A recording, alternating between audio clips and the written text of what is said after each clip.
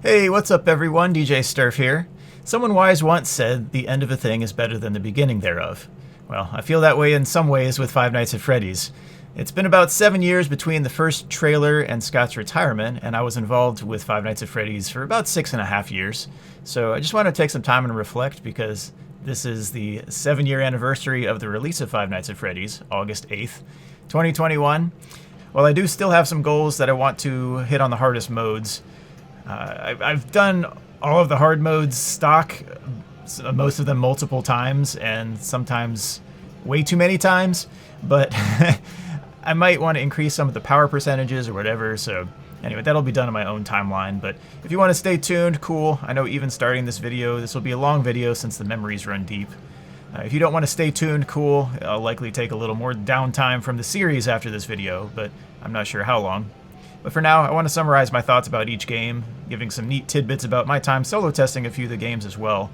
Anyway, I hope you enjoy the video, and we'll see where it goes. So how did I find out about Five Nights at Freddy's, and when did I pick up the games for myself?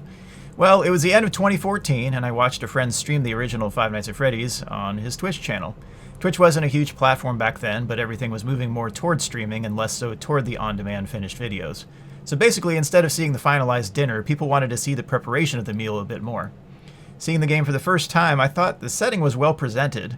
I went to a few birthday parties over at Showbiz Pizza when I was a kid. I wasn't creeped out by the Rockafire explosion by any means, but I guess that's par for the course for me. I definitely thought of some parallels right away between Showbiz Pizza, or now Chuck E. Cheese, and the game, and I found the idea somewhat goofy and humorous from a high level, though it was effective in application.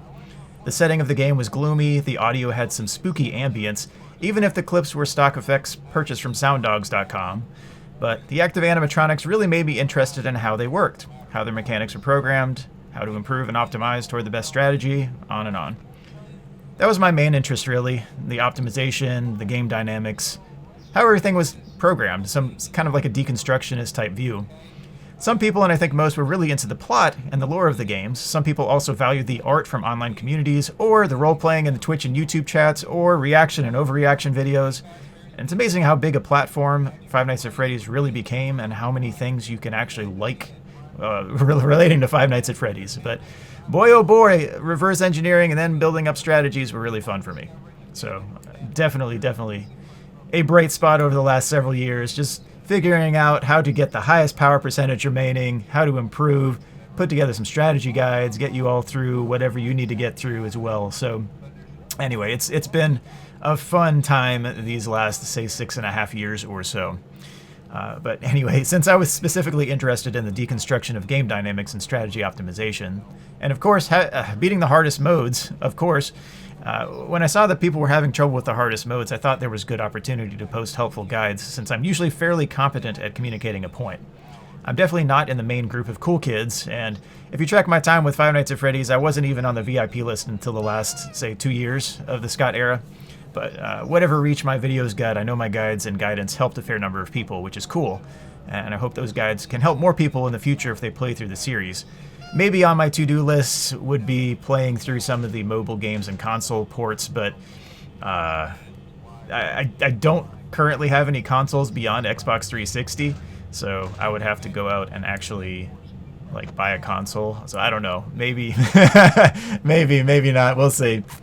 But anyway, going back to my the start of my time playing these games, a few weeks after seeing the game on the stream on Twitch, I bought the original Five Nights at Freddy's and 2 for $8.88 on Steam. And starting out, I was pretty garbage at them, like trash can quality gameplay from DJ Sturf early on. Right near the end of 2014, I streamed some Five Nights at Freddy's and Five Nights at Freddy's 2 on Twitch, and I think I have some of those clips still, maybe. I had some issues with saving clips early on, so I tried to post whatever I could as highlights on YouTube, and sometimes, I don't know, I don't see all of the videos that I did on Twitch for sure, but anyway, that's probably for the better because they just weren't all that good. Like the gameplay was, yeah, dumpster quality on a lot of those.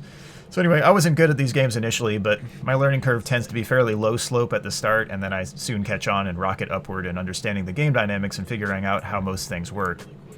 My first upload on my YouTube channel was my 420 completion, or 2020-2020 mode on Five Nights at Freddy's 1, followed by Night 6, followed by Nights 1 through 5.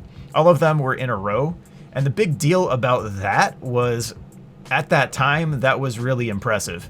Now I would say not nearly as much. But I had the timer running, the W split timer in the top right, and people kept commenting, "Hey, all the nights are the same length. What kind of silly speedrun is this?" Well, yeah, I mean, getting through without any deaths was the thing I was going for, so at that point, that was really impressive. But anyway, we've gotten 420 mode down to something extremely replicable, but yeah, at that time I thought, well, that would be the next step past 420 mode. Beat all the nights in a row? I could have gone 020, but that's not impressive or fun to watch.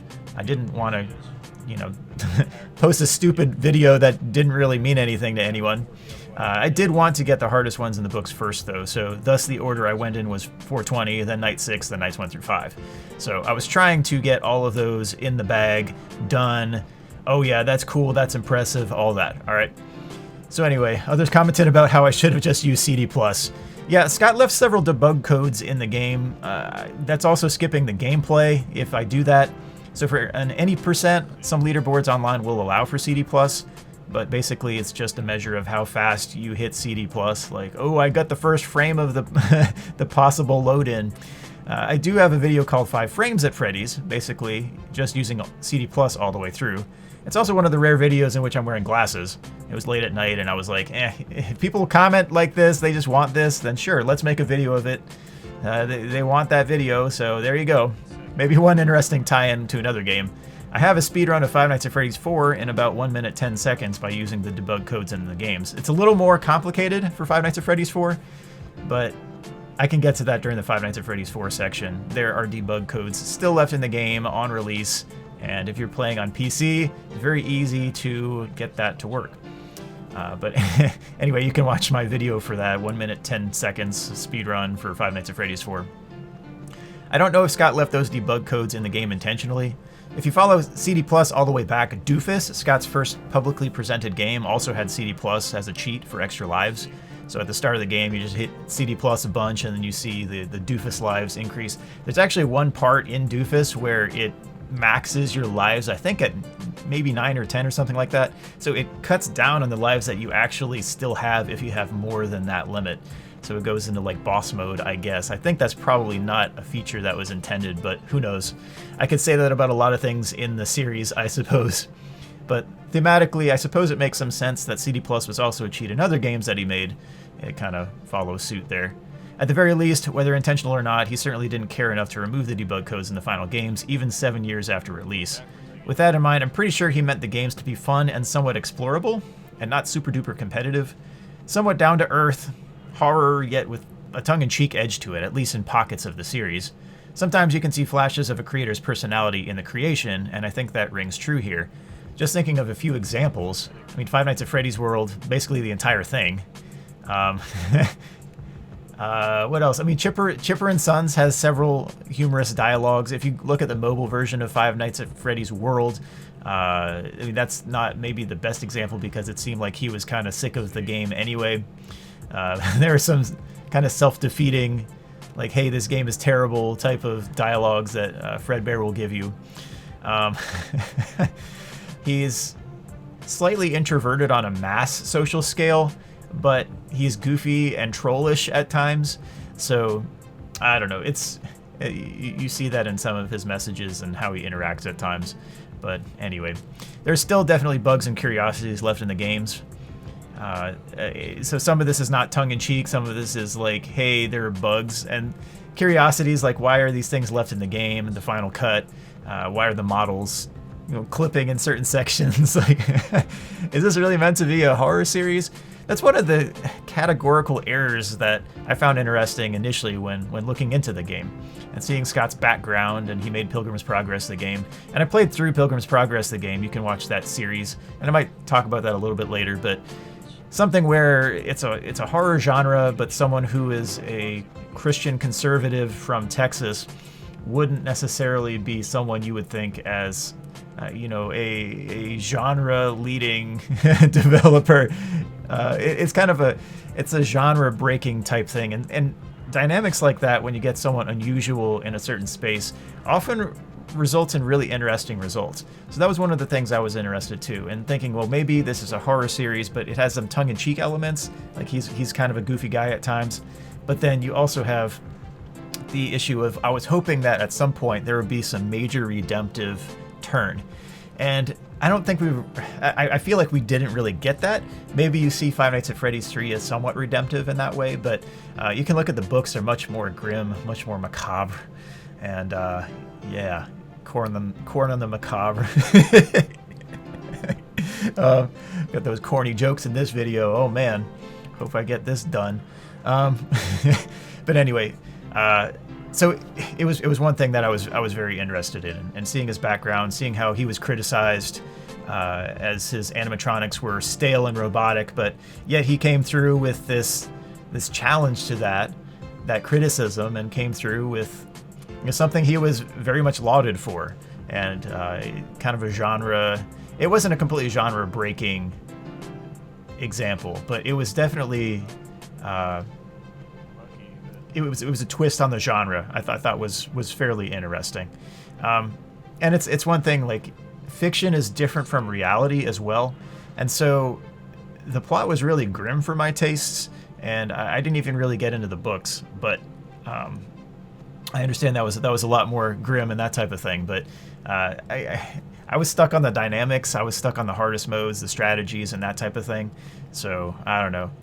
It's like, I don't endorse the grimness of the plot, and even a writer writing a fictional story maybe wouldn't endorse something and say, hey, this is a good thing, and you don't cast the antagonist in a positive light. And that's just something where you have to be discerning in what you read. You have to be careful and see, hey, can I actually handle this series? Can I understand the difference between fact and fiction, and reality, and a contrived story? So that's just it's just something you have to have the personal responsibility in that regard. But anyway, getting back to the bugs and curiosities, as I was saying, there are definitely bugs and curiosities left in the games. Certainly the most glaring to me is the issue with Foxy's attack potentially being neutralized in Five Nights at Freddy's 1. So this is not in the series I'm talking about. I'm talking about here in Five Nights at Freddy's 1, because I'm trying to go through all of the games. But I saw it both done by Dinky Dana and Corey Kenshin. So way back in the day, you can see videos. I think the easiest way to repro this one is if you flicker the hallway light or bring the door down, but especially flickering the hallway light, you can essentially interrupt Foxy's jump scare, and then the game will go into a state in which your power leaks down slowly and the animatronics stop moving altogether. So it treats it as a Foxy is in the gut you phase, but you thwarted the actual animation from finishing, and so it doesn't go to the game over screen. So yeah, it just it's in stasis, and then it just times out eventually, and then you win. Like, good grief. So just doing that once guarantees a win on whatever you're playing, even though you're supposed to be stuffed into an animatronic suit. On another funny looking one of the bugs there, if you get jump scared by Bonnie or Chica and get the cadence just right, you can flip and reset the jump scare time and time again, and even potentially win the night by doing so. Since there wasn't a rhythm game in the series, maybe this qualifies as a makeshift version of one. And I think that might have been fixed in a later version, but I'm still not 100% convinced, so I'd have to actually go through and check that. But I wasn't involved in testing in the series until much, much later, so Five Nights at Freddy's 1 was definitely not my initial, tested game or anything like that. So, alright, anyway, one curiosity in Five Nights at Freddy's 1 that does not affect the gameplay, but also ended up showing something interesting with the Celebrate poster in the office, is that you can click on Freddy's nose and hear the characteristic honk noise, but you can also do the same when the cameras are up. So the entire frame pans side to side when you're in the cameras, so you may have to adjust where you're clicking, but you can definitely honk the nose while the cameras are up. Not a game breaker by any means, but probably shouldn't be possible, because you can't see the Celebrate poster. I guess theoretically you could be looking at a camera with one hand and then, somehow stretch your arm all the way and honk on Freddy's nose on the Celebrate poster. But that would be a weird scenario in the office, and you'd really have to have really long arms. But since you can do that, you can click on the nose and hear the honk as it pans side to side. I also found in one video that the kitchen camera pans side to side instead of just staying stationary, since you can honk the nose and the location of the honk changes like the other panning cameras. So instead of you being able to keep your mouse at one point and then click, click, click, click, click, and you hear honk, honk, honk, honk, or hear you have to move your mouse because the camera's actually panning. So I don't know if there was a graphic planned or if one got scrapped and wasn't included, but I think it's more likely that the default is for the cameras to pan, but the supply closet is the exception. The supply closet, or Cam 3, it doesn't pan. I would have expected the kitchen camera to be an exception to the panning default because there's no image, but it is interesting that the kitchen camera pans as well, so that may have been something scrapped. I don't think there are any resources that would lend to that theory necessarily, but I don't know if Scott had that in mind at some point of putting in a kitchen image or whatever. But anyway, another video, or actually a few videos that I made relate to the main menu glitch where the text fades in, and if you click at just the right point, you can actually get a glitched night. Basically, when on the main menu, there's enough latency between the continue night variable displaying versus you clicking the continue option. So when it loads the value from the save file, say you put night, for the night variable, you put in 20. All right, and you go up and down and you see the continue night, you'll see every now and then it'll say night 20. It's loading that in from the save file, but there's no direct cap on that to 5 because it should cap at night 5 on the continue section.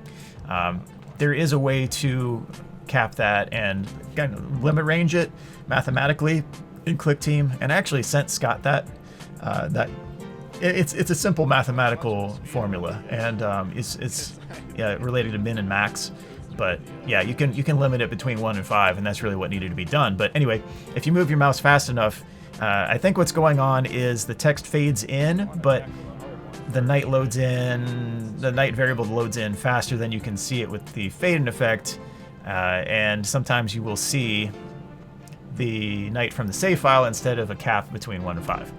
That was kind of convoluted for an explanation, but ClickTeam will load in values capped at 999, and I think that's done because instead of 2147, the int, the max int, and ClickTeam actually can handle that, but for the counters, I think it just limits the number of digits, so there's no possibility of it going to overflow on that, because yeah, it's limited there. If you throw in a 4 at the starting digit and then you just keep going, then yeah, you're gonna have an overflow, but and it might loop over to negative.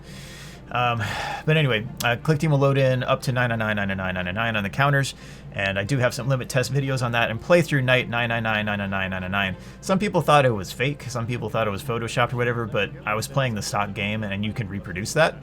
So unfortunately I haven't gotten negative nights to work in Five Nights at Freddy's 1, but I did in Five Nights at Freddy's 3, so that's another thing. You can do that in Five Nights at Freddy's 3. You can actually throw negative nights at it. So I have a negative night video with that. Five Nights at Freddy's 4 is a lot easier to get this weird night glitch to work, and it's especially easy to get working if you have more than one monitor, because if you have the game on one monitor and your save file on another, then yeah, you're going to have an easy time editing the save file and then clicking on the continue on the menu and loading in whatever night above 8 that you want, because there is a legit night 8 in Five Nights at Freddy's 4. But basically, what happens there is silly, because with these weird nights, a lot of times presets are there for whatever night it is, and then you'll have a hard-coded AI to start the night for all the animatronics, or at least several of them. So yeah, in Five Nights at Freddy's 1, some of the animatronics actually increase in difficulty through the night. I could get to the dynamics in a little bit, but even on night 1, you have a chance, I think it was like a 22% chance or something like that to get a Foxy jump scare if you just sit in the office. Plus or minus a little bit, maybe, I don't even know, but anyway, that's maybe a good estimation. But it's because Foxy starts at 0, but later in the night, Foxy actually can start to advance on night even 1.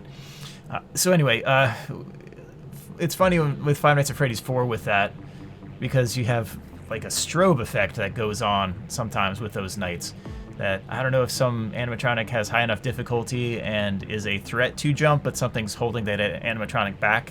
It's kind of a weird scenario, but Some of those videos were pretty interesting. So it's definitely not an overly polished game. Speaking of Five Nights at Freddy's 1 again, I know I'm jumping around a little bit here. Lots of memories chained together.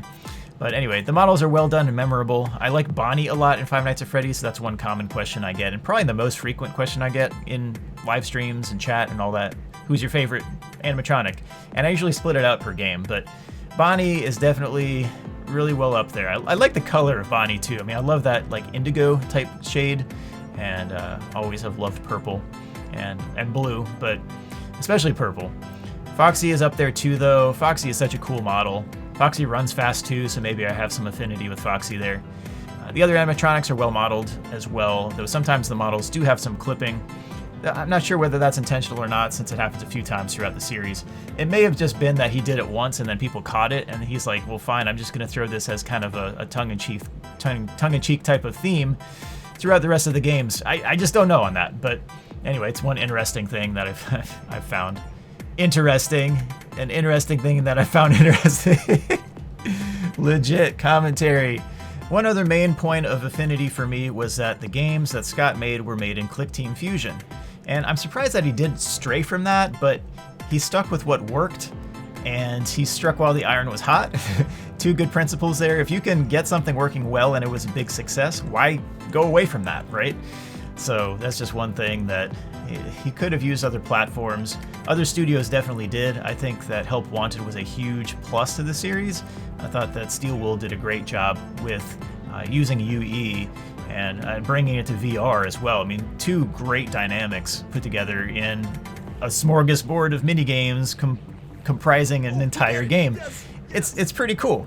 So anyway, more on that when I get to Help Wanted and maybe Security Breach. But anyway, Click Team Fusion, it's really easy to put games together quickly using Click Team, and it was previously click and play, even before Multimedia Fusion. So that's one factoid and thing that was interesting to me. And why was that? Well, I started programming as a kid using QBasic and later Visual Basic, just going through the help file and code examples and figuring out what each command did.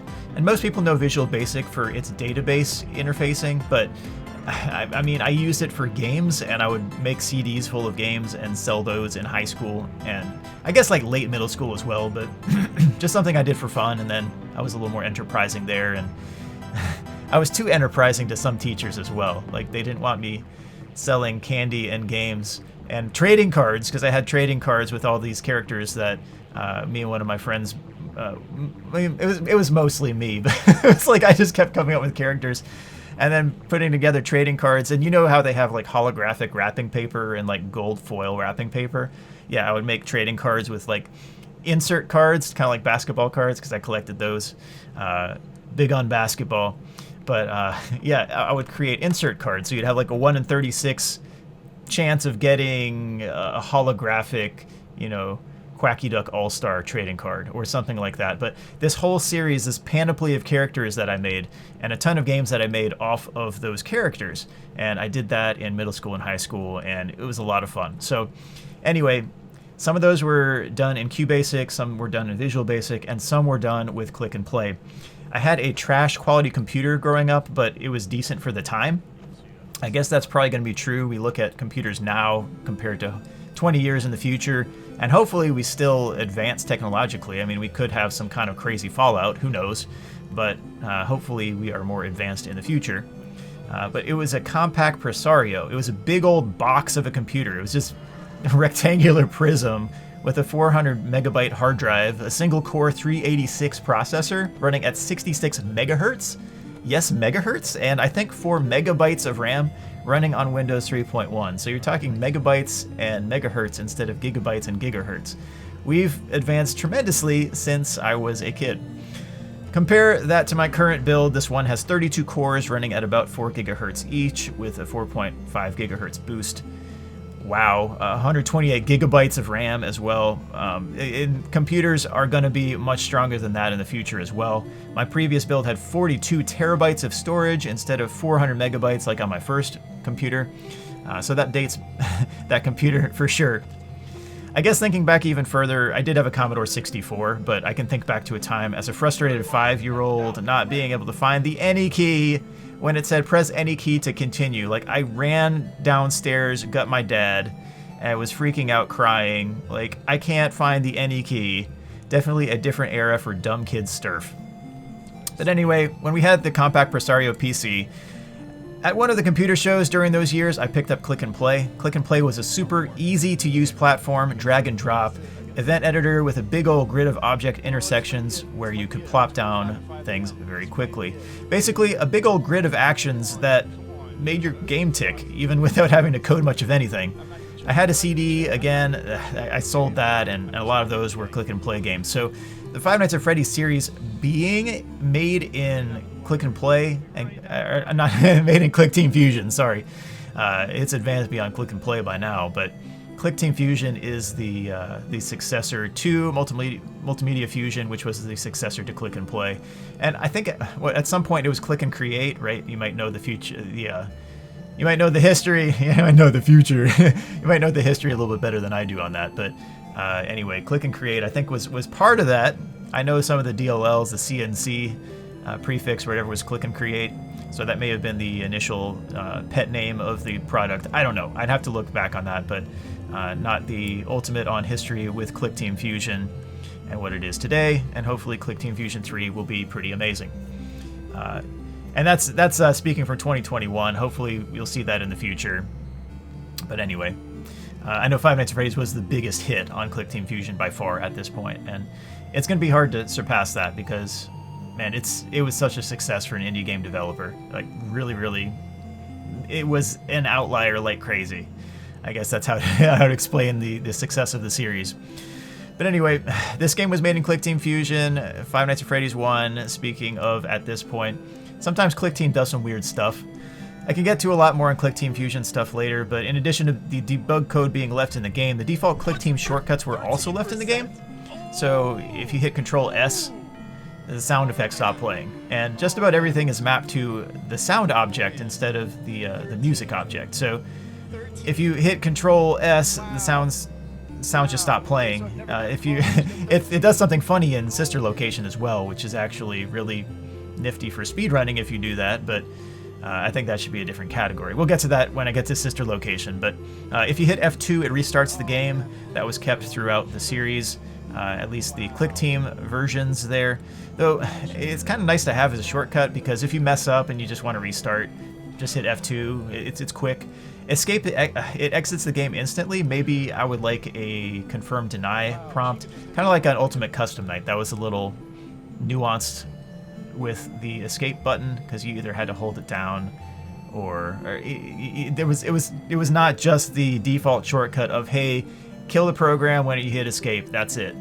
And it makes for some funny clips though on YouTube when someone just is like, nope. It's basically the nope key, and they nope out of the game as quickly as possible because of a jump scare or about to be, they see Bonnie and they hear the noise and like, nope, and just hit escape. Get out of there! So anyway, this was a game that still had a debug code that ends night instantly, definite remaining bugs, and was made on a fairly atypical engine for Steam. But the characters were memorable. The story hinted at even from the posters on the wall were enough to reel people in, wondering what would happen next. And there's good evidence to suggest that Scott did not expect this to be a success. At least not as big a success as it was. It went viral. That's really the big deal. If you look back at one of his Steam discussion posts from the past, he gave an inspirational call to do great things, despite adversity or naysayers.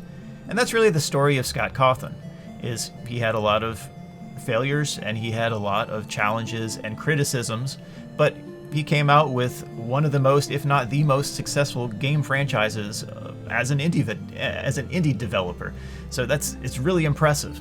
He used to work at a Dollar General to bring in more income to take care of his family while he developed games on the side. And it wasn't until Five Nights at Freddy's that his games really took off. Some of Scott's old games are also playable, and I took on a few of those, but not all of them. Maybe I could play through some more of those in the future if I get the motivation to do so. But I may get to those, but we'll see. I got to keep semi-organized at the very least, and not get burned out or bitten by a snake and not even realize it, or whatever the case. Like I was running and I got I got bitten by a snake and I just didn't even know.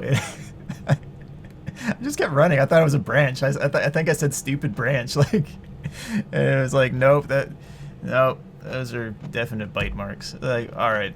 I also got bitten by a dog on a trail earlier in the, I guess like what, late spring. So I don't know. It's the year of bites. It's not cool. Man. Anyway, back on topic. By the time I had discovered this series, Five Nights at Freddy's 2 was already out.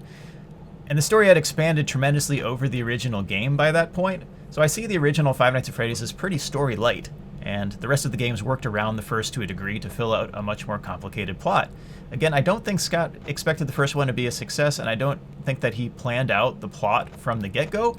I think he had an idea for one game, and then after it became a major success, he's thinking, well, what can I take from this? So we can get to the plot later, but anyway, thinking of what was there in the first game, still, Phone Guy was there, great teaching on how to play the game. In some in some parts, I could get to another thing there, but Phone Guy certainly added a lot to the game, and that shouldn't be understated. Think of how shocking it was in Night 4 when the call happens and it's like, oh no, they got him! And then in Night 5, uh-oh, what happened to him? Is he one of them now? What's gonna happen to me? So a basic concept with relation to plot, carried by Phone Guy, in-game posters, and general gameplay was definitely present, but again, it's definitely much more complicated at this point. In terms of the game dynamics of the first installment, I found it interesting that Phone Guy, and this is the other thing I was going to get to with Phone Guy, he says in Night 2, also check on the curtain in Pirate Cove from time to time, but you don't have to check Pirate Cove at all. You just have to check a camera frequently enough to thwart Foxy from advancing. It can be any camera. Basically, every 5.01 seconds, there's a check on whether you've checked any camera within a random time span between about 5/6 of a second and almost 17 seconds. It's an entirely wide range every time it rolls, but if you check the camera within, say, half a second of the game checking to see if you've checked the camera recently, you do enough to avoid Foxy advancing. Foxy will never advance since half a second is always faster than the draconian roll of about 0.83 seconds. But let's say the game rolls 2.1 seconds and you've only checked the camera within 4 seconds of the Foxy check being done. Well, then it goes to the AI level of Foxy. Basically, for every AI point that Foxy has in Five Nights at Freddy's 1, add on 5% likelihood of a not recent enough camera event, resulting in Foxy advancing one state. So if Foxy gets far enough, he'll eventually charge at the door. Or you can check Cam A if Foxy is queued up to run, and you'll see Foxy running at you. You see the running animation as he charges immediately. And that was one of the cool parts about the game too, is the Foxy running animation. You see Foxy running, you're like, oh no, he's coming to get me! And then you gotta close the door as fast as you can. And oftentimes it's tough to do. It's really tough to do. If you see Foxy running, you're almost gone, basically, unless you're really, really fast and precise with your mouse clicks. But yeah, you don't have to check Pirate Cove at all if you don't want. You can, but you don't have to. Foxy just cares that you checked any camera. Though, on the ground, I'm not sure how that would make too much sense for Foxy to have that knowledge. So, was Phone Guy simply mistaken? Or was Scott just pushing reasonable level design to show off new cool models? So in this case, Foxy, and alert the player in an innovative way of a new threat to handle. I still wonder if Scott forgot to put in the condition of Cam 1C for the Foxy check, but 7 years later, it is what it is, and it hasn't changed, so I do think that Scott reaches a point at which he says, this is complete, I like how it is, and maybe every now and then you'll have an update for, say, Halloween lights or a pumpkin on the table or something like that, but it won't affect gameplay severely. Five Nights at Freddy's 2, I really wish there were some gameplay balances, but I'm sure we're never going to get those.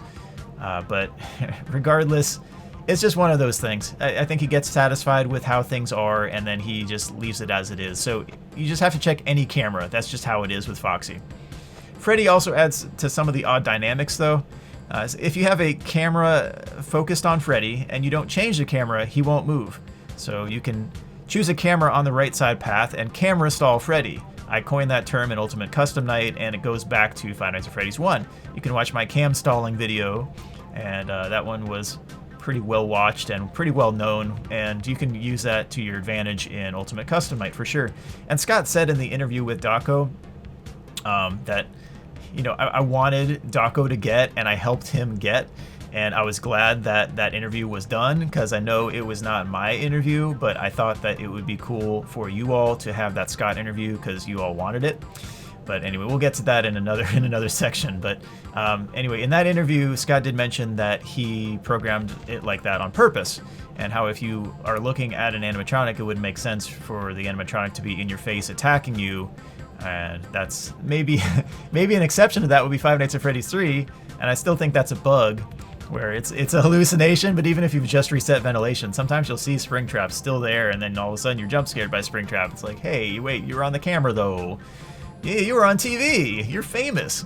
Anyway, but in my opinion, with Freddy, let's go back to Five Nights at Freddy's 1. Cam 4B is the best camera to set and forget, in my opinion, and I'll tell you why. In the original FNaF here, if Chica and Freddy are on the same camera, namely here 4B, you'll see Chica instead of Freddy.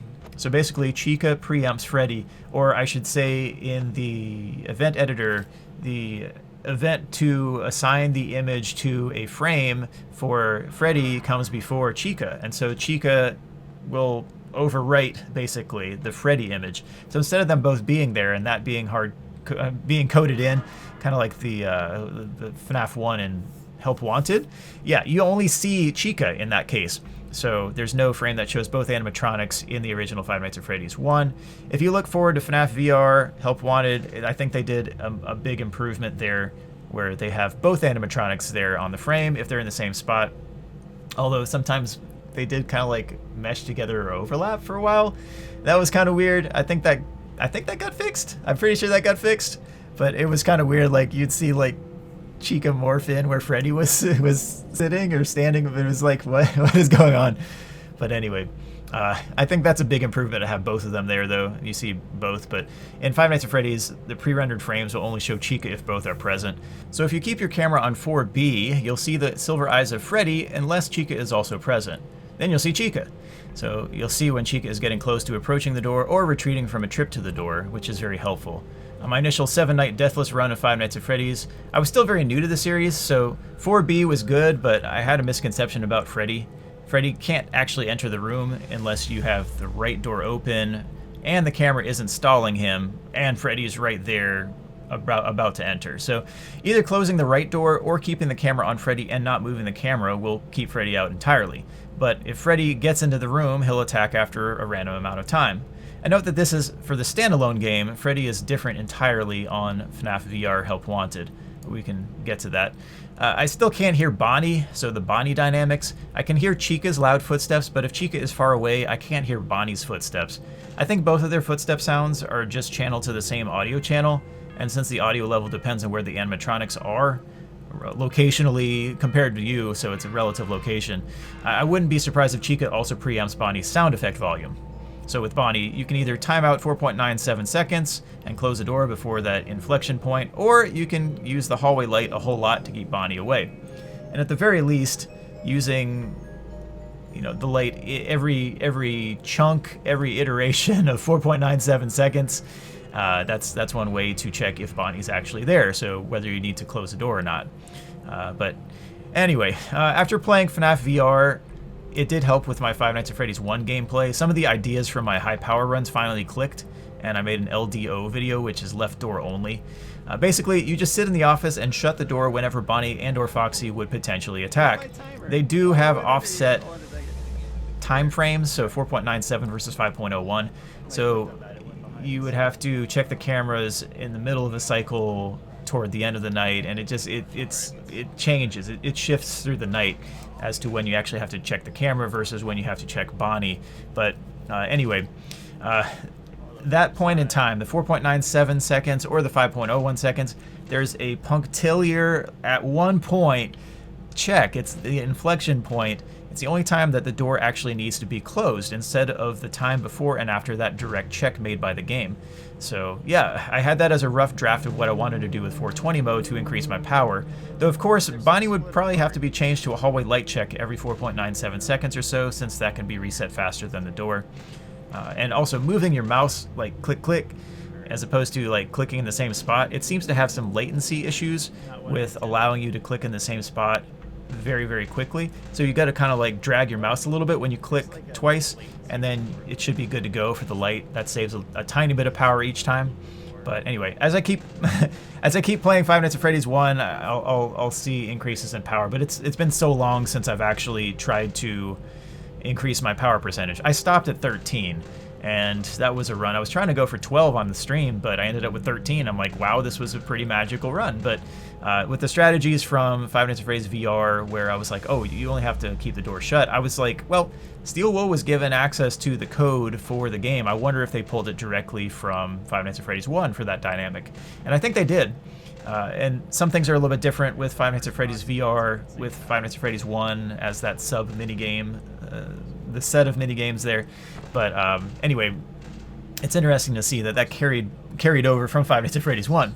But anyway, my 13% was nice. It was world record for about 4 years without, I should say without a glitch, because you can just do the door or the light glitch with Foxy, and then you end up with an absurd amount of power remaining that way. But you don't actually play the whole night. It kind of kills the gameplay. But with the LDO idea, I was hoping to get something more around the 20% range. I have a run of 27% power remaining on FNaF VR, on FNaF 1 Nightmare mode in that game, though that's certainly not a one-to-one comparison. If you watch Alarix, Cadence, or Jeweler Fox, and there are tons of really, really good players, they've done some amazing runs with upwards of 20% power remaining, and I'm sure I've probably missed a few, but the route is the same idea as my LDO video. I don't know if great minds think alike, but my LDO video had that kind of idea with a timer and thinking of where the iterations would cross for the checks and all that. But anyway, yeah, any no timer record should probably be a different category altogether. But anyway, that's for another time. I do need to get my power percentage up with that new strategy. I haven't taken the time to do it. But anyway, I do have that on my hope to-do list at some point, and at least 20% remaining I think would be really, really, really nice. So that would be really impressive. So, what else? I guess, yeah, it's just sometimes I get hung up on other obligations. Some of the Easter eggs were also pretty cool additions, and I thought added a bunch to the series. Kind of added a layer of mystery. You had the close-up animatronic screens. Just every now and then you'd open the game, and all of a sudden it's like, oh, here's a random Foxy image in my face. But it was cool. It was cool to see the model in higher resolution up front, and that was pretty neat. Golden Freddy jump scares that would crash the game.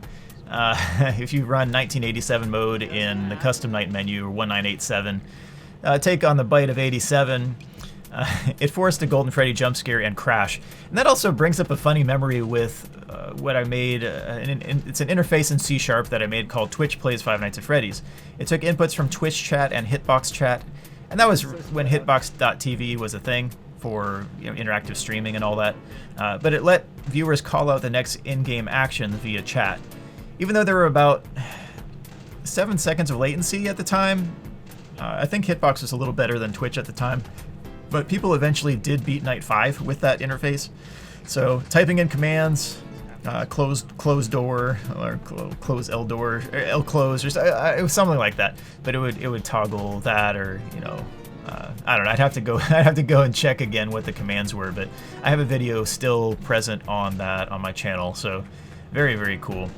But one of the most popular things that people did on that was load up custom night and input 1987. So I had it so you could set the AI for various animatronics to whatever you wanted, and yeah, 1987, and it kept crashing the game. So people would come to my Twitch stream and it would just be a blank stream because someone crashed the game, and so I had to put a check for the process and see, not trusting the process, but looking up the Windows process and see, hey, is it actually running? And if it wasn't running, then I'd reload the game, and then you'd continue from there, and then it would work. But that fixed that. But yeah, it was kind of a funny thing, the 1987, because people just kept on doing that. But there's also a chance that you can get that at I think a game over screen, right? It's a low chance, maybe 1 in 10,000 or something like that. But yeah, that'll crash the game as well. So it wasn't just the custom night menu and people inputting 1987. But anyway, at least in the game, you can avoid a Golden Freddy appearance if you don't look at Cam 2B. That part is easy, but anyway. Lots of good times from the first game, even with the gameplay omitting debug code and bugs left in the game. It was a super memorable game. What's nice about the original is that there's a good balance of lore build-up from Phone Guy, creepy ambience, good-looking characters, and replicable winnability from low to high levels. You also have the time in most of the early nights to explore the pizzeria at your leisure, which is extremely cool. Basically, it's not Cam 11 Simulator past the first few nights like the next game we're going to talk about, but it's a memorable game made in 1280 by 720. I thought it was well done for the resolution. It didn't stretch my monitor resolution like crazy, but it definitely did, because at the time I had a 1080p monitor. Now I'm running 4Ks. I got triple 4Ks right now, and that's just it'll change the resolution on some of these games to something absurd.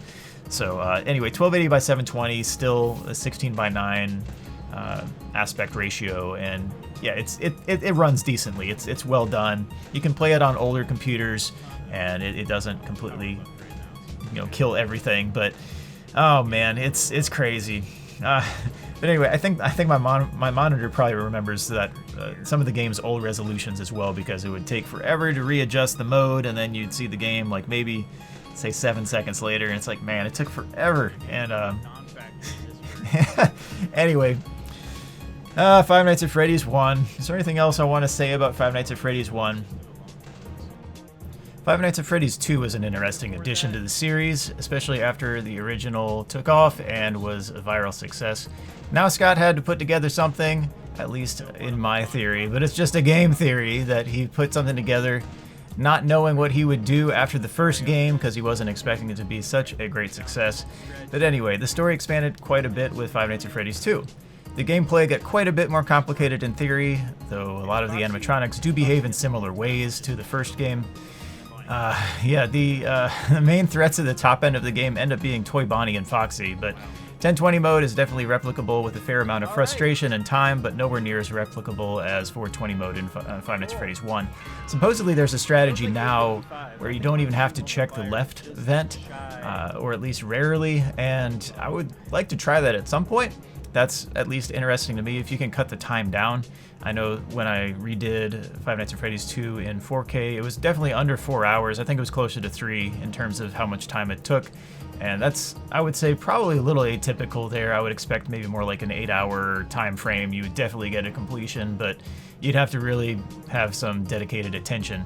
And I don't like playing longer than about 45-minute blocks, because you end up getting more frustrated. When you play longer, you get more fatigued. Your attention span just isn't there. So I implemented that as well with Ultimate Custom Night, especially when I was redoing all those wins.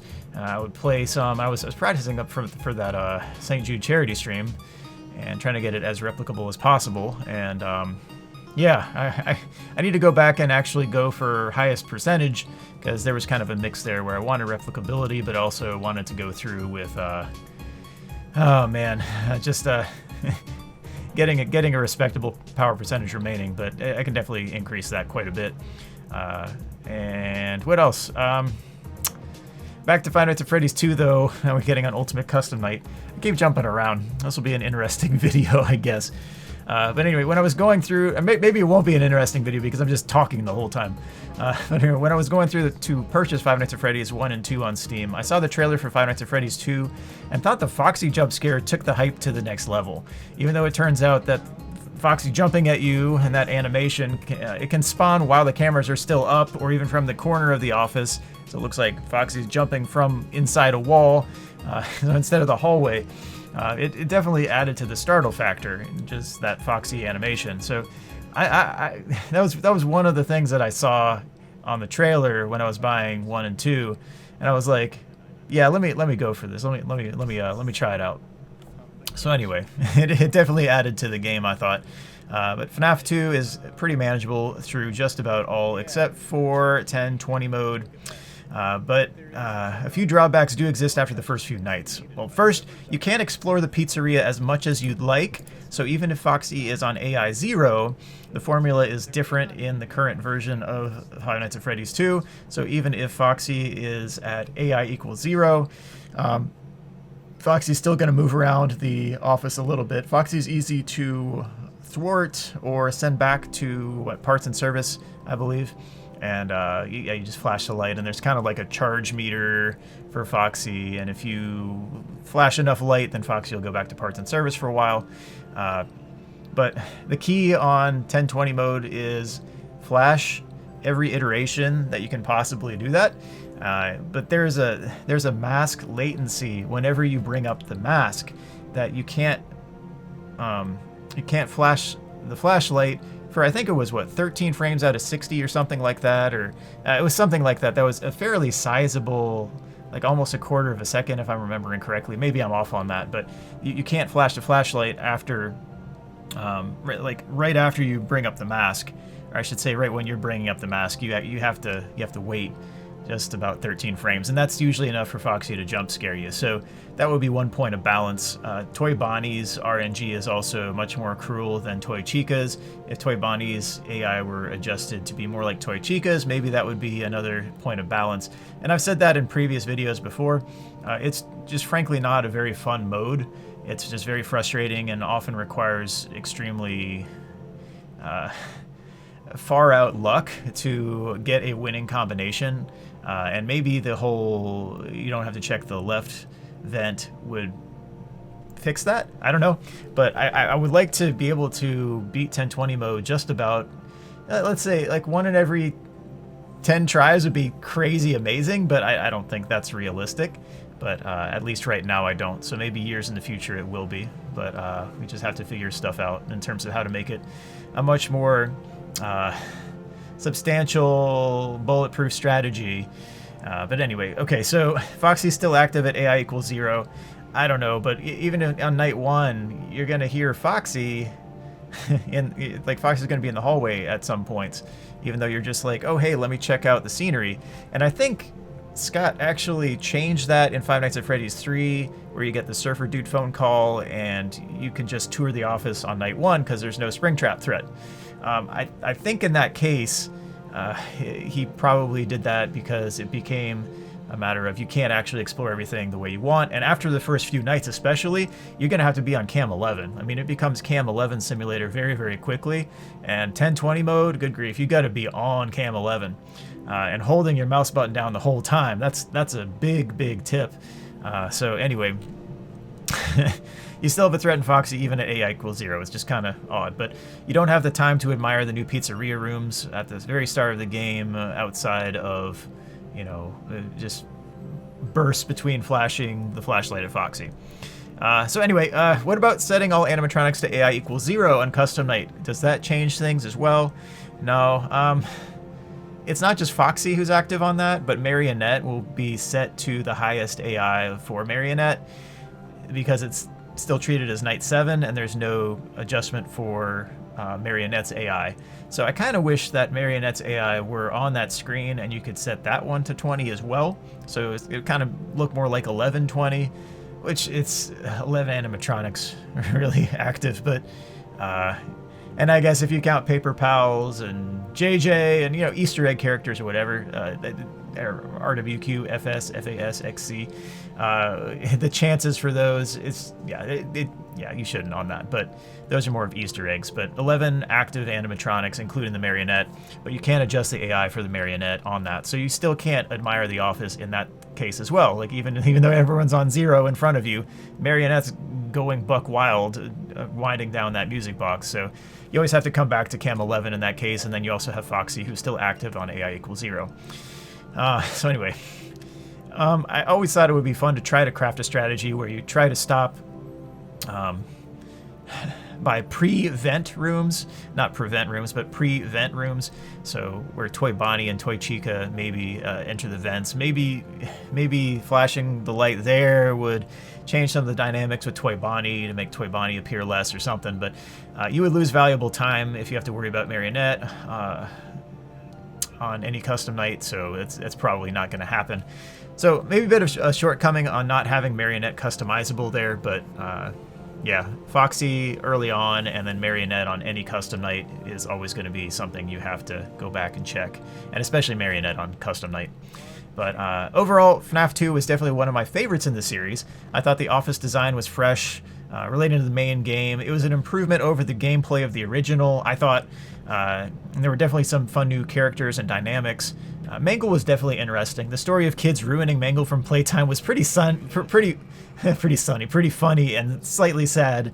Yeah, slightly tragic because Mangle was mangled pretty badly. But I did like the sound cue for Mangle. You could definitely tell when Mangle was in the vent, and that was nice. That was nice to have. BB was another interesting dynamic. Basically, on approach, you'll hear a BB sound effect 4 times, either like, hi, or hello, or whatever. Or a laugh or something like that. So, but the cue that BB is waiting to be masked is the 4th time on an approach that you hear BB. So you just have to keep track. So you count 1, 2, 3, 4, or whatever, and then on the 4th one, BB will be in that vent. And yeah. But the mask was somewhat effective against Toy Chica, though there's no major clue when Toy Chica leaves. That was a problem when I was running through a few times on 1020. Sometimes you would put the mask down at just the wrong time, and Toy Chica would still be there. I think there's still a chance that Toy Chica won't leave in that case, but anyway, I gotta go back and revisit that. But it also seems that Toy Bonnie is less willing to leave than Toy Chica, but at least Toy Bonnie has that lengthy pan in front of you that shows that he's gone, and that's it. But at least, yeah, at least that's a plus. But there are not many pluses with Toy Bonnie, I guess, is what I'm getting at. But with Toy Chica, there was an unused asset for that same type of pan graphic and animation, and you see that in Ultimate Custom Night as well. But I don't know if Scott figured that too much of that would have ruined the balance. Maybe Toy Chica doing that and taking so much time would have completely killed 1020 mode or whatever. But anyway, yeah, the Ultimate Custom Night, Toy Chica and Toy Bonnie both pan in front of you. So that was something there. The mask also brought up tons of questions relating to the plot. So why were we disguising ourselves as Freddy? We were apparently guilty of something because Phone Guy mentions in Night 1 that the animatronics have the ability to detect predators, and they're tied to a criminal database. Yeah, that's something where it's like, who are we? Why are we monsters? And like, I don't know. So we're a problem to them. That's pretty scary to think about if they're not bugging out and misidentifying the Night Guard. Playing the game early on, many wondered who we're playing as, and yep, that's pretty crazy. So anyway, there was also with the mask an unused toxic meter, and so basically, so you couldn't camp the mask the entire time. And I think the balance ended up being you can't flash a flashlight while you have the mask on, but you do have to flip the mask up to flash the flashlight, which you need for Foxy.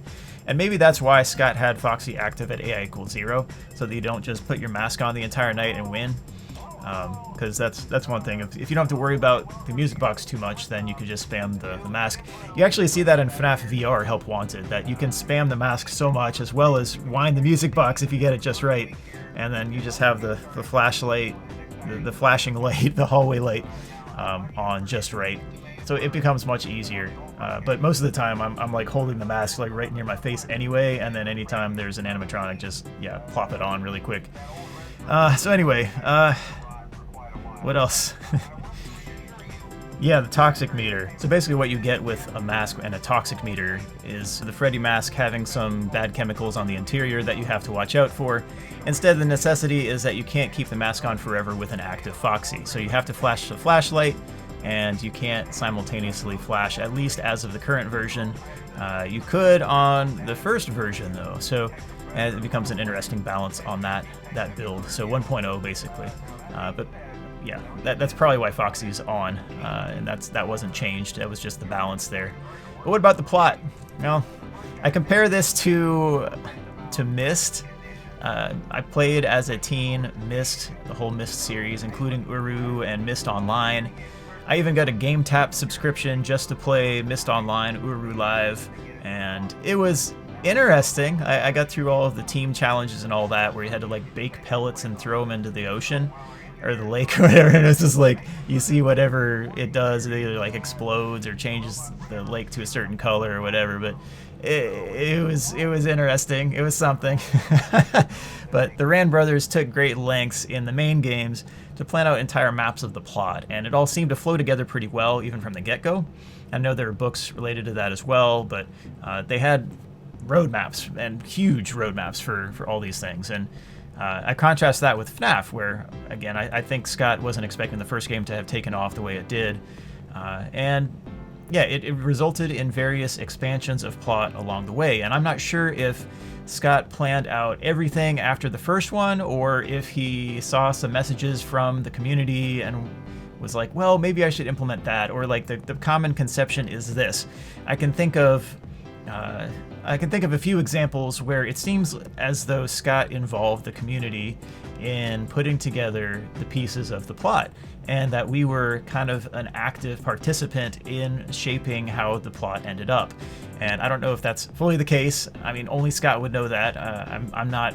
It's one thing. I've never asked Scott a lore question, and I care more about the dynamics of the game than the plot. But anyway, even though Phone Guy refers to this as the new and improved Freddy Fazbear's Pizza, and there are both new-looking toy animatronics as well as old animatronics that seem really worn down, FNaF 2 turned out to be a prequel, and that threw me for a bit of a loop too. I figured implicitly that more animatronics, a larger and more complicated pizzeria, and mentions of a prior restaurant early on must have meant that they were ramping up their efforts to add to the franchise, or that the withered animatronics must have been the worn-down versions of the initial animatronics over a period of time. The meager paycheck in FNaF 1 was more than it was in FNaF 2, which was a huge clue that FNaF happened before FNaF 1, but you find that out only toward the end of the main game. And even though this is a prequel, there was a restaurant mentioned before the one in FNaF 2. I suppose one expectation after figuring out that this was a prequel was that we'd see the earliest pizzeria at some point in a later game. So maybe we'll never see a full game dedicated to Fredbear's Family Diner in its earliest state, but we do see glimpses.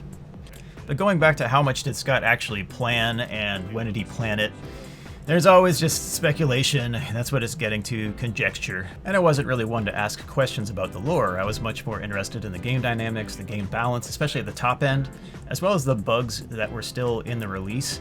And I would often send Scott potential fixes for those bugs and suggestions as to game balancing and like full bug lists for games. Maybe one major example of that was during Five Nights at Freddy's 4, when you barely could hear anything from either animatronic. And I know I'm skipping sections here, but that's one good example of me sending out like, here's a list of bugs I'm seeing right away. Here you go. But there were 3 games in particular that he asked me to send him bug lists for. One was Help Wanted, and that was to both Steel Wool and Scott, and so we were all in that thread.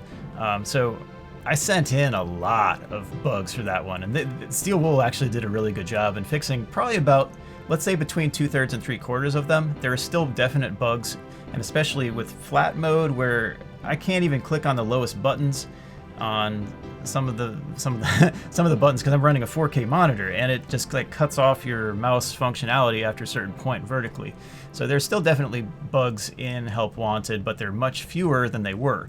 So I feel like that accomplished a lot of good things. Maybe the QA, maybe they were catching bugs along the way as well, so there's probably some overlap, I'm sure, but I at least felt that that was more fruitful. I'm sure that Scott didn't get all of my bug lists over time, because when I was running that Security Owl max int XP countdown or whatever, that was like a ridiculous length of a stream while I was on a trip to see my niece graduate high school.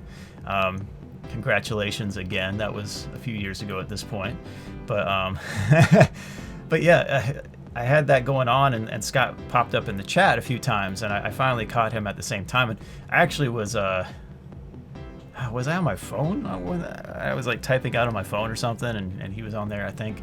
But anyway, he wanted to get me a copy of Help Wanted, and that was something that was a little bit surprising to me because I had just kind of been on the fringes and not really, I wasn't part of the VIP list at the time, but I definitely contributed a whole lot behind the scenes that I'm really, like, I didn't want to be the face of the franchise ever.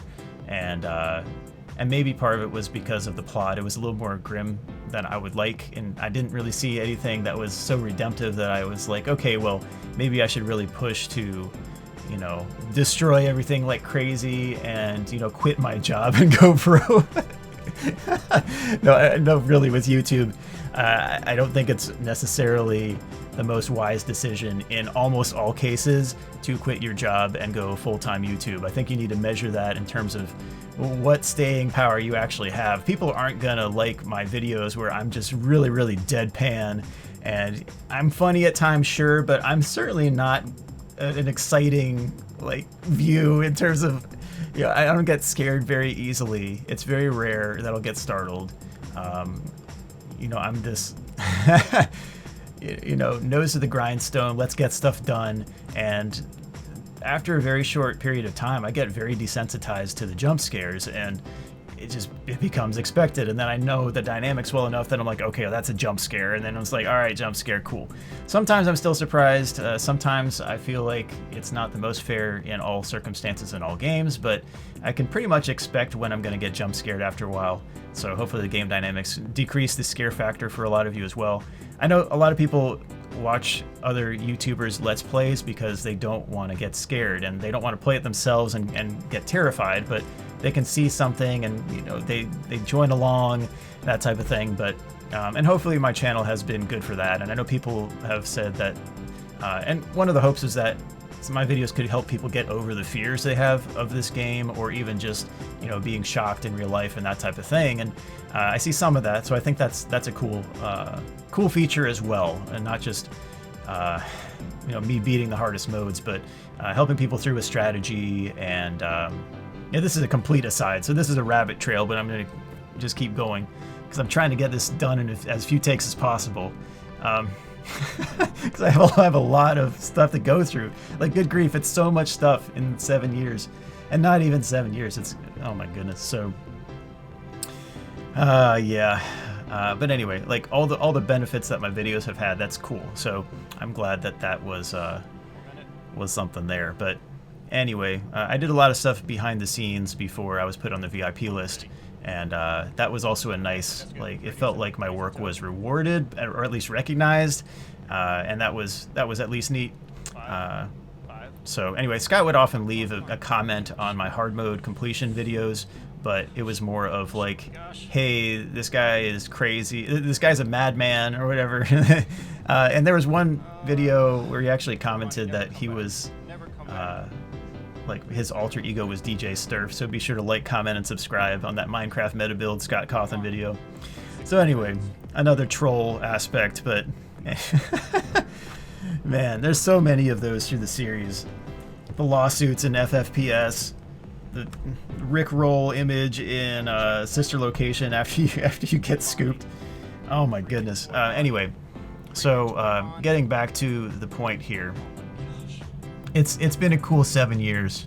I do think there were points that were tongue-in-cheek. I do think there were points where Scott endearingly involved people in the community as a second planning member. So thinking about examples here of Scott possibly involving us as the second planning member in the plot, because I know at one certain point, I would say around Five Nights at Freddy's 4, there was definitely a point at which some of us were wrong. And he had something planned out enough and with enough detail that he made a post on, I believe it was the Steam discussion forums, where he was basically saying, well, he's not going to reveal the plot because we didn't get it right, or something like that. And I was just like, what the heck is this? And so, like, I sent that post out to a few friends, and they're just like, what? Like, he's penalizing you all for not understanding a very convoluted plot at this point. So anyway, the thinking about a possibility of involving the community and what was expected, what was kind of a community version of canon at some certain points, you think, well, what was reacted to the most from Five Nights at Freddy's 1? Well, the Bite of 87 was certainly a good candidate for that, and as Phone Guy mentions it, it's more of a tongue-in-cheek type mention, and it's an aside to add some shock horror to the original game, but people definitely theorized about it a ton. So who did the Bite of 87? Was FNAF 2 the explanation of the Bite of 87? Was it Foxy who did it? Was it the new Foxy we were seeing in all these teasers? And boy, the teasers, woo! increasing the hype like crazy. Just increase the gamma or adjust the image dynamics, and you see some hidden text. Well, Scott did a good job with that, getting the hype via the teasers. But anyway, were there going to be more bites in the future? Did more bites occur in the past? And why did this restaurant reopen irresponsibly if there were? Man, losing the frontal lobe would definitely result in some seriously compromised planning abilities. What else? Voluntary movement impediments, language expression issues. That would definitely be a serious legal issue for a pizzeria for sure. I guess another example of a tongue-in-cheek type of mention, you look at FFPS, or Freddy Fazbear's Pizzeria Simulator, aka FNaF 6, as it says in the save file, where you get lawsuits, and sometimes you have to pursue the lawsuits to get a certain ending. And how Helpy is there as the legal advisor. It's silly, but anyway, a little bit of goofiness, but you see that in a lot of Scott's games, and that is very apparent. But anyway, yeah, playing the game, Five Nights at Freddy's 2, going back to that since we're talking about Five Nights at Freddy's 2 and not FFPS yet, sorry. But I wondered how many victims there were in the story, and we saw 5 documented in FNaF, but the suspect was convicted. I guess the rest of the animatronics that we're seeing for the first time in FNaF 2 had to have been filled by victims as well, right? So FNaF 2 definitely had added depth and curiosity to a plot that seemed to be evolving to be something more grim. But the bite of 87, that was responded to, so the game was made and it kind of built on that. Even though maybe it's not the most believable that was the initial intent, because it seemed that phone guy was mentioning that as like, oh, a bite of 87.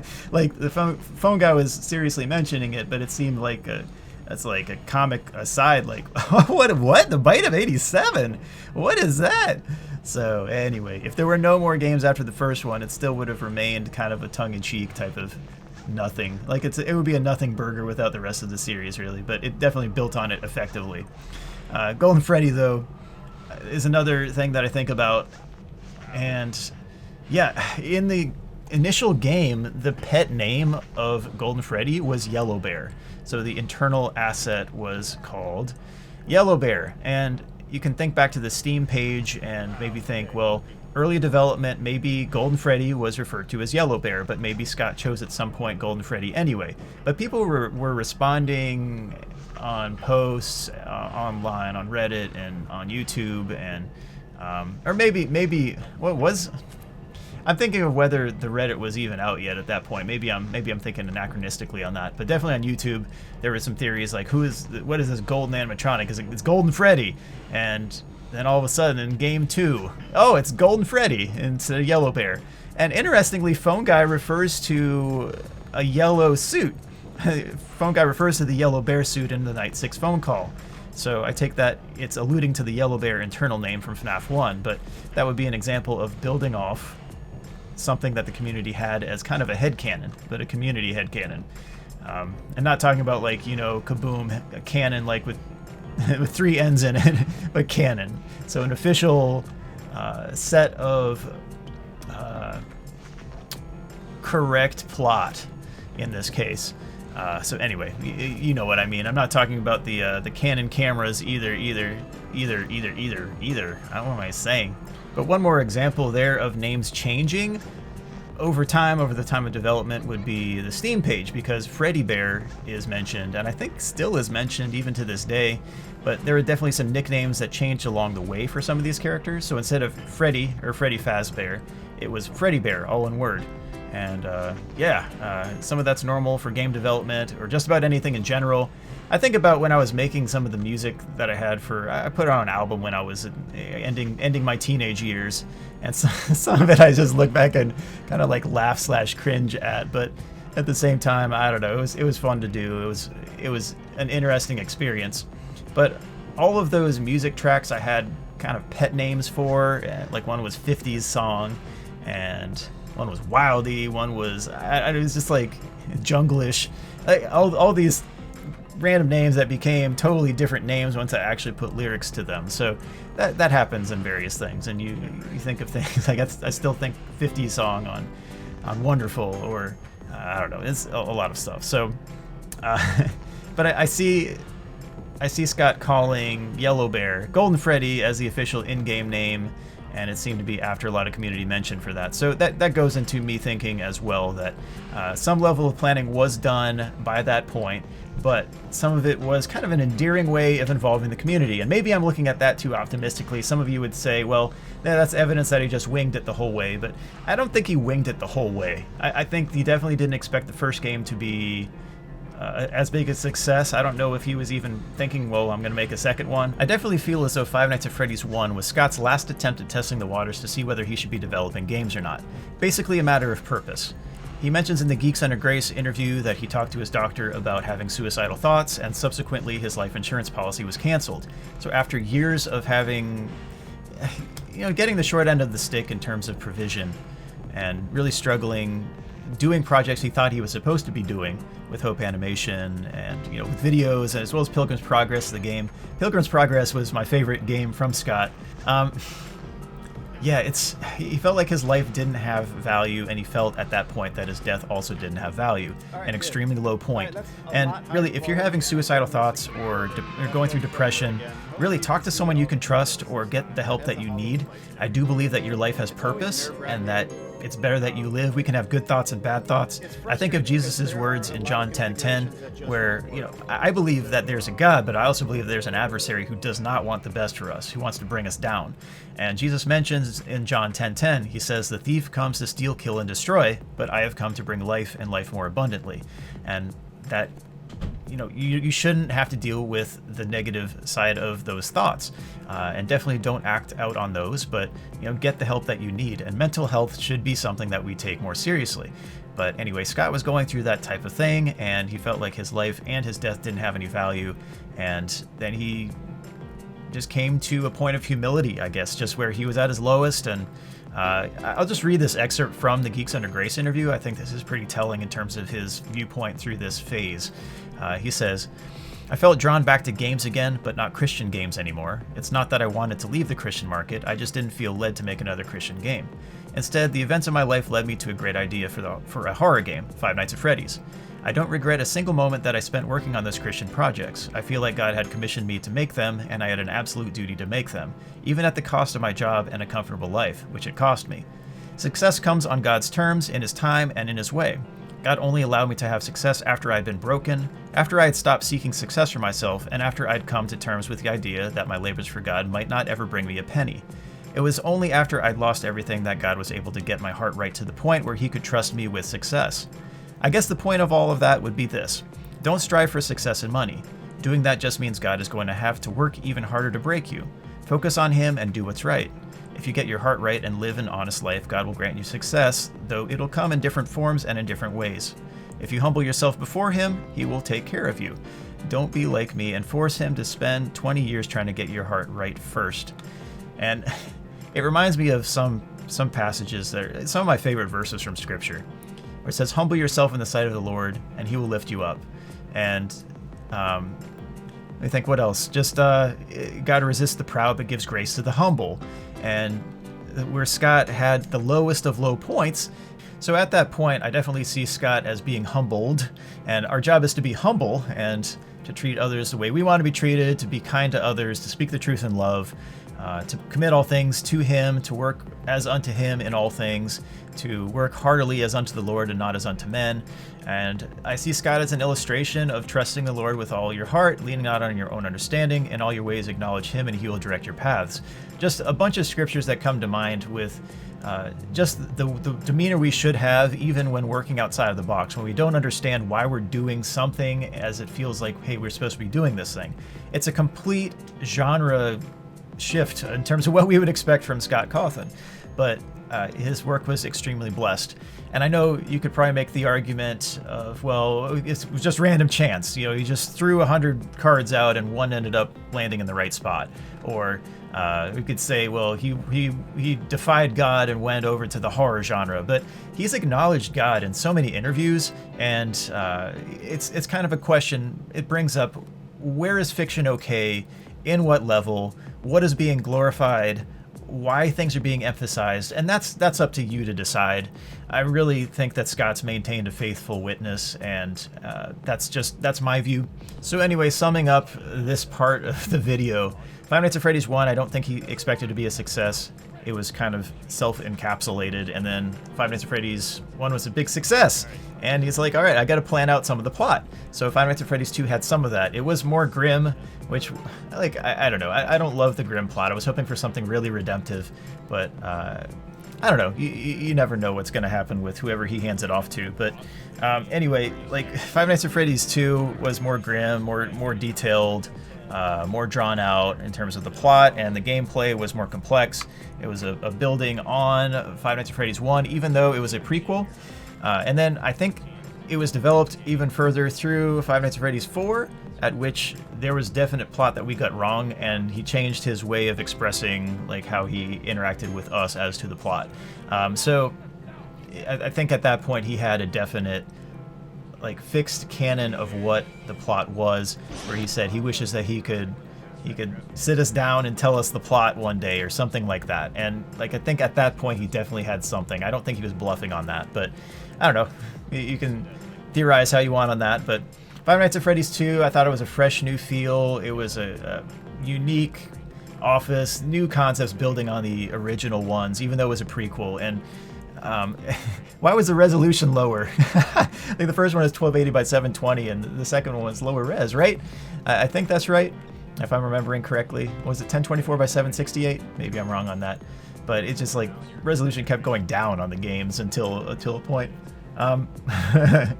So anyway, I guess I'm glad that Click Team stretches the resolution to your screen, but a lot of people who are purists for 4:3 versus 16:9 don't like some of those games because they're kind of stretched. But anyway, that's another matter. But good memories with Five Nights at Freddy's 1 and 2. Foxy jumping out was revolutionary. I got rid of RWQ, FS, FAS, XC like the 2 times that I encountered RWQ, FS, FAS, XC, and I did that by flashing the flashlight at RWQ, FAS, FAX, RWQ, FS, FAS, XC.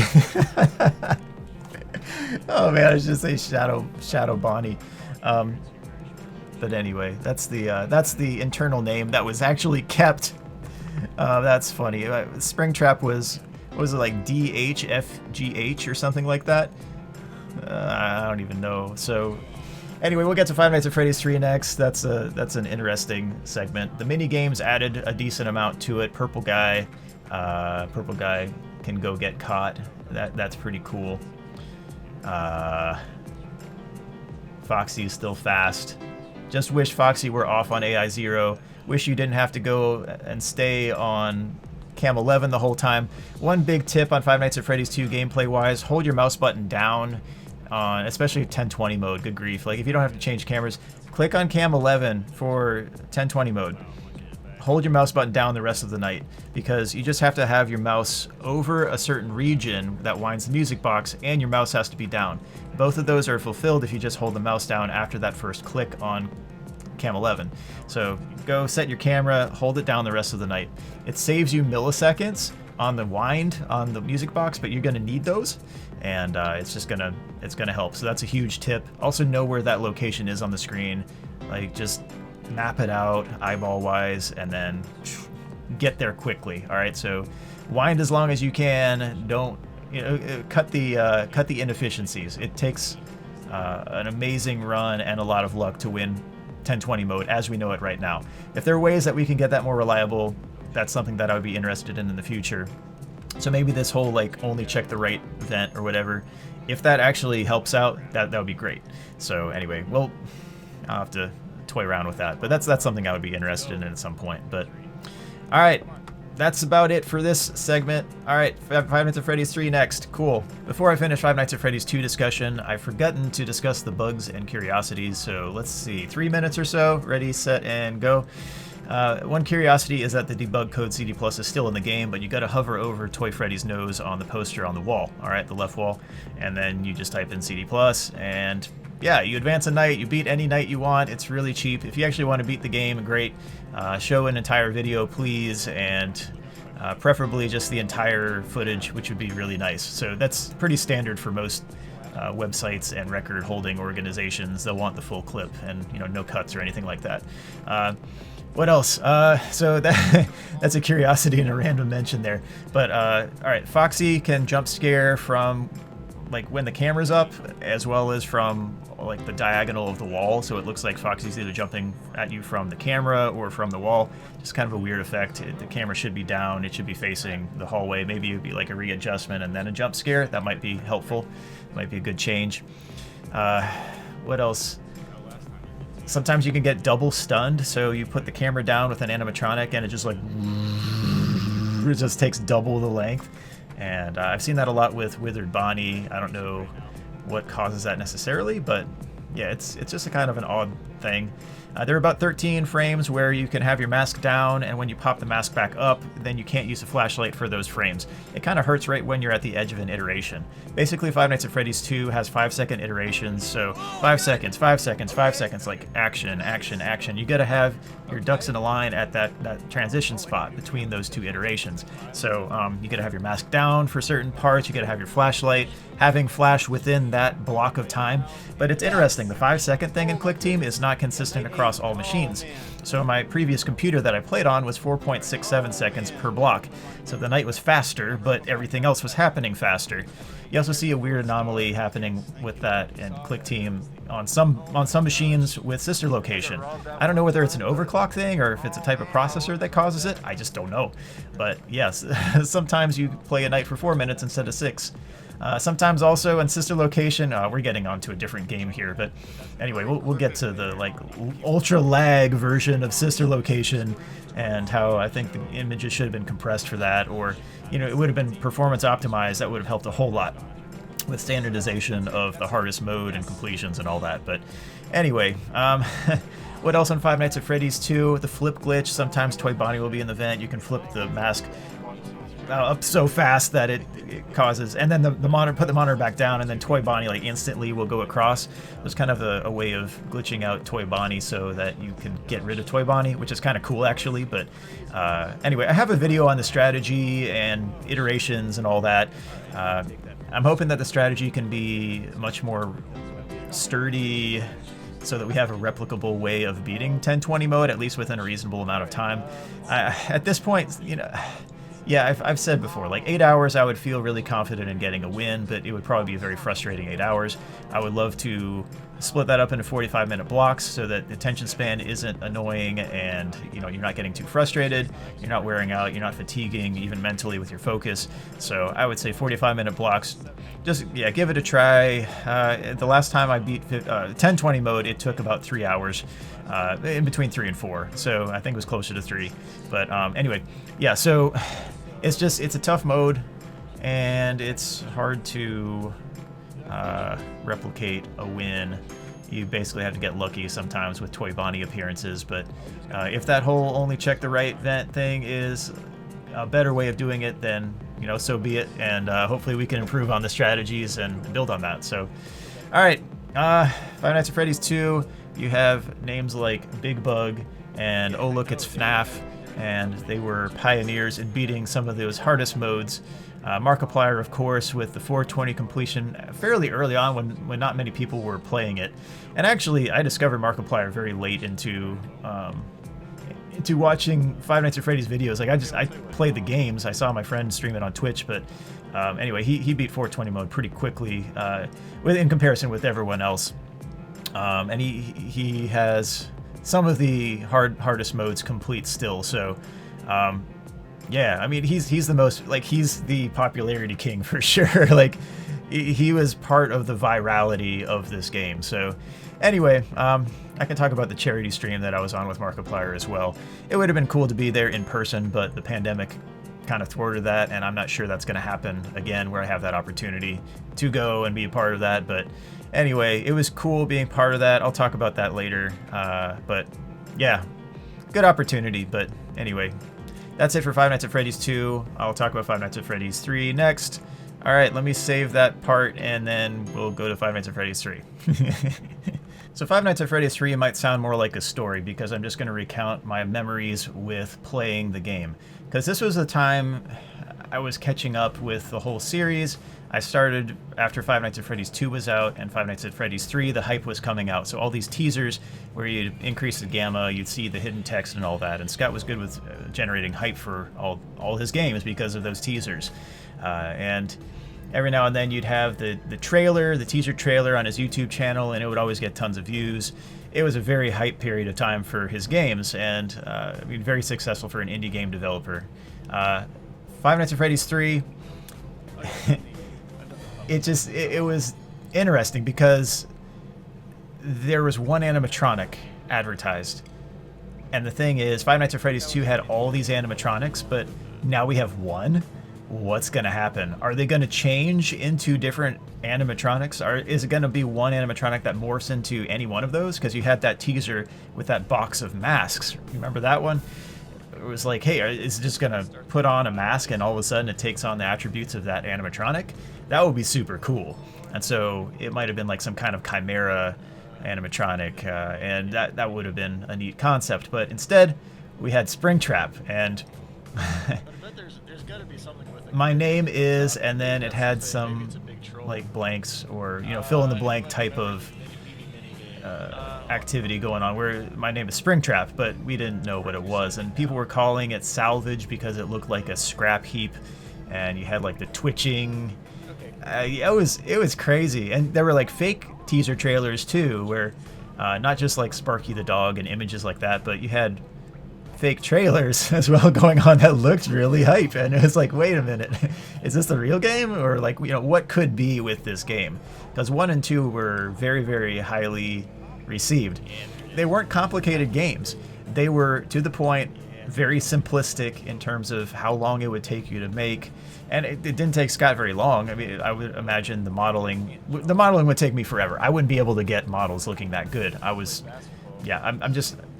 not skilled that way, and maybe I should say yet, but I'm not really interested in becoming a very good modeler at this point. And maybe I should get better at that type of thing. I mean, I got 3 3D printers right now, so I may as well get better at modeling. But in terms of creating an entire world with a lot of interesting models and atmosphere, Scott was an expert at that. And you think of Desolate Hope, where the entire world, and then it has characters, and they each have their own personalities, and it's developed really well. Maybe I would say the Desolate Hope was story heavy. it was too story heavy. I didn't want to read all that dialogue, but I think Scott always had it in him to write and to develop a story and that type of thing. So with the whole development of a plot, I think Scott was bent that way anyway, and it's something that he wanted to do. So when he was coming up with the plot, whenever he did, I think he was probably fine with doing that. Desolate Hope would be my look to on that one. And I mean, Pilgrim's Progress had some story as well, but there was a lot of repetitive gameplay, kind of RPG-ish style, where you level your dude up, and you heal up by praying. It's pretty interesting. It's an interesting game. So, all right. What else? Five Nights at Freddy's 3.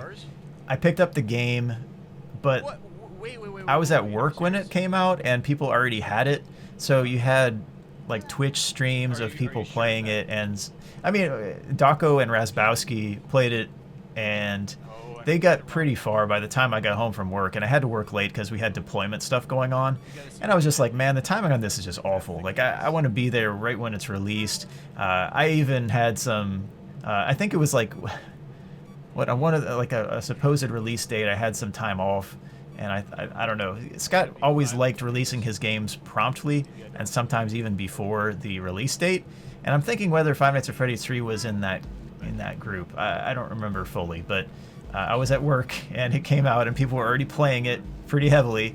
I got home and I think I was still in my work clothes or something, and I streamed, and it was super interesting because the game was a green theme. You had the like grayish, shadowy theme of the first game, and then you had like the brown, like rustic type metallic feel of the second game. Then you had the third game, which was like green, but why was the resolution so low if this was in the future? Like that type of feeling. Like, why is this a throwback to, like, you're in the future but you're using throwback monitors? Like, man, in 30 years in the future, and we're using lower resolution than we did in the previous games. It's just, it was an odd type of thing. Like, my monitor stretched like crazy. It had to, like, had to do some calf stretches before it loaded that game. But my goodness. So it was already fairly heavily played, but I got home and on the chat, like, we would look at various mini games between the nights, and there would always be some kind of clue. And I think the main one that was the help was WW Wario. He came in the chat and posted that 395248 was like a phone, and so the issue was like find the panels, and so started clicking around. It was like, oh, this one actually registers. So then you clicked on 395248, and all of a sudden you went to this mini game. Well, all of these mini games we pieced together over time, and I accidentally found the good ending via just playing, and then just playing through all the secrets. And apparently you just needed to play through all the secrets. So then when we got the happiest day ending on that stream, yeah, that was pretty crazy. Kotaku picked up that video and had an article about it, so that video got a lot of views. I didn't have monetization on my channel until then, so that was kind of a weird thing where YouTube, I already had something like 200 or 300,000 views, and then YouTube's like, oh hey, you can monetize your stuff now. And standards were different back then, I guess, but yeah, that was the offer for me to join the monetization program. So I was like, all right, I guess. And I haven't made a whole lot on YouTube for sure. Like, I get very seasonal views, but man, it was kind of a different world. Like, hey, people actually want to watch my videos now. Like, is that really a thing? And I mean, people wanted to watch Five Nights at Freddy's videos. That's really what was going on. But anyway, I try to be comprehensive with my videos across the games. I try not to be too spammy. But anyway, like, if there's nothing to do, there's nothing to do. But if there's some goofy thing I think of how to push a limit that I think would be interesting, then, you know, I make a video. So anyway, with finding that happiest day ending and then seeing the balloons go up, I guess that was maybe the redemptive part of it. I thought the plot got much more grim over 2 and 3. And when it was at the end, the question was, well, wait, is this it? Is this really it? Like, is this the end of the trilogy, or is this it? And you think, well, maybe that was a pure ending. And I was thinking, well, maybe there'll be five Nights at Freddy's. And that was what I was initially thinking. Well, maybe that's going to be an artistic thing where there are 5. But then it wasn't it, but we'll get to the later games at another point. With the trailer for Five Nights at Freddy's 4, though, and it having the same type of vibe as, what, Friday the 13th? Was that the... it had some parallels there with, I think, the naming, and it got the end part of the name got dropped. It's just Five Nights at Freddy's 4 now. What was it, New Beginning, I think? I think that was it. Anyway, I could look that up before the Five Nights at Freddy's 4 discussion. I should do that. Let's see. I'll put that down. Alright, good, got it. Alright, cool. Quality discussion here. Wow, this is such high quality. Oh man, it's like the resolution's high, but the resolution's 4K, but the discussion is 360p. Anyway, I went through and did a walkthrough of how I got that ending the day after, and I think I did that before work, actually. I think I recorded that one before work that next day. So I was totally blitzed that next day. It was a long day of work, and then I stayed up late playing Five Nights at Freddy's 3, went to bed, woke up early, did a video on how to get that ending, and then went to work. And man, that was a long day, but that was a fun day. Like, those days were fun. I guess the main thing on the first few games, you just have a limited amount of content, and you play through and you just blitz through it, and then you're done. And it's kind of a fun little race to get done with the game first, or, you know, one of the first or whatever. But yeah, some of the games took a little bit longer, but Five Nights at Freddy's 3 was, what, like, I think it was 5 hours for maybe slightly less, somewhere around that mark, to find all the secrets for the happiest day ending. I also put together a lot of that minigame guide for the Freddy Fazbear Wiki, and I was asked to do that by the programmer of Spooky's House of Jumpscares. So yeah, that was kind of a cool time. I felt like I was contributing and actually helping people out with some of the guide portion of this, whereas I just played through to catch up on the skill, and instead of having dumpster quality gameplay, I was starting to get pretty good at the games. And then I started to max out my power percentage remaining on Five Nights at Freddy's 1. I just started to improve, try to push the limits, see what could be done, especially for the time. Like, not many people were focused on testing the limits of these certain things, but anyway, it was also interesting with the top end of the game, because we beat Nightmare, and then we're like, oh, we're done. But we weren't thinking, oh, well, aggressive only is a configuration that could actually make it harder, because it's in the cheats menu, and I don't know, it was kind of on my mind to do aggressive Nightmare only, but it took a few days in between for it to kind of register as, oh, hey, we should probably beat this too. So I was more focused on the walkthrough part at that time as opposed to actually beating Aggressive Nightmare. There was a 4th star that was added, so Scott added a 4th star for the game after a point. So before a certain update, you only had 3 stars from just Nightmare. You don't get anything extra for Aggressive Nightmare only. And I think that was another detractor as well. You don't get anything extra for beating Aggressive Nightmare only, but now you do. So you get a 4th star if you beat Aggressive Nightmare only now. And yeah, I like how it's abbreviated NAO, like now. There's a lot of interesting times with Five Nights at Freddy's 3. I did go back right when that update came out for the 4th star. I beat the game, I beat Aggressive only, I think it was like first or second try after that update, and I saw the 4th star, and I took a quick video, and it was just really, I want to say it was like really late at night, and I don't know. I was wondering why there wasn't a beat 7 variable in the save file. One thing with these saves, one security breach with this series as well, another curiosity, is some of the older games, if you had an empty save file and you go to your main menu, you hold delete, it's supposed to erase all your progress, right? So it gives you a blank save? No. On some of the older games, it filled in all of the possible variables in the save file with default values. So you start the game and you hit delete, you could see basically a roadmap of what can be done in the game. And I kind of wish I knew that sooner. That would have been kind of cool. But the newer games don't all do that, which is, I think, better so that you don't have that spoiler there. But yeah, everyone rushed to do the craziest things in those games, and that was part of the fun atmosphere of the hype. Maybe it was a little stressful to be in the thick of things there, but yeah, just to have that hype, and with some of the games, the community aspect where you'd have people like, oh yeah, you got to do this on this one, and I think that really started around, it really gained traction with all the secrets in Five Nights at Freddy's 3. You saw that as well. I was testing Freddy in Space 2. I was Scott's solo tester for that game, and we can get to some of the other games as well. But with Freddy in Space 2, I saw that as well, where people came together in the community and just blurted out all the secrets and put it all together, and everyone was ready for that charity stream for St. Jude. That was cool. So anyway, piecing those things together, putting the pieces together, yeah, it's part of the plot of a series with a lot of puzzles, a lot of hidden things, and yeah, Scott was really into Mega Man. You definitely see the influence of Mega Man on Scott's games. There's almost always an extremely hard mode. Sometimes it's not the most balanced, but it's an extremely hard mode. You have limited resources, you have secrets like crazy. It just feels like with Five Nights at Freddy's 3, there were like false walls everywhere, and you had to figure out where to go, like with the BB adventure, and you have to actually go through a false wall to get to where you need to go.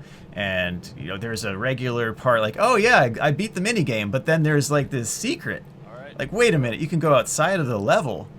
Interestingly as well, with I think it was the Shadow Bonnie one, you can or is it? No, it's BB's adventure, I think. You can actually get stuck in a corner and then you have to restart the game. So you like jump all the way to the far left, I think. Yeah, maybe it's you're about to get the cake, but you get stuck anyway. I made a video on that, But that's one of the silly bugs with the game. Is there anything else with the game? Sometimes that BB balance for Phantom BB is just like you have no time to respond, and then all of a sudden you get a jump scare from Phantom BB. One interesting thing that I was told by a very helpful user was when I was going through and trying to beat the game without checking cameras or audio, or using audio cues. I just reset ventilation. That was it. If you force a jump scare from Phantom Freddy, you will not see Phantom Freddy again that night, and I'm pretty sure that's 100% correct. You can check me on that, but if you are trying to win a more difficult night with no cameras and no audio, you get rid of Phantom Freddy early and then reset the ventilation immediately, and then you don't have to worry about late night staring down Springtrap, hoping that you get to 6 a.m. You can stall out Springtrap as long as Springtrap doesn't go through the vents, but Springtrap will go through the vents a whole lot in the later nights, especially if you start at 1 a.m. on, say, Nightmare. Yeah, if you hear a vent and you're not using cameras or audio, you're probably just going to want to reset, because that's not a realistic win. And if you do actually win that, that's actually pretty impressive. I think there are some ways, like if you go from 5 until like 1.8 or whatever when Springtrap's staring at you. Well, no, then you'd have to draw Springtrap back. No, yeah, you're going to want to reset. You're going to want to reset. You're going to want to reset. That's basically it. You're going to want to reset. Oh, man. But anyway, yeah, vents are bad news if you're not actually playing the real mechanics of the game. You're only playing like one. That was one thing I did just for fun. Like, you can actually win by resetting ventilation, and I had the best success resetting every about 25 seconds or so. I don't know why that's the case. I don't know if the panel up will cause Springtrap to move more quickly toward you or weight it against you a little bit worse.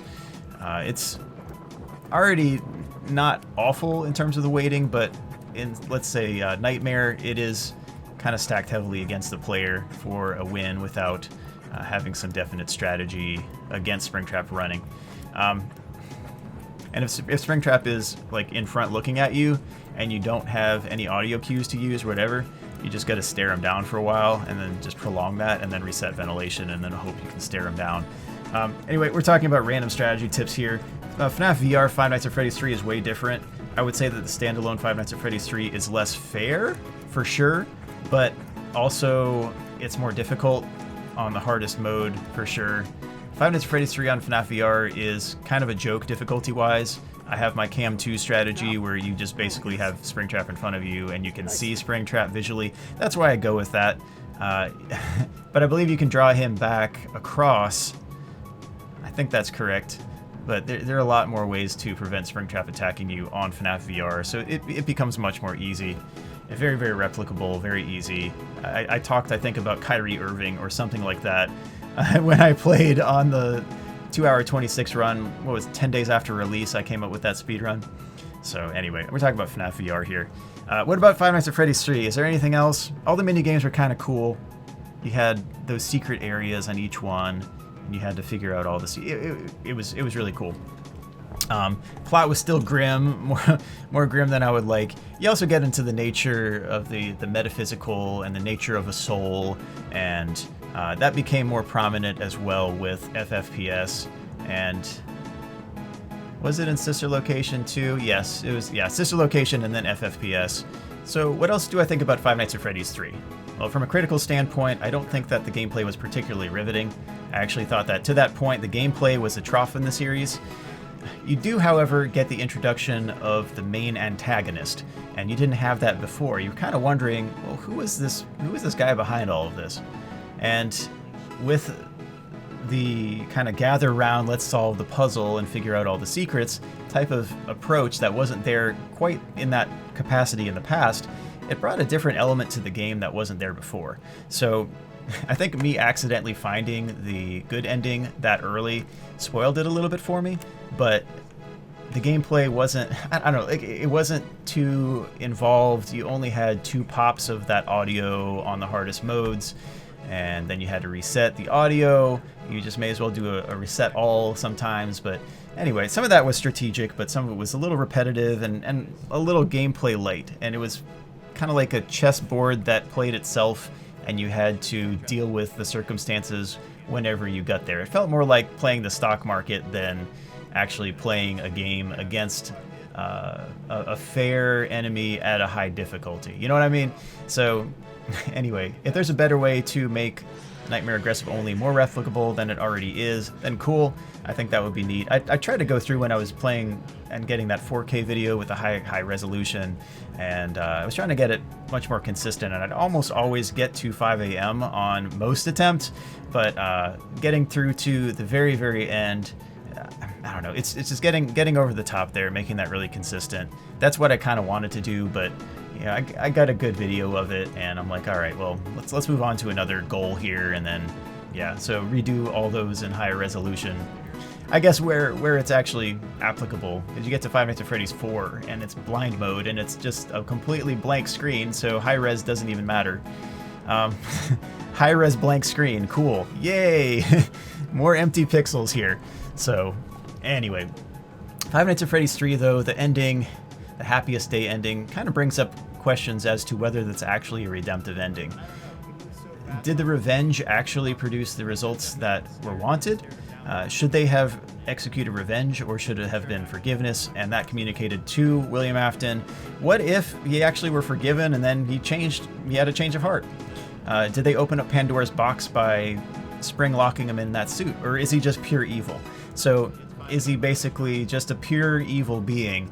And that could be debated as well. So maybe he would have been evil regardless of what happened. The freeing of the souls, the whole metaphysical element, slash philosophical, slash physical, slash sci-fi. Did I say philosophical? I think I said... Anyway, it's late. I'm looking at... It's 1:49 a.m. at this point right now. So anyway, okay. So let's look at this take good, all right? Without me being loopy. But it brings up like the nature of soul versus body. So soul, body, spirit. You get like mind, emotions, and will was a typical Greek split of the being. You had the nefesh in Hebrew, the soul, what makes you a living being. You have Gnostic thought, where it's like the spark of life, the living spark. What gives you the ability to live, to reason, to be? And not necessarily looking at the source of it, but thinking of the nature of what's the split and the exit thereof, where we're looking at the balloons exiting on the Happiest Day minigame, and then at the end you don't have the animatronics, the heads with the same ending. It's a good ending where they're free, but is that really the ultimate goal? What happened after that? So it's an interesting thing we can debate. The writer of the fiction here has the final say, and in any matter of conjecture, it's interesting to think about what could have been, or the ways things could have been handled differently, or whether this was actually redemptive. But yeah, it's to the final call of the author. And when you have to deal with fiction, fiction is its own world. It's not reality. It can be based on reality. You can say, hey, well, this has elements here where it parallels certain things. But anyway, that's for another entire set of discussions, really. But Five Nights at Freddy's 3 had some good elements, had some depth of secrets, had some new elements, introduced the main antagonist that everyone was wondering about. So it definitely did have its place in the series. And I had a lot of fun going through and just playing with resetting ventilation. That was so much fun. It was so goofy, but it worked. And it did take a lot of attempts on some of the later nights. I think it took about 400 attempts or so on the Nightmare, just regular. And I did play aggressive only, so Nightmare aggressive only plus fast nights. So it's basically about double the speed and about half the length, whatever. So that was definitely possible, and I actually would prefer that over non-Nightmare aggressive fast nights. Or, yeah, just regular Nightmare. I prefer that over Nightmare. So add on aggressive and add on fast nights. It lasts a lower amount of time. You have longer to stare Springtrap down. That helps a lot at the end. But anyway, and also it doesn't last as long. So if you have a bogus run, it doesn't eat up twice your time. That's part of it as well. But anyway, Nightmare Aggressive Only regular, just like Aggressive Only without the Fast Nights, would be a lot of attempts. Like the odds would be super stacked against you. You would have to hope that Springtrap wouldn't hop an event at all. It's a pain. The game was meant to play with you luring Springtrap to certain areas. It can be beaten without using the main dynamics, just using ventilation reset. But yeah, it would be probably thousands or tens of thousands of attempts to get one winning run. It would be something to automate if that were something to do. See if it's even possible, and kind of tweak some settings, see what's going on. You know, adjust the length of time between camera resets, or you know, stare down time. How do you detect that? Are you gonna detect a certain pixel to find, hey, what color is this pixel at this XY coordinate, or you know, in this range of pixels, does it have one that matches the exact coordinate that matches Springtrap's forehead or something like that? Or I should say 5-head. I guess Springtrap had, like William Afton, the Scrap Trap had more like a 5-head. He was thinking on that one, thinking squared. Oh my goodness. So anyway, Five Nights at Freddy's 3, pretty simplistic, but had a lot under the hood. So that's my analysis of Five Nights at Freddy's 3. I think I'm giving it more credit than I actually liked the game, but I did go back and I found more fun in it, finding that trollish type, oh, you can actually win with just resetting ventilation. That was actually pretty fun. Any bugs during the games? Yeah, Nightmare BB sometimes jumps pretty instantly. You don't have time to react. Springtrap sometimes feels like he double jumps on Nightmare Aggressive. Also, you don't have enough time to respond usually to close a vent if Springtrap is going through the vent, and there's no grace for you actually being like 99% done by the time you hear him go through the vent, and the volume being extremely loud. A lot of the game is played by you hearing the ambience levels of certain cameras. You need to learn the ambience levels of camera 5 and camera 2 especially, and the loudness. There's also a little bit of channeling with the side cameras 3 and 4, as well as 6 and 7, and it's worth knowing. I draw Springtrap to the side in 6 and 7, and then close cam 11's vent, close the vent on cam 11, and try to lure him to the side as long as I can, so the diagonal up left. I find that a pretty safe zone, but camera 2 is a safer spot later in the night. You just gotta keep drawing Springtrap over. And then the stare down, you're gonna have to stare down Springtrap at some point, most likely. And yeah, then reset ventilation right after that, and then see what happens next. Oh man. I wonder what will happen next. So, anyway. Five Nights at Freddy's 3, good memories.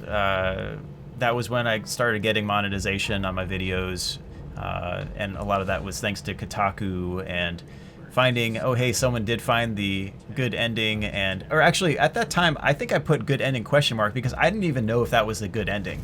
Like, I didn't know what had just happened, and I think that clip is still on Twitch where I was just like, wait, what? And I didn't even notice that. I was like, oh, whoa, dude, what just happened? Like, oh, there's cake on the table, and now, like, all the balloons, what? Like, what? And then people noticed that there was a third star, and I didn't even notice until, like, people mentioned it. I'm like, wait, what? It was just it was a funny time where it was found on accident. But anyway, I don't know that Scott meant for it to be discovered that quickly, but anyway, some of the games were kind of bulldozed very quickly.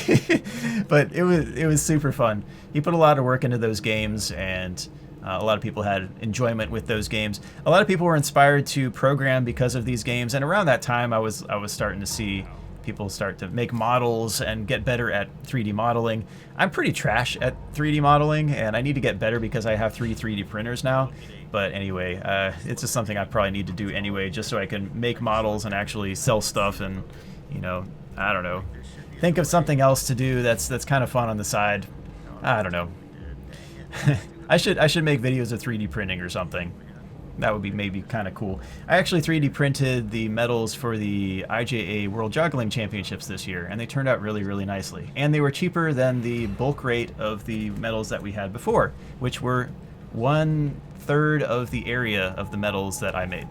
And yeah, I got together with one of my friends who models and does 3D modeling. I had some concept art. I sent him. He did the model, sent it back, and then 3D printed them, spray painted them, gloss coated them, put some nice satin ribbon on them. Like, it's baller. So maybe I'll show a picture here. But anyway, just something cool there. But why am I talking about 3D printing? Maybe because I mentioned Five Nights at Freddy's 3.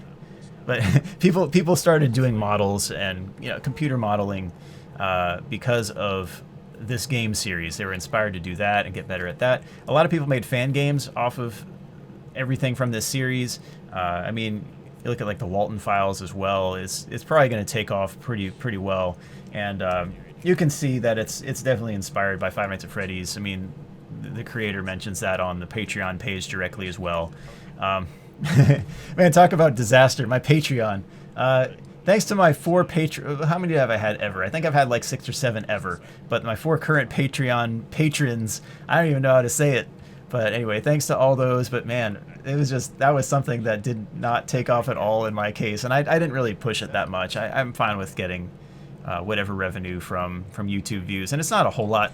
I do have a full-time job on the side, but I didn't make it big with Five Nights at Freddy's stuff by any means. It's just like, okay, cool. Like it's some side income. I turned it into a lot more tech that was recycled into the channel. So I built this computer, got this camera, I got some Corsair / Elgato gear, I got the Blue Yeti mic. I mean, I got some stuff here so that I can record more stuff, but at this point it's kind of like, yeah, I got to find something else to do that people are going to like as well. So I can do DDR and juggling, but no one's going to watch that. I think it's still impressive. I mean, people have never done that to that skill level and accuracy, and man, it's pretty insane. Like, I don't know. Juggling and doing other stuff is difficult, and it's probably more difficult than it seems. I make it look easy at times, but I think that's really the standard of excellence. I was like that with DDR anyway, and now I'm talking about DDR, but with DD Recall, I was -- on that scoreboard. I had the first perfect scorecard from everything through DDR Supernova, and I think that and the years following were my heyday playing DDR, but I would make it look so easy, and people would be like, wait, like, I thought this song was hard. And they'd be like, oh, this song really isn't that hard. And I'm like, yeah, this song is hard. Like, it's just, you make it look easy because you're so skilled at it, and that being a mark of excellence. So if you do something, you make it look easy, and people will say, oh, that really isn't that hard. It's probably because you're making it look really easy because you're extremely good at it. So it's just something that all the practice and hard work pays off. Same thing with Five Nights at Freddy's with all the hard modes. I've always pursued doing the best I've been able to, and pushing limits and all that. I didn't take a draconian route there. I didn't take a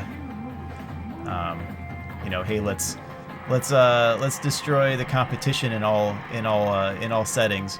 In some cases, I did help some people out, and we'll get to that at some point here. But anyway, that's for Stitch a Location and Ultimate Custom Night, and we'll discuss that during those segments. But what else do I have to say? I got to make some cool videos. I 3D printed stuff. Five Nights at Freddy's 3 was interesting. It had its spot in the series. It wasn't my favorite. It was definitely more grim than I would have liked. But man, I guess the 8-bit blocks of blood. Oh boy, we had that in the series now. So man, crazy, getting really graphic. So anyway, man, good times though. Any other bugs? Yes.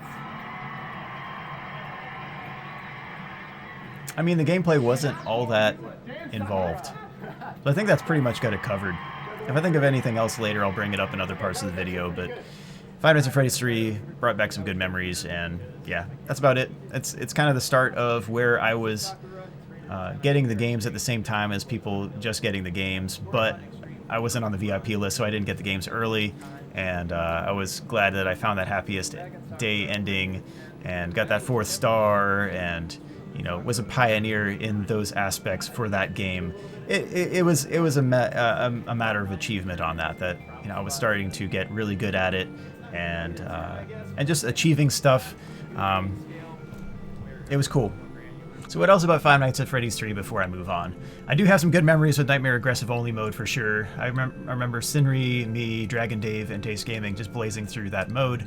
I remember one of the best memories from that was Razbowski playing on Daco's Night 3 charity stream, where they didn't have the Nightmare Aggressive Only mode beaten, and Razbowski got like the best draw for Springtrap. Like Springtrap kept on going back to cam 9, and then when he shut the cam 11 vent, the Springtrap went like right to it, and then like he wasn't even a threat, and he was going between cam 2 and cam 5 at like late 5 a.m. and it was just like, what the heck just happened? And Razbowski was freaking out, and they got the 4th star on Daco's save. And that was that. It was an awesome moment of that charity stream. I thought that was pretty cool. Underrated moment. So if you go to Night 3, that's the name of that charity stream, and that was actually really fun. So it was fun beating that mode. It wasn't like pulling teeth with Toy Bonnie at the helm in Five Nights at Freddy's 2. It was a pretty fun game. You could glitch out the night counter to play negative nights if you wanted, and you could also glitch out a night 7 and have a playable night that was actually fairly difficult. Basically any night above 5 with aggressive only, you can get that 4th star as well. But it is a pain to get night 7 to register, so it's a real pain. So I programmed in C# this like mouse scroller, and then it would like try to click at a certain point. I don't remember what let's see. Yeah, because it tries to click the continue button after like trying to glitch it out, and every now and then you would get night 7, and I could do that more reliable than just using my mouse and going crazy. So it was a pain to get. You had to restart every time you didn't get it, and then it's just loading time. So because there was like this fade in effect, I wish you could get rid of that, and it just like pops in or whatever. That would be great. Like go back to main menu instantly. That would be phenomenal. But anyway, Five Nights at Freddy's 3, good memories. And man, a really grim plot. So it's like, I don't endorse the violence or either way, but man, it's gotten much more grim. So but anyway, good memories from the players and the gameplay, even with the glitches that do exist and all that. So all right, that's it for that one. Five Nights at Freddy's 4, I guess I'll talk about next. Five Nights at Freddy's 4. You remember Friday the 13th, the series? Well, Friday the 13th had a 4th movie called The Final Chapter, and Five Nights at Freddy's 4 was originally called Five Nights at Freddy's 4: The Final Chapter.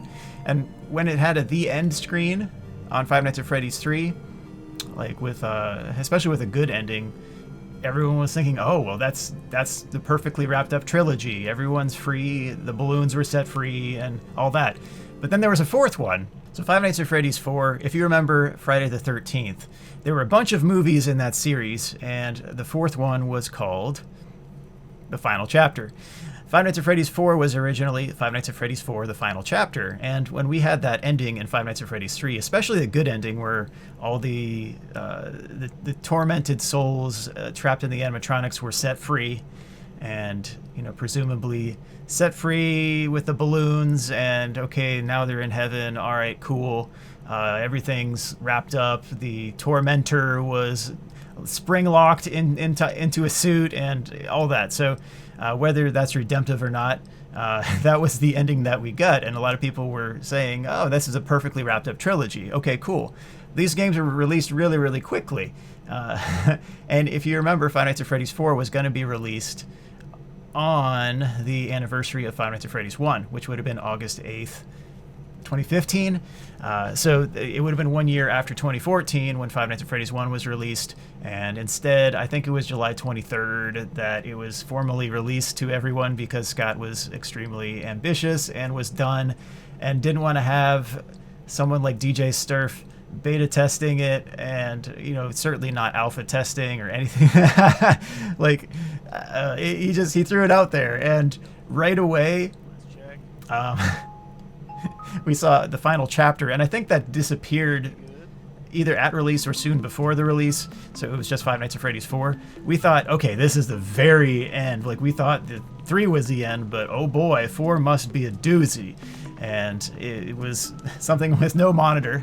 You were running face down to the ground as the animation as you approach the doors or the closet, and you could turn around, which was really sick. It was a sick dynamic, and that was something I thought was interesting. And I was wondering, well, what if someone made a fan game where you turned around, or like you could look behind you, or what if you could have like a 360 type view and you had like like turn 90 degrees and all that. I mean, VR would have been perfect for that, but we really didn't have that technology very available at that time. So the advances in VR for home technology has gone through the roof by this point. But anyway, yeah, you could turn around and flash the light on the bed, and the Freddles would disappear. You could honk the nose of the Freddy plush appropriately. That's a common theme throughout most of the games. A lot of areas you can honk Freddy's nose. Some areas you can't. Anyway, the ambience of Five Nights at Freddy's 4 reminded me the most of Five Nights at Freddy's 1, and maybe it's because of the soundtrack in large part, but definitely a different scenario, a different setting. You had a bedroom, and for some reason you had 2 doorways to 2 different hallways, and then a closet in front of you. The closet's fine, that makes sense, but it's weird that it's just like you're at the end of a house and there are 2 hallways going toward you. It's like, what kind of house layout is that? And so I made a video about that and tried to make sense of it, and I don't think I came to a very good conclusion. I'm not also the best at spatial type of layout, type of mappings. I'm also not great at reading maps offhand, so maybe I'm not the best person to do that too, so maybe you'll cringe if you watch that video. But anyway, I tried. I gave it my all, but just a kind of odd layout for a room like that. You had toys on the floor, and you presume this is a kid, and apparently running Naruto style face to the ground as you go to the doors and to the closet and back, and it's an interesting scenario. But you see those doors, right? And you remember in Five Nights at Freddy's 1, you had the doors that I presume are magnetically sealed, because when the doors are forced down, that's when the power is being drained, and so something has to be holding those doors down. You could say maybe it's a weighted door, or have hydraulics behind it or something like that. I don't know, but something that powers those doors to be shut so that the animatronics don't get in.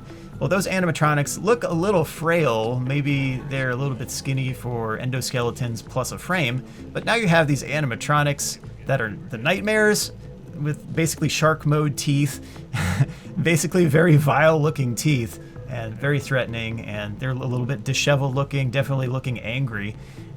And yet you holding the door shut will keep them out. So I don't know whether that's a signal that the door being shut, they just give up? Is that it? Can't they just claw through the door like crazy? Like you're holding the door shut, like, oh no, please don't get in, and you just like just claw through the wood and you're done, and that's it.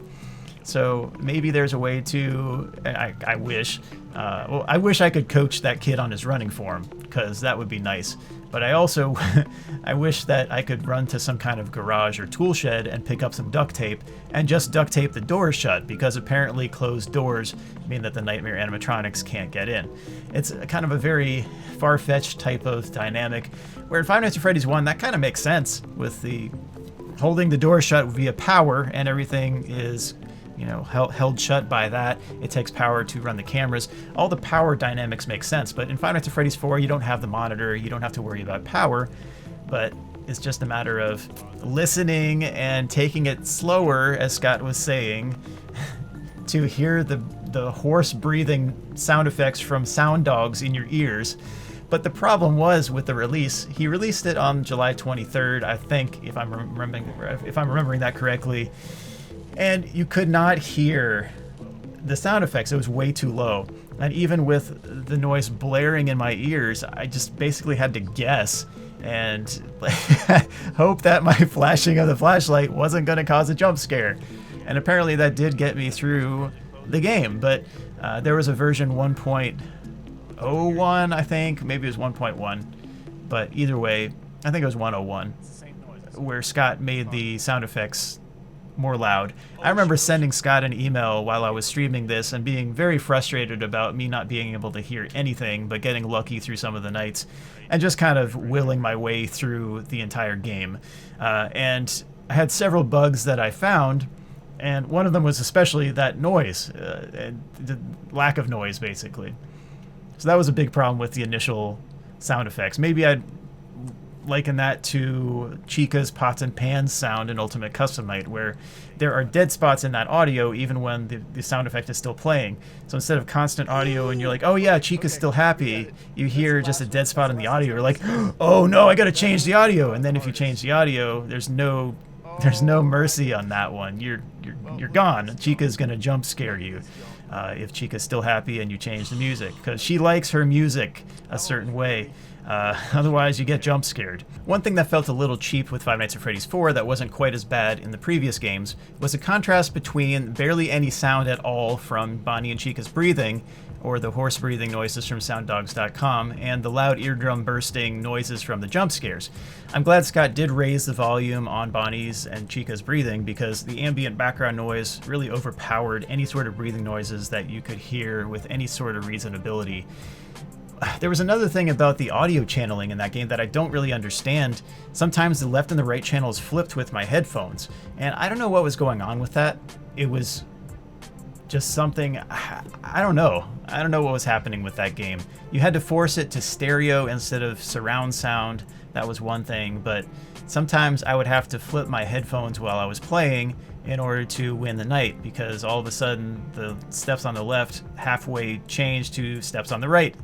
And I'm just like, wait a minute, that's not even right though. Or, I check one door because I heard footsteps on the left, and then there was nothing, and then I go to the right, I'm like, wait a minute, the animatronic played a trick. So it was just some weird stuff going on. Maybe it was my hardware in that case, but maybe it was the port on my USB. I don't know what was going on. That was on my old PC. I haven't had much of a problem with any other game having that happen at all, so I don't know. Just play in stereo mode. You can hear things a lot louder. That was one thing that helped, but also, yeah, with the Bonnie and Chica breathing noises, I'm glad it's louder now than it was on the first version. But I wish I checked for updates as well, because I kind of muscled through all sorts of stuff and wasn't really in the know about the fix for that soon enough, I suppose. But Five Nights at Freddy's 4 had a lot of things going for it. The cutscenes were definitely interesting. You had a drawn-out plot with Fredbear, and Tomorrow Was Another Day, and a crying child, and doesn't seem to be in the best of situations or households. You just kind of wonder what's going on, and the plot develops, and the brother's a bully wearing that Foxy mask, and ends up causing the kid's head to get crushed and chomped. It was not a good scene, and night 6 you hear the audio, and there's a flatline noise, so presumably the kid dies. So it's a very tragic set of circumstances going on, and you look, and sometimes you'd have an Easter egg if you're looking at the bed. Sometimes there would be a bottle of pills, and it's just like, wait, what is going on here? Is this kid in hospice care? Is it because he got bitten in the head and they're taking care of him as like a last attempt at trying to save his life? What's going on Five Nights at Freddy's 4? So the Five Nights at Freddy's 4 plot, frankly, it makes me a little bit mad in terms of how the crying child was treated by his brother. And at the end, it just seems like such a loss. He got his head chomped, he dies, you hear the flatline sound. You see the dialogue at the end where presumably the brother who has the gray text, and you see the Foxy plush without the head, because the brother has probably decapitated the Foxy plush and used that as a mask to jump scare his brother behind the TV and from under the bed. And the kid's solace is the Fredbear plush, and it's just a very, very sad scenario where you don't see the parental involvement. It seems like they're probably just doing nefarious stuff behind the scenes at the pizzeria, or the family diner, I should say. And it's just, yeah, it's frustrating. And then the kid gets locked in the room, and then the gang of supposed teenagers or whatever, older than the crying child, they're like, oh, your your brother's kind of a baby, isn't he? As he's crying, as he's been mistreated a ton of times. They lock him in a room full of the animatronic suits, and then at the end, I mean, the kid dies. And when the brother says, can you hear me? I don't know if you can hear me. I'm sorry. It stinks. And it almost makes you mad about the whole scenario, and definitely frustrated at the circumstances.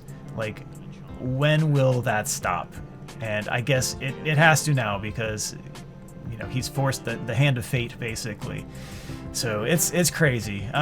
So anyway, Five Nights at Freddy's 4 is definitely a tragic story, and ends in a very sad note. Definitely not redemptive at that point, but you have the glimmer of hope from the last burst of text, and that comes from the Fredbear plush, where everyone else fades out and says, like, you're broken, but Fredbear says, I will put you back together. And then it's kind of like, wait.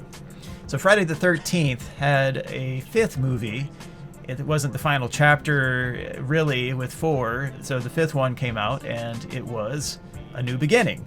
And that's where I was thinking, so maybe this actually is not the final chapter, because Scott removed that addendum to the title. So there's no subtitle to Five Nights at Freddy's 4. It's just Five Nights at Freddy's 4.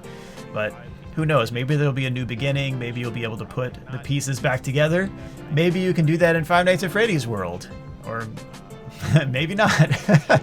But anyway, man, yeah. So you have all sorts of theories going on at this time. Five Nights at Freddy's 4 was a real kickstart for not the finality of the series, but hey, what is going on with the crying child? Who is the crying child? Who are we playing as? All that. So there was a lot to the game, a lot of different modes. The Halloween update really added a lot of depth to it.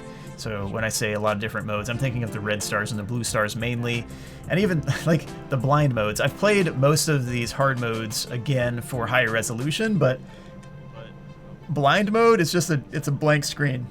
So should I really play that in 4K? Just 4K blank screen? It's just, I don't even know. They were fairly frustrating modes, but they were definitely very doable. You sometimes had to have a lucky draw with Foxy. Keeping Foxy out of the room for most of the night was a big help. Also, preloading the images in was very key to this game. That was one shortcoming of Click Team here. The images were not compressed very well, and I sent Scott info about ping out. So you take a PNG and basically shrink it without really destroying the quality, without compressing it all to garbage. Like, it's not throwing it to a JPEG or something that's going to be grainy and lossy or whatever. But it would still save it as a PNG. But yeah, ping out. It's a good tool, but it would have helped, I think, in this case. And I think Scott had something kind of like that in Ultimate Custom Night, but it was definitely a lot lower resolution with all the animatronics. So you think Five Nights at Freddy's 4 had a lot of performance issues with loading in the images at the start, and that's a big problem if you have 4 a.m. show up and you have either Nightmare Fredbear or Nightmare or Nightmarion, and the images haven't loaded in yet, but you got a quick react. And so instead of flashing the light and then having the image show up right away, it's delayed. So people with slow computers had real issues with beating these nights. The preloading could have been done, but a normal thing that I would do was go to the left hall, go to the closet, go to the hallway, flash a light, and make sure that all those things were loaded in as much as possible before I actually took on the rest of the animatronics. And it was just kind of a routine thing, but it was tedium. Like, it was tedious to do it, and I don't know why we really had to do that. It could have been compressed down. There wasn't all that much complexity to the game. The images were already, in front of you. It wasn't a 3D rendered world where everything has to be processed and rendered and, ray casted or whatever. I'm thinking of like the DOS 3D maze generator thing that I used to mess around with the ray casting and all the angles and the math with the trigonometry, and it was pretty cool. But yeah, it didn't have to go through all sorts of calculations for that. There were pre-rendered images and animation sequences based on pre-rendered frames, so it should have been able to be compressed. So that's maybe one gripe I had with the game, and it didn't perform very well until you preloaded the images yourself by flashing the flashlight unnecessarily down the halls and in the closet. So it's just one thing you have to do early on, and that was really never dealt with, so you still have to do that. And again, it's just a performance nightmare for some people. So anyway, the blind modes also had performance issues like that. You had to preload the images on the blind mode. So basically everything that happened in blind mode was basically going on underneath just a solid black frame. And you just saw a blank screen because it was a frame that there was a frame that existed over everything that was going on in the background as normal. So it's wild. So anyway, like you think, oh, that would have been the non-resource intensive mode, but yeah, everything's going on still the same way, and you got to preload the images in the same way for that as well. But fun with Plush Trap, fun with Nightmare BB, showed a different part of the house. That was somewhat interesting. You could kind of piece together, well, there are weird hallways and a chair at the end of a hallway and like a tall, high up window. Like, what was going on with this architecture? It was a very oddly structured house and layout of hallways and stuff like that. So I don't know. I got to meet the builder of whatever house that was supposed, the fictional builder of this fictional house. So anyway, you could do night glitches really easily on Five Nights at Freddy's 4. Basically, if you have two monitors, you have Five Nights at Freddy's 4 on one screen and you have the save file on another. You put in whatever night value you want in that save file, save it, and then go click on continue, and it'll load whatever night you want, and it's not just 1 through 5. I sent Scott bug reports on several of the games. Scott asked me to send him reports on 3 games in particular, but I was sending him bug reports and like full lists of, hey, these bugs really should be fixed and all that. And I'm pretty sure he didn't get all of my emails. I think I've discussed this before. I don't know if that take actually went through, but yeah, it wasn't until Help Wanted that he was asking me for specific and direct bug reports, and you know, that's when I think he was actually checking his emails from me. So anyway, there are some definite bugs still left in this game that weren't handled.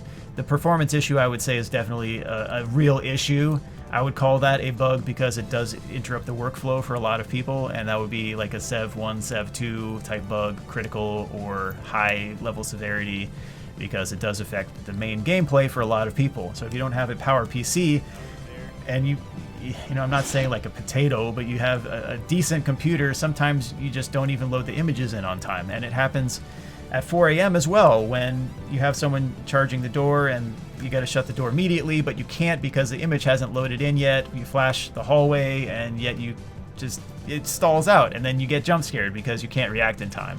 So it becomes a problem. And some of those modes, you get to 4 a.m. and you've already pulled teeth. Like, you pulled your own teeth getting to that 4 a.m. mark, and then all of a sudden you die because the image wasn't loaded in. It's extremely frustrating.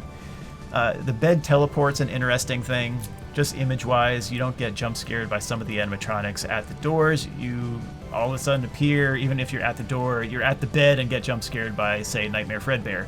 So I call that bed teleport. You just teleport to the bed to get jump scared. It's kind of odd, but that's one thing. Maybe it's a little odd to have the static jump scare with a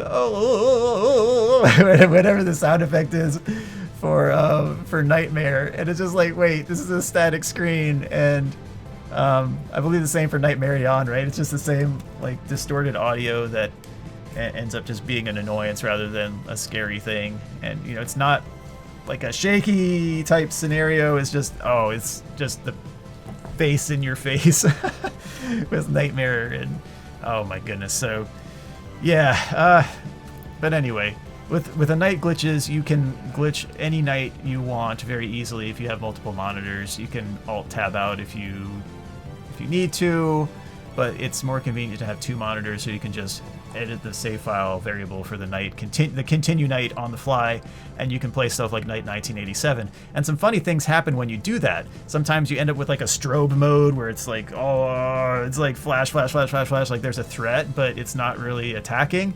And you wonder what's going on with that. So I think, what was it, Night 1987 that I played, and it just, man, you gotta have a warning on that. It's crazy. So that was some flashing lights. That was pronounced.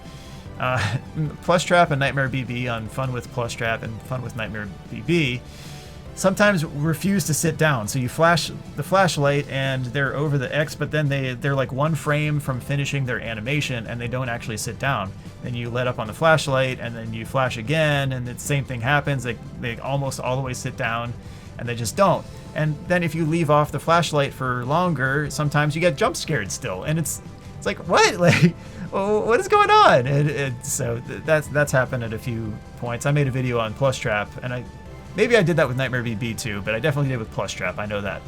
But Plush Trap refuses to sit down, and then you run out of time and you lose, and that's really it. Then you got to play the thing again. Got to play the mode again to get that the boost of time.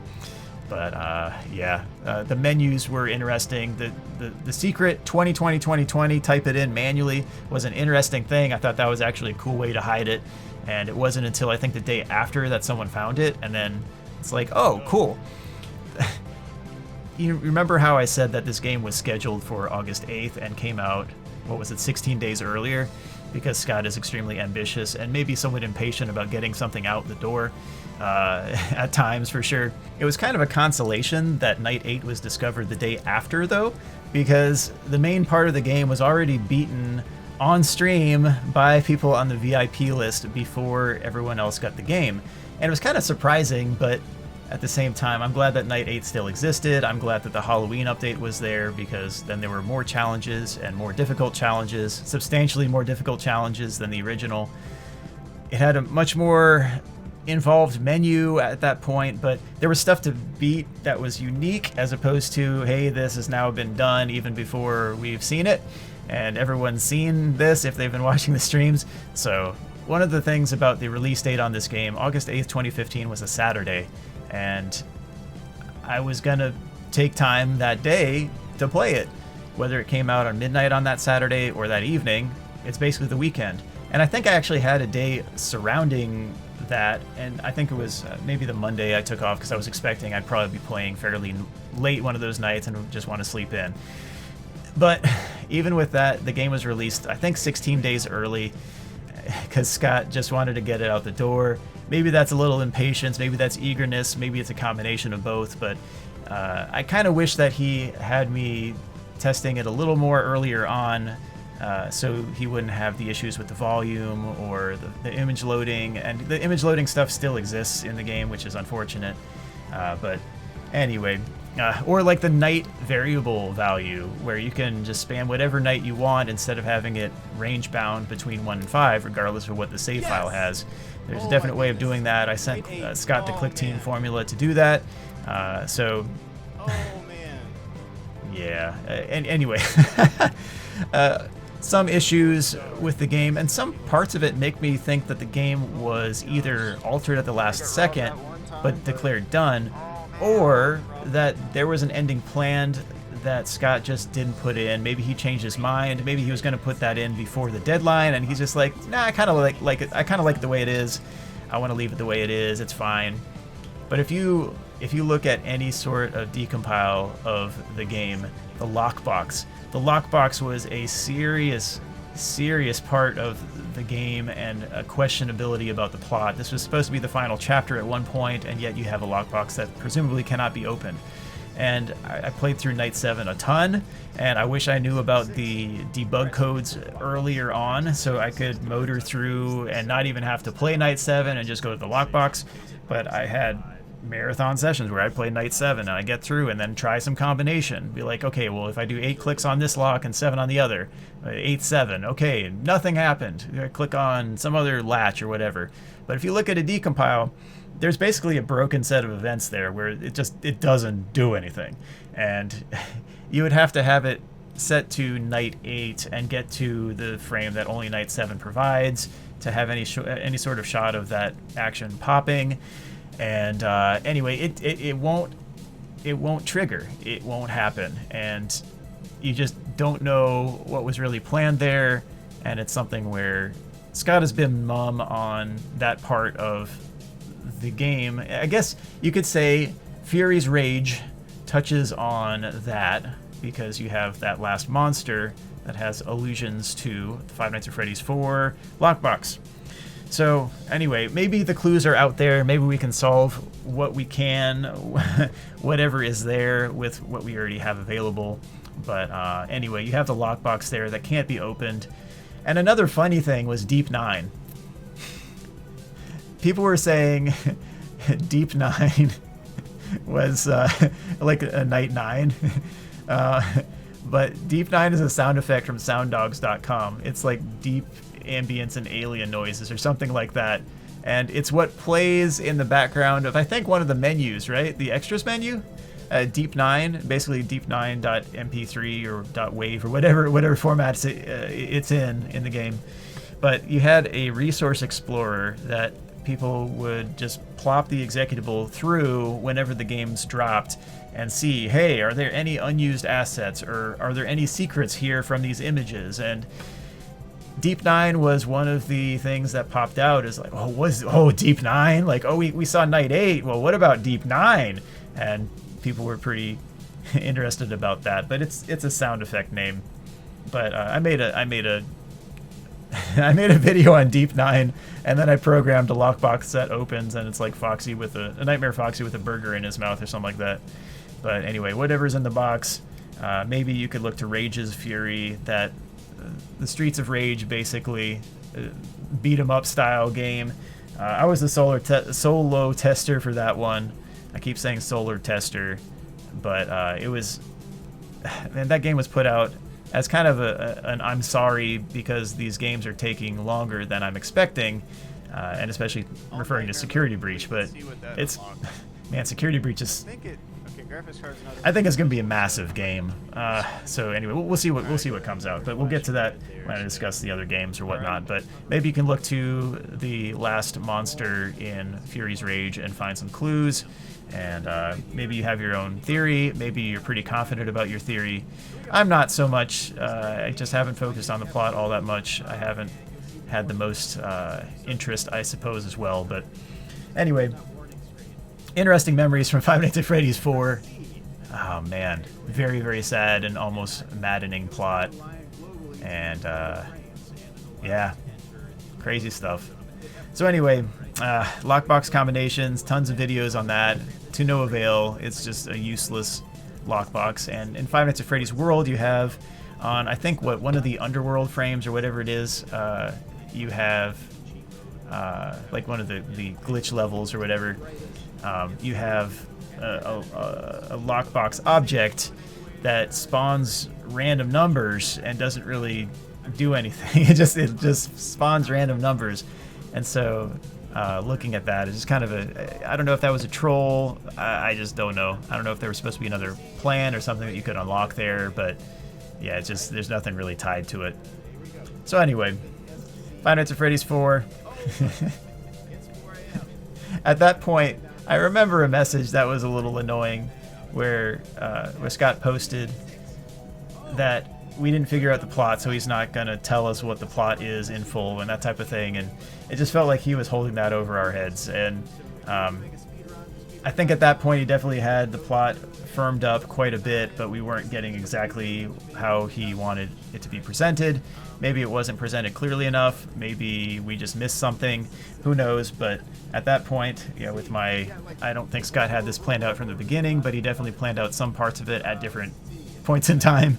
I think there were aspects of that as well. So anyway, Five Nights at Freddy's 4. Is there anything else about the game? Keep Foxy out of the room as much as possible.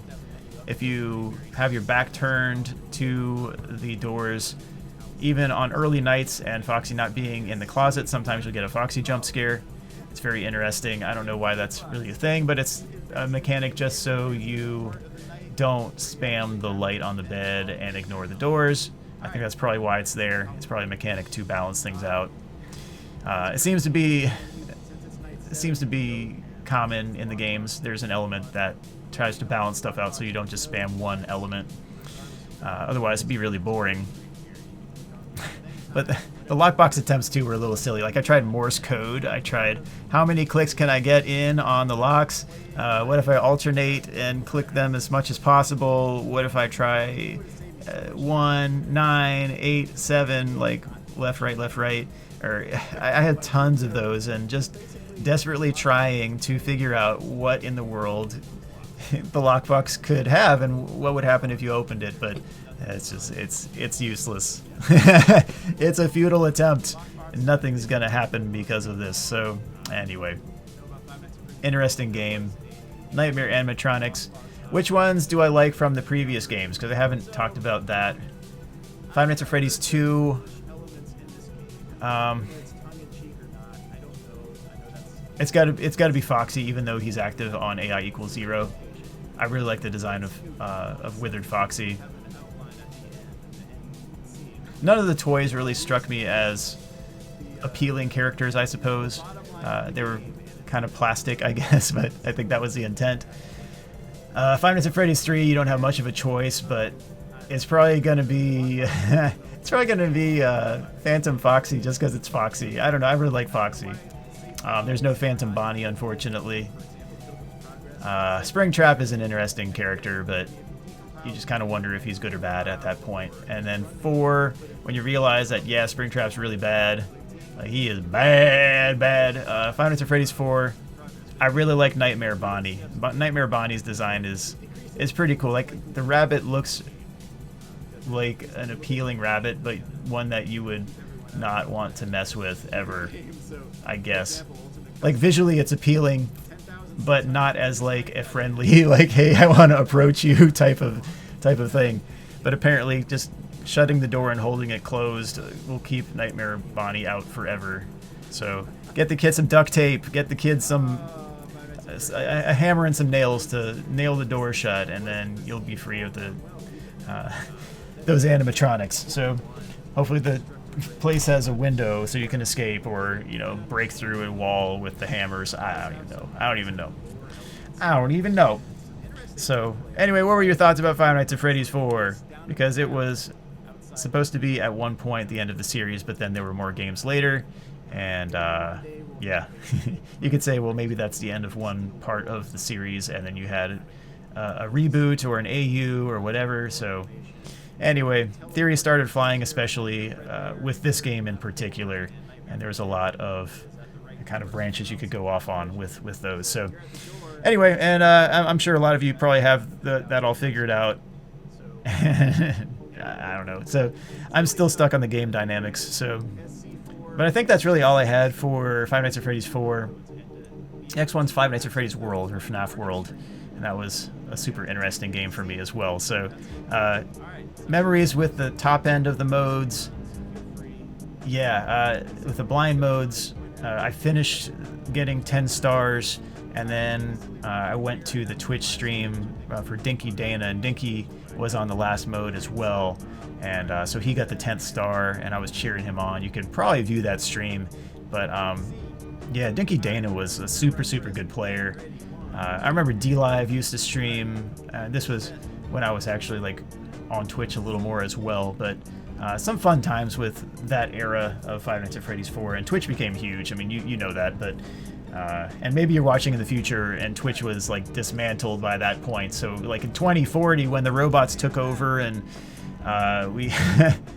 we're all like mind-controlled drones, and we're all part of like one memory bank and have, you know, 400 terabyte drives in our brain.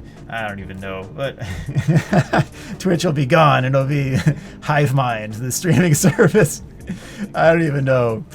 Oh man, you're not allowed to think freely in the future. We're all robots. But anyway, does that get into like predestination and free will? Oh my goodness. Anyway, so that's Five Nights at Freddy's 4. I had the question from someone: is Five Nights at Freddy's 4 like the story of Joseph and the Coat of Many Colors? No, but it's an interesting thought. If you read up on Joseph, I mean, he was definitely like he was in more of a scenario of having an immensely bright future, having dreams from God of his older brothers bowing down to him in some exalted scenario, and it's like, wait a minute, the brothers didn't take to that very well, and they're like, no, we're gonna ditch this kid. threw him down in a well, got his coat that was made specially for their brother, and the father loved that son so much, especially if you go back to the history of who he had that son with. I mean, that was the apple of his eye, and him losing Joseph was devastating. And the story of Joseph and how he ended up in prison and was then taken out and became second in command in Egypt during a famine, and was able to provide for his family and his nation through that time. And the Pharaoh having grace on Joseph through that time, he was in an exalted place, even coming from a lowly circumstance, So he was downtrodden, beaten down, and I see that with the treatment of the crying child, but he's being bullied in that case. And Joseph was bullied. That's probably the end of the analogy, though, because the crying child was not elevated to a very high spot. The crying child he flatlined like that. That's the end of the story. So that's the end of the analogy on the Joseph narrative. But it is an interesting thought. You think Scott's background, he's a professed Christian who has made games and videos about Christian topics, and Pilgrim's Progress was another rendition, video game wise, of John Bunyan's classic novel. There's actually a Pilgrim's Progress too with Christiana, and that's another very interesting novel, and her journey. And it's basically an illustration of the walk of faith of a Christian life, and all the trials, tribulations, and obstacles, and joys throughout the process. So it's an interesting novel. But John Bunyan, very, very long time ago, wrote those novels. So anyway, you would think maybe there's some biblical analogy. I'm reminded of the Geeks Under Grace interview where the interviewer asks, hey, is there any biblical imagery or allusions in Five Nights at Freddy's? And Scott just straight up says, nah. Like this is just, it's a simple horror game that I thought of. It's not completely grotesque, but I mean, man, it did become very tragic, and oh man, it got worse and worse, tragedy wise, as it went along. But anyway, that's Five Nights at Freddy's 4. Let me finish this section before I trail off into other rabbit trails. But if you haven't played Halloween modes, play those if you're trying to achieve some of the hardest modes in the games. The blind modes are definitely difficult. I would say that the what was it, Insta Freddy, Mad Foxy, like that combination, you can't actually combine all of them because the All Nightmare is just all nightmare. That's the point. And so you click on one and it disables the other two, or you click one of the other two and it disables the other one. You can't have those. It might be nice to have a different format of the menu where it's clear that those are mutually exclusive, but you can do two modes at once or one. You can't combine those all together. All right. So I get comments sometimes like, well, you didn't beat the hardest mode of all three of those, and it's like, that doesn't make any sense because all nightmare means all nightmare. It's like that's a different mode. So anyway, the menus could communicate that a little bit better. If you don't have the text for nightmare up and you click around where Mangle's lipstick is, you can actually open up nightmare mode without actually having that part of the menu up. It's a little bit of a menu bug. It should be visible. The text should be visible when that pops up. But anyway, if you want to go through, change the nights, go to night 999, you can do that, and you see the night overlap like crazy on the intro part of the screen, and you'll have some funny things happen. Maybe the Freddles will be really aggressive after a certain point. Maybe someone will show up and be very angry. Often the cupcake is the culprit. Or you might go into the strobe mode where there's a threatening attacker, but nothing happens and you just end up winning the night. But it seems like you just got to look away from the screen. In that case, it hurts your eyes. And really, with these flashing light warnings, take them seriously, because if you do have any sort of epileptic issues, then just be careful. You don't want to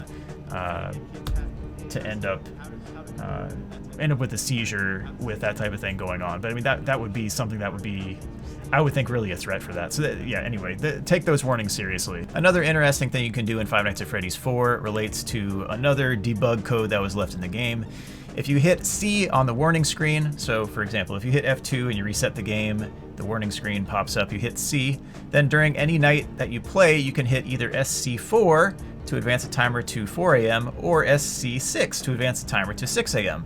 So one silly thing that I did was go through on that cheat mode or whatever it is and finish the game nights 1 through 5 in about 1 minute 10 seconds. So it's just, I mean, it's basically screen transitions at that point. The fade in, fade out, all that. But anyway, yeah, I don't know whether that's a SC for Scott Cawthon. I think maybe so, because of Scott's testing it or whatever, but anyway, if that's the case, then maybe CD plus means Cawthon debug code, like I'm thinking, or Cawthon debug. But anyway, whatever it means, Scott knows, of course, or maybe he just mashed keys like he did on so many other things. Like RWQ, FS, FAS, XC, or what, DH, FGH, or whatever. It's like, he's just like, hey, what's the name for this one? Oh man. Anyway, so that's Five Nights at Freddy's 4. It's kind of a silly thing left in the game. I understand why those things were done though, because 4 a.m. you either have a shift between the main animatronics and, say, Nightmare on Halloween Update, or whatever the case. Either it could be Nightmare or Nightmare Fredbear. But anyway, yeah, you have the entire panoply of time transitions there with 4 a.m. and 6 a.m., the important ones. So yeah, that's still in the game, still left in the game, kind of like the old debug codes in Five Nights at Freddy's 2, Five Nights at Freddy's 1. I don't think there's a debug code in Five Nights at Freddy's 3, but anyway, yeah, that's still in the game. I guess Sister Location has a silly thing. I'll get to that in Sister Location, but it's not intentional. It relates to the default click team commands, and it really changes things. So, all right, let's finish off Five Nights at Freddy's 4 with that, and then let's go to FNaF World. So what do I think about FNaF World, and what do I think about the Troll game as well? The Troll game came out around Halloween in 2015, and it was a reskin of Fighter Mage Bard, which was another Scott Cawthon game. And it had, what was it? Freddy on easy, Bonnie on medium, and Chica on hard, and you could eventually get to Puppet Geist or Party Hat A and B on the secret boss areas and all that. But anyway, it was a pretty fun game. I liked playing it. Scott has always had an affinity for RPGs. He even had an RPG maker where you could put stuff together and splice it together for a pretty basic RPG type of thing. So he's had the affinity for that. I'm not surprised that FNaF World came out. I'm not surprised that the reskin was of a Fighter Mage Bard, which had the same type of RPG-ish type idea, where you level up, you fight harder and harder characters. But it was pretty basic. It was a pretty quick game, but it was actually a really fun game. And when Five Nights at Freddy's World was teased, there was a teaser. One of the things I remember was how fast Scott made the adventure animatronics, and that teaser image where there are a few adventure animatronics and then there are more and more and more and more and more. It's like, oh, what in the world? This whole thing is full now. There's a panoply of characters, all cartoony.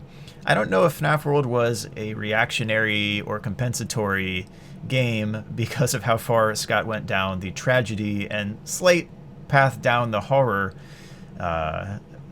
bunny trail. I guess literally because there's so many rabbits in the series, you could call it hippity hoppity jump scare if you wanted. But anyway, for certain, FNaF World was a relief versus the horror games prior that ended up getting more and more grim.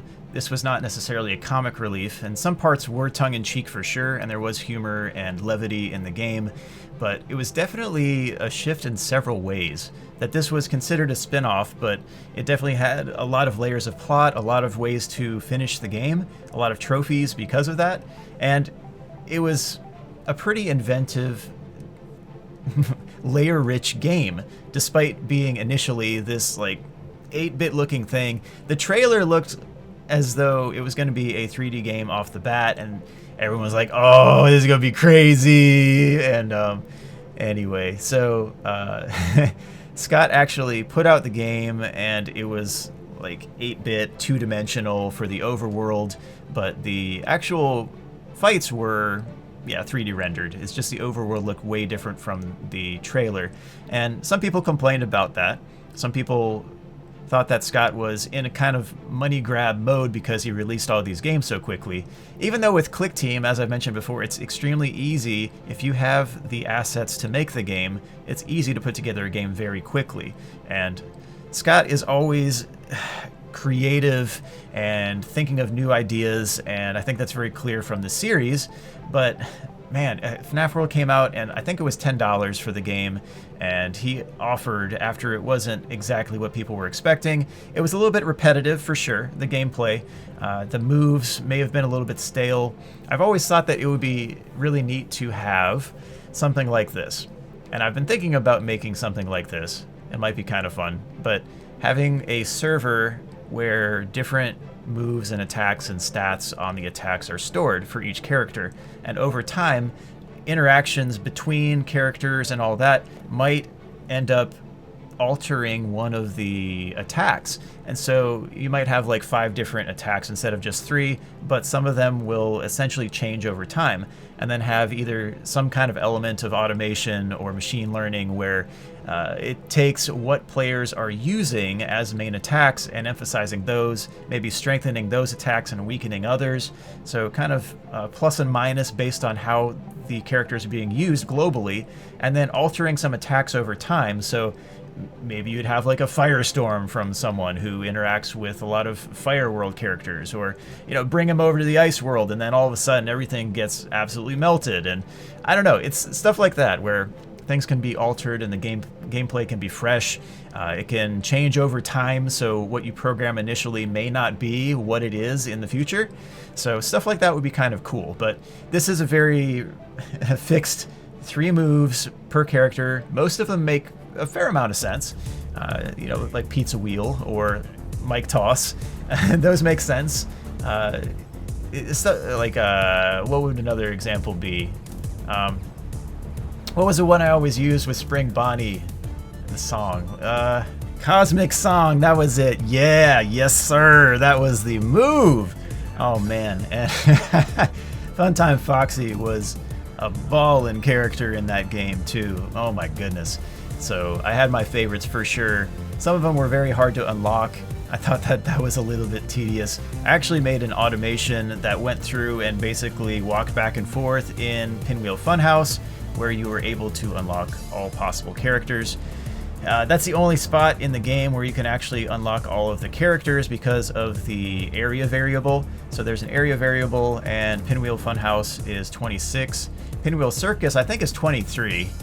You have various areas that can unlock ranges of characters, and I have a video with the odds of the unlocks and all that. But Spring Bonnie is not a fun character to unlock.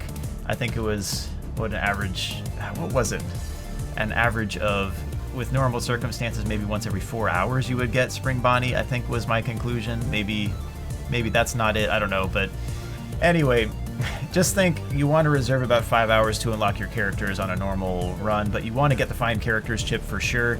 So you got to get the chips, and then you got to get the dip, which is finding all the characters, I guess. But anyway, it's the odds are weighted against you finding the characters later in the draw, but nothing's to keep you from getting them just by amazing random circumstance of getting them all in the first try, individually. So he's like, you get them all consecutively. I mean, the odds of that would be infinitesimal, but you don't want to just expect that you're going to get all of the rare characters very, very quickly on this game.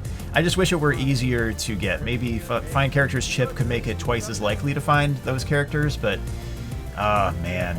Or have at least some AI built in so it detects, oh yeah, you already have these characters, so let's roll again.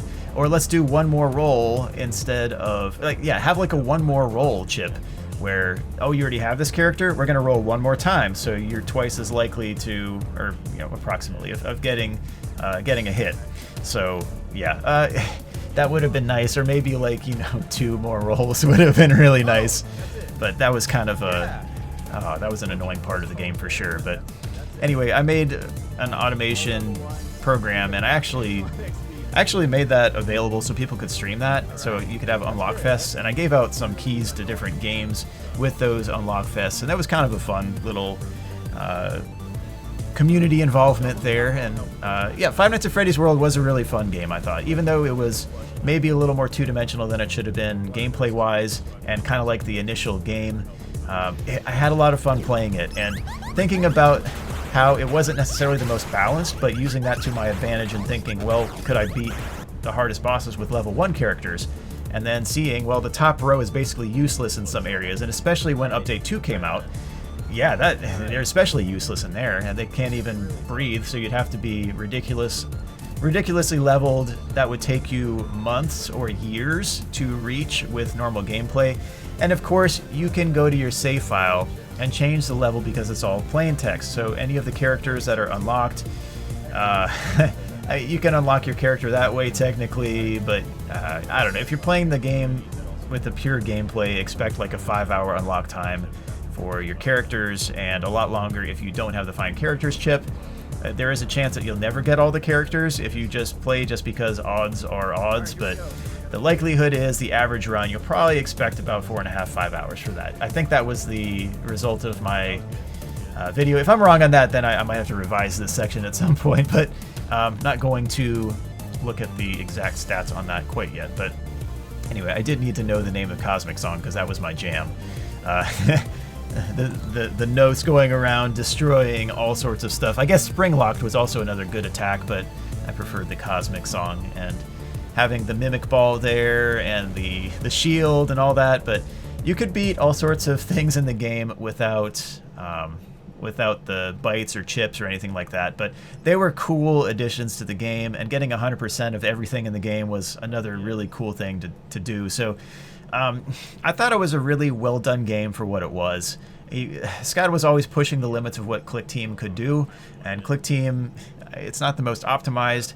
Maybe I still wish he went back and ping-outed the, if that's a verb now, he ping-outed the images on Five Nights at Freddy's 4 to compress them a little bit without losing, without compromising quality too much.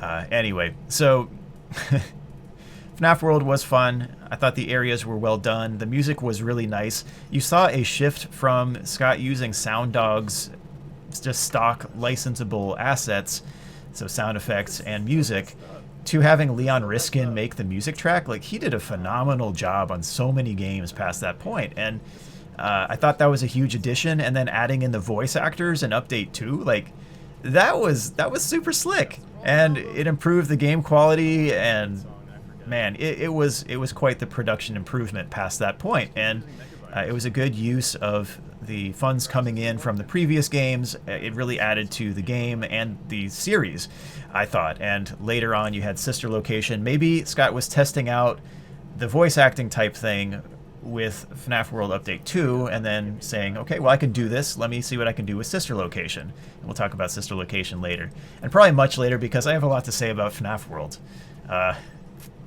Maybe, I think.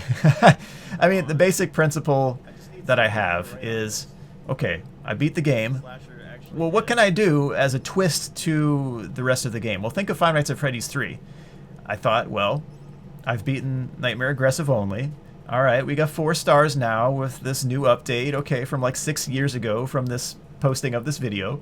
It's not really a new update, but how can I make this fresh? How can I play to push the boundaries of what can be done? And I thought, well, I mean, if Springtrap's odds are not weighted completely against the player, which is one thing I was checking, trying to make that strategy much more reliable in beating Nightmare Aggressive only especially. Yeah, I just thought, well, maybe you could get away with not checking the cameras. And then, well, maybe you don't even have to use the audio. So why even check the cameras? So why even look to see where Springtrap is even on that level? You just go by ambience. You hear the ambience from Cam 5 or Cam 2 in FNaF 3. You can tell where Springtrap is to a certain degree. There's a little bit of channeling to a few other cameras especially. But yeah, you just reset ventilation and then stare down Springtrap if Springtrap's in front of you. Stall him out. So do like an office stall, I guess is that term, right? So the cam stall and office stall. things that I mentioned, and I guess they caught on. But anyway, they make sense. I mean, they're simple ways of describing concepts that exist in the series, and so that was the aim on those. But anyway, I tried to push the limits there by just checking ventilation, and then when I realized, okay, well, I can do this, and then I beat the entire game by just resetting ventilation, then I'm thinking, well, what about aggressive only? And aggressive only seemed to be pretty cruel. And I added in fast nights there because it's kind of an even balancing type thing there, where you have Springtrap moving cray-cray, but then also your night is half as long. So with that, I also thought, well, if I'm just resetting ventilation, maybe I could also juggle and do some just do some juggling while I'm playing. Like, I don't even have to really pay much attention to this.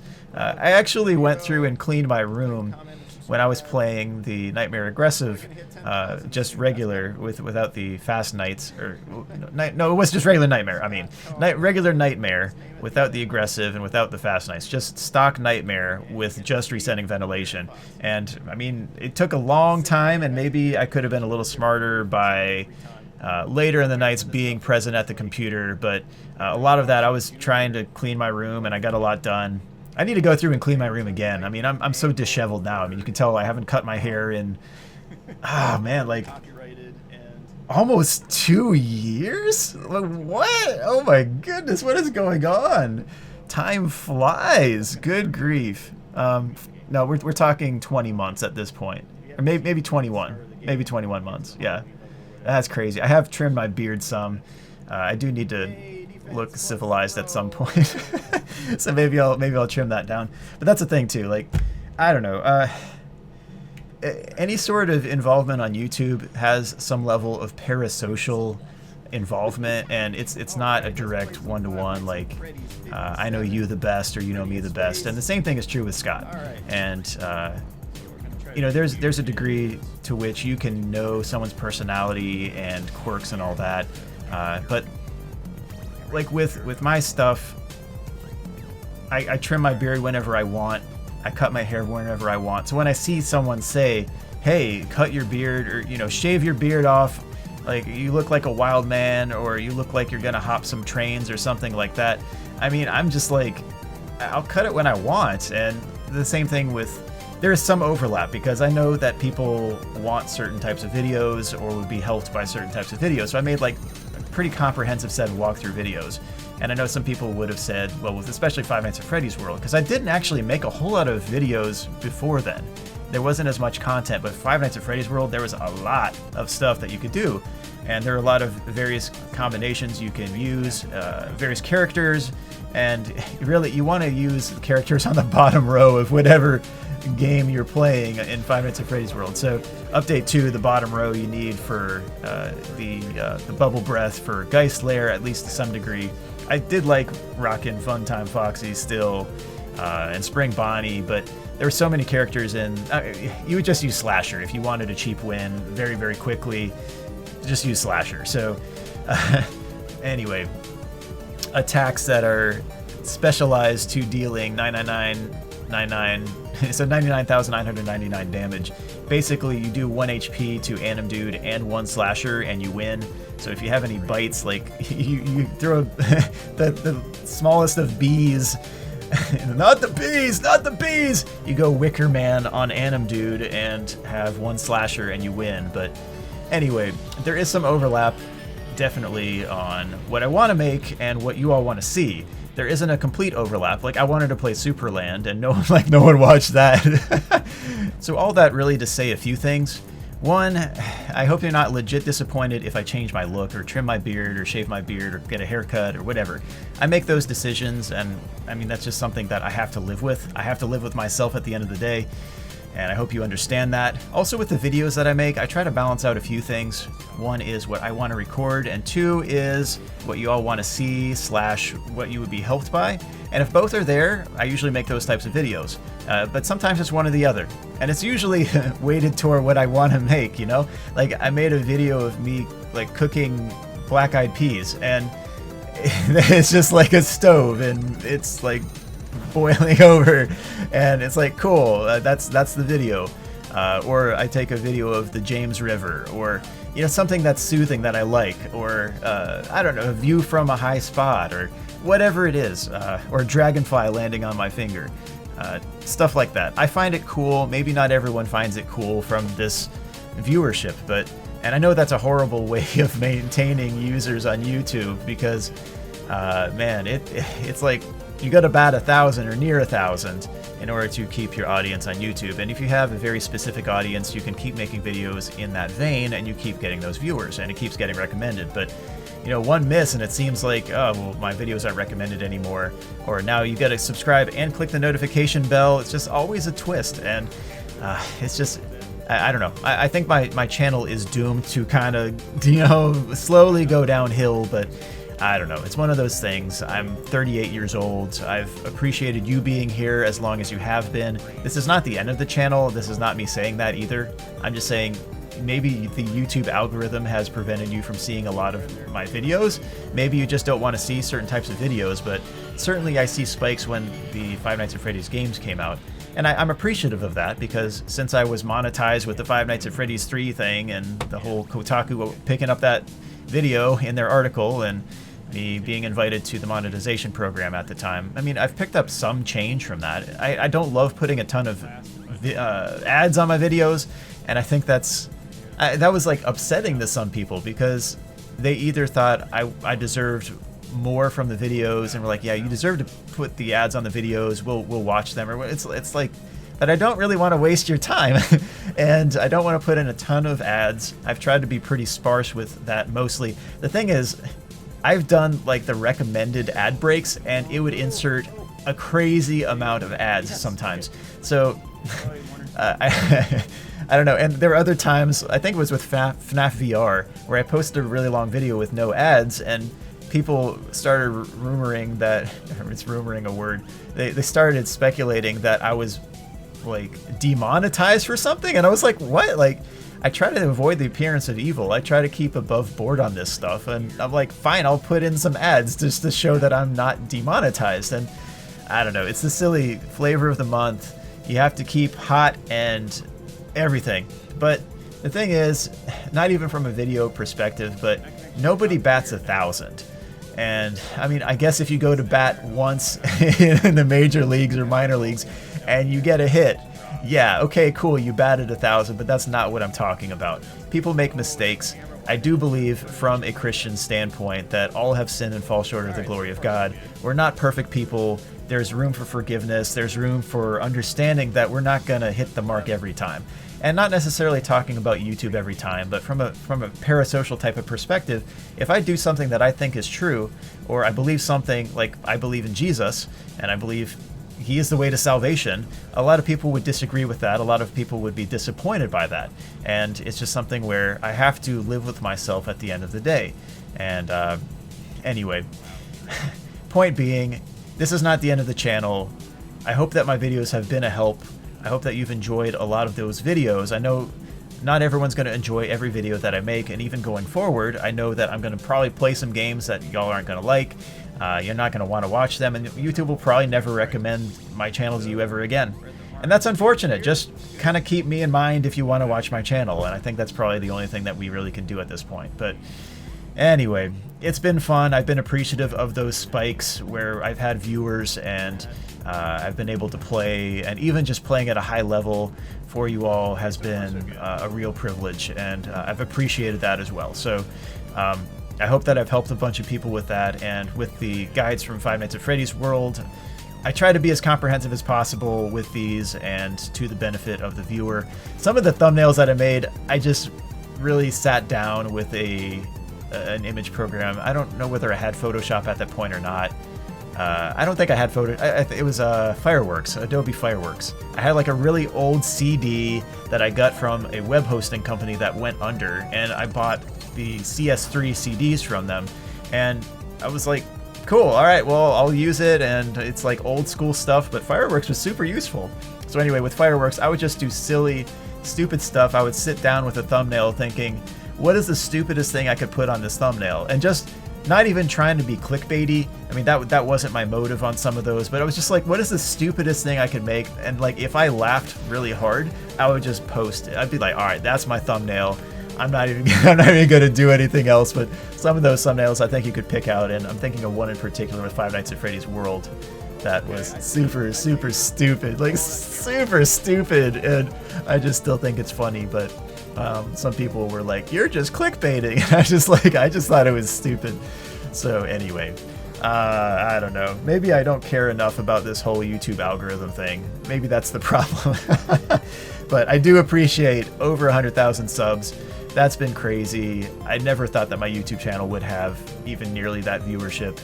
And even through starting Five Nights at Freddy's, I was probably at what, several thousand, and that was it. But and most of those just from YouTube fame and people knowing me from playing DDR fame, and playing DDR, Dance Dance Revolution. And I've added juggling to that now, so you should watch those videos because they're pretty cool. But if you don't want to watch them, that's also cool. Anyway, so another example of me trying to push limits that really weren't there in the first place. But I did that with Five Nights at Freddy's World as well.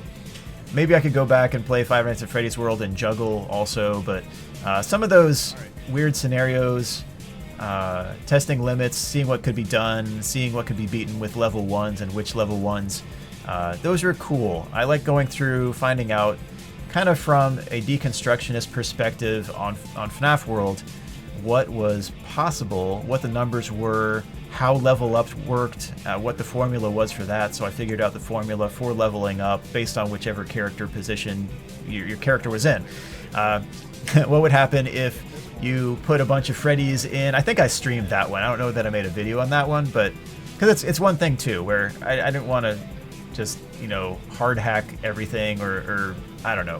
It's with the Freddy, you can just put that in the save file, but all it does is it lags the attack after the first animation. It glitches out the animation. But anyway, there are some cool things I could do with the series, with the games that I didn't do yet. Maybe I'll do at some point, but who knows? It'll be on my own timeline if that's the case. And again, it's just, yeah, I hope you've enjoyed these videos so far, and I hope that a lot of you enjoy the videos in the future. What else? FNaF World. People were annoyed that the ice cave music wasn't used. So there were unused musical assets in the games now by Leon Riskin that people really liked. And the production quality, I guess I followed suit with my videos because I started getting bigger and better equipment, better resolution, because I had a really trash setup initially, and I didn't have a very awesome computer to play stuff on. I did have one that was at least passable, but with the funds that I got from the YouTube stuff, from the monetization, a lot of it went into building bigger and better computers that I could play newer stuff on higher resolutions and all that. I was thinking of actually getting an 8K monitor and a graphics card, but now we've run into basically Bitcoin mining and the shortage of graphics cards even before they're on sale on the web page. So anyway, I don't know if there's going to be any new graphics cards coming out that will be completely available, especially as Ethereum at this point has a hard fork and people are going to be investing in crypto a little bit more, at least in the near future. I don't know which direction it's going to go, because if it's regulated by federal government, it's probably going to dip quite a bit again. But anyway, now we're talking about crypto. Why are we talking about crypto? There are mining cards now that are going to be available. And anyway, there was a graphics card availability shortage, and a lot of times you would see a release date and release time on a retailer's site, and you would be camping out like, hey, let me get this the first instant it's open. But even before that line of purchasing was open, it would change to sold out. So there was some way that was being botted even a few minutes before they were supposed to be available, to where all the cards were bought. And that was it. And I was like, well, okay, well, looks like 8K is probably not going to happen then. It's like, I don't know if Click Team would run really, I don't know, because it's all stretched, right? There's no real advantage to playing that in 8K. Maybe FNaF VR would look a little bit, probably not. It'd just be stretched. So I don't, maybe there's not really a point. It's just kind of a silly thing if I played in 8K, but Anyway, upping the quality of my stuff along with the quality of the games throughout the series. Yeah, that's something that I was hoping to do. At least, if you're going to watch, I'm hoping to give you the very best presentation possible. One thing about FNaF 2, and I think I might have mentioned this before, but the compression that YouTube had with some of the older videos that were lower resolution, you could barely see Foxy on my 1020 run from a long time ago. Foxy was definitely a big nuisance on that run, and it was kind of annoying to me that you couldn't really see Foxy. And playing it again on high resolution, it's pretty much the same thing. Foxy really blends in on the recording, and I don't know what to do, whether to set up another external camera and beat the mode again, if I beat 1020 mode again from an external camera, or I just don't know. But stuff like that, like I'm trying to up the quality, I'm trying to show the strategies, I'm trying to improve the strategies, all that. But anyway, people have built on the stuff that I've done as well, and even thinking about people who have played before me, I built on stuff that they did as well on the earlier games. So, I mean, it's, yeah, on the shoulders of giants in various settings, and I just hope that, you know, people are acknowledged who should be acknowledged in the way that they should be acknowledged. And anyway, I need to get back to FNaF World. It's late. It's late. I'm starting to ramble. What am I doing? What am I doing? So anyway, getting back to the main thing I'm talking about here, FNaF World. And those things do relate. I guess not the crypto or the haircut, but the other principles I was talking about. I do think it's a valuable thing to be understood and authentically understood. It doesn't happen all the time, or even nearly all the time, but it's a valuable thing if that can be done. And yeah, not strawmanned or pigeonholed or placed on a grid based on one perception or whatever, like, hey, you must be like this because other people I know like you on this one thing are like this. So anyway, it's one thing. We're complex people and we go through various things, and yeah, YouTube experience, I'm glad you've been here and I hope you have enjoyed your time here. It's not the end of the channel. All right, cool. All right, back to FNaF World. So FNaF World had some bugs and curiosities, and I want to talk about some of those. So, for one curiosity is that when you are on the character select screen, the game tries to load in the save file every frame, and it gets input from the save file constantly. I mean, if you have your save file on an SSD, I would recommend you not have your save file on an SSD, because like if you left it running for like maybe a week, I would be afraid that you wouldn't just like burn a hole through your storage, because it's just like constantly accesses at, I think, 60 frames a second. And how I know that is when I made live edits to the save file in some of these experiments, and especially when I was just deleting the level values for the characters so that they'd be level 1s, or basically no level characters, yeah, it would update in real time. It would update on the screen. It was reading from the file, and right when I hit save and I moused over, it was just like, whee, like, hey, this is what happened. And yeah, I don't know. It should load. I don't know, if you're going to load and periodically update based on live save data, maybe there should be a poll once every other second or something like that. That's much less draining on the storage, but it's just one thing that I thought was really odd for a decision. Like, it loads in the stuff from the save file as you're seeing it in real time. And oh boy, it was on an M2 drive during some of my time playing FNaF World, and I was like, well, how sturdy is M2, how many rewrites and that type of thing. So anyway, you just don't want to leave that running very long on the character select screen. So basically select your characters quickly, as fast as you can, so your hard drive doesn't scream at you. But that's one odd thing. I know on some of the characters, the font kind of cut off on one part, so like the full letter wasn't all the way there. It was cut off on a little bit. It was kind of a minor thing. I sent a bug list to Scott on this, and I'm pretty sure he didn't get that email at the time. Maybe he looked back at one point and saw all those emails that I sent with all the bug lists, but I don't know. He did ask me later on to test some of his games, and I don't know. He caught wind of my skills for sure. But anyway, other curiosities in the game, and now I'm just talking about menus.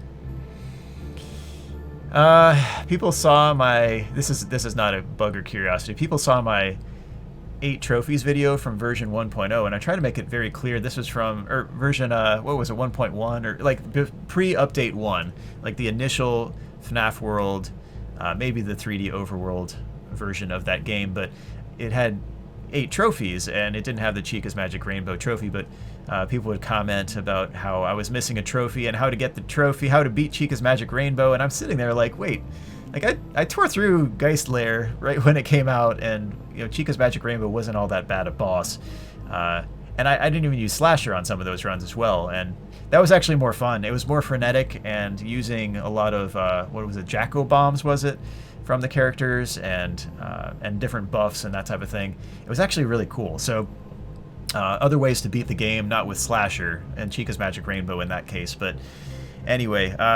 That's not a curiosity, but it's interesting. People will see a narrow scope of a video, just being myopic on all that, and you can't blame them. I mean, YouTube has so many so many ways to view all sorts of videos from all sorts of creators, and other people might have videos on certain things. This might be an old video, it's dated, and I didn't take it down because it still might help people in some way, or maybe I made an update to that and they don't see that update, or hey, an addendum to this video. They might not read the description where I link to the updated, hey, there are actually 9 trophies now. So anyway, it's just one thing about YouTube. People are there for quick viewership, and sometimes they're there for the first time and they don't watch another one of your videos again.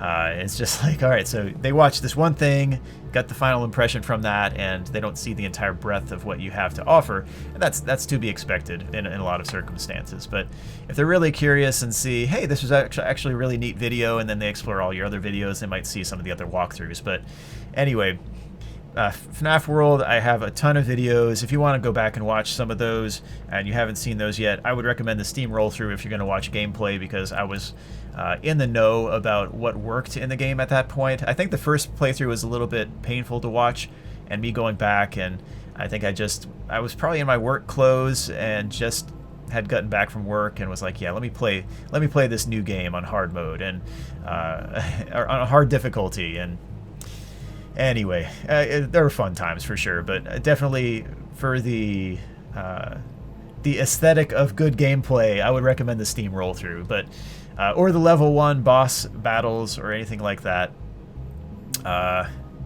So anyway, more bugs. When the first version of the game came out, people were commenting about how Scott had so many games out, and this was basically a cash grab or a money grab. It's like, oh, I'm just going to throw out spaghetti games and y'all are going to just pay me money, and that really wasn't his motivation. I guess the whole line of the authenticity I saw in Scott, and like what you see is what you get, and a lot of his posts, a lot of times he would make very certain to be precise about what he meant, how he meant it. And one thing with his games, he was criticized on putting out too many games too quickly and having basically a money grab here. But he was like, oh, I don't do this for the money. I do this because I like the series. I like, you can read his post. I'm not going to say all of that because I don't remember all the stuff he said in that. So I'll let you go to that article, or his post rather, that he made, I think, on the Steam discussion board, but it carried over to the Reddit, and you can probably look that up. But anyway, to be understood, very valuable. But the first game he put out, and he charged $10 for FNaF World, and still it had a very, very high percentage of positive reviews, and people love the series. They love the characters, they love all the plot, everything. They were ride or die, and regardless of FNaF World coming out with a 2D overworld, it had well over, I think it was like 95 or maybe even higher percent positive rating, so it was like overwhelmingly positive.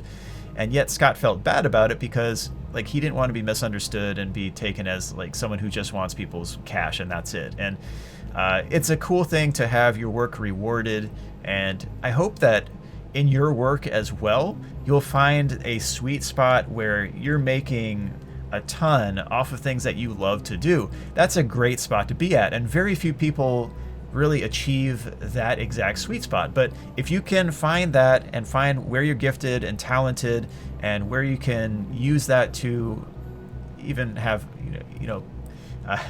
providence or money coming in, it's just yeah, that's a great spot to be in. But anyway, Scott offered to refund everyone the $10 that they paid for the Steam game, and not everyone refunded that, but I definitely got my $10 worth out of the game. So I mean, sheesh, I got a lot more than $10 out of that game, and there were so many ways you could play it, so many trophies you could get, different ways you could speedrun different things, or different segments you could do and speedrun those. There's a lot of breadth to the games, and not just FNAF World, but all sorts of other games that can still be explored. And if you want to explore that and see, well, what kind of twist on the games can I do, that would be something maybe fun for some of y'all to do. So maybe something I'll do too in the future. I don't know. It just depends on what I want to do with that. So anyway, thinking about the first release of FNAF World, there was a severe bug with the overworld. Oh my goodness. Well, it wasn't just that it was a 2D overworld instead of a 3D overworld, and Scott refunding people if they wanted a refund. It was a tremendous bug. It was kind of a funny bug looking in on that. But remember the overworld and the glitch world that you can get to basically by running, like for example, in Choppy's Woods. I think it's in Choppy's Woods.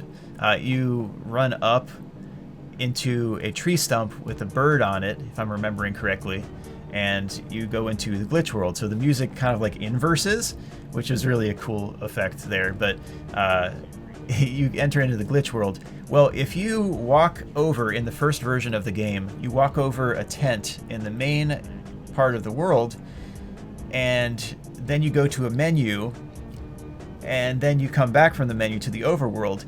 It treats it as though you have just gone through a tent, and it sends you to a different part of the world, and you can finish the game in 42 seconds in game. And that was a crazy bug. Like, that was probably the craziest bug in the series, and it existed in the first version of FNAF World. I'm so glad he changed the overworld to 3D and got rid of that as a bug, because that was huge. That was huge, but it was such a fun bug. Like, it was so fun. So anyway, yeah, just one of those things. Oh man, it tallied your seconds in game while you were on the overworld. So the real-time attack would have been slightly higher, and substantially higher than 42 seconds for sure. But yeah, so you could take that time and run that if you have the first version of the game. But oh man, that was a huge bug. Oh man, that was good to get fixed. Oh man. I think one of the animatronics also, was it Nightmare Fredbear, had an attack that it was listed on the main menu that he didn't actually have. I'm rattling through bugs that I'm thinking of here. One debatable bug is RXQ, because it's RWQFSFASXC. Now, I would also say that, I mean, Scott has every right to give his characters nicknames. I would probably have chosen RWQ instead, but there is an X in there, so a lot of people use RXQ. That's, I guess, one of the possible nicknames, but I mean, I think that's kind of a mistake because it's RWQ at the start.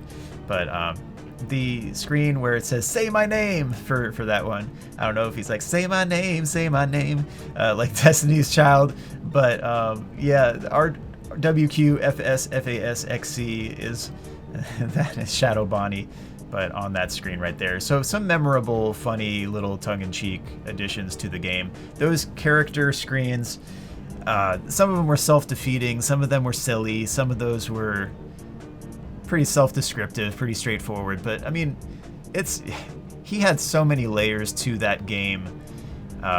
It was a masterpiece. I think that wasn't recognized as such, but maybe the gameplay could have been a little more like I was thinking before. I don't know, like adaptive. Would have been crazy. If this were an adaptive RPG, that would have been insane. Like, I think hands down that would have been my favorite in the series. I think I have my favorite in the series, and I'm thinking through all of this. Maybe I'll tell you at the very end, because I have to think through all the pluses and minuses of every game and my experiences with each game. But FNAF World was definitely a memorable one for me. And there were a lot of positives, a lot of good experiences. There were definitely bugs where you could also enter a battle at just the wrong frame when something else was trying to go on, and it would be a blank screen, there would be no background, and sometimes I would just crash the game. I mean, you could edit the save file and have all sorts of like self-induced bugs because you changed the various variables as they should not have been. So you can change your coordinates very easily and then go to a menu and then come back in, and then you're all of a sudden in the middle of nowhere, or in the top quadrant of the screen where you see like the battle area, or I don't know, you could maybe teleport your way over to like the Geist Lair coordinates, but you'd have to change the area value to actually access Geist Lair. But everything was, at least to some degree, reasonably and intelligently created with a purpose and coded up with a very inventive and creative like end goal. And like Scott had some simplistic games at times, but they were well thought out, and you could compare some of the old Five Nights at Freddy's games to any sort of Flash or Scratch or any sort of platform like that, those types of games. But he made them unique in his own way, and with a lot of the games upcoming, and especially I guess with Update 2. Update 2 added a lot of mini games that were really neat. I think he likes the various arcade-style mini games. You see some of his other games as well, like Chipper and Sons Lumber Company has some elements of that, and the various dialogues, and I don't know, like Desolate Hope. You see the dialogues. He's always wanted to write in depth. He's always wanted to put in like arcade-style games. You see that in FNaF World, and then carried on in FFPS or FNaF 6 or whatever you want to call it, Freddy Fazbear's Pizzeria Simulator. Yeah. The surprise game out of nowhere. Oh my goodness, we'll get to that one as well. But man, a lot of good memories with FNaF World, and I thought that even though it was in a simplistic engine and had a lot of bugs, or at least a substantial amount of bug potential from what was there, everything interacting, there was a lot of depth to it. There was a lot of unique creation there, and for a game that was refunded and provided for free, I think he proved his point that, you know, he's not all about the money. Yeah. Anyway, so just another aspect to the series that I thought was cool. Thinking about my approach to FNaF World, I see a few things. One, I try to be comprehensive in my walkthroughs. I try to cover everything that people were asking about or would be helped by. Two, I try to be inventive in my approach in figuring out game balance weaknesses and figuring out, well, what could be done with these characters that would be even more insane, or a twist on what has already been done as a main way to beat the game. So for example, the level 1s, or you know, various characters at various times, or not using different elements of the game, kind of minimizing it to what actually is required for you to beat the game. It's part of deconstruction and reconstruction, so it's in the same vein of what I've been doing from the start of the series. But here in FNaF World, I think that was much more recognized. I had a boost in viewership, and you know, people were calling me at the time the king of FNaF World and all that. I've tried to stay away from terms like that, because I mean, that's always bound to be a disappointment. Or, you know, if I'm playing on some stream and I have a bad day, then all of a sudden it's just all sorts of negative comments will come in, and it's like, well, why would I put myself up on a pedestal when I'm just me? You know, it's one of those things. I am me. That's it. Like, I can be fine with that. I'm going to be the best me that I can push to be, and I can push and try to do insane things. Part of that's from my upbringing. I mean, my parents really pushed the point of do all things with all your heart, as unto the Lord and not as unto men. So a Colossians 3 mentality. And I just always tried to do my best. I see that reflected in what I've achieved in some other areas. I mean, it's been really cool to see the fruits of hard work, and with FNaF World, I mean, it's less important than doing well at a degree and learning the content of a degree, or doing well at your job and being the best that you can be there. I mean, yeah, it's cool that I did my best in FNaF World, but I think more importantly, I pushed in other areas of life, and I'm going to continue to, and yeah, those things carry over. Anyway, reining this back in, I hope that my pushing of the limits in these games, as well as finding absurd and silly ways and comprehensive ways of beating the games into oblivion, has been an inspiration for you all to push limits that you didn't expect that you could push, even in life, not just in the games. But some of the most rewarding comments that I've gotten were from strategy guides, where people said, I beat the game with your strategy, but even more importantly, Like, I used to fear playing this game. I was afraid of this animatronic, but I used your strategy and I won, and I'm not as afraid anymore. You know, you grew as a person because you played a video game and you implemented a strategy and you've increased your confidence. That's super awesome. And I just really believe that we are amazing creations who have vast limits that we often sell ourselves short on. And if you can find a way to increase your confidence and conquer these walls, you jump over the walls, that's really, really cool. So good job on that, and it's been really rewarding to see some of you beating those hardest modes, and I hope that you can take that into other areas of life as well. And the most important part there, yeah, just the confidence and understanding that, hey, you surprised yourself in the past, what can you surprise yourself with in the future? Super cool. What else though? I mean, 2 illustrations from my life that you might think are silly, but were very real to me. At the start of high school, I didn't think that I was very smart. And it was really just a confidence issue. Maybe it stems from a few things in the past, but I did have some social success for sure. Like, I ended up as prom king. I was in the running for most popular and class clown. Believe it or not, I was super silly, super goofy, and I still kind of am, but maybe I'm a little more subdued these days because I'm wiser or whatever, more boring. But anyway, I'm over double the age of what I was then, so a lot of time has passed. But anyway, confidence is really important. I was selling myself short because I didn't think that my type of interests in like goofy humor and basketball and I don't know, like the things I was playing back then, I didn't really think I think they were more jockish than nerdish, and I didn't want to be perceived as a nerd, so maybe it was part of an image management type of thing going on and insecurity. But coming to a point of understanding who you are is really cool. Getting confidence in life is really cool. Sometimes you have to understand your background as well. My grandpa was a Harvard scholar. He was a famed astronomer who invented the Cuffy Iris photometer. One of his best friends discovered Pluto. Like, I mean, that's in my family. My dad was a scientist at NASA during the space program, and my mom was a famed microbiologist. Like, I have all these things in my family, and yet I grew up through high school thinking that I was, you know, not like a complete dunce, but I just didn't think I was smart. And maybe you could troll and be like, you're not really smart anyway. Or, you know, I have some silly moments, and we all have brain gaps from time to time. But that was one area that I had to increase in confidence. And another one that you might even find surprising would be growing up, I had real trouble pronouncing S versus SH. It's called S-backing, and 2 contrasting approaches that teachers had to this, because I couldn't say sand. If I were asked to say sand, I would say shand. And if I were asked to say shower, I would say sour.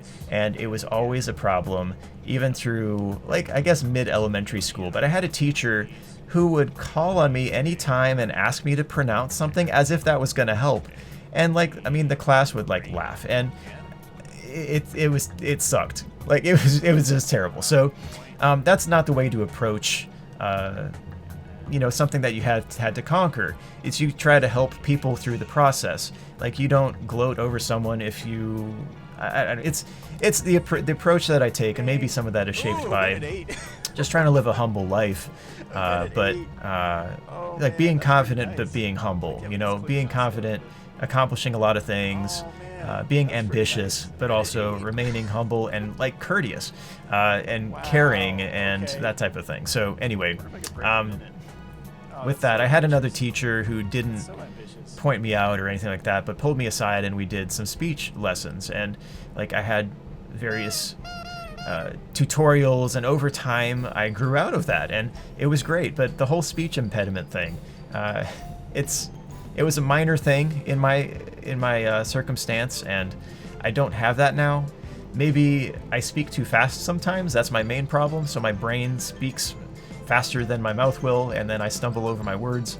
But that's just me being a little frenetic with what I want to say and being eager to say something and communicate something, but not being able to say it fast enough.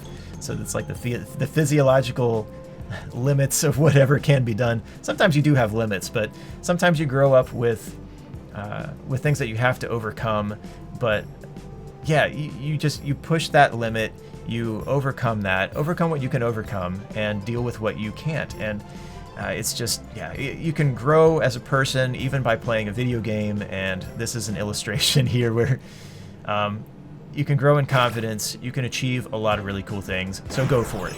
And with these hard modes, if beating these hard modes increases your confidence, and then you're like, well, that's a really impressive achievement. Go for something else really impressive. You know, put it on your to-do list, plan it out, set some goals, work toward it. Sometimes your goals aren't going to be achievable right away. You're going to have to train for it. You have to do line upon line, precept upon precept. You have to build on it. So a house starts with a foundation, and you build up on top of that foundation, and you achieve amazing things.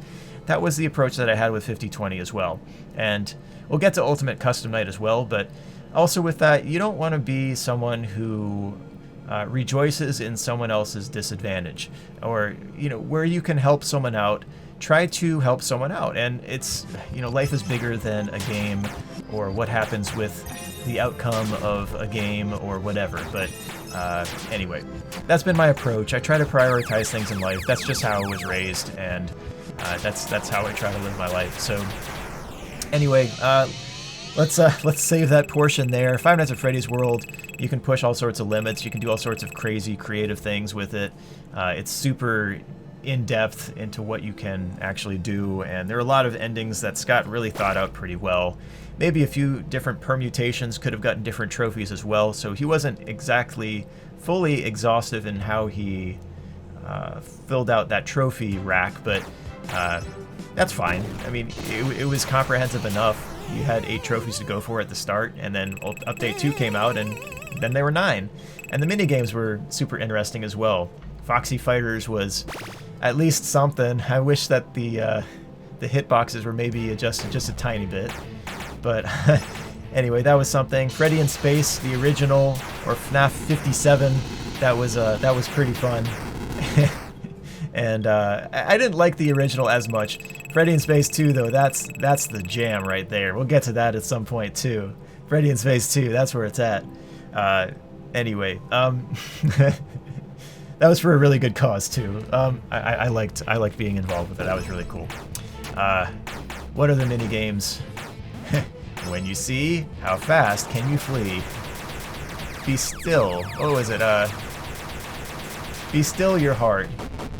Through the heart of madness? What was the line that Foxy had in Foxy.exe? But all these references to these meme-ish type things that Scott had. Another example of tongue-in-cheek type things. Foxy.exe. Oh my goodness. So, but Chica's Magic Rainbow, that was another thing. Chica's Magic Rainbow, I can still pull time off of that. I'm like 3/4 serious about when Scott commented that he didn't want me to make the game look bad. I mean, I understand that he was being goofy about that. Like, I understand that. But I also wanted the game to stand as it was at the time, and I know people have gotten under a minute on Chica's Magic Rainbow. I stopped after 103 after that comment. I also use that as kind of an excuse to work on other things as well, but maybe at some point on my to-do list I'll have a sub 1 minute Chica's Magic Rainbow. I think that's very doable. It's been done before. I think I'm very capable of that. So anyway, that's probably something I'll do in the future. But that was it was a very memorable minigame. It reminds me of the I want to be the guy. Well, you can tell I haven't actually played one in full, but yeah, there were a lot of like I want to be the Boshi. That was another version of that. Basically the same concept, but different maker. That's I don't know. I'm not making much progress in explaining this section here, but anyway, that type of game, and it was fun figuring out the nuances of the hitbox of the rays of the sunlight and the spots on the map where it would actually trigger a set of logs coming up or coming down. And some of those things were very trollish as well, and how he made that level. But it was made pretty well. And I think there's another route that people really didn't explore that I did get through the base part of that once. I think it's a lot harder to get through that part, and I'm not sure it would be advantageous. I just don't know yet. But there is another path that you can take that people didn't really explore.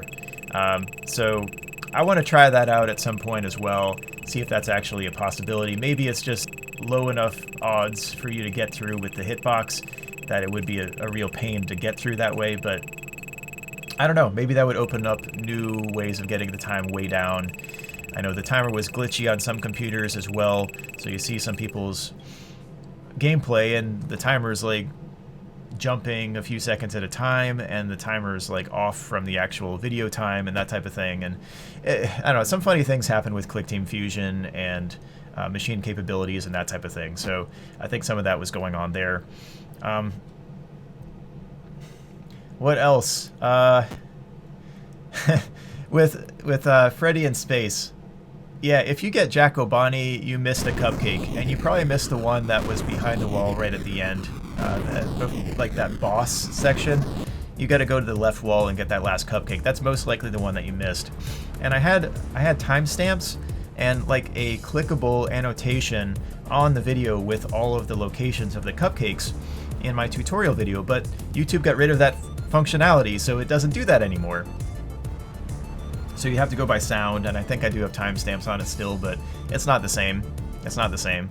And you're probably missing that one if you still get Jack O'Bonney instead of Purple Guy, but yeah, that's what you have to do. So let's see. Was that it for the mini games? FNAF World starts with some dialogue. I'll just read you the dialogue. And you have a pair of eyes kind of going like this, square blocks. And you see the dialogue. Everything that happens out there has an effect here. Do you understand? This is a safe place. This is a sanctuary, but something has gone wrong, and now it can be seen here. Something went very wrong. That's why I'm here, but I won't let the same happen to you. I will put you back together. Alright, so in finding all of the clocks, basically you have interaction with Glitch Bear in one spot, and he says, you were made for one reason, find the clock. Basically, there really isn't a safe space here. You gotta leave breadcrumbs for this victim. And I take that as each one of the mini games refers back to Five Nights at Freddy's 3.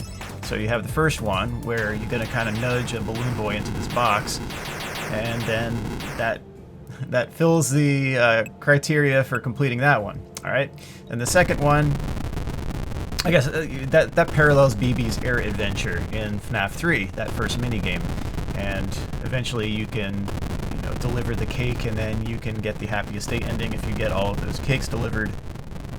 Then the second one is this kind of like staggered window, and you gotta branch all of those canes and light them up, and then that fills the criteria for winning that part of the clock minigame. So there are 5 total. So that's the second one. It refers to Mangle's Quest, I think. And there were a bunch of windows in the background on that one. Then the third one is the cupcakes that you have to nudge up. There are 4 of them. There are 4 boxes. You got to have 4 cupcakes in those boxes by the end. And that refers to, I think it was cameras 2, 3, 4, and 6 on FNAF 3, where you have to find the cupcakes, and then it goes to the Chica's Party, or really Toy Chica's Party minigame. So that's that one, and then you have the 4th one, which is 395248, and that's the what is that one? That one leads to the Stage 01. Yeah, that one. That one was an interesting one. Some interesting 8-bit graphics on that one too. I thought Golden Freddy looked pretty cool on that one actually. So anyway, okay, so that was the 4th minigame, and then I guess one question is, what is 395248? And if you map it out and you look this way, it kind of looks like a Y, or maybe 2 eyes, tears, a nose, and a small mouth. I don't know. It might just be a random number with all the key mashes that are in the series, but 395248, those are the numbers you have to put in the panels on the wall in Five Nights at Freddy's 3. And then you go to the Stage 01 minigame if you deliver the cake on that one. you go to night 5. What was that last clock mini game? The last one was, it was a simple one. Oh yeah, it was RWQFSFASXC, or Shadow Bonding. You got to kind of nudge that up into the box. I think that was it, right? Those are the 5 clock mini games, and then you can get the clock ending. And the last line that you see is rest, and it's basically, hey, FNAF World, your adventure animatronics are made so that we can have the way for the victims of the suit stuffings of the previous games, I think, so that they can be released to be free to the afterlife. And that's what I take it as, and maybe you could correct me on plot issues or whatever, but at least FNAF World seems to provide at least a bridge to FNAF 4 with the reference to the lines of dialogue, I will put you back together, and that whole theme. And okay, is this a redemption for both that victim as well as Five Nights at Freddy's 3 and how that was set up? That's kind of the backstory, that we have some underlying worlds, the world beneath the surface world, and it's just various levels there. But then that you can go too far and then meet Old Man Consequences, and you can leave the demon to his demons. For now, rest, and or you could go through the pond. Is that a reference to Dante's Inferno, where it's the 9th circle of hell? And Dante's Inferno is definitely not scriptural canon, but it's a piece of classic literature for sure. But you have this frozen pond in the middle that, that's kind of the way, I think that's the way Virgil and Dante ended up escaping, right? You go through, and that was a way of torment for the worst of offenders. Anyway, that's the frozen lake in the 9th circle. But I don't know if it's that, or if that represents kind of a washing, and then you keep falling, and you escape even that world, and then you end up with the happiest day ending. And then the question is is that William Afton with the 2 kids? Is that a picture of Scott with his 2 sons at the time? I don't know. There's a lot you can speculate about whether that's a good or bad thing or whatever, but I don't know. So you can put your conclusions and observations in the chat below as well. But FNAF World definitely did tie in various games together, even though it was considered a spin-off. I do think it had some ties to what happened in the previous games, and maybe a side, hey, this happened to set up this that happened in prior games, explanatory for, it's sort of like a functional retcon without changing the actual dynamics, I guess. But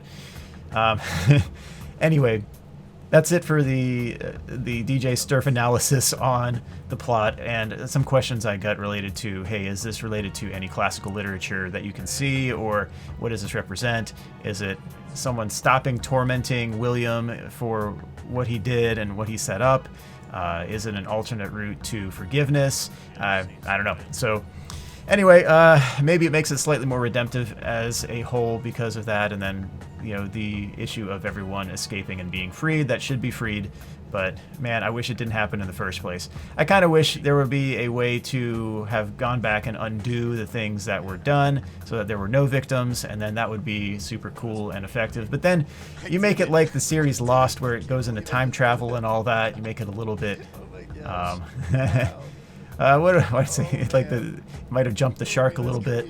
But anyway, so we have what we have, and I'm not sure we're going to get all that much more, really, but different games in the series can affect prior games that were released and tell more of the story. I don't know what was planned, what was not at that point, but anyway, just a little quick analysis. So Sister Location was released, and it seemed to be quite different from the prior games. It seemed more like a guided walkthrough, and you were partly participating in almost like halfway a movie, and you had to do small critical tasks, but they weren't nearly as substantial as the other games. It felt like a set of involved dialogue-heavy mini-games, and it played out more like a movie production than it did a full game. So it was a different feel. You had elements of comic relief, for example, Hand Unit, classic example there. And then an interesting set of interludes where I guess presumably Michael could be eating popcorn while watching Vlad and Clara with the Immortal and Restless. And yeah, that didn't really seem to go very far in terms of plot explanation, and it wasn't terribly funny by any means, but it was just kind of there, and maybe an explanation where, since Vlad was wearing a purple suit, that could refer to William Afton. Maybe it's referring to Michael as the Bat Child, and wow, you can do all sorts of crazy stuff, like get scooped and come back and actually still function, despite basically everything being gutted and you being stuffed with an animatronic at one point, and yet barfing it out at the end. So, I don't know, maybe I'm misreading that, but it was an interesting part to the series. It felt more like an alternate universe, but Scott did confirm that at one point, yeah, he posted that it was canon. It was very, very, very interesting. I don't know, I didn't love Sister Location all that much. I thought it was the least likely to be replayed. Like, I wouldn't want to go back and go through nights 1 through 5 delightedly outside of just maybe a speed run. But there was one major glitch in Sister Location with the default commands from Click Team. So if you're playing on PC, if you have a long dialogue, like at the start of night 4, you can hit Control S after the dialogue starts, and then hit Control S again, and then that skips the entire set of dialogue. And you can do that and skip a lot of the time in the game. A lot of the time in the game is also going down in the elevator with Hand Unit talking. And man, I guess Hand Unit does at the start mention that in the midst of, in the midst of the frightening atmosphere, he's there for some lighthearted banter. And that describes a lot of the series and what I've been talking about with the whole tongue-in-cheek additions to the series, that this was definitely a genre-disrupting series to a degree. And while there were elements that were tragic and definitely horror-related, it wasn't too grotesque, it wasn't completely devoid of redemption. I think there were definitely rays of redemption, but maybe it wasn't the most satisfying in terms of the conclusion. And maybe it was meant to be that way because instead of undoing the actions of a horrible villain in William Afton, you have him always coming back, and yet people being freed despite his actions. It's kind of, yeah, I kind of do wish I could go back in time and, you know, destroy the work of William Afton. You know what I mean? So get rid of the actions with him luring kids into a room, stuffing them in animatronic suits, and having the whole ordeal happen. It'd be better if that didn't happen and the kids could live normal lives. Which you feel a little bit of regret, and I wonder if that was also a tie-in with Desolate Hope, where the specimen was supposed to be preserved at all costs. And I'll get to Desolate Hope when I talk about the other games that I played from the entire set of Scott games. But there's that value of life, and then you have the feeling, kind of a void in the Five Nights at Freddy's series of what could have been if this all didn't happen. And can this all be undone? And I'm sure now the answer is definitely no. But yeah, it shows the value of life that could have been. And maybe I'm thinking too roundabout-ish on this, but it's kind of a vibe that I get from the series. And you know, you hate the works of William Afton. You see some justice being done to William Afton, but is that revenge? Is that pure justice? And then the other half, okay, the kids are set free if you do the right actions, but you know, can those things be undone to just undo the whole thing? I mean, you have Remnant and the scooping device. Is there a way to undo that?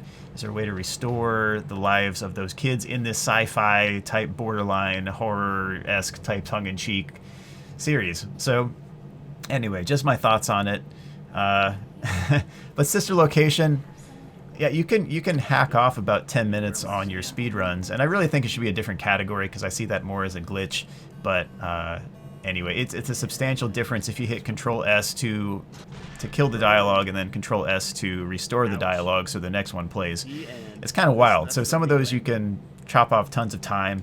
A lot of the time you spend is listening to dialogue, and then you're just clicking random stuff, just fidgeting because you want to get to the actual action. Well, Control S can get you there more quickly in a lot of cases, but anyway. Are the animatronics realizing they want to escape? Is the ultimate goal to escape? Did they escape with Ennard? Well, I guess that's up to you to play the game and find out, right? But anyway, the purple guy walking in Sister Location, and then after you beat Golden Freddy very hard, you get the dialogue between Michael and his message to his father. So yeah, it's an interesting installment in the series, but I don't think it had as much replay value. It definitely was an important cog in the series, but going back to it, I just kind of want to skip the dialogue entirely, and maybe I would have to do that. But the minigames weren't all that particularly amazing. There was definitely variety in this, so it was a different kind of feel, but also Scott did increase the production quality quite a bit with the voice acting. And also, I remember that teaser that came out where it was the with the ballroom that you run across with Funtime Foxy, and then seeing the Flash and then Funtime Foxy there.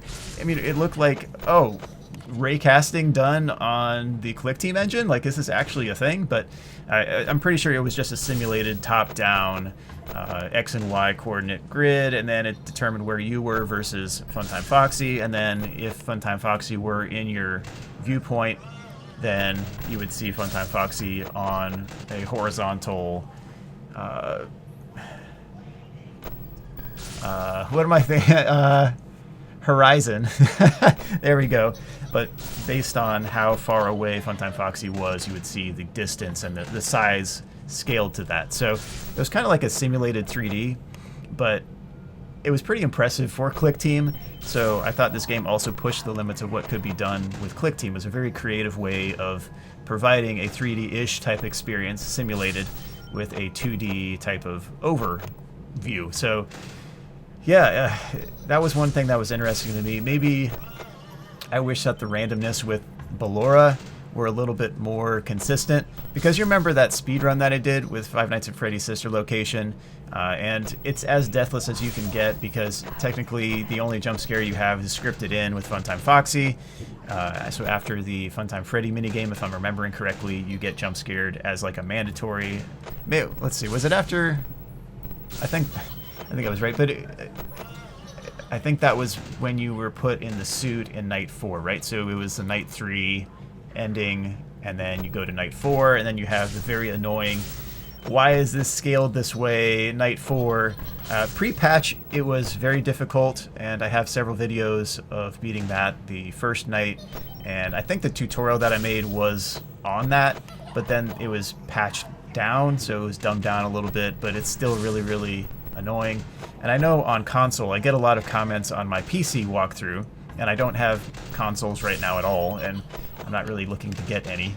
It's just kind of the replay value that I have with the consoles. Like, I just play stuff on PC. I'm good with coming home, doing stuff for work, doing stuff on, whatever projects I'm working on, and then, hey, you can play a game or whatever. So something I want to make walkthroughs for, or beat, or find a way to I don't know, destroy in a new, unique way. But anyway, I'm more of a PC gamer, so a lot of comments come from the console side, and people saying, well, this is impossible on console. How in the world does this work? Or like, this didn't work for me because, I'm playing on console, and this just doesn't work, like downvoting or whatever. I'm like, I mean, this is for PC. Like, maybe one day I could go back and do console. I'm sure it's going to be the same strategy. You just have to be stupid precise, because the controls aren't as kind, because you're not moving around a mouse very quickly, but you're going to have to probably move with joysticks, different pointers over, and be really precise. So I can imagine how it could be extremely annoying on the other games. And why Night 4 was scaled that way versus the other nights, which were extremely easy in comparison. Maybe the Funtime Freddy one was annoying at times, because I think at various points, depending on the random that you get, you might have a very aggressive Funtime Freddy at times, and other times it might just be a joke. So the variation in terms of the gameplay experience early on was generally easy, but it could be annoying on some of the minigames. But then Night 4 was just scaled really, really annoyingly. And then and then Night 5, you could either get scooped or not. You could have two separate endings, and in between you have the interludes of either the child talking, or in addition to that, sometimes you had the Vlad and Clara dialogue. So whether you were Michael and mistaken for your dad because you're his son, yeah, it's one thing, and whether you're watching as Michael and watching just a random sitcom on TV, whether it's a distraction, kind of like a lighthearted levity in between all sorts of serious stuff going on, because there were some pretty grim things going on there where you looked in the auditorium and you see a hanging man, and it's like, what is going on? So I don't know, it does end up with some very grim things happening, and maybe the escape of the animatronics were okay, but then, was Ennard escaping a good thing? Oh man, I guess you can see in FNAF VR you can play a mini game with Ennard in a elevator shaft. I'm sure that would not be very fun to see in real life. So anyway, but it also gets into more in-depth what is the constitution of a soul, and you have the diagrams, the blueprints of the animatronics, where it looks as though, okay, well, Baby has that ice cream as a lure. You see at the start of the game, it talks about she can dance, she can sing, and it sounds like chicken dance, chicken sing, and but like, why were these things there? Like, she can even like give out ice cream and that type of thing. Well, that's probably the thing we're wanting to talk to you about here. So yeah, Mr. Afton, that seems to be a little bit controversial. Like, something happened relating to that. So, who was giving him annoyances, or who was holding him accountable for the things that he was doing? So I don't think that was really explained in full in terms of that part of the dialogue. And maybe, like, if you know that part, maybe I can go to the comments and see all the plot analyses and theories and that type of thing. But anyway, so that's one. And then Funtime Freddy has like a storage area for a child. And is that a good thing or bad thing? Like, is that ending up in a kid being scooped, or is that a, hey, we're gonna hold the kid safe? I don't think that's the case. But anyway, you see maybe a reuse of that type of dynamic in the previews for Security Breach, where Gregory and let's see, yeah, not Rockstar, but Glamrock, there we go. Glamrock Freddy seems to have some way of hiding Gregory from Vanny, if I'm getting the trailers correct. So I guess we can see whenever that's released. I'm guessing probably end of 2021 or maybe start of 2022. If Steel Wool continues with this project, I'm sure they will. I really think it's still going to be a pretty big masterpiece of a game. I have high hopes with Steel Wool's production quality and what they did with Help Wanted, despite there still being definite bugs in the game, and I really wish those were kind of... And any game, I really wish those were fixed and everything were pristine and bug-free and all that, but, we live in a world where people have limited amounts of time, people are working on other projects, people need to get other stuff done, need to go on to the next thing, but... I don't know, we can always discuss the interesting bugs still in the games. I'm thinking if there are any main bugs in Sister Location, because, yeah, it was just so much of a walkthrough. There was so many basic tasks that you had to do. Maybe the annoyance with Ennard, because it feels like he double jumps at points, especially later in the nights, and maybe that's by design. I don't know. I've always wanted to go back and optimize the power remaining with Ennard, but it was so annoying that you had to redo the pin pad, which sometimes the buttons were so small that, yeah, it just got annoying to click those small buttons, and sometimes you would hear other random ambience in the background with random numbers. We were trying to listen in, finding out, well, what's going on with ASEPH, so like the whole angsty teen dialogue and the random words being said in that. I don't know. So anyway, the theorization of the story behind the story, and then having to go in night 5, do the pin pad thing, and then actually navigate the room to the secret room, having had a completion with the ice cream minigame where you actually deliver the ice cream, but then a grip comes out and grabs the girl. Oh my goodness, that was kind of scary the first time through. Like, what in the world did I just do?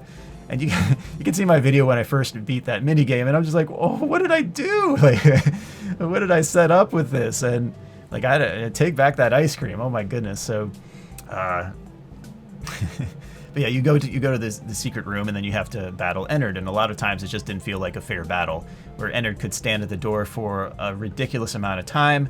But if I got that down to, you know, the time blocks again, and the iterations, maybe it's a 5-second iteration, and every 5 seconds you just had to have that door shut instead of holding it shut the entire time Ennard was there, maybe I could make that a much more high power percentage remaining night. But I feel also, though, that because of the perceived randomness that wasn't really regulated, maybe you'd have a wild swing of possibilities in terms of power percentage remaining. With Five Nights at Freddy's 1, you had kind of a range of, well, you know, Chica was actually very generous this time, but Bonnie was annoying, or other way around. It just seemed like they were almost always active at a door, and or, you know, approaching or leaving a door a whole bunch. And with Ennard, you just had Ennard, but you would have Ennard just stall at a door a lot of the times, and Ennard would just not move. And if there's a way to change that, maybe that would be cool to explore, but I didn't go too in-depth with the whole Ennard game, and there were so many there's so many presets in the custom night addition to that game that came out later that I think were a plus, but I think the replay value of the game affected my wanting to play that night 5, and also the setup time not being very kind. Like, I wish you could just, in custom night, go back and have an Ennard battle. Like, just have that option. I want to go back to that room and then increase my power percentage. That would be really cool, but I have to do the pin pad and then hope that Ennard doesn't stall at a door. But you know, one jump scare means you have to go back and do that whole setup all over again, and it's just very, very annoying. So that was one reason I didn't go back. It was partly the replay value feel, as well as the setup time required to even give a shot at the Ennard room. And it wasn't too laborious, but it was quite annoying. I wish there were an option to go directly to the Ennard battle, or maybe even like in one of the extras menu, maybe one of the other corners could go to the Ennard battle. That would be phenomenal. I would like that a whole bunch. Or yeah, custom night could have that on it, but Custom Night came out, and a lot of the presets were very doable. I thought that the Golden Freddy Very Hard initially was not really fair by any means, but apparently it definitely is possible. I really do need to go back and beat the pre-patch version of Golden Freddy Very Hard mode on that. But when the patch came out with the adjustment, my heart kind of sank because, well, it's always funny because these games come out at inopportune times. I was in the middle of assisting a deployment to production for work on, I think that was on a Sunday afternoon, and we just had stuff that had to go out to production, to clients, and I wasn't going to let my team down. It's like, oh, well, the game just came out. Like, why is it now? And so there was a little bit of time. I finished the deployment, then I went and, yeah, I was like, all right, fine, I'll play it now. Go. And the first time through, I had one click on Bonnet's nose at 5 a.m., and it didn't register. And I was very, very on the nose. And there were some times when it felt like Bonnet's nose had either like some lag between the hitbox, or I don't know what it was, or maybe it was too low. I don't know what happens with that box. I haven't looked at any of that, but it just seems like sometimes you click on Bonnet's nose and it just doesn't register, and that affects the game, because if Bonnet goes to the left side of the screen, off the screen, you get a jump scare, and that's the end of the night. And that happened on the first try, and I was at like 5 a.m. very late with a decent amount of power, because the scaling changed tremendously. And when I played the next time through, I think that was it, and then I had a very high resolution video. I was like, all right, well, I feel like this wasn't much of a challenge compared to what it was. And I was getting through later and later in 5 a.m., and I think I probably could have pushed with more strategy and gone to 6 a.m. at that time with more tries. But at that point, it's like, well, what's canon now? This new version is the latest update, and now I can play this, and it wasn't much of a challenge. So I won, and I played it, and I guess one tip would be, with my monitor, the viewing angle wasn't all that favorable from like straightforward. So you see me on the mode like looking like this, because if you look down on the monitor a little bit, I feel like you get a little bit more brightness advantage or something like that, and I could see just a little bit of activity even though there was barely anything on the screen on the video. And especially with that video, even though it was fairly high resolution for that time and it was a very high bit rate, so it took forever to render and then upload at the time. I didn't have as good internet at that time, but good enough for the time. But it took forever to upload, to render, to upload and all that. But the quality compared to now, I don't know if there was compression done, but it looks like on some of that there was just like nothing that you could see at all. And there was still a little bit of something that I could see. And when you look at that video of Golden Freddy Very Hard, and people are like, well, how did he see, like, how did he even win this? Because it was completely, like, it was a complete black screen. And I could see just a little bit. You know, you could see outlines of stuff, just enough. As long as you have any sort of idea of where those things are, you know where to look and you know what to look for. You could see kind of the outlines of those things. And throughout the night, I gained back some of the power and you could see a little bit more on the video, but I don't think the video does full justice to what I actually saw, which was just a little bit of stuff. So that's my commentary on YouTube compression again. It reminds me of the Five Nights at Freddy's 2 Golden Freddy completion, where you just, the older video, you can, I can't spot Foxy very well at all, like maybe even at all. And I look on the video, I'm like, yeah, there's Foxy. And like on my local PC, and then the high resolution, I look, I'm like, yeah, there's Foxy. But you play it on YouTube and it's like, well, where's Foxy?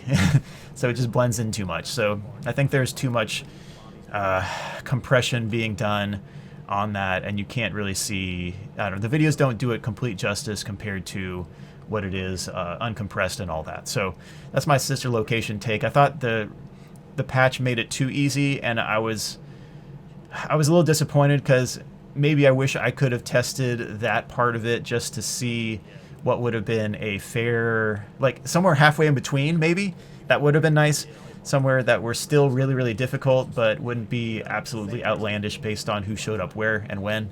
But anyway, it was not nearly as complex as Ultimate Custom Night, but for the time, it was much more skill-based, and I did appreciate that. I thought that was pretty cool, that it felt less lucky, and it felt more skill-based, and you didn't have Enter to worry about camping at a door, but you had to do a specific set of tasks. You had to keep track of where Funtime Freddy was, and whether it was going to be a surprise or not.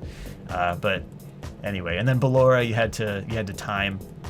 And I know with the pre-patch, you're going to have to time out Ballora very, very precisely and hope for the very best to happen. But oh my goodness, I'm sure that it could be optimized so that it's much more replicable than it is right now as well. So that's one thing that maybe I'll go back at some point and do. I definitely have that on my to-do list, but it's kind of in the, this is going to be really annoying and frustrating, and I just have to be really prepared for it. If you remember my Ultimate Custom Night completion, and then it took me, what was it, almost, was it 2 years of just about, that it took for me to go back, and I think it might have been 23 months or something, for me to go back and win with a higher percentage of power, and then I just kept on improving it. I kind of broke a barrier there, that I felt like it was a nagging barrier that I didn't have. I didn't have the victory music on Ultimate Custom Night. Now I'm getting into Ultimate Custom Night, but we'll get to that in a little bit more. But I broke through a barrier on that one. Maybe this one is the same type of feel, that I have to get through this mental barrier and then have some time allotted and really be dedicated to defeating that goal. And beating pre-patch Sister Location, Golden Freddy Very Hard, I definitely think it's very doable, but I think it's also optimizable to where maybe, say, a year from now, if I go back and beat that and then we can optimize it a little bit more, that maybe we'll be chilling with more percentage power. I don't know what the max would be on that, because there's not a whole lot of leeway on that. Even with nothing going on, you still drain power at a very alarming rate. So I don't know. Maybe we're looking at an optimization to 5%, 7% power, but maybe that's even asking too much. Maybe that's not even going to be possible. So I guess we'll see. Time will tell. I do want a completion on that, so I do have that on my to-do list. But Sister Location, definitely an interesting change. Man, a lot of these games have such different feels to them, and it shows the variety that Scott has in his kind of creativity arsenal. Now you have voice actors. You have much more of a fixed presentation. You have memorable lines from Hand Unit. I mean, exotic butters. I mean, that's the only one. No, I'm just kidding. But the memeability of this game, the tongue-in-cheekness, when you go and look in the mirror, I think that's after the being scooped ending, right? Where you look in the mirror and you see the outline and there are like eyes that show up or whatever. But look at the silhouette. Who is it? It's you get Rickrolled. You get Rickrolled. It's Rick Astley. And oh my goodness, like that was just like, you troll. Like what is this game? There's so many crazy, silly, grim, I don't know, there are silly elements, there are grim elements, and they're in this weird, I don't know. It's a genre disrupting type game, but in this one, much more fixed production. I guess Claire is glad that Vlad bought the Happy Meal with the diamond ring in it, right? Right? Maybe that shows that he actually cared for the kid that he keeps saying isn't his. I don't know. Is he lying? I think it looks like it, but who knows? Who knows? We don't have the entire story, and it does say to be continued at the end. I'm sure that's just kind of a, you know, that won't be continued in the future. But the Clara and Vlad story, or the Vlad and Clara, whatever. But the Immortal and the Restless, yeah. I don't know. I don't know what to make of that in full. But any of the parallels between the characters. I know some people say that Clara is the girl that was, you know, put inside of Baby, lured in with that ice cream cone. You could say that the purple was William Afton. You could say the baby was Michael Afton, and he had some superpowers, basically, of being able to fly, even though, I don't know, even though he's stuffed through an animatronic suit, he was able to live on. But anyway, whatever the case, you can put your theories and such in the comments. And again, this is one thing where I never really focus on the plot too much, but I do get some impressions from the games as to things I'm looking for, and maybe I'm a little myopic in that regard because I'm looking for kind of themes of redemption, themes of disaster, and themes of redemption. So what's the emergency and how is it remedied? And those are the main things that I think about. And maybe I look at life that way in a lot of cases, and maybe the emphasis on like pastoral care. That's one thing that I really enjoyed about just even volunteer pastoral ministry, and just that. It's taking care of people, making sure they're good, dealing with the problems in life because they will happen. We'll encounter all sorts of problems. Everyone's going through something. It's just treating that with grace and mercy and getting people through those things with some care. You know, that means a lot to me. So anyway, so sister location, getting back to the point.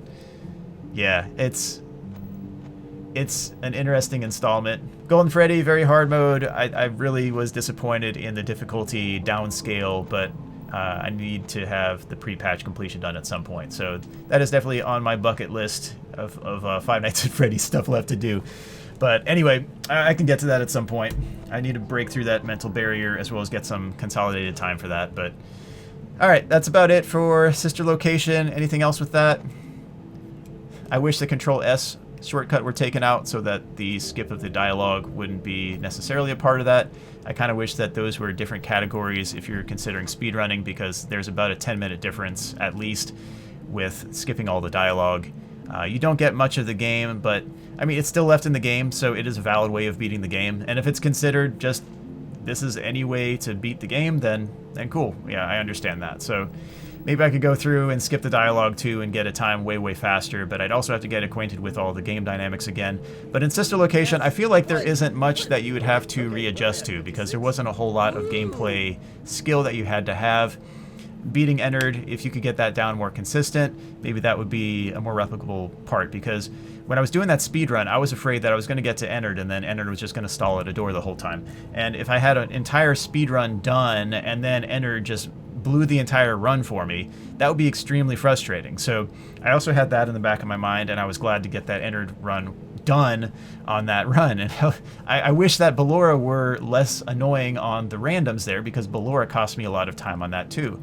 So my time definitely can be beaten even without the Control S dialogue skip stuff going on. But anyway, that's me thinking back on Sister Location. The entered battle is annoying. I wish you could get to the entered battle more quickly without the pin pad stuff. The plot was interesting. It was different. I think, like, with the acronyms there, I thought that there were some acronyms that were just stretches that were too much. They were just too much. You know what I mean? Like the scoop, SCUPP, the scooping device, and the RASC, RASC, and maybe some of those elements carried over to FNaF AR, where you have Remnant, but I don't get the sense of Remnant being this like aura of, like in FNaF AR, like, oh, you gotta collect Remnant by like this floating like that type of sound going on while you collect the Remnant. It was a little bit weird to me. I just wanted to go to the animatronics battles in FNaF AR. Now I'm talking about FNaF AR. I didn't segment this very well. I get off on tangents too easily. This is a bad setup for a video. Oh my goodness. But all right, anyway, let's finish Sister Location. The animatronics are very tall. Man. Imagine seeing like a rotting purple person just degrading over time. Like it goes from, hey, I'm cheery, I'm walking by, oh cool, hey, good day sir, and then all of a sudden like degrade until it's like, ugh, like purple, and then barfs out an endoskeleton. It's like, all right, okay, good day sir. Just one more thing about Sister Location. If your mouse drifts on Sister Location, because it very much can, if you have your monitor scaling at, say, 125, 150, 175%, or I should say, if it's not set to an integral multiple of 100%, you have a chance of it trying to decide where it is and then kind of like doing a rounding error, like it'll drag a certain way, and you're gonna have to deal with a mouse drift a lot of the time, and that's very annoying, especially like the pin pad stuff. You're about to click on the small button, and then it's like, and then you click on the wrong one, and then, oh, jump scare. It can ruin the game. It can also cause you to lag too much on that puzzle. I'm just using that as an example. Because if you lag too long on that puzzle, you'll also get jump scared. You got to click fairly quickly in response to the numbers. But anyway, if the mouse keeps drifting away from where you want to click and you can't click on it, then you end up with a jump scare as well. But you're going to have to set your monitor scaling to 100% or 200% or anything kind of like that. And definitely 100% works. It's just it's a funny thing that happens with PC, and I think it's a matter of the ClickTeam engine trying to round where the mouse is, and if you end up with something that seems to be like maybe a decimal place or whatever, it's probably going to round a certain way, and it's just, I don't know. It doesn't resolve quite that well, and it can end up in a jump scare or gameplay being ruined. So if you're going for a no jump scare, or no jump scare as possible because there's one scripted in with Funtime Foxy, yeah, that would ruin the run late in the night a lot of the time. So set your monitor scaling to 100% if you're playing this game, and you'll not have that issue. So, or at least I'm pretty sure. Like that solved it for me. I had that issue going on. I'm like, wait, what is going on here? Like sometimes I just leave it on a pixel and it's like what? Anyway, all right, that's Sister Location. Cool. Let's go on to the next one. FFPS. Man, what do we do about this game? That one was crazy because it appeared on Steam and it looked like this really, really cheap 8-bit game with Freddy throwing pizzas out. And it started that way too.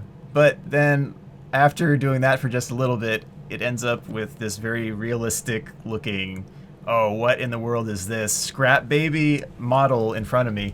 Not knowing it was really Scrap Baby, you just saw it was Baby, but she looked maybe a little more ready for a punk concert or something like that. But Scrap Baby was definitely weird to see up front, and then you had this questionnaire in front of you. You're like, well, what do I do with this? Am I gonna get jump scared right here? Like, what is this? And you had this this scripted dialogue from the tape player, and yeah, it was kind of wild. It was a full game disguised as this kind of 8-bit hey, here's this little cool, funny little game for you all as you wait or something like that. But you check the save file, it says FNaF 6. And I was saying that from the get-go because I was looking at the save file like, whoa, what is this? And then it's like FNaF 6. Oh, oh. So the entire game was released for free again, and it was disguised as this kind of mini game that really wasn't a mini game. So you were thinking, well, is this one of the troll games before one of the major games? Because maybe there's something in the future, but nope, that was the entire thing. And it had these really impressive, again, tongue-in-cheek type hand unit-esque, because it was, I mean, it was the same voice actor, but narrating the entire intro and this campy like business success in the 50s type style videos, and it was crazy, and a different style completely for that, and various endings you could get, but also a ton of new animatronics. You had the Rockstar animatronics there, and the various ones there, but you had all sorts of mini games as well. So he spent a ton of time on this. It had the smorgasbord of mini games type feel there too, kind of like some of his other games. But yeah, you have a lot of story involved in that as well. You have different endings that you can get. You have the lore keeper. You have the blacklisted ending. The blacklisted ending is definitely the hardest one of the bunch. The mediocrity ending, like the mediocrity one was silly. That would be another one to go back and get. Or insanity. You can watch my insanity on day one video, which is extremely painful. That was an exercise in severe patience. Oh my goodness, with the fruit punch clown.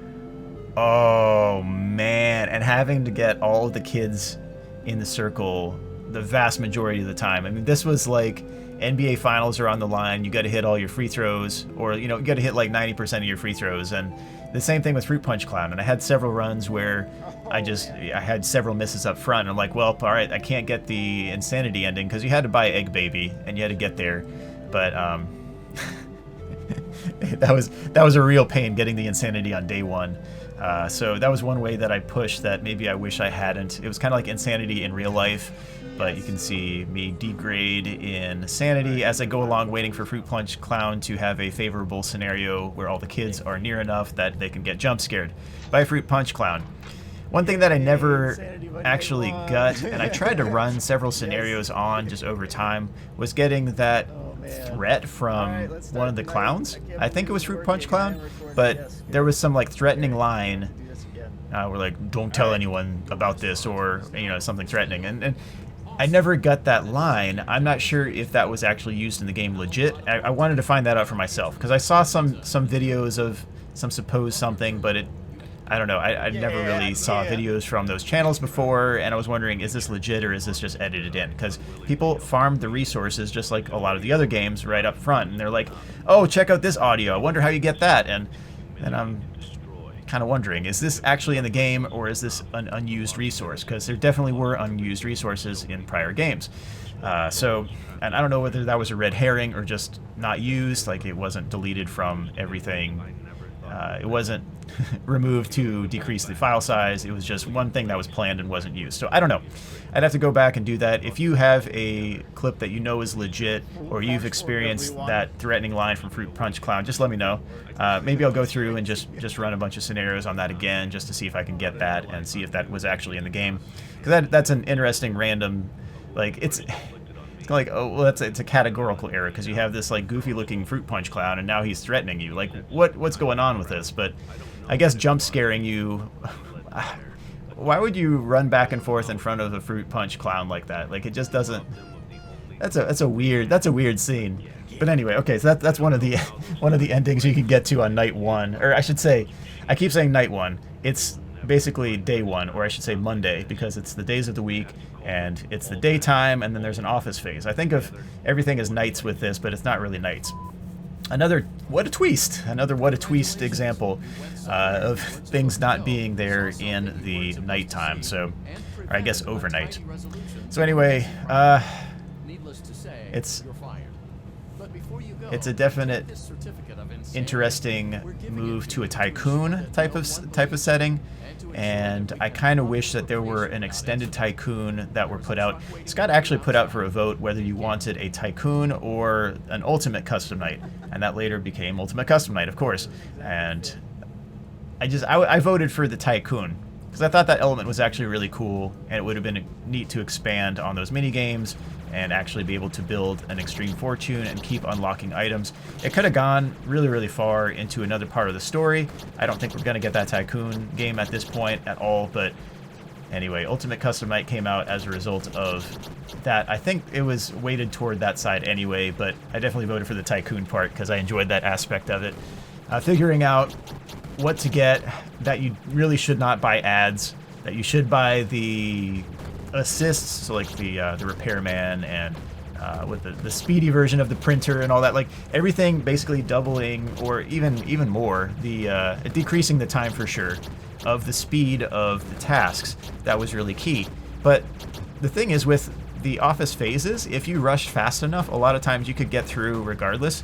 You did want to flash the side that you were hearing, like the metallic scraping or whatever, but you couldn't see any of the animatronics in the vents, which I think was a minus. I thought the production quality on the jump scares was way lowered on this game, that they weren't really scary. It wasn't as in-depth in terms of the animation, but it wasn't as big a production when you got jump scared. It felt more, maybe more like a real life, hey, I got you type thing. Maybe that's what Scott was going for.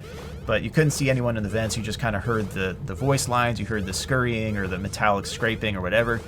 But nothing really characteristically like, hey, this animatronic behaves in this way differently from the other ones. It just seemed like all of them did the same type of thing. It's just which one did you get.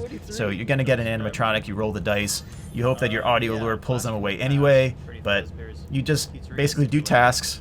You turn to the side. You turn to a side. Kind of to decrease the possibility or likelihood of someone appearing on that vent. And that's kind of your defense against that side, versus if you hear something on the opposite side, just turn and face that way. Just don't do any tasks for a while. I think there's probably a more reliable way of defending against that, but I don't know if it's 100%. But if you turn off the computer and use silent ventilation at times and all that type of thing, maybe that's a way of countering for sure those animatronics. So if you're trying to go for reliability, maybe that's a way to go. But if you're going for completion time, like I could just motor through some of those last nights in just over 2 minutes, I think. It was like, what, 2:15 or something like that?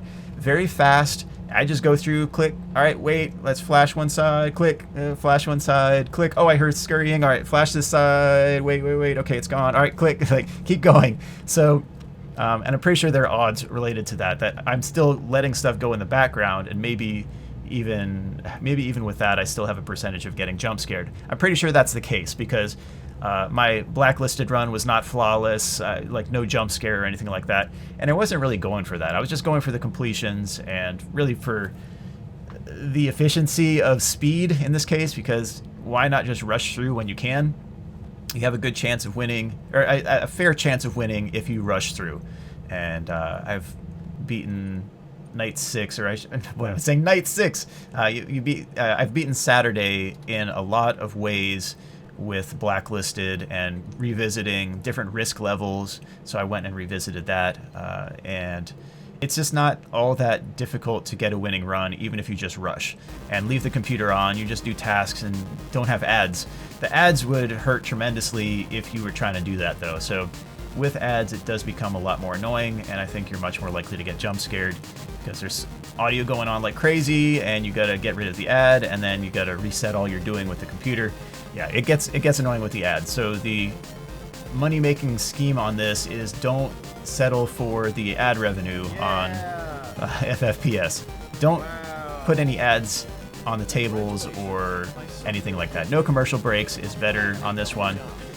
Just avoid that, and you should be better off, and then just earn your money with the mini games. So some of the mini games had risks, and some more than others. I remember Helpy on the ball pit, and just random like pixels of that like bouncy thing on one of those. Like you got to avoid that bouncy thing enough that Helpy ends up in the ball pit. or you can bounce a little bit, but then it has to go away before Helpy falls down, and hopefully Helpy falls in the ball pit instead of on the floor, and then ends up looking very injured. That's very sad, but like, yeah, Helpy was pretty cool. It's one thing that Helpy was not much of a help in Ultimate Custom Night for sure. Definitely a big pain on some of those modes. But anyway, you can get a coin from Helpy in Ultimate Custom Night, so that is one help, I guess, if you get to Helpy, but certainly a camera disruptor on Ultimate Custom Night. But the minigames are pretty fun. What was it? Midnight Motorist, was it? I think it was 240 bits per mile was the song, but that was a real bumpin' track. That was a great addition to the game. So the move away from stock effects from sounddogs.com to a more dedicated, to the point, well done soundtrack you have from FNAF World and On by Leon Riskin, that was a huge improvement to the series, and very well done. A lot of really memorable tracks. And thinking about Midnight Motorist and 240 bits per mile, if I'm remembering that right, those are. It was fun to play because of the music. Like you could go down a turn off, I guess, like a bottom part of the screen that you could go down through on Midnight Motorist, and then you could drive your car to various areas, and you see like a gravesite and like a mound, and then you see. You go to a different pizzeria, and one of the things that was memorable about that to me was that you could glitch the car out so that you could drive like into that character and into that building. And I had a video with that, but you could also drive through your house at the bottom. And so you're supposed to get out at a certain point. So there's like a threshold that you hit with the car, and then all of a sudden you jump out and you're walking to the house. And you can walk through the house, you can see your character, you can moonwalk with your character, which is an interesting decision, I guess. But yeah, you can see the broken window and the paw prints outside. But yeah, with that one, you can actually glitch out your car so you're driving through the house, but you can't see the car. There's no sprite for the car, so you have just a blank, hey, where am I? But you're driving through the house, and it's kind of funny, and then it interacts with you as though you were just walking through. It doesn't detect that, hey, I have the car. It would have been hilarious if that were a detected thing and the sprite were there and you're actually just driving through your house with the graphic, so you have this car driving through your house. And brings a new meaning to drive through, I guess. So ba-da-ba-ba-ba. But yeah, that's a silly bug. It doesn't really affect the gameplay or the quality of gameplay outside of you not being able to see where you are in the house without kind of feeling out where you are. You can drive around your house as well, but you can't see the car. Same thing, but you can go back. And if you hit that threshold from the other side, it also knocks you out of the car and you start walking again. So anyway, just a silly thing about that minigame. The basketball minigame with Helpy, you can get 23 baskets made. Interestingly, you can hold the spacebar. I think it's spacebar, right? That you can hold spacebar and then it'll shoot immediately, and it'll be a swish, and then you gotta go toward the left side of that hit window. Just go left, left, left, left, left as it goes inward or whatever. You just have to time it out and be really, really precise, and you can get that 23rd shot off for a last second hit. And you make a basket with no time left just about, and you end up with 23 baskets. So 23 is possible. I believe you need 20 for the bonus, but you can get money that way. But usually the path that I went was either Midnight Motorist and then Fruit Punch Clown, get a bunch of money and then get your characters. Or I guess my earlier runs, yeah, I just wanted to play that basketball minigame just because I love basketball. And you can get some money that way, but it's not the most optimized in terms of what you can get. So you basically build up your money, you buy bigger and better things, you buy more catalogs, and you can see the routes that I took. I'm not as familiar right now with the best route because I haven't played it in a long time, but the Fruity Maze minigame was probably the most interesting because it had some lore related elements, so a lot of you were interested in it for that. But I liked beating the third stage of the Fruity Maze minigame, and I did that earlier, but I also redid it for a video in higher quality, and it's just, you just have to know on the map where things are, and you can imagine with me, I'm not great with maps, and it took a while for me to kind of remember the layout of where things were, but I came up with a pretty decent strategy that left me with some considerable time remaining. It wasn't like a last second thing, but I had some decent amount of time on the clock when I got that last, pickup or whatever. If you beat the game by picking up all the pickups on the last one, like you have easy mode, medium mode, hard mode basically on how fast you're moving, and you're not expected to win that third mode. You normally get that mean bunny cutscene where the dog is dead or very close to dying, and I guess presumably Susie, right? And Spring Bonnie saying, or someone in a Spring Bonnie costume, I guess presumably William Afton there, saying, he's not really dead, come with me, and that's just real messed up. So, anyway, you can win the last version of that game, and then you're not allowed to play it again, even though you don't even get the cutscene. It'll just say amazing. And even if you have more than 10 seconds remaining, after getting all the pickups, your timer resets to 0, and you start to hear the car honking, which is kind of funny, because, yeah, the car honking noise plays if the timer is, I think, under 10, or maybe 10 or less, and even if you don't, and the timer resets to 0 because, oh, you're done with the mini game, it resets to 0, and then the car honking noise plays.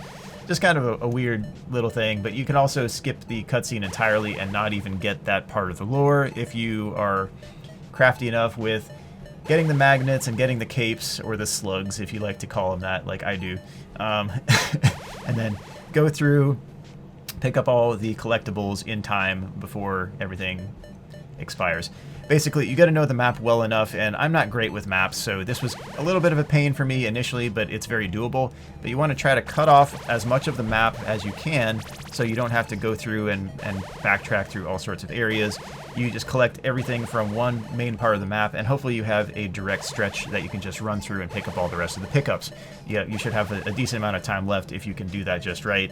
And I had a decent amount of time when I finished it this last time, so yeah, that's about it for the Fruity Maze minigame, but you can actually win without getting the items. But it's a very sad, like any animal, any pet dying is especially sad, and yeah, with the dog being run over, that's another piece of tragedy. And if William Afton used that to lure another animatronic girl there, then it's very frustrating. So anyway, William Afton, always a source of frustration and annoyance, and why are you still doing this? And I hope you get ultimate justice without compromising the goodwill of the others, I guess. So, oh my goodness. So, all right, that's Fruity Maze.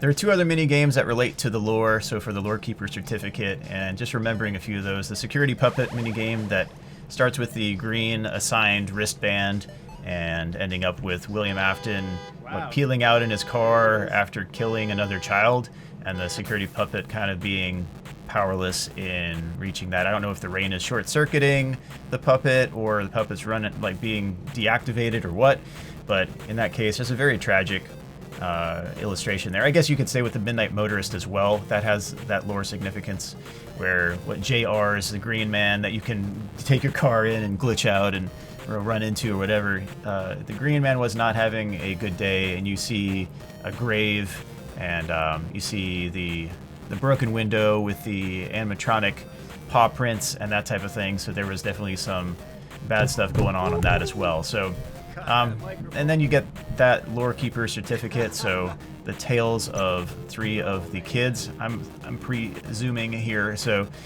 all right, so those are the tragic mini games, but definitely related to the lore. But at least in Fruity Maze, you can get past the cutscene by some circuitous route in beating an unexpected mode. All right, so what else? If you want to get money really fast and have a low success rate, you could play Galaxy Vortex. That game was not very reliable, and a lot of the other games, you could get some of the characters if you're going for a full completion of the entire catalog. So if you get the entire everything, and then you get the jar of pickles. So one of my runs had that complete buy everything type thing, but you got to strategize. I guess you go with the discounts. If you're going for blacklisted ending anyway, you could just buy stuff with discounts, and they could have hiding animatronics in them, which is a little silly because some of the items are really tiny, and you can have an animatronic hiding in them, so it just doesn't make full sense logically. But I mean, what hasn't been stopped by that in the series so far? I mean, sometimes it's just kind of like, well, you know, I can't believe this would actually happen. And it's not meant to be real to life in a lot of ways. And, you know, thankfully fiction, and thankfully this was not based on a true story, or I'm really hoping not, but oh my goodness. But anyway, what else? You can get Music Man from the Ball Pit. You can get from Prize King, you can get Funtime Chica. Like, hey, well, I'm getting... I got this item from Funtime, or from Prize King, and it's an entire animatronic. Like, hey, you got Funtime Chica out of this little like capsule. So another absurdist type thing. Like, how did you get Funtime Chica in this?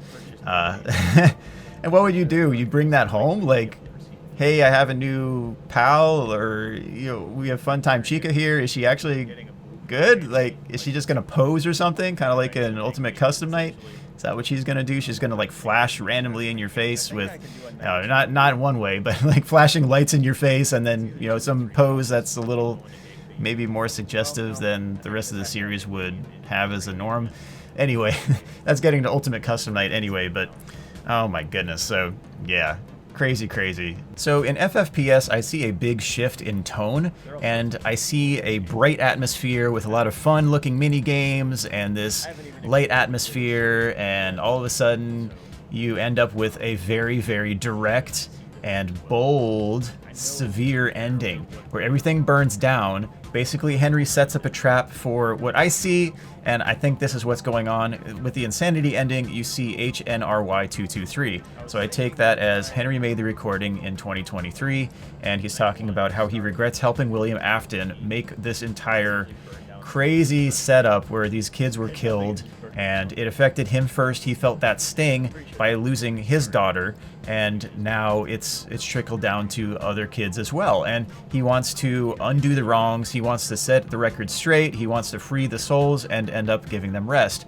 because he says in that Insanity ending that, you know, they have no way to rest right now, and how he's gonna bring them all together and just finish this off once and for all. And that's what happens after all is said and done. You get the eventual gravestone ending, and you see several of the kids' names, and then there are two, one's hidden behind a bush of grass or whatever, and then one at the top of a hill. And I'm guessing that probably Henry's daughter is on the top of the hill, and then I don't know, you have four definite names. You have Gabriel, Fritz, Jeremy, and Susie, and then you have one that's hidden by the grass. And whether, you know, Elizabeth or Charlie or, you know, or Charlotte or whatever you want to say on that, I don't know. It's not a direct mention thing, but you can definitely theorize and presume certain things. But the ending, everything burns down. Henry is nearby and burns down with it. I really think that it's Michael as who you are in both Sister Location and FFPS.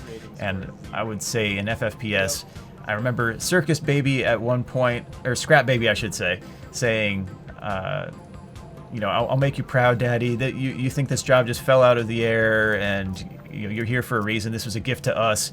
And I think she might mistake the son for the dad because they look a lot alike. And then also bolstered by Scrap Trap saying, I may not look the same, but I assure it's still me. And it's like, well, wait, who else would know that? And okay, well, it looks like Michael took on this job. I don't know for what reason, but he was drawn in, and everything burns down because Henry at that ending, dresses Elizabeth and right. I think I'm getting this right, and says like you try to uphold you try to protect the innocent, and I'm sorry that I couldn't uphold you when I don't know, it was something like that. I need to revisit the dialogue, but basically she was the good soul. Some of the other ones were bloodthirsty, wanted revenge, and they were going to be set free, and said to the animatronics, give up your souls, they don't belong to you, so that those souls can rest. And then says also to the night guard, I think you didn't want it to end this way, but or maybe like you wanted to be here, I think, is the main thing. Like, maybe you wanted this nightmare to end, and that was that. And then to the other one. So to William Afton, Scrap Trap, because that, I mean, Scrap Trap appears on the screen during that part of the dialogue where he says something to the effect of, "The pit of hell has opened up wide to swallow you whole," and basically you've sinned tremendously. And I guess if you add a layer of theology, maybe unrepentantly or whatever, but at the same time, do you take justice into your own hands? It's definitely a fictional work, I understand that, but I would say in that regard, it's not fully redemptive in that type of sense. There's no restoration, there's no undoing of the wrongs in all ways, and sometimes you can't go back in real life and undo wrongs, but you can definitely, change your heart, or, have your heart changed, I should say, or... I don't know. There's different elements that I would say lack in terms of the redemptive. It's definitely a resolution, and definitely justice is served in some ways, and you go to Ultimate Custom Night, and presumably, if you're not a good Night Guard, then you see the torment from the animatronics time and time and time again. But you can beat Ultimate Custom Night. It also raises a silly question with Ultimate Custom Night, which was the addendum to FFPS, and I still voted for the Tycoon again, but we ended up with Ultimate Custom Night. But if you're so good at Ultimate Custom Night that you're basically defeating the purpose of the justice that's supposed to be served to William Afton, it kind of defeats the purpose of the plot and the justice ending for that. So you can be so good that you basically come up with a bad ending because you're so good. And it's kind of silly to think about in that way. You only get cutscenes up through 9800 in Ultimate Custom Night, but you don't get any cutscene for going beyond or beating 5020 mode. You just get the unbeatable rank. And the music the first time through, unless you were like me and ended up running out of power because for some reason you just left the fan running because you wanted to be safe and you didn't need to run the fan, so you could have had several % power left even on the first time winning, but you just didn't because you were not thinking straight. So it's just whatever. But anyway, I increased my power percentage pretty tremendously when I went back to it, so I'm pretty happy with that. But anyway, we'll get to Ultimate Custom Night soon, but man, FFPS had some serious... it was a serious ending for such a whimsical type of tycoon like shell, and you get down to the depths of it, and man, Henry set up a trap to bring back all the animatronics to basically end everything and Michael and the whole everything just to free all of the souls, and that was the ending. That was the resolution. So yeah, is that the ultimate goal? Is rest the ultimate goal? Is that a metaphor for heaven? Maybe in some ways for some of the characters for sure, but you see William Afton even directly said by Henry that the pit of hell has opened up wide to swallow you whole, and the punishment that he's going to get for all the torment that he's done and all the kids he's killed and all that. I guess it's at least somewhat of a satisfying conclusion from a justice perspective. I kind of wish that at some point maybe William Afton would have been able to be reformed, but maybe he repents from it, but it just didn't happen. And it's just, yeah, he's an evil character that ended up getting justice, but at the same time, it's ironic that if you're so good at Ultimate Custom Night that you end up winning, it's like, wait, what? Like, what? So, nice. Anyway, interesting to think about. But you think about the Candy Cadet stories as well. Those were interesting. You have the story about the 5 keys, right? The 5 keys trapped in a burning down house, and the woman wanted to save them all, and maybe she could have saved one at the risk of the other 4. Maybe that was a story of Henry wanting to save his daughter, and then the other 4 got caught up, would have gotten killed, but he tried to save them all and ended up failing, and just all of them burned down. But the melted key together, you can't melt one set of 5 keys to get one key that fits them all. That's just not how keys work. I guess if all the keys were actually duplicates of themselves, and then it just no, unless they were like melted together, like in a big old line, so you have like a long key, so you could reach through flames to. That'd be like the only way. And I got stuff stuck in my throat, sorry. All right, I think my throat is clear now, but there are 2 other stories that I want to talk about in FFPS before this segment is over, and how it may relate. So you had the one about the kittens, so the 5 kittens outside the shoebox. A little boy had a snake. I don't know whether it was a rattlesnake or a red snake. I can't tell by the text of speech from Candy Cadet very clearly. Maybe it was a red snake. It's probably a red snake because I didn't hear rattle, but I don't know. It's one of those two. Rattlesnake would be more obvious, like, hey, this is dangerous. I don't know what about a red snake would be unique. It also says little boy. I don't know whether that signifies his initial innocence and his wanting to help out everyone.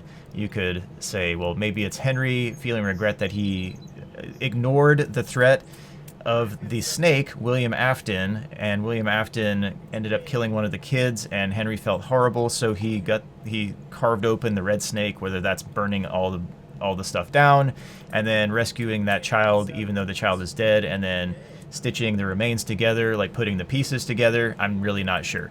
So anyway, whether that's Henry or not, I'm not sure. I think that's open to interpretation, but you had the 5 kittens there where they're all, even in death, all together in one place. I guess one was dead and stitched back together, and the other 4 were presumably alive. It feels a little bit different in tone because of that to the other ones, where all 5 die under the care of whoever the woman with the key that melted the 5 keys down into one, hopefully opening all 5 doors. I mean, you would think that anyway. You would think that she would know not to do that. Anyway, so. But the other one, the 5 orphans, where one guy in the neighborhood sees 5 kids in 5 homes, and it's like, well, I'm afraid that a burglar's going to break in and kill one of them, so let me just adopt them all, bring them all in under my care. And yet the burglar then broke into his house, and after he came back from groceries, he ended up seeing all those kids being slaughtered. So it's a matter of culpability, and 5 kids in every example, or 5 kid tins there. But yeah, 5 entities, and yeah, under someone's care, not necessarily their ownership, and maybe some level of innocence and will, like goodwill, being implied in the stories of the one trying to make the big rescue, but the person making the rescue not being able to do so, and it ending up in absolute disaster. So those tales, I think Henry, in the end, tried to make amends for the regret that he had. I think that's clear from the insanity ending, and then him bringing them all together, as he was illustrated in the Candy Cadet, presumably bringing everyone together, but in this case to free the souls of those who had been wronged, and then to bring justice to William Afton, and ending the nightmare for Michael Afton and himself. But man, it could have ended in a different way for sure. You just think, well, man, it's still a tragedy. It's still a tragedy. Like, were some amends made? I don't know, maybe. Is rest the ultimate goal? Is that a reference to heaven? Is that okay for some, and then justice is deserved? But again, if you're so good at Ultimate Custom Night that justice is not even served to William Afton because you are so good that you get through 50-20 mode, it short circuits some of the plot, and it's not the expected end, but at the same time, it's a game, it's a series of games, it's fiction, the plot is fiction, and you have to end it at some point. The analogy does not carry over to real life in all ways. So I do see some rays of attempted redemption, but the redemption is more in the form of ending up freeing the souls or ending up in rest for the wronged. And again, if there were some scenario where you could go back and undo the evil things that William Afton did, then that would be, I think, the ultimate good. And then, hey, maybe undo William Afton's, whatever. I don't know. How do you undo William Afton being evil as well? How do you make it this, like, overly, what is the term, Pollyanna-ish type of scenario? And I just don't know. But anyway, that's FFPS. A lot of thoughts about that, but it's one of the games that resolves a lot of the plot, and it was a free game dedicated to the fans. There is a set of credits at the end, and there are gravestones at the end that you can see with Gabriel, Fritz, Susie, and Michael? Right? Is that right? I think that's right. But you have 2 gravestones, presumably Henry's daughter would be my guess for the one on the hill, and then one hidden. I don't know if that's Elizabeth. I just don't know. So anyway, you can post your thoughts in the comments. I thought the game was at least whimsical enough and had enough replay value without the extra plot that you could go through and do some silly stuff with the various endings, You could speedrun various ones. You could get the lawsuits with Helpy. That was a silly image there too, with Helpy trying to help you get through the lawsuits and the ridiculous nature of the lawsuits. Like, hey, how did you not notice this before you got home? Yeah. So absurdity in the series. Absurdity in contrast with horror. That's the hallmark of Scott Cawthon in this series. And yeah, it carries through with FFPS, but from a different perspective, kind of flipped. You have the tone shifting from a default of one thing and a secondary to another to the exact opposite. So a definite flip, but also more diversity of genre in the series because of the tycoon aspect as well. So you don't have to salvage the animatronics. You can have any risk on the floor, even if it's just one, and you have a chance of having an animatronic enter somehow because there is risk. You can have an animatronic in the office phase, even if you didn't purchase anything risky. You have to purchase you got to purchase a sanitation station to have no risk, so it undoes the risk.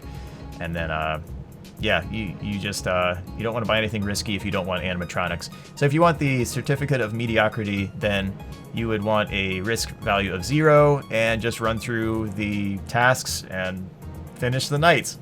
It's very quiet. It's a silly way to play the game, but it's an option, and it's cool that you get rewarded for that option. So, or get too many lawsuits and you get the certificate of bankruptcy. And there's a lot of depth of this game as well, and it was a free game dedicated to the fans, disguised as this silly little mini game, maybe as a troll game. You remember Lol's hacks from that troll game, the FNAF World Halloween edition, like, oh, I hacked in and got the files for FNAF World, and here they are, and yeah, here's the game. And it turned out to be Fighter Mage Bard, just reskinned. And a pretty fun game, just with Freddy, Bonnie, and Chica based on the difficulty. But anyway, a lot of memories from this game, and then the endings were definitely silly, tongue-in-cheek for sure. The insanity one was pretty funny. You see all these diagrams and Henry's admission to feeling horrible and wanting to bring all the animatronics back together to basically end all of the suffering that he had at least some hand in.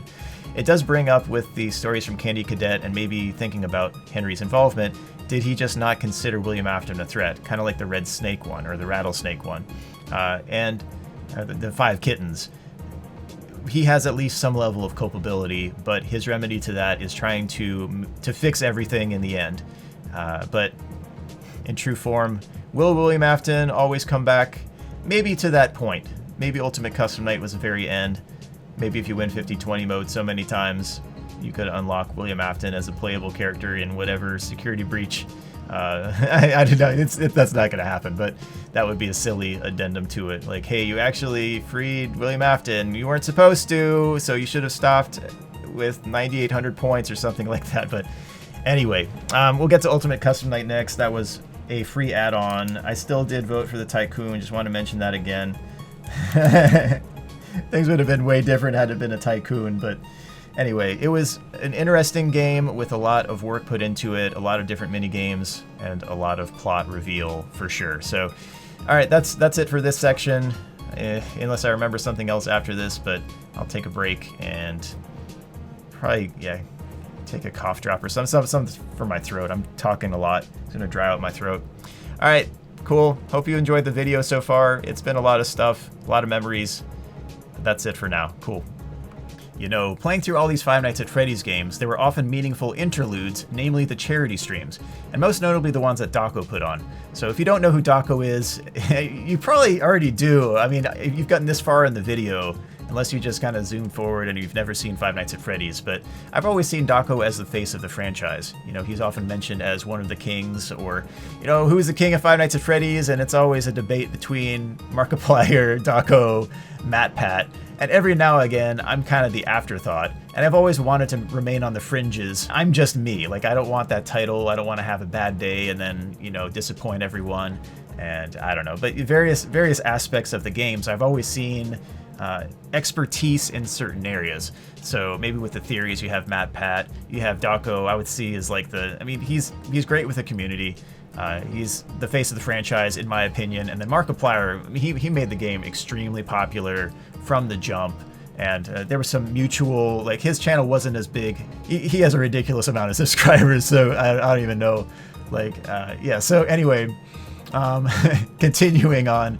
DJ Sturf, who is like the unmentioned king of FNaF, quite honestly. Like he's one of the greatest speedrunners at FNaF games in general. So like if you've never checked him out, he's incredible. Those charity streams, you'd always see Scott show up and blow away those goals. So Dawko would set a goal for $5,000, and Scott would show up and donate $10,000, or how much ever. But he donated about $1.5 million to various charities throughout the years, and it's interesting and inspirational to me, especially because he's coming from a background where he didn't have a lot of money, and a lot of times I see when people finally get what they were pursuing and didn't have before, they cling to it. So he could have just hoarded the money, not created any opportunities for anyone else, just said, okay, well, I have the money now, I'm going to provide for my family, I'm going to save for the future, and no one's getting a penny. And it's like, I don't have to be poor ever again, and that's that. But he spread the wealth, he was generous, he kept on reliably giving. And even when I thought there were kind of troughs in the popularity of the series because there wasn't a game for a while, especially at the start. I mean, it was like 4 games within a year, and then you had Five Nights at Freddy's World very soon after that, then an update to that. It was just like game after game after game. He was just generating all this content, all these various genres, and you've watched parts of the video before this segment, I'm sure, but all of the variety of games and the creativity that he put into the series was pretty remarkable. But he also spread the wealth, and I really find that inspirational. And you need to have generosity to help other people, and yeah, I don't know, it's just one thing. So he didn't stop with just the charity streams, but he also created with Five Nights at Freddy's World, Update 2, Sister Location, voice acting opportunities. So you have voice actors, and I mean, I don't know a voice actor that has had a bad experience with Scott. Like, it's almost always glowing positive feedback, that he's pretty direct, and you know what he wants. He has a vision for certain things. Sometimes you could say, well, maybe he's hard-headed at times. I know there was one time that I guess we like semi-butted heads, but I wasn't intending anything. But that was when I was discussing merchandise that he was putting out. And he has a right to certain IP. He has a right to having a heavier iron fist. So if people are trying to make money off of something that's really, really close to his, he could just litigate and just, knock him out because he has the IP. Everyone recognizes, oh, hey, this looks like Five Nights at Freddy's, or like, what in the world is this knockoff? But anyway, with the Fanverse, the fan games, he started the Fanverse initiative. So a lot of those creators, especially the major names, were able to now have their stuff monetized. There's going to be merch for those. So he built opportunities off of what he already had. He kept on generously giving back. So I see that as an inspiration. And if I ever hit it big in any way, I'm hoping that I can create some opportunities for others as well. So it's like, hey, you climbed the ladder, now you're helping people up as well. So using that as a blessing to others. So it's like you're blessed so that you can be a blessing. That type of theme. And I see that in Scott's generosity, not just from the charity streams, but also his creating opportunities through his ideas and continued success. Like, he helped other people be successful. And anyway, that's just one of the things where some of the most poignant memories were from those charity streams. And the most recent one, the St. Jude $1 Million Challenge. So St. Jude Children's Research Hospital, great charity, Memphis, Tennessee. Man, I'd love to go out there someday. I did get an invite, and I got some ribs from that charity stream that we did with Matt Pat, and it was a $1 million challenge. Like, we're going to raise $1 million. Well, I should say, people are going to donate $1 million. I guess I got to be careful with that, because I'm not necessarily a big part of that. I guess you could say Matt Pat certainly was. And various others definitely were. The hype with Mr. Beast, I mean, that's a huge... I mean, he donated a lot too. Scott donated a lot. But it became this this thing that Dawko started. It became much, much larger, and a ton of donors. I mean, the YouTube CEO was on there. It's like, look what happened from this. A lot of real good came from this. And so in that case, like, that's a really cool thing that Dawko started and people built upon, and Matt Pat continued here, And even the year before with the Freddy in Space charity stream. I'll talk about those individual charity streams as I get further along, and me being involved in the last one especially. I was actually a phone-a-friend for the previous one, and I was hoping that Scott was going to give the phone number out. And Daco didn't have his cell phone, I think, on. I think he had it on silent. So even if Scott did give him my number to call for help, he wouldn't have gotten it, most likely until after the stream. So it would have been kind of a useless thing. But anyway, Scott sometimes gave so much that the banks didn't believe that that was an actual transaction. And with the Freddy in Space 2 stream, I was hoping that he was going to have all the ducks in the line so that it looked...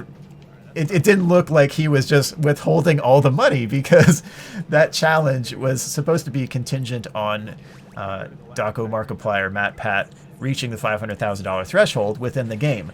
And they didn't, but Scott was going to donate the money anyway. And that was pre-discussed. Like, he told me that, and I was like, okay, well, he's going to give that money, but I was hoping that he was going to have that cleared and all that. But it looked silly at the end because the transaction wasn't going through, and he had to clear it after the stream. And he made a post about it right away, like, okay, guys, like, I'm going to do this. Like, it didn't go through. Like, I got to clear it with the bank, all that. So anyway, sometimes he gave so much money that the banks didn't believe it. And that's, it's uncommon generosity that he showed. And it's an inspiration. Like, I want to be like that. If I ever have the resources to bless someone like that, or bless others like that around me, yeah. It's like bring along everyone to the success. So yeah, and it's a great ride.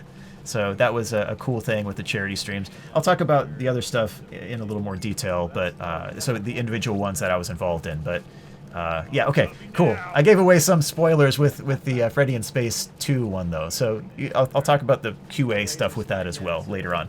All right, let's get back to the main games, talking about Ultimate Custom Night. All right, Ultimate Custom Night. Oh, man. Oh, man. Yeah, Ultimate Custom Night.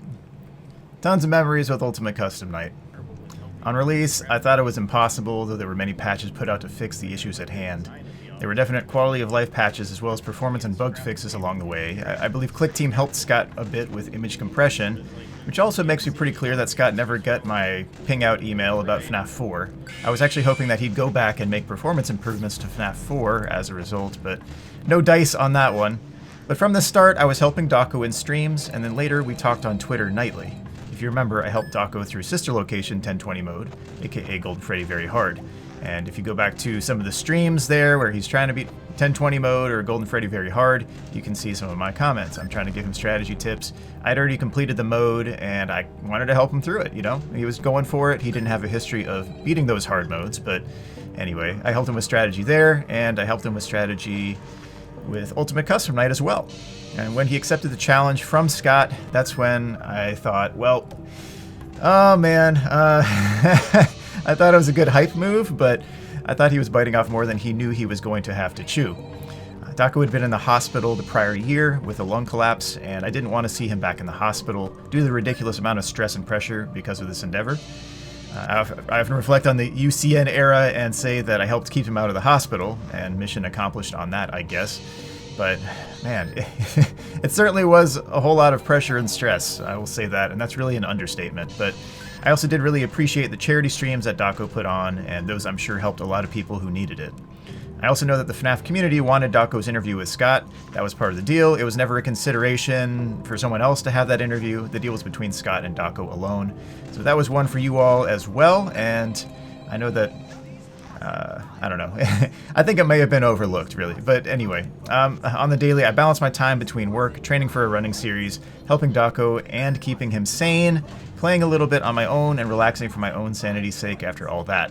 So I was pushing the limits while I was doing all that, and it was a real drain on me. So for a game that was built around the torment of the main character in that game, I think it was definitely tormenting at times. So if you want to say, well, that adds to the genre expansivity of the entire series, yeah, you have a top-end game that was extremely torturous on some of the strategy building parts of it, you know. So that phase when we were trying to get the skill up so we can beat 50-20 mode, yeah, that was definitely a big pain. I wish someone would have told me about Power Generator sooner, though. I actually saw one of Sonic Ye's videos where he ends up with an insanely high percentage compared to what I was doing before, because I was running fan most of the night. Like, oh, I just have to swap between power AC and fan, or turn some things off or whatever. But I didn't I didn't know that Power Generator was 0 power usage until a lot later. I shouldn't say a lot later, a few days into me playing, and I was like, well, why didn't anyone tell me about this? Like, anyway, yeah, people were getting tips from me. I just needed that one tip, I guess. So anyway, you see with the green runs in 2020, I definitely use Power Generator a whole bunch, and now people often comment, hey, this is impossible because you use basically no power. And I'm like, yeah, that's what Power Generator does. If you have nothing else on, it doesn't use any power. You can get an extra +1 power percentage if you click on MeBird, and it's a favorable occurrence. Or you can change the temperature to 60 in the room if you have to worry about running against Music Man, you know, swapping. Anyway, all right, so you can't run Power Generator all the time in all circumstances, but unfortunately this game had some real exploits as well relating to speed hacking, and there is a tool you can use to basically motor your way through the night at a ridiculous speed, and it doesn't actually let any animatronics attack because you're done with the night before any jump scare can occur. Well, some of those videos came out right after Ultimate Custom Night was released and had the ending text and all that, but with like the wrong number for the amount of points. And the question was, well, are there a random number of animatronics that spawn in? Is it sometimes they spawn in? No, it should be 10,600, but some of the videos I saw early on were like 10,300 and 10,500. And it was kind of like, it took the wind out of the whole run at the start. I guess that kind of faded because everyone wanted an actual completion. If you're going to submit a run to any world record type of submission, you want the full gameplay. Basically, make sure from the get-go through the end you have the gameplay all in one cut, no jump cuts, no fade transitions or whatever it is, but you want the full gameplay.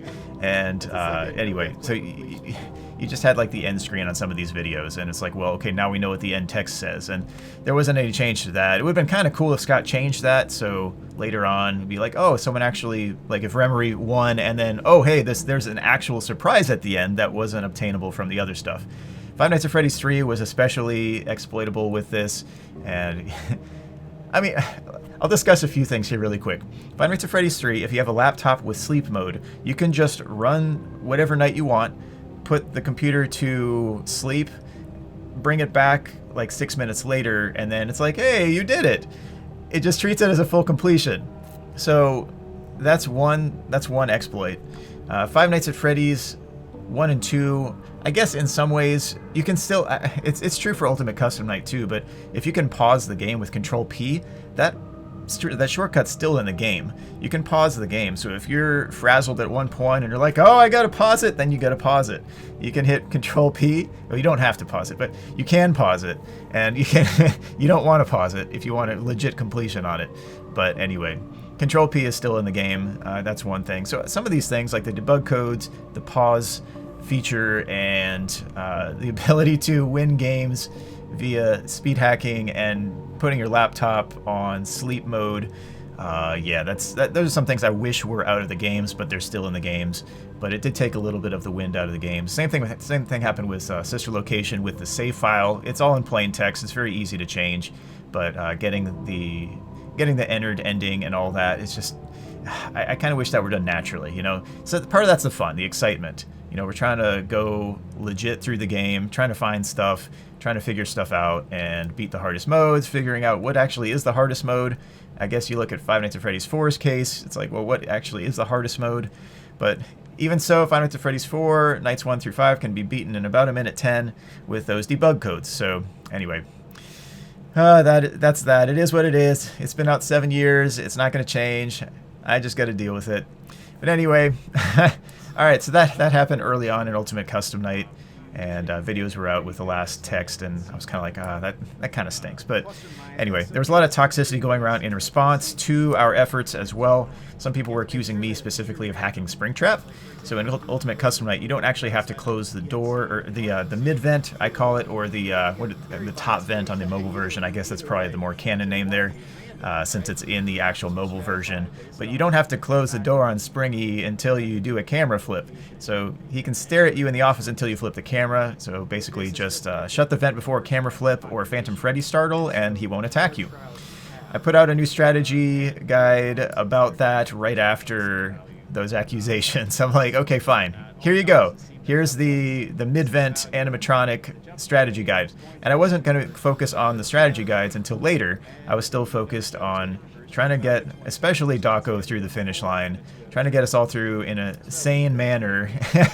I figured it was going to be possible at a certain point, and since it was possible, I would be able to do it at some point. So I wasn't too concerned about that. But anyway, I put out a strategy guide pretty early about the mid-vent animatronics, and Matt Pat actually took that up. So Matt Pat from Game Theory, one thing I admired about Matt Pat was that he tested my claims out. So instead of just going with, oh, DJ Sturf's just a hacker, and Springtrap's supposed to jump scare you right away and all that, but he had an initial hypothesis against it, sure, which is fine, but he tried it out on a stream and found out that you can indeed legit do that. You can just keep Springtrap at bay by office stalling him. So I came up with the terms cam stall, office stall, but anyway, those tended to stick because they made sense and people were using them and people were watching my strategy guides and all that. But Matt Pat took a Berean mentality, meaning seeking out the truth for what it was, and that's a good quality. So always think critically and don't try to explain reality away. Figure out what actually is, and you can do different trials. You have a hypothesis, you test it out, you find out what the deal is. You evaluate the evidence and make a conclusion. So, and hopefully an educated one.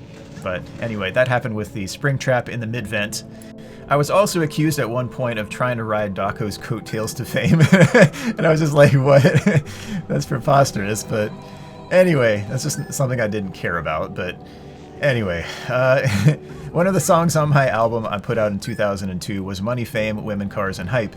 And basically, sometimes you can have things and that's cool, but chasing after those as a prime materialistic focus, I don't find that profitable, and yeah, there's that. That's about it on that one. But anyway, I wasn't trying to ride Dako's coattails to fame. I don't even know, but anyway. Others were playing and getting 2,600 points while I finished 9,800, 4,920, 9,800 points, getting that last cutscene. And some of the comments would be like, well, you didn't play it the right way, or there are real issues with what you're doing right now, trying to cheat the game while everyone else is playing the right way. And it's just like the silly game that Scott put together, and he confirmed later that that's how he wanted the dynamics to work that we were using. It's a game. You try to find how things work, how things interact. I mean, speedrunning. Is speedrunning wrong? Like, do people find exploits in speedrunning? Were some things intended to be there? Yes. Were some things not intended to be there on other games too? Sure. But at the same time, the balance that Scott says that was at the end, that last patch that he put on, he was satisfied with it, liked how it was, and that's how he wanted it to be. So anyway, you can go to Dako's interview with Scott. I'll talk about that later, but yeah, it's the right way to play the game. One thing that I think definitely added fuel to the fire on the things that I mentioned before was when Markiplier mentioned on stream, and I think this was taken the wrong way, that he said that he didn't think that Dako and I were having fun playing the game, and he thought that we were just using exploits to try to get more points. And from his comments on the St. Jude charity stream that I was on with him virtually, but on the same stream when he was replying to my comments, he mentioned that there were different gaps that you had to find. You got to piece it together, figure out the best way to the finish. It's kind of the same principle in speedrunning, and Matt Pat pointed that out on that stream as well. And I made a comment relating to that, trying to allude back to that, trying to encourage that, saying, yeah, a lot of things need balance in this game, saying, if you want to win, you have to balance a lot of things. But I think people took it after that as a jab at Scott, where people took it as, oh, a lot of things need balance, like still need balance, like the implied still. It wasn't a still, it was if you want a win at 50-20 mode. Because before we were getting all sorts of comments like, you're not playing a legit way, you're just using exploits and trying to cheat your way to more points. Like, I'm getting 2,600 points and I'm legit and you are not.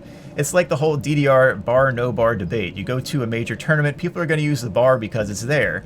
And I don't know, I mean, maybe I could go now and just juggle, and I won't be using bar, I'll be juggling too, and I can get perfect scores on stuff and push later rounds with that. But anyway, stuff like that exists in a lot of communities. You get a debate over what's legit, what's not, what's fair, what's not, what's cheating, what's not. And there you have the comments there that really kind of fueled the fire, I think unintentionally, and I don't know. So it's nothing I blame Markiplier for, it's just things that were taken way out of context, I think, and later on ended up with a lot of nasty comments to both me and Daco during that time. And at that time, Scott also volunteered to step in and kind of arbitrate between the whole matter, where he was going to say, well, okay, these guys are playing legit, like, just cheer them on, this is supposed to be like for a good thing, like for hype's sake, and I don't even know. So anyway, he made that offer. Daco and I both thought that it wasn't really necessary, and that's just the way it is. I know I'm quite stoic with how I am these days and how I respond to these games. Some of it's a little bit of desensitization. You see some of my older videos, maybe I'm a little more hyped with the earlier completions, but it kind of gradually wore off. I got the plus of finishing first on some things, and then it was like, okay, well, you know, let's take it with even keel, like LeBron James mode, even keel or whatever. But anyway, I discussed that comment as well with Scott, and he didn't take it that way as like a negative, hey, I think your games stink type of, you know, connotation. That's not what I meant by any means in that stream.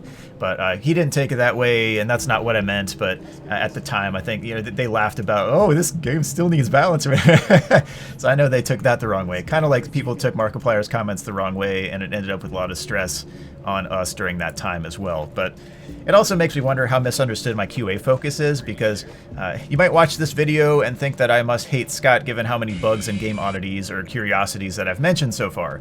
But you know, that's what I'm super interested in, is those bugs and how they can be fixed. And sometimes it's frustrating to have software that could be fixed very simply and just isn't.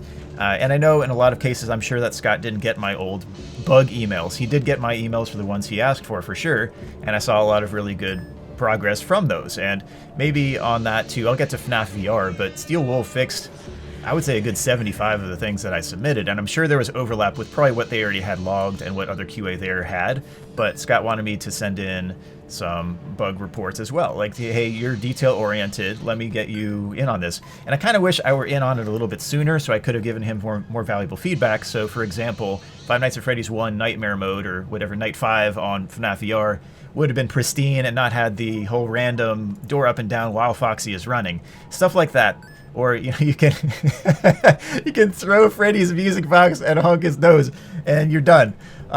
Stuff like that. But anyway, there's still bugs in FNaF VR. I'll get to those as well, but that's what I'm interested in. I love finding these quirks. It's super interesting to me. I think about how things could be improved, how things could be fixed. It's part of being inventive.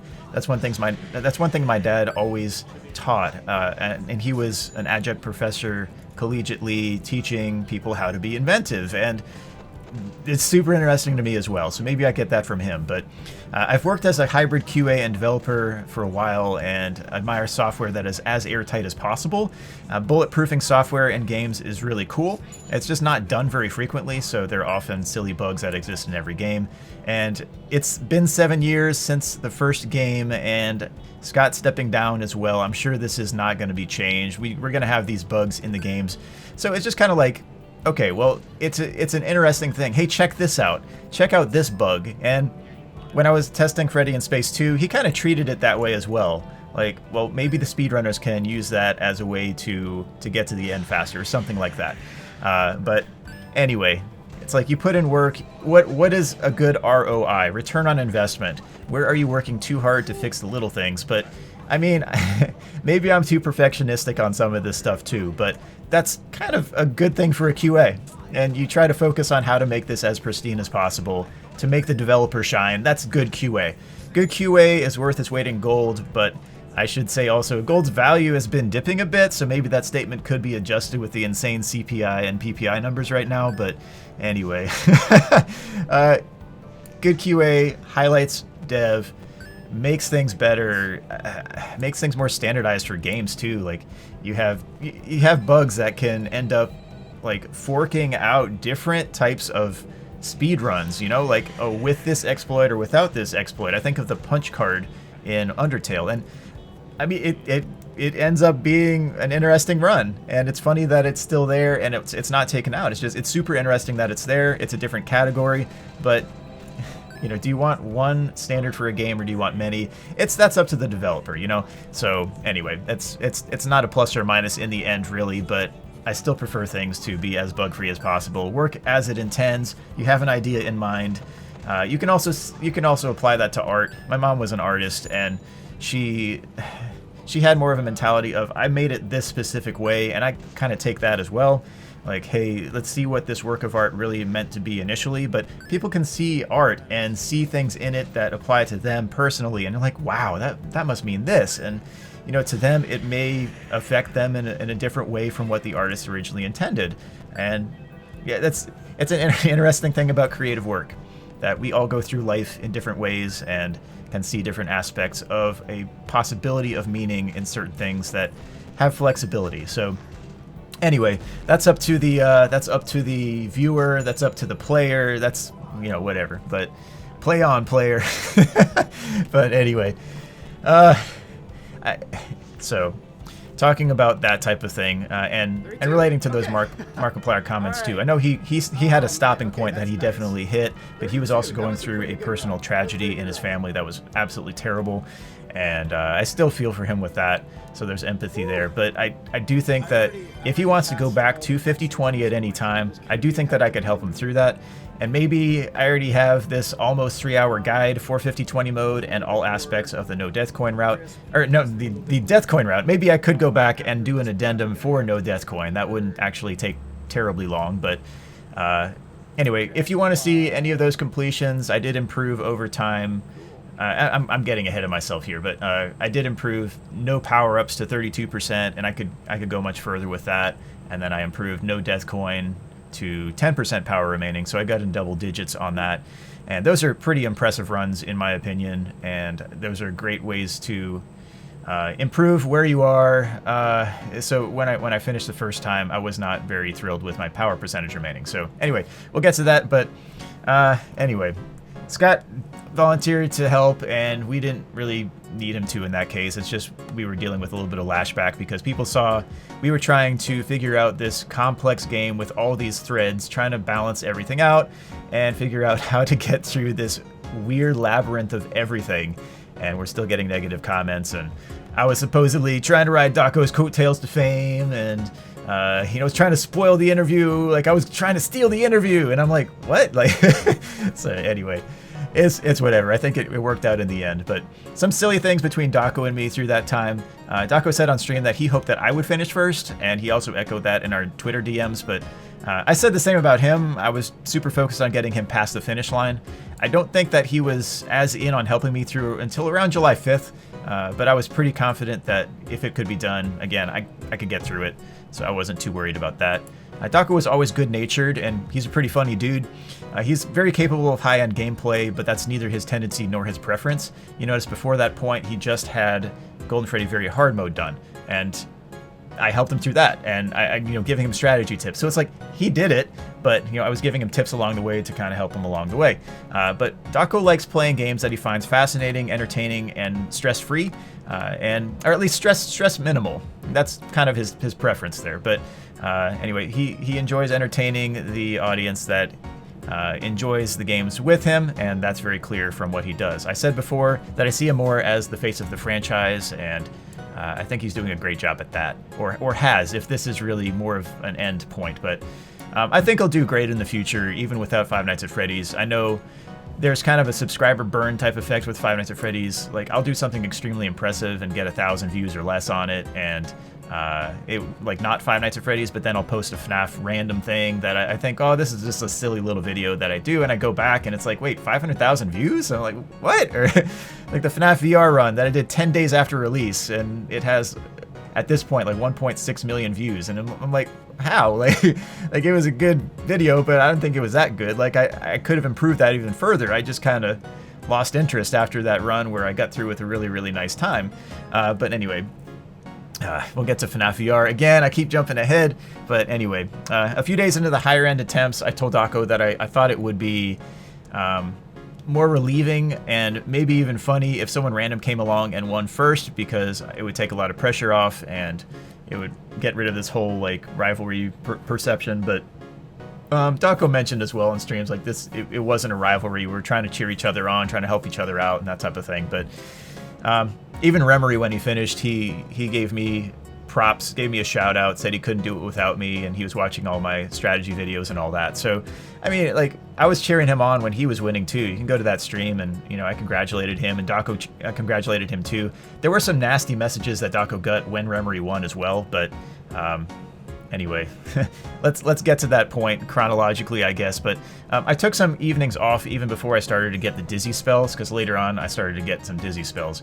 In that case, it was because I knew taking the time off, I knew it was because Lewis was getting overwhelmed with how fast I was going ahead, and he would sometimes comment to me, "Why you do this?" And when I found some new way to get a few hundred more points, but a lot of people were pitting us against each other while we were making jokes and discussing strategy on Twitter nightly. I know Matt Pat mentioned on the latest St. Jude Cherry stream that we were in a heated battle right at the start, and I just don't know how to break it to him, I guess. Like, I think I mentioned that to him on one of the meetings that we had as well, but anyway, that I don't know that it registered. Anyway, I had a dream one night during that stretch that I was running in a major track event, and for some reason I knew that I wanted someone else to get that interview with the sportscaster at the end, and I knew that the interview was going to be stressful and like all eyes on that and all that, but I was way ahead in the race, but I thought the right thing was to slow down and finish back a bit, and it was less drama that way, and I guess it kind of worked out that way in the end. So as of July 5th, did we think that 50-20 was possible? Yes. Both of us thought that it was definitely possible. I did take some days off later since I had some dizzy spells just for my own health. I was throwing in long hours at work, wearing myself out, just training for the running series that was going on and trying to get everything goal-wise accomplished with 50-20 mode. But those days of rest did help physically though. Those definitely did benefit. But again, Remory finished first. He showed true dedication to beating the game. He often streamed for about 17 hours a day, but he got the job done. And he logged about 80 hours in the game and gave me a shout out. Like, I mean, he was super cordial, but maybe his viewers weren't as such during that time, because Daco was getting some nasty messages, and he actually wanted to quit. I think he said something like, "I'm done." Like after those messages, he was just like, "I'm done," and I understood the decision, and I was kind of like, ah, man, like if this is it, that stinks. Like, I understand the decision, and it's better that you're satisfied with how you accomplish what you want to accomplish. Like, you push the limits you can, and if you want to stop, then you have full right to stop. But anyway, I was glad that he went back and finished the mode right after, so the day after he got it, and yeah, I was super happy for him. So that was really cool. So I was at work during that time too, but I had the stream running when he won. I was like, oh, that's sweet. So I sent him a message right away, like, you did it. So anyway, he was super pumped about that. But then he was like, you know, you're gonna get it ASAP too. Like, when are you gonna get back to playing? Because I'd been taking some time off just to get rid of those dizzy spells, and I was like, well, you know, maybe I'll take a day off at some point, and I'll do that. And was that right? Let's see. Yeah, that's right, because he finished on a Monday. I took the Tuesday off and finished on that day, so July 10th. I'm pretty sure that's right. And then, yeah, that was it. I finished in about 4 hours that day, and I didn't have the dizzy spells that I was having, which is great. So I was glad to be done. I think I said, is the nightmare finally over? Part of the nightmare was the entire experience, but beating the mode and then realizing I had the fan running. I don't know why I had the fan running. I guess I was being way too conservative with preventing Jacko Chica from jump scaring, because I didn't want that to happen last second. But you can hear my fingers shaking on that video, and like, it was a super stressful moment. Adrenaline's really running. Adrenaline is pumping. But anyway, I had the brain power to finish the game, I guess, right? But oh my goodness, I finished with 0% power right at the buzzer, and the power down sound overrode the music. So I ended up with instead of the whole long music. So it was funny. It was funny. It was annoying to me though. Like, I knew I could finish with better power percentage remaining on that. We were using power-ups at the time as well. So that gives you at least, let's say, like a 4 or 5% advantage over what you would have without those. And I wanted to go back at some point and win with no power-ups and really improve the power remaining. So I did eventually. I finished, I think, yeah, I finished with improved power big time over when I finally got back to it. It took a while for me to get that gusto to get back to it. And it was almost 2 years. But I went back, did that, and then practiced up. Have tons of completions now of 50-20 mode. It's a lot more replicable than, say, FNAF 2 10-20 mode. You're going to be playing for hours to get a win on 10-20 mode.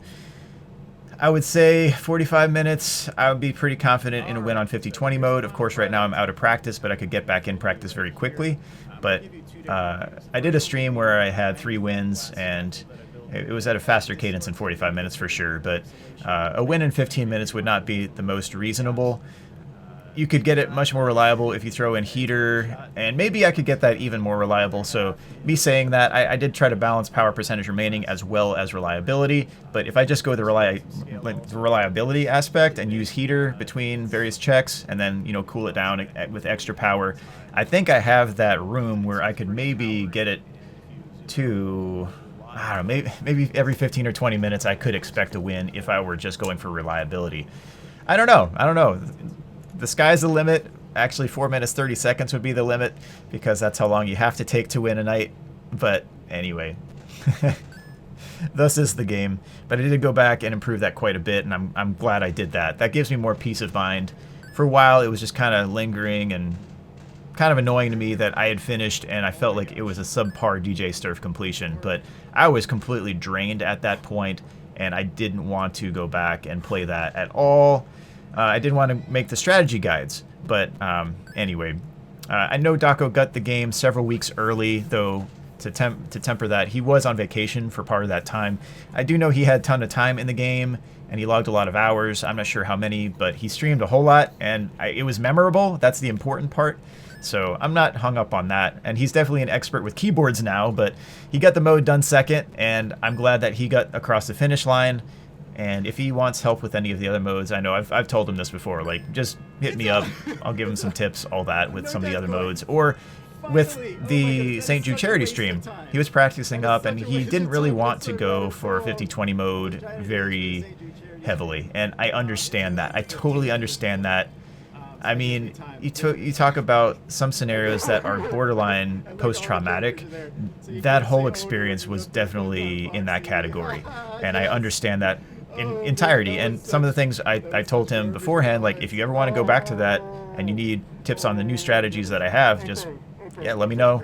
I can help you out, that type of thing. So, I mean, the offer is still out there. I offered to help Remory through other of the various games in Five Nights at Freddy's. He saw Ultimate Custom Night as more of an arcade style game, that he liked that type of game, and he had fun with that, but he didn't really mesh with the rest of the series. He didn't have as much interest, so he was grateful for the offer. He's always been super nice, so it's something where if you want to go visit Remory's channel, go check it out for sure.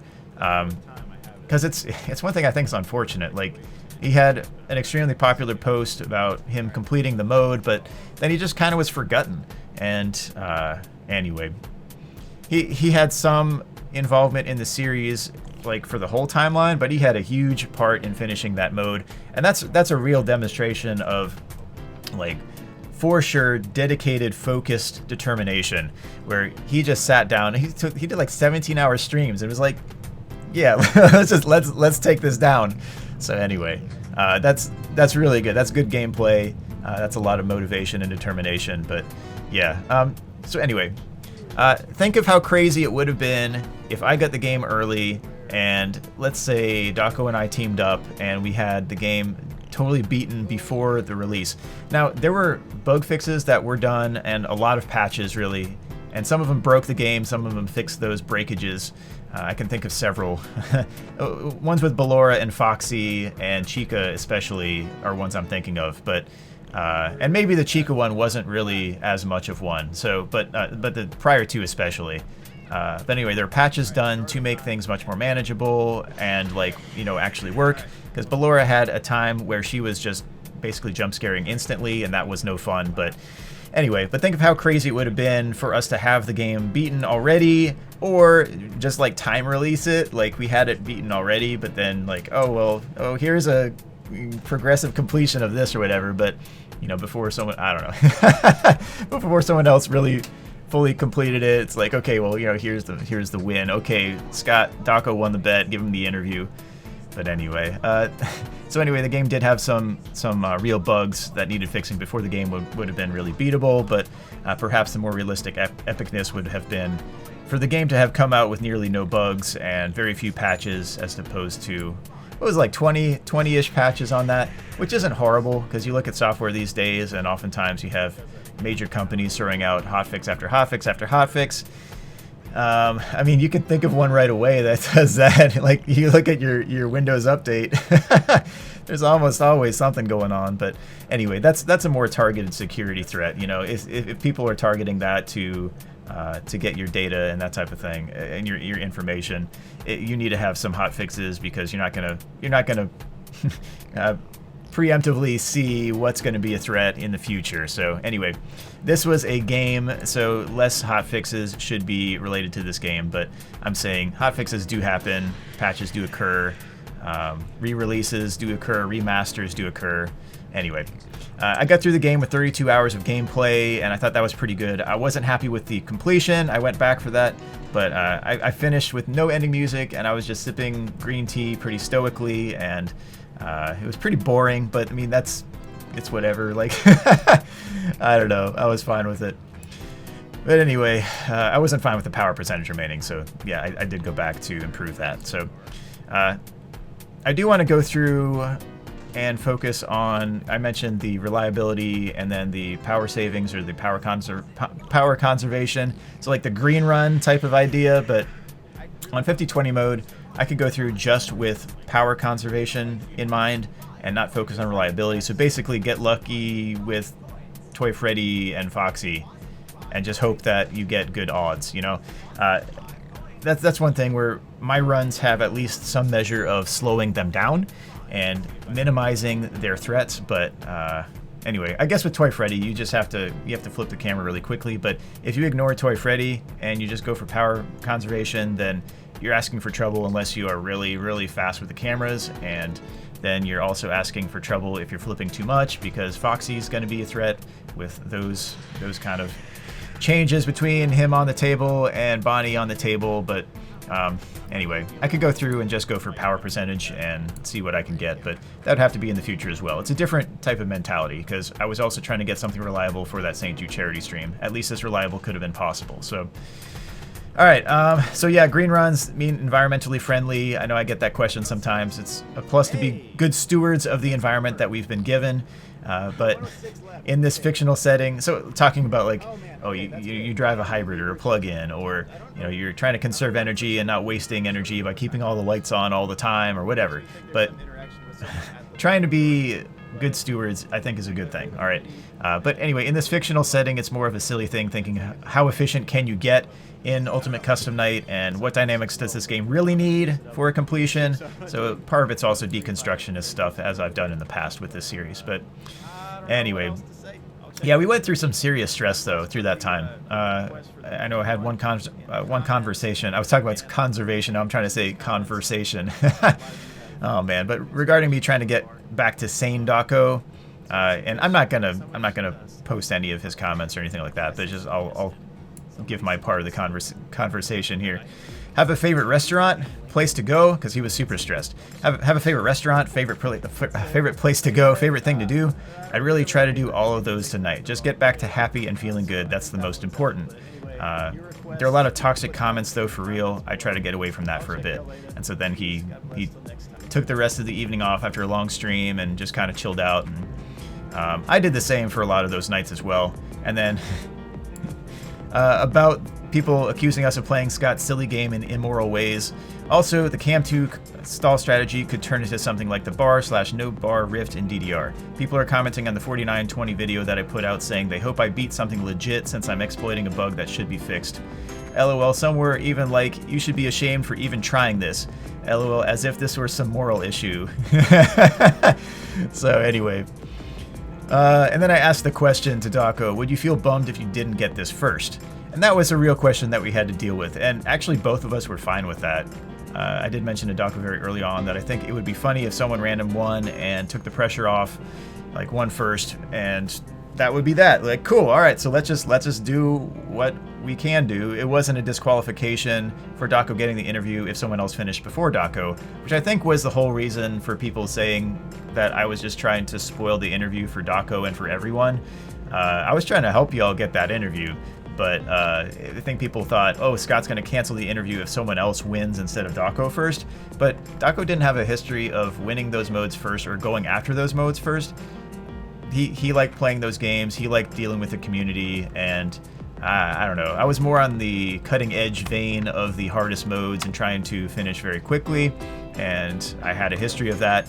But anyway, I wasn't going to spoil anything by finishing first if I did. But anyway, aftermath of all of this, I lost something like 10 or 12 pounds. I don't remember the exact amount, but my abs were crazy after all of that. So, I mean, maybe Scott should market UCN as the next beach body fitness routine. My dizzy spells did cease.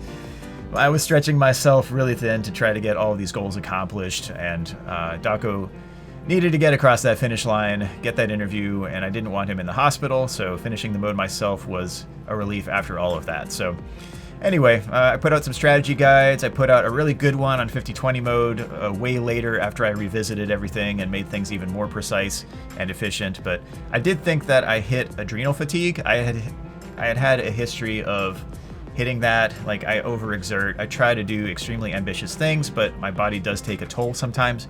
You have to balance that out. Like long term, I can't keep doing that. And I noticed that when I was playing Rocket League. You know, we were part of the RLCS and we ended up in the, we finished like, what was it? 65th or whatever it was. We got to the round of 128.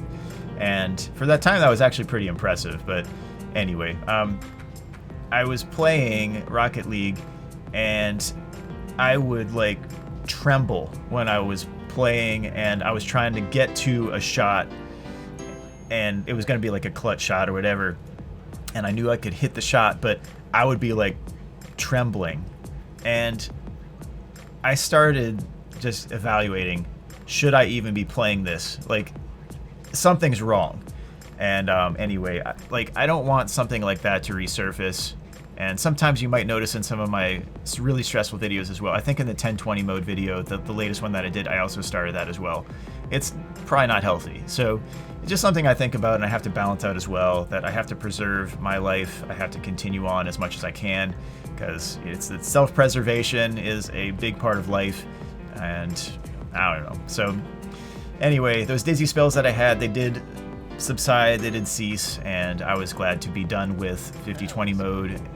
That was that, you know, it's probably just adrenal fatigue. You have to eat, you have to rest, you have to just rebalance everything that you're doing, and yeah, that's that. So anyway, slight sacrifices, I suppose, but anyway.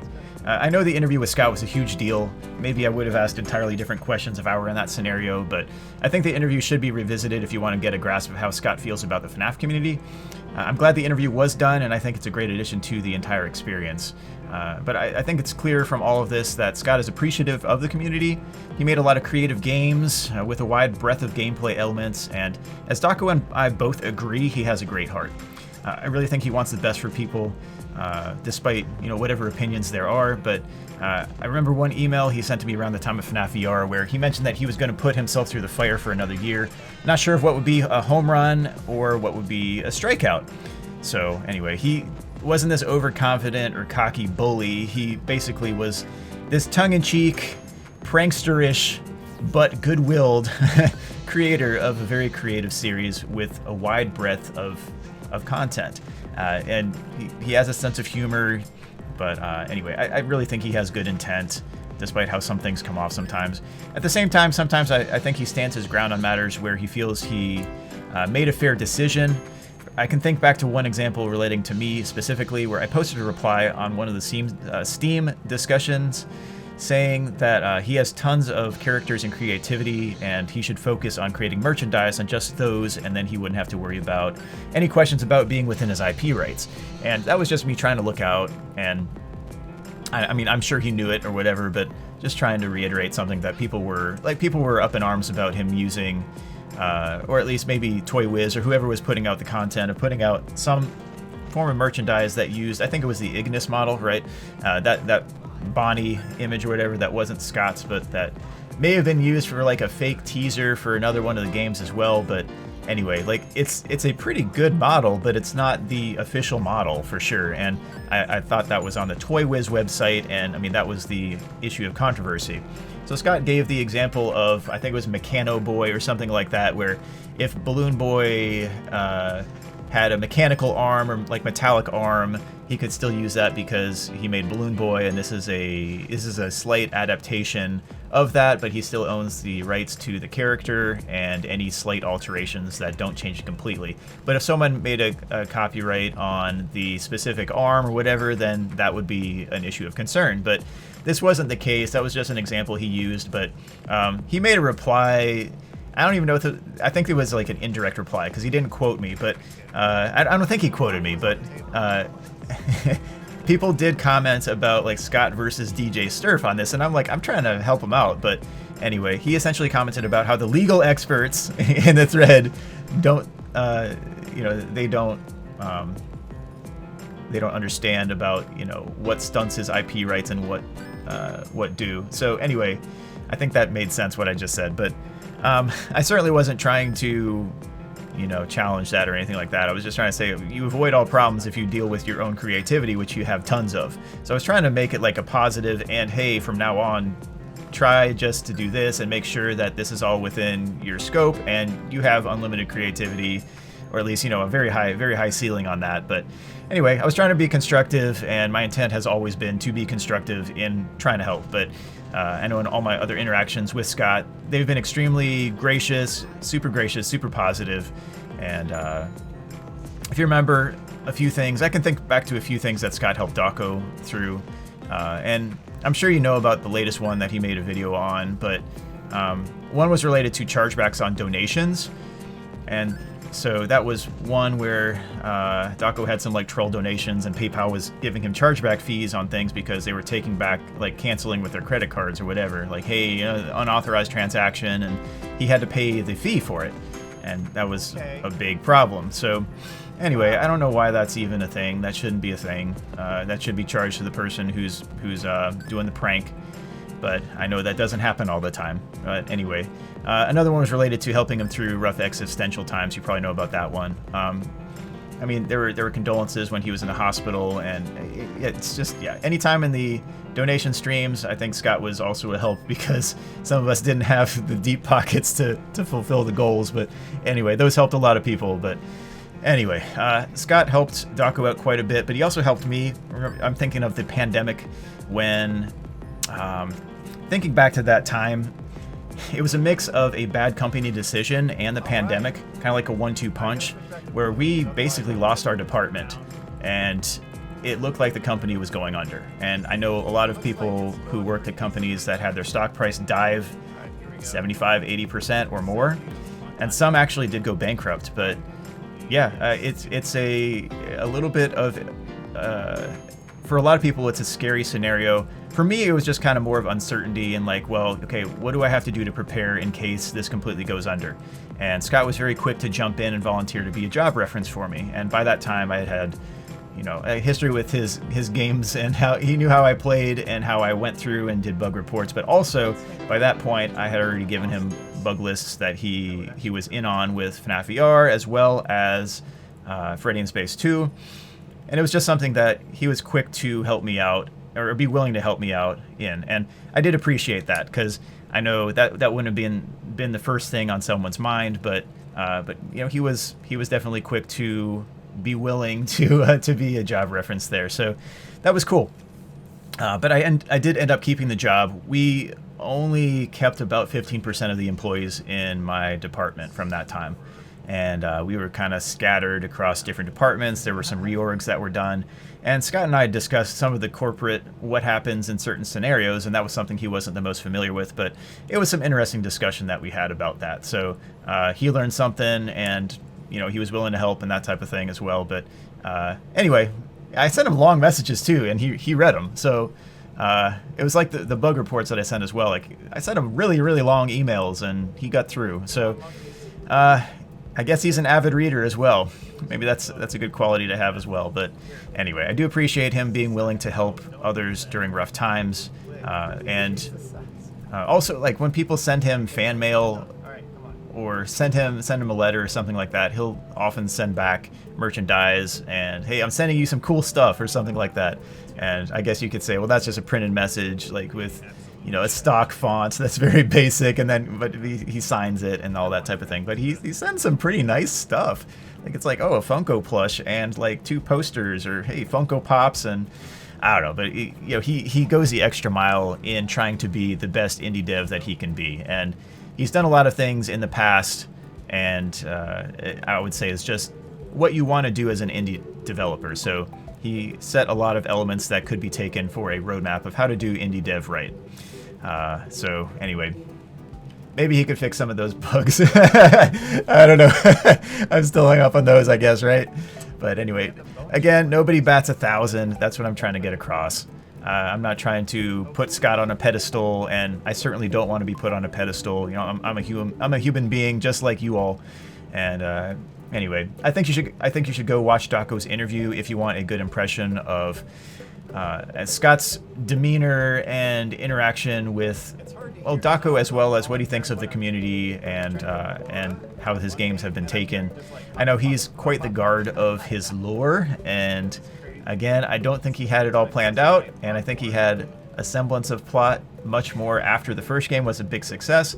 But anyway, whatever the case, the series is what it is. It's been 7 years, and it's been quite the memorable 7 years. So thus, I'm making a really long video right now in reflecting on all my memories with it. And I'm trying to be comprehensive with this as well, because I don't think the series is going to be the same without Scott.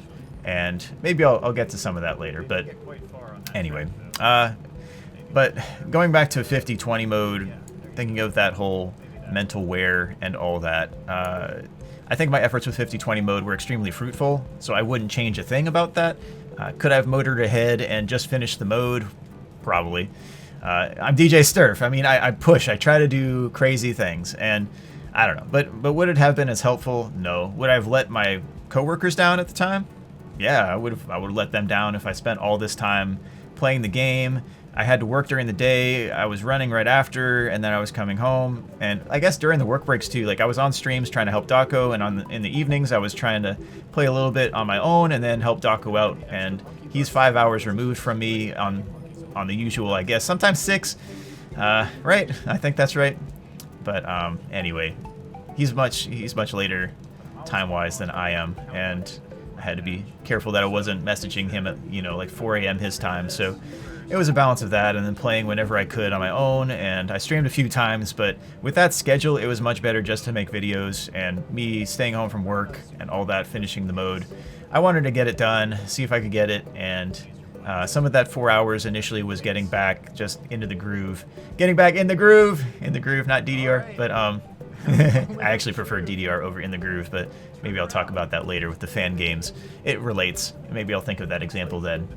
But anyway, finishing the mode, I was glad to get that done. And with going back to any sort of Five Nights at Freddy's game, there's always an adjustment period where you have to go back. If you've been away for a while, you got to get used to the game dynamics again, but you can pick those right back up. If you've done it before, I'm sure you can do it again, and you can improve on what you've done before. Just take some time, do some hard work, or put in the hard work and play it.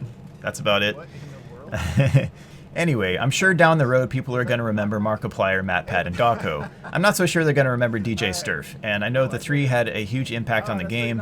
I know I did as well, but at the same time, like, I was more behind the scenes, Even on that Freddy in Space 2 charity stream, Daco mentioned me as the man behind the scenes. DJ Sturf. Yeah. DJ Sturf. DJ He's the Sturf best. is incredible. Behind the scenes. Have you ever watched any of his speed runs Yes. of FNAF? Yeah. Are He does. insane. Have you seen his juggling as well? Do you know dance stage? His the dance mat.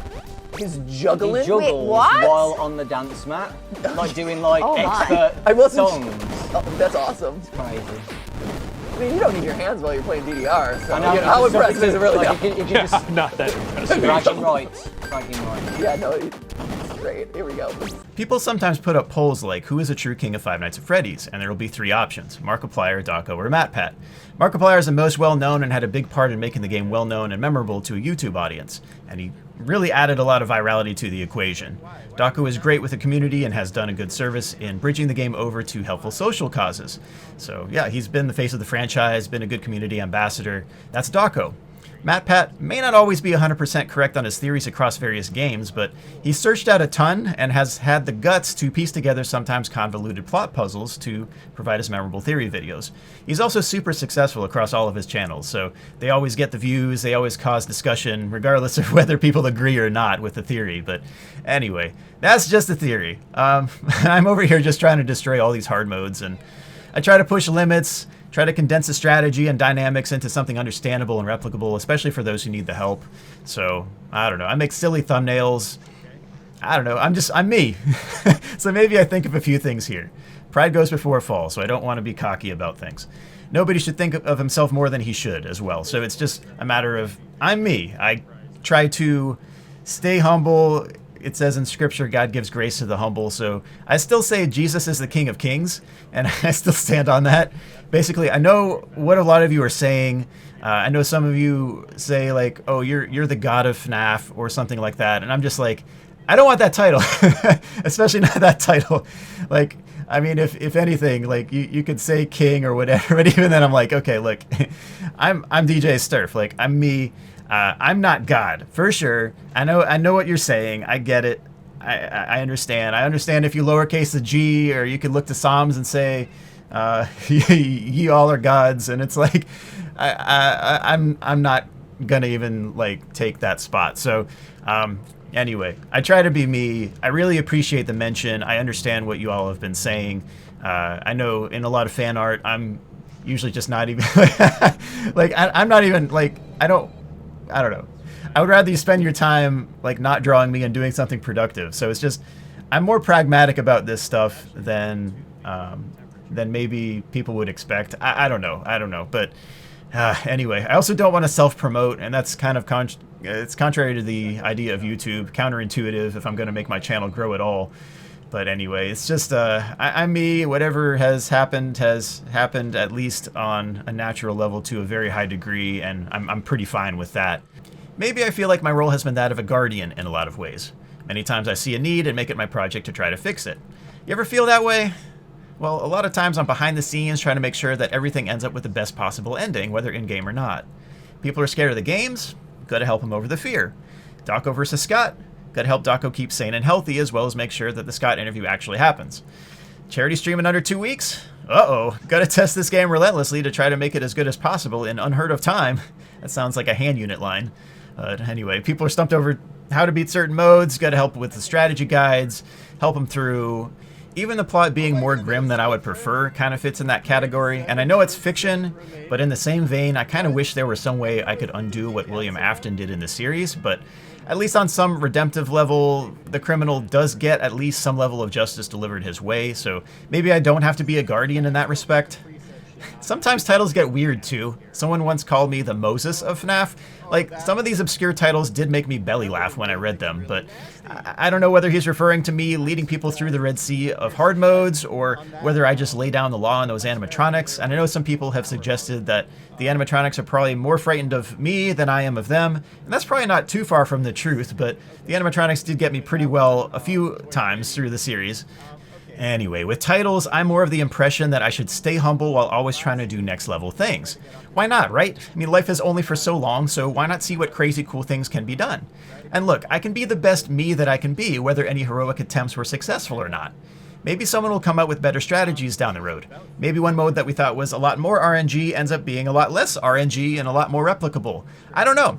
Maybe someone will end up with higher percentages on various modes. Those things should be celebrated too. All those are no threats to me being me. I've just tried my best, and that's the most I can demand of myself. Anyway, I hope my time with this series has been memorable so far, but regardless, life is life. Sometimes things work out tremendously well, and other times things fall short. Sometimes 5 minutes too short. I still think of that latest stream that I was on, and I wish that I had 5 more minutes to play. I'll talk about that charity stream. I tried to give a definite way where I could have guaranteed several wins on 50-20 during the stream. And I think the pandemic hurt that a whole lot because it would have been much easier to implement in person, where I could have just been playing on the side, but I'll get to that. But anyway, it worked out the way it worked out, and unfortunately, the winning run was right after the stream was over. And that still nags at me a little bit, and I don't think I'm going to have that opportunity again, but I don't know. We'll see. It's just, yeah, it's whatever. It's not a realistic expectation to get a win that quickly and with audio in your ear from the monitor as well. Like, I had that going on as well. It was not like a normal 50-20 run. I could barely hear Ballora, which is why I got jump scared by Ballora on one of the runs. Like, I don't get jump scared by Ballora unless it's like the mobile game where I can't hear one side because the channel just doesn't work. I don't know. But anyway, we'll talk about that later, but anyway, let's get back to Ultimate Custom Night. There's a lot to this series, and I don't know, you get a few comments, people are like, oh, you forgot DJ Sturf. So I appreciate the mentions in those settings, and I understand what you're saying. Even MatPat mentioning me as a king on multiple occasions, or Markiplier, MatPat, and Dako agreeing that I was the best or incredible, those are very kind gestures. More importantly, though, I hope that my work thus far has brightened your life or helped you out. 10 years down the road, you might think Five Nights at Freddy's, you might think Markiplier, MatPat, Dako, wherever their journeys take them. I don't know where my journey is going to end up. We're not promised tomorrow. I don't know if 10 years down the road I'll have a family, or if I'll be still on YouTube playing games. I'll be almost 50 years old at that point, so I would severely doubt that. But anyway, I guess whatever keeps you young, right? But we're just going to play life by ear in some regard. And I would say some of that has to be with some direction as well. I mean, it's something that I seek the Lord about as to, hey, what should I do next? And a lot of times it's just kind of a blank everything in front of you. You don't know what's next. It's just, well, show me the next step. If you know DMX, one of my favorite songs from DMX is Lord Give Me a Sign. And it's that type of mentality. It's quite the song. Like, it is quite the song. But and rest in peace DMX. Like, it's yeah, that's a good song to listen to. So that would be like homework from this section. You like listen to a DMX song. But anyway, that's the type of mentality I have with the game, where it is right now. And then, you know, I've put so much into this, and oh man, I have lots of memories. Of course, I'm trying to sift through them, trying to get some, I mean, effectively closure, because I don't think it's going to be the same without Scott. So anyway, just whatever the next step is whatever the next step is. I'm just going to go with that. But I still have some things on my to-do list from the series, but it's certainly not going to be quite the same. I know Security Breach is scheduled to come out as well. I'm still planning to play that down the road, but yeah. Anyway, for game balance in Ultimate Custom Night, getting back to this topic, at one point I do know that 2 mangles were spawning at times, but that bug was fixed. I thought that the side vent was having issues, but it actually was not. I was hitting the wrong key. So Scott actually posted on that video that I posted of that bug. He's like, well, you're hitting the wrong key or whatever. I'm like, oh, okay, all right, you win on that one. But anyway, sometimes QA makes mistakes too. Nobody bats 1,000, basically. But oh man. Ballora also on some patches was instantly jump scaring in one of those patches for sure, and Scott patched that right away and actually changed Ballora, so Ballora was actually a little bit easier after that point, but or at least I think so. So if you reacted to Ballora right away, Ballora hit the door instead of like the sister location. You have to wait for that specific interval before the thud. It's kind of the Freddy dynamic. I wish Freddy maybe were like an instant hit, but maybe that's too easy. Maybe that was there to cheapen, to uncheapen just shutting the door and hoping that Freddy would hit with all the other animatronics. So instead of hitting like one big thud for 2 animatronics hitting, you would have to wait for Freddy. So I think that was a dynamic left in the game on purpose to de-cheapen that possibility. So that part's fine. Foxy advancing with Bonnie on the table. I still think that may be a bug. Foxy's really cruel sometimes with the RNG. I wish I could piece together the exact elements of Foxy.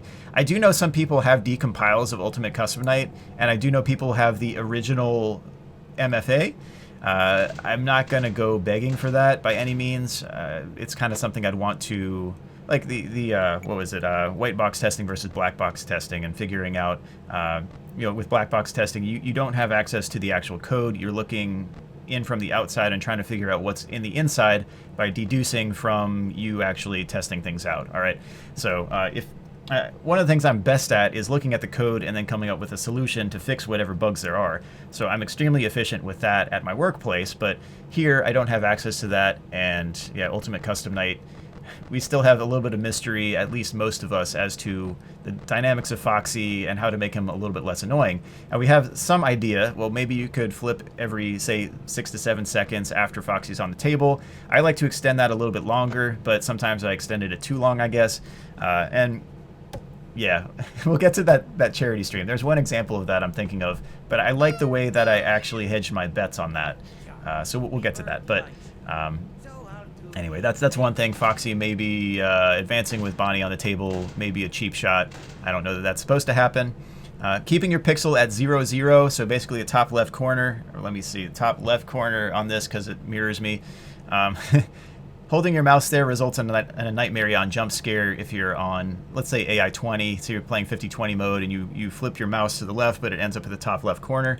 You don't get any warning, and there's no graphic that fades in on screen, but Nightmare on jump scares you. I'm pretty sure there's a graphic off the screen that fades in, like it heats up as you're at that origin pixel, and it ends up with you being jump scared even with no warning. I'm quite sure that's a bug. I'm pretty sure that's the same thing that goes on. There's probably a graphic right off the screen that, yeah, it's close enough that it heats up and then you get jump scared.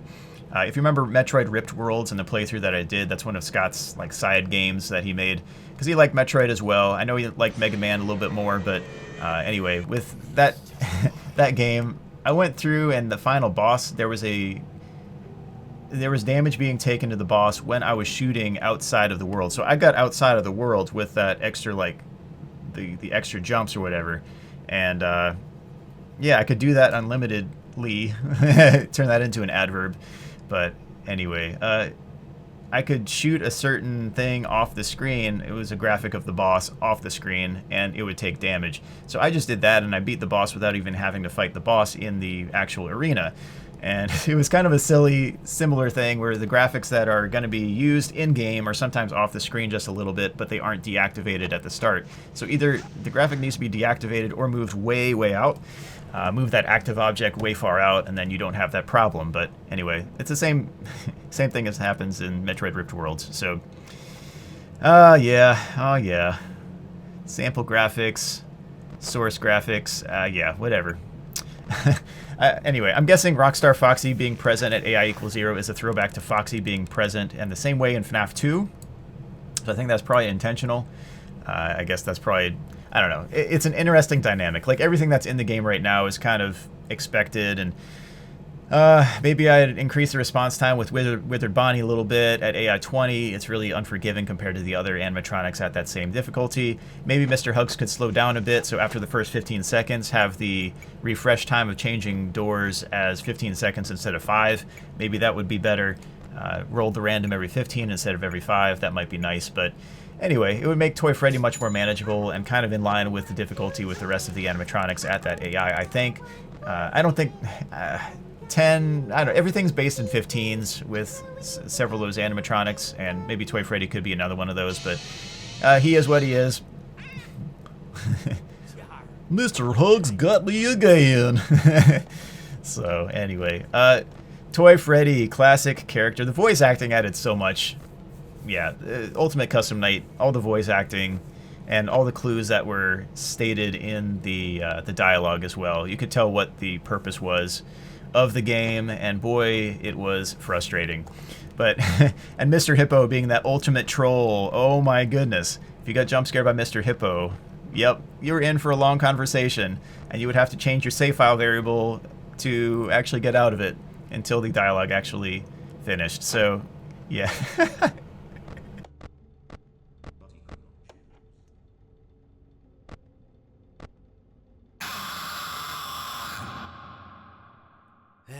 seems that you have met a horrible demise, my friend.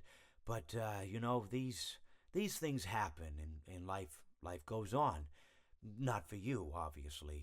You're dead. But it reminds me of... Oh man, that was an ultra troll element of the game. The entire series, that's an ultimate troll.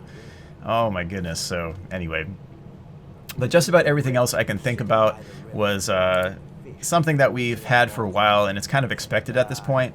So it's kind of like you embrace how it is, and you see its imperfections, but you see the purpose in those imperfections because you can conquer those to get a win. So, yeah, it's a game that can be revisited and optimized in other ways, especially. Maybe I was kind of hoping for some other presets for the challenges. I was thinking maybe there would be some download pack for some other challenges, some other presets. But I know people gave me challenges from time to time, like, hey, what about these characters together? But 50-20, winning that kind of defeats all of that because you can use the same strategy there and you win in any circumstance. But maybe optimizing those modes would be a little bit different. Maybe it'd be cool to have the 6 XOR animatronics as preset. Maybe that would be kind of cool, like the hiddens or something like that. I don't know. But regardless, the XOR animatronics. Oh, man. Exclusive OR. Oh, man. When Scott mentioned XOR on the interview, I'm thinking, he's like, well, I don't even know what it means. I'm thinking, like, exclusive OR. Like, yeah, it's exclusive OR. Like, oh, my goodness. Logic. Oh, anyway, so logic operator. But anyway. Anyway. All right, so maybe the 6 XOR animatronics also wouldn't be that amazing because in the game mode, outside of Bonnet, they were kind of transitory, kind of like what J. Pow says about the current inflation that we have. But it's just, yeah, they would be gone after the first appearance on most of those. But anyway, maybe a combination of animatronics with those secret animatronics might be nice. But or maybe even some kind of train up where you have Funtime Foxy and you have basically like Rockstar Chica. You have a simulated who's important in the first 45 seconds of most of the night. And yeah, but all right, that's about it. Thinking about other major players that I was involved with in the initial win of 50-20, you can look at Scott's list for the confirmed completions, at least the first bunch, and there aren't a whole lot of people even now that have won the mode, but there are definitely some for sure. I mean, that's the obvious. There are some people who have won. I guess notably, I think of Argon Matrix. He finished No Death Coin mode pretty early on, and that was his completion of Five Nights at Freddy's Ultimate Custom Night. I went back to beat No Death Coin mode, and then I pushed the power up to 10% remaining. I liked that completion. That was around the time right before the St. Jude charity stream. I was actually holding on to that. I had a suggestion for that. I'll get to that. I'll mention all of that during that segment, okay? But I was going to use that for something cool during the charity stream. I wanted to have some really ambitious completions so that I'd have like teasers for the charity stream. And I know people aren't really going to watch my stuff much, but it was just something kind of cool. Like, hey, here you go. Like, this is some cool stuff. I'm talking about the charity stream now. Oh my goodness. But anyway, that No Death Coin run completion with 10% was going to be held out for that charity stream, so I did delay the posting of that for a while. But anyway, it did take me a while to get to that mental fortitude again of wanting to beat that. Mr. Guinness, Core, EVW, OMU, Matilda, Solario X, Simplistic, Demir, J-Ski. I mean, I'm a ton of people on the list that I had positive interactions with. Popo had a ridiculous amount of power percentage really early on. He did some green runs early on without it trying to be a green run, I think. But anyway, some really cool stuff with people beating the game. And yeah, I know J-Ski took a tip from me in one of my DMs after I had won and was like, well, try to swap this out with Power Generator. So that was when I was starting to think, okay, well, can I swap out cycles so that you could have Power Gen and then Music Box, and then not even use the AC or the heater. But he had a really nice completion. J-Ski, aka Micro Horror Arcade nowadays, but he ended up, I think he had 8% power remaining, which was really good early on. And then I think Popo had, like with power-ups, he had 36%, which was pretty insane. So that was actually really nice. But later on, players like Gumball V, Shooter 25, Frogger 25, someone else like DJ Smurf or someone like that. He always wears like blue on some videos. I don't know, but I've probably missed several. Anyway, those players wanted to optimize the game even further and see what could be done in various scenarios. Some went on and did some green runs of the challenges, and yeah, it's just what can be possible with this game. That's kind of a cool, fun element. There is replayability with this game like crazy. I would say Sister Location has the least amount of replayability. IMO, maybe if I could play the entered that room more quickly, that would add to the replayability quite a bit. Maybe I could go back to those Custom Night challenges on Sister Location, but yeah, Ultimate Custom Night had a ton of replayability, like a ton. FNaF World also. Those two especially, yeah, those two had a lot of replayability. You could play all sorts of modes, all sorts of ways, all sorts of difficulties, but again, 50-20 mode kind of caps that off, I think, so yeah. Yeah, anyway, beating this game is a great confidence booster, so take the confidence you get from this game and see what other challenges you can beat, not just in games, but also in life. So you've beaten 50-20 mode, try this other challenge. What's on your to-do list? What can you do? How can you make it more ambitious? What can you do? Turn it on its head. What can you do to make it even better? What can you do to change it? What can you do to make it not even a problem?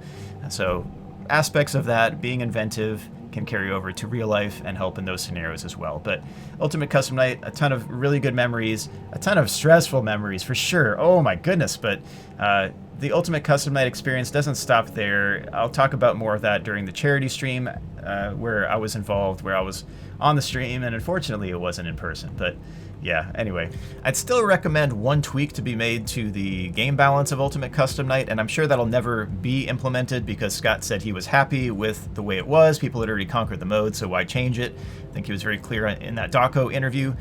But anyway, it relates to 5 of the animatronics, and I'm not talking about Foxy here. Maybe Foxy would be like half a recommendation, because Foxy could be a little bit more lenient on his movement patterns, as well as if Bonnie's on the table and you flip and then it turns to Foxy, I don't think Foxy should move, and sometimes Foxy definitely does move, so I think that might be a bug.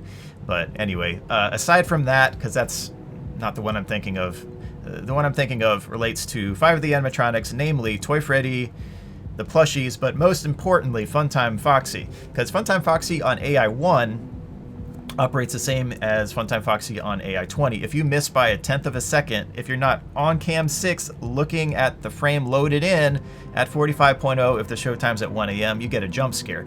If you have the camera on cam 6 at 1 a.m., so it passes 45, you're just delaying a jump scare because you weren't there on time, but there's no time leniency involved. So AI1, I wish there were like maybe a 20-second period where you had leniency. You had to get on cam 6 by like, you know, within 20 seconds of the showtime, and then you're good. All right, so you're a little bit late, that's okay, but I get Funtime Foxy wants you there punctually or whatever, but if that's the case, then why not make it an early requirement or something like that for other AI levels? AI20, you got to be there early or else. I don't know, but maybe it's whatever. It's Scott's decision. Maybe Toy Freddy and Mr. Hugs could be a little bit more lenient on the checks on how much time in between checks are done. Maybe that's what I'm getting at. AI1, maybe allow a little more time so that Toy Freddy's not jumping at 16.5 or something like that. Stuff like that, and then the plushie animatronics maybe add a little time leniency there. So basically make the time scale a little more gradual in those cases as opposed to like there or else.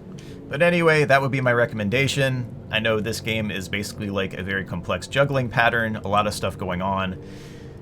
Tall order to program this game for sure, and to make it work in Click Team is also pretty impressive. So props on that. This game is definitely a level of fun, but I would say it's like a really painful version of fun. Like it's fun when you win, but boy, it hurts getting there.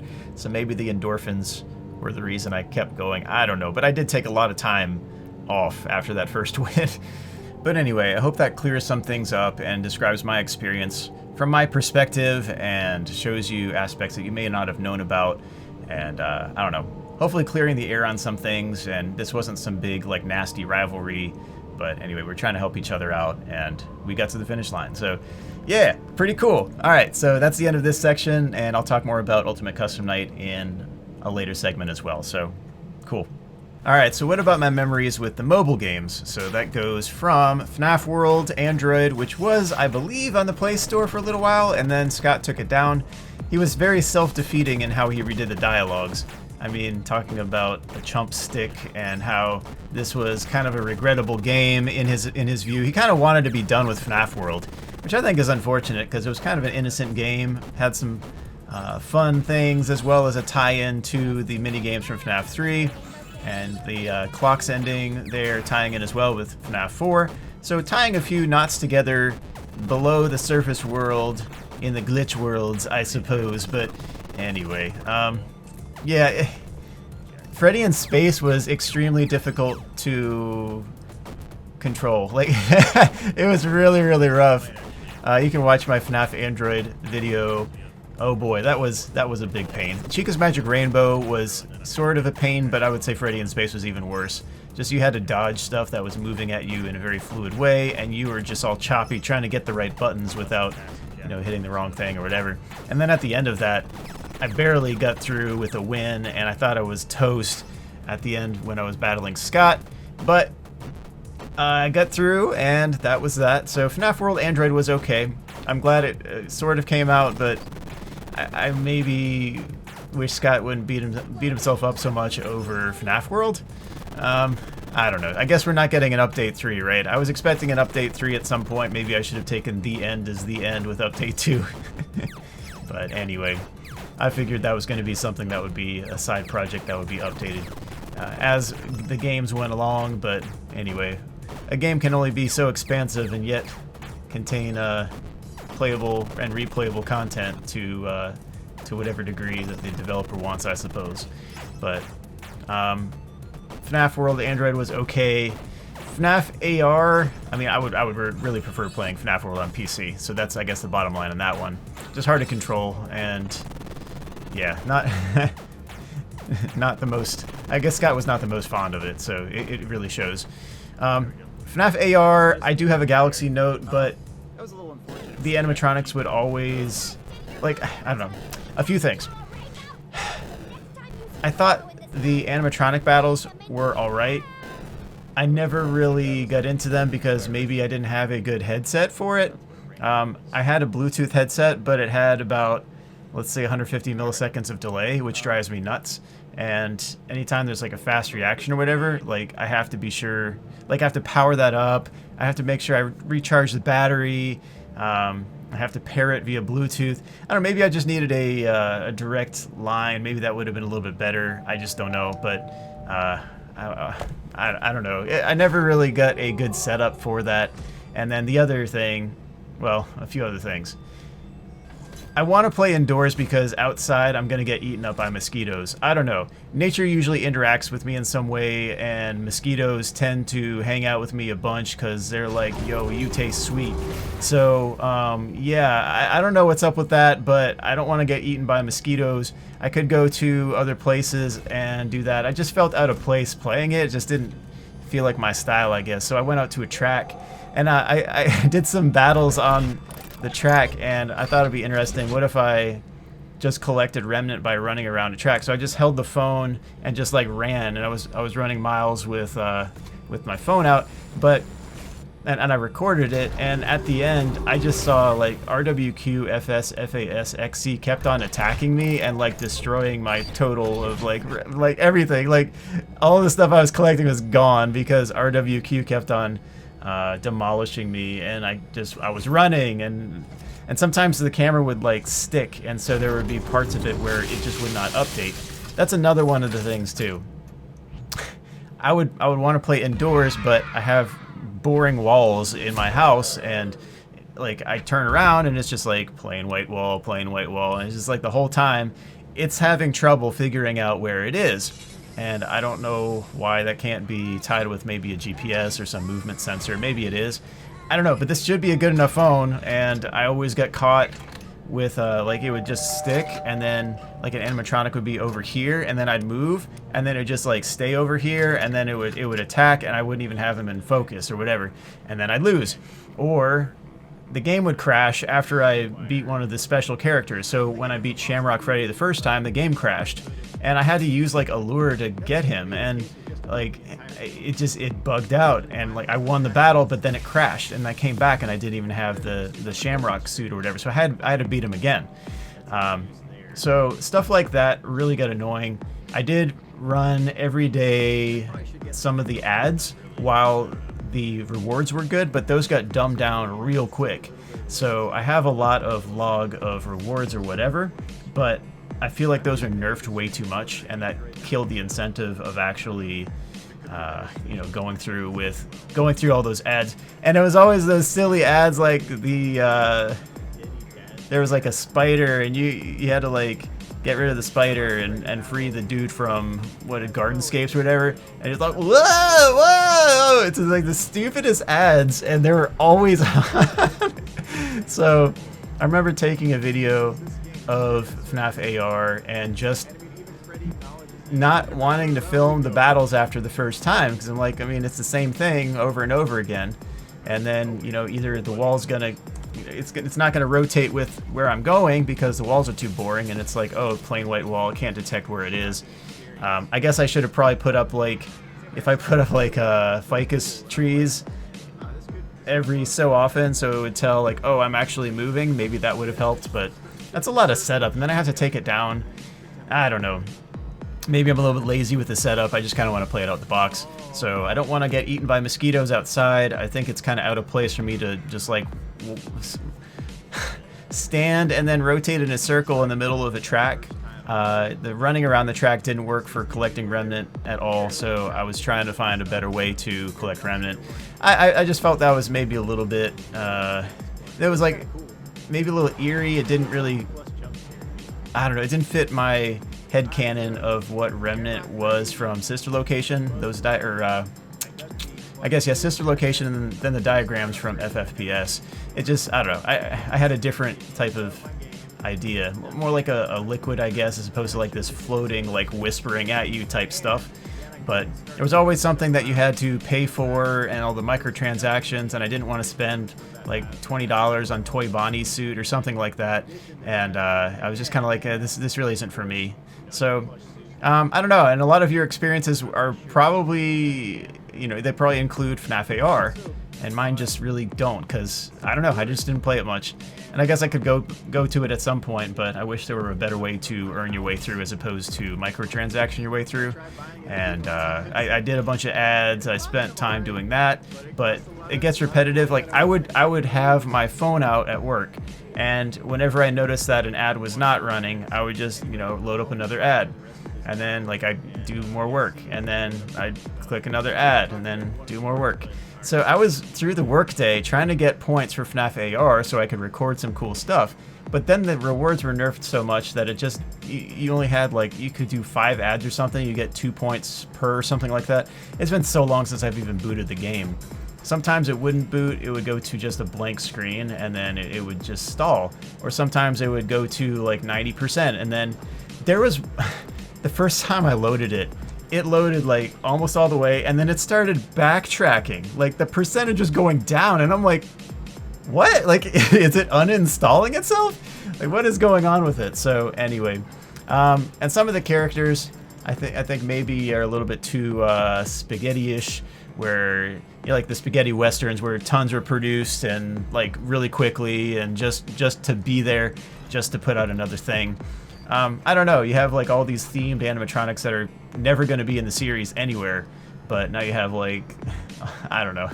I guess maybe I should temper that with what Clown Springtrap or whatever was in Fury's Rage. So I don't know. Anyway, so stuff like that. Maybe you get some of the characters in there. Freddy Frostbear was actually a cool character. There are some cool characters from the game, though, I will admit, for sure. And so, like the Freddy Frostbear plush was really cool. I thought that was one that I would consider getting, but I just didn't jump on that. I don't know. I don't have too many collectibles of my own. I kind of like cycling through things, so I only have the stuff that I need for sure, and then if I have stuff that I don't need, I'll just try to sell it. So I don't know. I rotate through my stuff. Maybe that's just the transitory nature of my belongings. I just don't know. But kind of like the Jerome Powell statement. But anyway, that's FNAF AR. I had some fun with it. I drove around in my car with the game running, and I was wondering, will an animatronic chase me down if I'm driving on the highway? And the animatronic did. The animatronic chased me down, and I was on the highway, and I'm like, what kind of speed? Like, this better be Foxy. I don't think it was Foxy either. I think it was Freddy, but anyway, yeah, chased down while I'm driving on the highway. So fast animatronics, I guess. They got the new nitrous upgrade. So I don't even know. Foxy taught him a few lessons, I guess. What else? Mobile games. Ultimate Custom Night. I had some recommendations on things to do. I guess that'll bring me to the next section as well, but let me discuss this first. Maybe I'll go back at some point and try to beat the game on phone. I really think a tablet would make it a ton easier, and the completions you see, I believe, are very benefited by tablets. That's the way to play it. I think that's the way it's meant to be played for mobile. So anyway, that's probably the tip to use, is just get a big tablet and play it that way, because it's very doable, and you've seen me beat 50/20 mode a ton with a lot of uploads and all that. And I guess to this point, 50/20 mode, I have at least 50 completions. I don't know the exact number, but I can beat that a bunch more in the future, especially if I'm trying to increase my power percentage remaining. So anyway, and through the time in preparing for the St. Jude Cherry stream, the latest one where I was on and playing, I practiced and won once a day and then stopped. And that was my practice for that mode. And I got really efficient at it for that mode, but I guess in the future I can get even more efficient. You balance out power percentage versus efficiency. I guess with the tablet, you're more of juggling your controls as well as those things.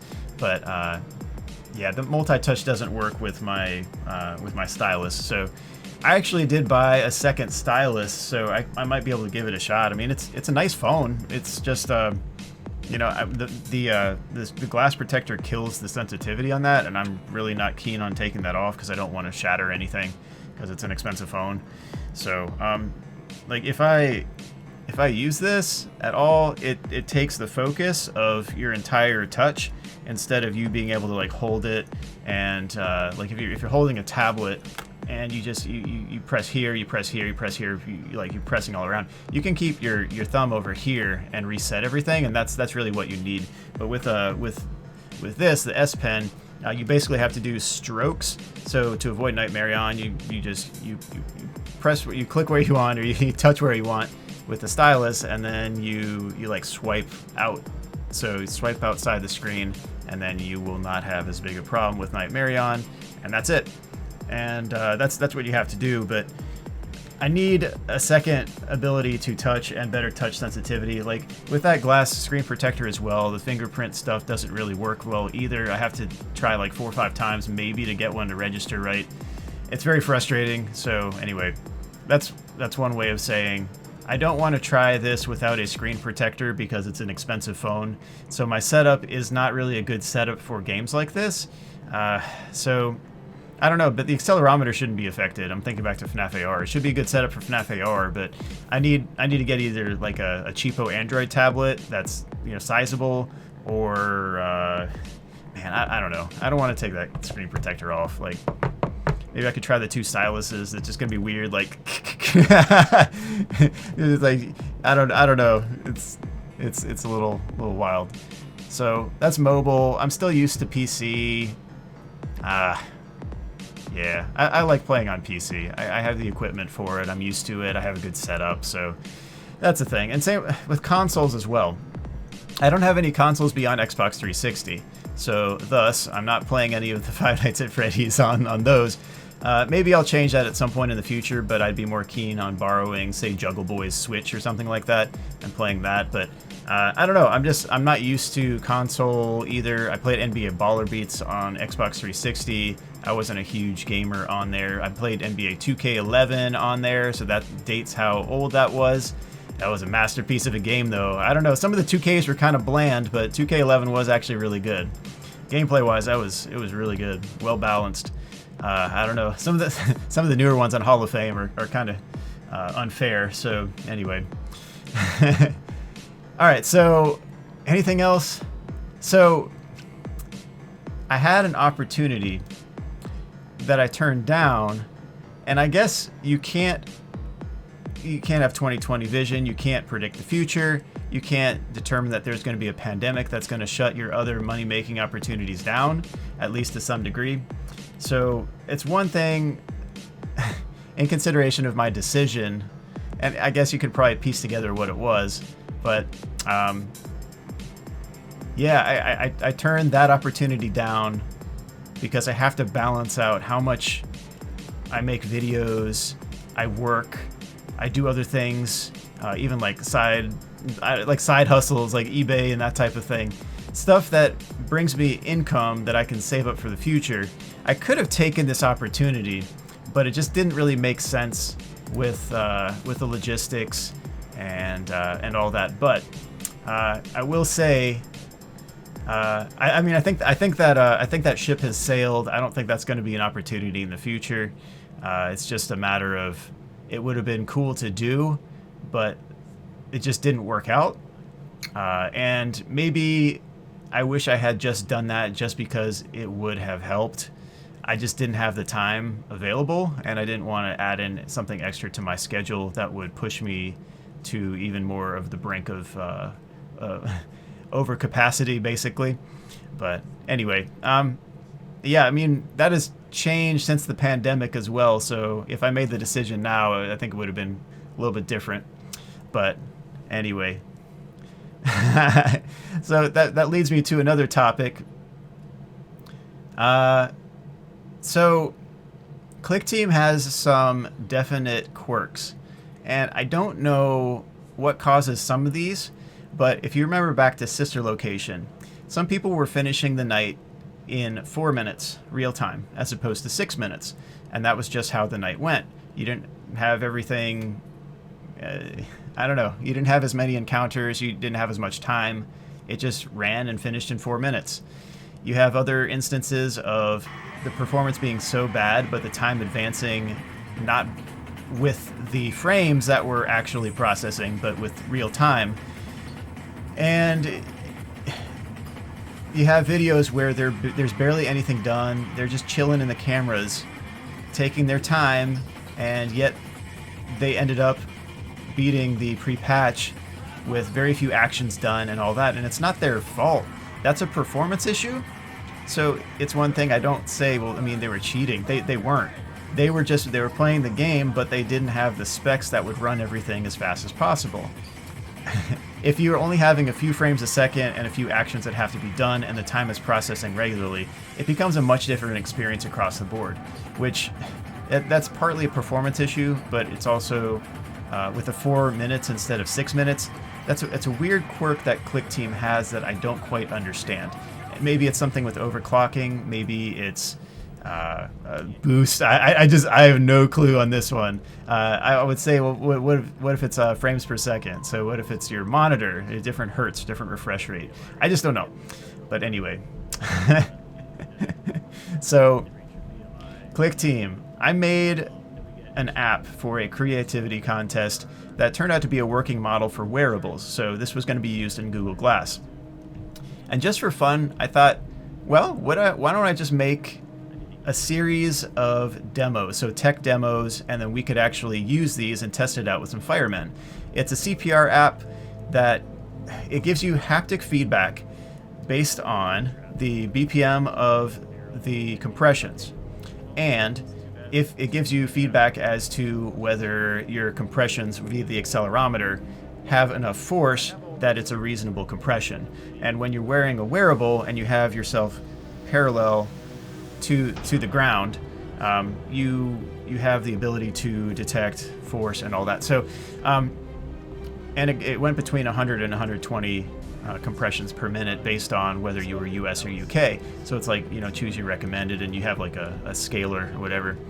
But anyway, getting to the point, I made 3 versions of this application. One was in Xamarin, and at the time it was not owned by Microsoft, so this was not a free thing. So the licensing fees was one issue. The other one was basic for Android, which was also not free at the time, but I did have years of subscription left. And then The third one, because I was programming other stuff as well.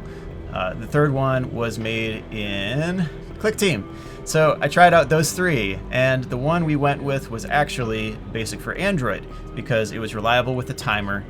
It worked well. It was very low cost to maintain the license, and now it's actually free. So that's even better. But yeah, I don't know, Xamarin at the time, if it were free, yeah, we would have gone with Xamarin. That would have been very maintainable, as well as, you could implement that and use that in on other platforms as well. So yeah, very flexible, but now it's part of Microsoft's toolkit there. So yeah, it comes free with your MSDN subscription. I think that's still the case, but anyway, you can check me on that. But anyway, we went with basic for Android. The problems we had with ClickTeam, when we put it on Google Glass, it didn't quite line up time-wise with how it should have been. So the compressions were not exactly timed out, like with the like there's a vibration that goes every time that you need to make a compression, and like so you get the rhythm based on that, but it wasn't quite right, and I couldn't pinpoint. I don't know, maybe that was fixed later on, because I think back to when I played Five Nights at Freddy's 2, and like maybe Kizguri's watching this like, yeah, we already fixed this. I don't know, but anyway, yeah, early on when I was playing FNaF, Five Nights at Freddy's 1 was an 8-minute and 35-ish second night, and it's supposed to be 9 minutes, because each hour is supposed to be 90 seconds in-game. Then thinking about Five Nights at Freddy's 2, you had another weird multiplier there. I think it was the same type of scaling, but each hour is supposed to be 70 seconds in FNaF 2, so a 7-minute night. On my old computer, I was finishing in about 6 minutes 40 seconds. I also noticed that the cycles were about 4 2/3 seconds long instead of 5 seconds. So everything was coming at you more quickly. I had more compressed cycles, but your actions had bigger bang for the buck, I guess. But anyway, I play on this newer PC, and yeah, it's dead on with the timing on the newer games that I've played. And I don't think it was, I don't know, I haven't played Ultimate Custom Night on that PC. I mean, that one is, I think that one's long gone, actually. I think I gave that one to my nephew, maybe, I think. Anyway, but yeah, like the scalability of time was an issue with ClickTeam, and whether it was your night finishing faster or everything just running faster as if it were overclocked or whatever, that was one thing that I couldn't quite get.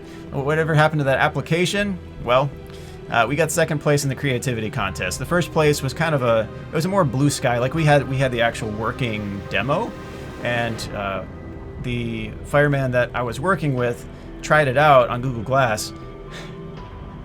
Oh man, first place was dental implants that gave you diabetic feedback, and this was just like a concept, so it wasn't an actual working product or anything like that. So we had the actual working product, and we tried it out, and with Google Glass, and it was kind of fireman approved, but the problem was with Google Glass, it would overheat so much, and while they were trying stuff out, and trying the compressions and all that, sometimes Google Glass would shut itself off.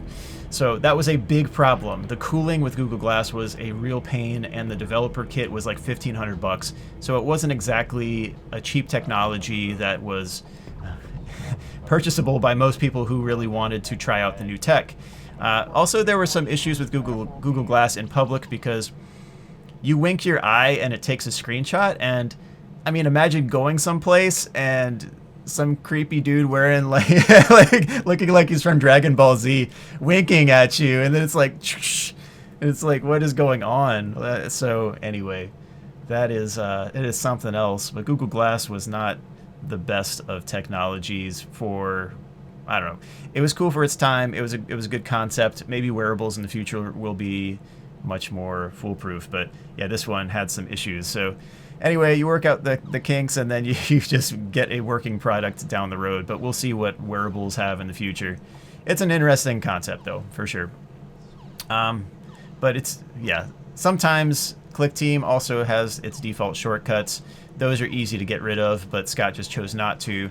So some of these are decisions that are Click Team defaults, like even reset game is F2, escape just means exit immediately, as opposed to go to a menu or something like that. But you can program that stuff in. So that's all on the developer and developer's choice as to how to deal with that. So anyway, hope you found that part interesting, but I don't know. You kind of think, what if I decided differently? What if some things worked out? I tried to bridge the gap. Like, I think there was one thing that I suggested to Scott, and I think that would have worked, but he said, well, no, okay, it's probably just not going to work. So he took a few days, thought about it, and came back with, okay, we'll do something else. I got FNaF VR next, though, but that's definitely right after that. So you get to hear about my time testing Scott's games and then my thoughts on that and all that. Okay, cool. That's a very short but probably to the point segment. And if you know anything about fixes for the Click Team time issue, or what causes the, hey, I only had 4 minutes in the night and it's supposed to be 6, like, I understand the performance issue. It's not based on frames, it's based on time, which makes me think also that Sister Location, Golden Freddy Very Hard could probably also have been played on a laptop. You put the PC to sleep, or put your laptop to sleep, and then bring it back 6 minutes later, and you're probably done. That would be my guess with that info. So anyway, all right, that's that segment. Cool.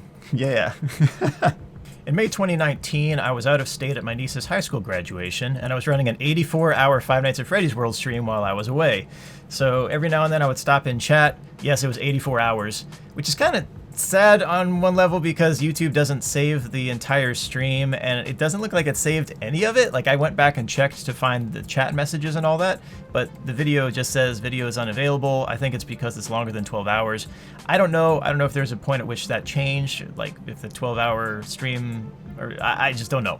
But I just have a video is unavailable on that long 84-hour stream. So I guess they didn't want to store that, or maybe they saw how stupid it was and they're like, this is stupid, it's just experience counting down.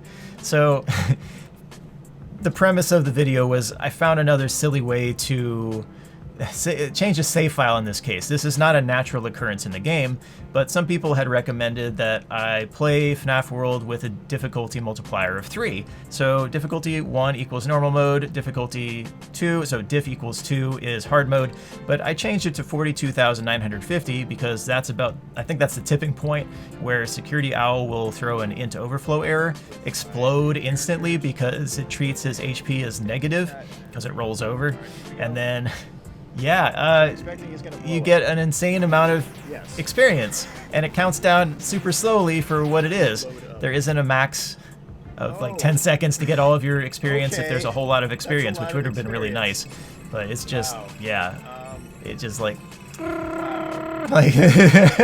but when you have millions and millions and millions and millions and millions and millions of experience, it's going to take forever. So 84 hours stream, and every now and then I would stop in, say what's up, see who's there. And some people were just chatting. It was kind of an interesting, not even a social experiment on purpose, but it was kind of neat to see. So people enjoyed the interaction from all of that, or at least I'm pretty sure.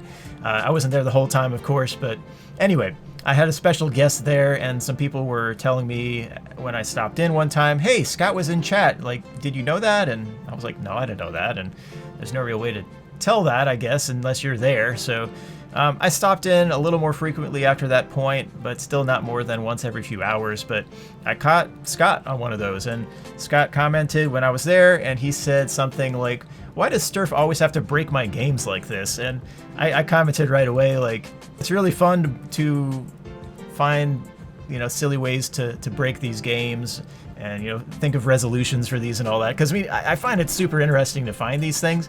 So I think you could get a QA who's like vindictive and was like, oh man, this is a terrible game, the developer's trash, and oh man, I don't even know. But I'm just like, these are easily fixable, and I think they should be fixed, but that's ultimately the developer's decision. So I'm kind of laid back in that regard. But anyway, I like finding the anomalies and then figuring out ways to fix those. So, like, I don't know. I do this at work too, where I find bugs and then I find solutions. And I'm like, hey, here's a solution to this, or hey, here's how to make it better.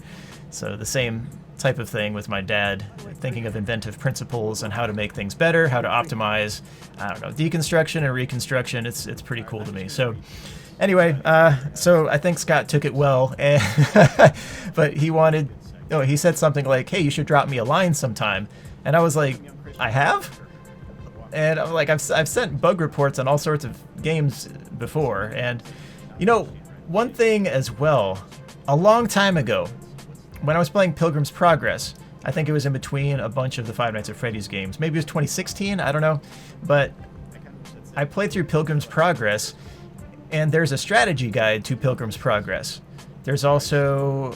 Yeah, okay. So there's also the game, and the game has several bugs, most notably the Stairway to Heaven bug. Oh, man. Oh, man. Okay, we're going to talk about that one in Pilgrim's Progress, because that one's a silly one. That one's a super silly one. And you can basically short-circuit the potential theology in the game, which is like, oh, man. So, anyway, so Pilgrim's Progress, I played through it. I wrote up a bug report with detailed, like, screenshots, and, hey, here's how to fix this type of thing, and... yeah, just it wasn't a crazy long document, but it was actually pretty long, and I sent it over to Hope Animation. I don't know if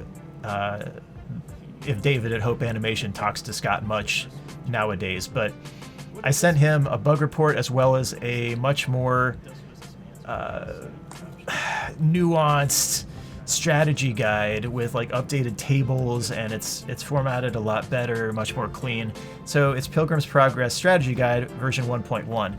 If you download that, I think the Hope Animation website actually has that up, but he said okay, he was going to send that to Scott. So that was years back before this. So I don't know if Scott knew that I was doing this type of thing or was interested in that type of thing beforehand because of that. My guess is probably no, but anyway, if you go and check out the Pilgrim's Progress Strategy Guide, if it's version 1.1, it's just a simple RTF file, but yeah, that has my work in it. So that's an improvement over the original. So if you get the original and you compare that with the new one that I helped improve, I think you'll see, yeah, this one's pretty cool. Good improvements. But anyway, so I sent that in way before, but I wanted to do those things anyway, and then for the other games, I was sending him bug reports, and I knew he wasn't replying at all. I know he's busy, I know he gets tons of emails from all sorts of places, and I don't know if my stuff wasn't just going to his spam folder, but anyway, there are a bunch of floating around bug reports that I've sent in the past, so yeah, anyway, so FNaF VR. I got the game. I got the key on the 27th. I got home on the 28th. 91 degrees in my room. I wanted to cool it down, and so I played it really late on the 28th, kind of like a preview stream and all that. And I didn't want to go through and, you know, destroy everything absolutely if it hadn't been destroyed before. And I know people had gotten it before, like weeks before, if not even further than just a few weeks. I know that was true with some of the previous games as well, but, or at least one of them in particular, but days early for a lot of the other ones for sure. But anyway, long time where it could have been tested and played through, but I know that there were already scheduled videos that Daco had for like the entire game. So the main game had already been basically beaten, and yeah, I wanted to go through and 100% it. So I finished 100%ing the game. I did a very long late night stream to finish off most of that, and then finishing off 100%ing the game. Yeah, that came after that pretty soon, and I got the achievement, and 0.00% of people had gotten that achievement. So I was like, yay, that's pretty cool. But yeah, there was a lot to the game. You think of the general theme of the game, there are a lot of mini games that piece together a story. And I guess, well, the story, you acquire parts of the story by finding stuff in the mini games. So it's really a cool game. And Scott throwing his series over to other studios, that's a big risk, because they could just totally ruin the game. They could take it in a direction that it shouldn't have gone, or maybe, you know, wouldn't be the most optimal for sales, or, you know, whatever the case. But Steel Wool took it to the next level, and I should say, like, let's balance it out. So here are all my thoughts on FNAF VR, okay? The first version was definitely pretty buggy, and there are still bugs in the game. I have a 4K monitor, and on flat mode, I can't even access the lowest buttons because I think there's a viewport type of issue that I don't know, maybe the angle is too steep for it to recognize my mouse clicking, but I can't actually exit the game without just hitting Alt F4 because my 4K monitor is huge resolution. So stuff like that, or with Pirate Ride, with Captain Foxy's Pirate Ride. With the Dreadbear DLC, which is really that's a cool mini game. Like, there's so many cool things to this game. So don't be put off by my bugs right now, okay? Let's see. Sometimes if you hit all the targets, then you won't get the bonus round, and that usually happens the second time through or past the first time. If you load the Dreadbear DLC, the first time Pirate Ride runs smooth. But after that, there's no guarantee that the next time you play it, it won't give you that you're not guaranteed to get the bonus round if you hit all the targets on one part of it. So it seems to be a reset issue, and that was supposed to have been dealt with. But I still, at least through when I was playing it, was still running into it after several times when it was supposed to be fixed. So there are still kinks to be worked out in the game, and of course, a game that large is going to be bound. It's bound to have a bunch of bugs in some areas, okay? But it would have been maybe nice to get it a week earlier so I could just send in some kind of bug report. I'm not going to post videos before I'm like okay to do so. That's one thing where with Freddy in Space 2, I didn't share the game with anyone. I didn't post any videos, and that was what I was trusted to do. And I mean, it seems to be a silly thing to break trust when it's something that seems to be a cool opportunity. So anyway, and it's not a cool thing to break trust anyway. So, you know, I try to be sure that my word is my word. And anyway, so FNAF VR first release, night 5 on FNAF 1. The doors would randomly surge up and down, and Foxy would sometimes be running when the doors would be surging up and down, and it'd just be random as to whether you could actually get through the night without a Foxy jump scare or not. It was very frustrating, and that was one of the main complaints. It was just kind of a random fest. People were a little irritated about it, but it wasn't. I mean, compare it with the other hard modes, it's not nearly as bad as 5020 or 1020 on FNAF 2, or, you know, the blind modes on FNAF 4, Halloween edition. But yeah, it was still a really good game overall. Those things were fixed. I was impressed with when I sent in about 100 and I think it was 116 bugs or something like that, like bugs and balance issues, and they fixed about 3/4 of them. They did a very good job at quickly getting through those and evaluating, you know, what could be done. They didn't have any sort of negative, like, brush me off response. And I guess the thing is too, they were on the same thread with Scott, so I mean, I have that credibility. I have the street cred now with being in with the creator, and like, hey, yes, if there are any bugs, yes, feel free to send them our way and that type of thing. So both Andrew and Jason from Steel Wool were very cool about that, and same with the Dreadbear DLC. I guess the Dreadbear DLC, I'm not sure what was being done for bug fixes or anything like that. I think it was mostly the main game. And then also when the Corn Maze came out, and that was actually to Scott's surprise, I think that was released a little bit earlier than Scott expected, but there was a serious bug with Corn Maze. You could get trapped in that, like, wooden shed. Like, now there's a threshold around it where you can't actually enter that, but I was like, oh, what is this shed? And then I just, like, jumped in, and you can't get out. Like, the wood is still closed, but you just jumped in, and it blocks you from going up, but it doesn't keep you from going in. And Such a round mask. I got 4 keys. I'm horrible with maps, okay? And that's one thing. That's like, swimming and maps are like bad for me. Oh my God. And yeah, I don't know. Maybe I should just get good at those. I don't know. But I had the worst time going through Corn Maze and finding, like, where I was going. I'm like, I don't know where I am, but I'm just gonna keep going. But yeah, I got all 4 keys before the golden key, and I didn't know I had to get that golden key. So I got the 4 keys. I heard like chimes or whatever, and I was like, oh, well, let me check the shed now, and I jumped in, and it's like, well, I can't get out, so I had to restart the game. And you can probably view that stream. I was very frustrated, mostly just with myself, especially because I'm horrible at navigation. And I mean, one of the best things I did was get a GPS. I remember in Chicago driving around trying to find my way downtown, and I ended up sitting outside of a chemical plant. All these, like, this chemical, this condensate streaming across my minivan hood, and I'm just like, I can't believe I beat that. I'm like, Lord, are you trying to tell me that I need a GPS? Like, and now we have phones or whatever, but I was absolutely horrible about that. And I mean, it was horrible. Yeah, anyway, it's horrible. So anyway, so that was Corn Maze with that release, but there was a lot to be told with that.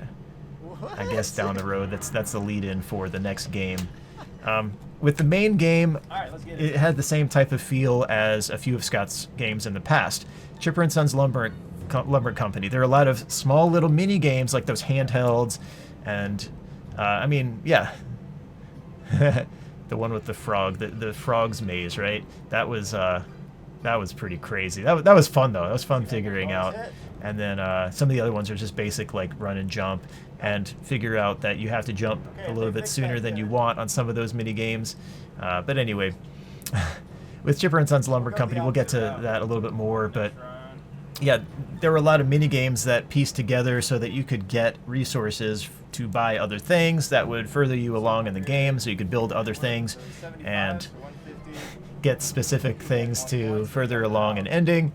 But yeah, that Chipper and Sons was fun too. But anyway, so that's one. But then thinking of this series, you have Five Nights at Freddy's 3 with those mini games in the nights, and then you also had, I guess, sort of the cutscenes, the small little mini games in FNaF 2 were the precursor to all that.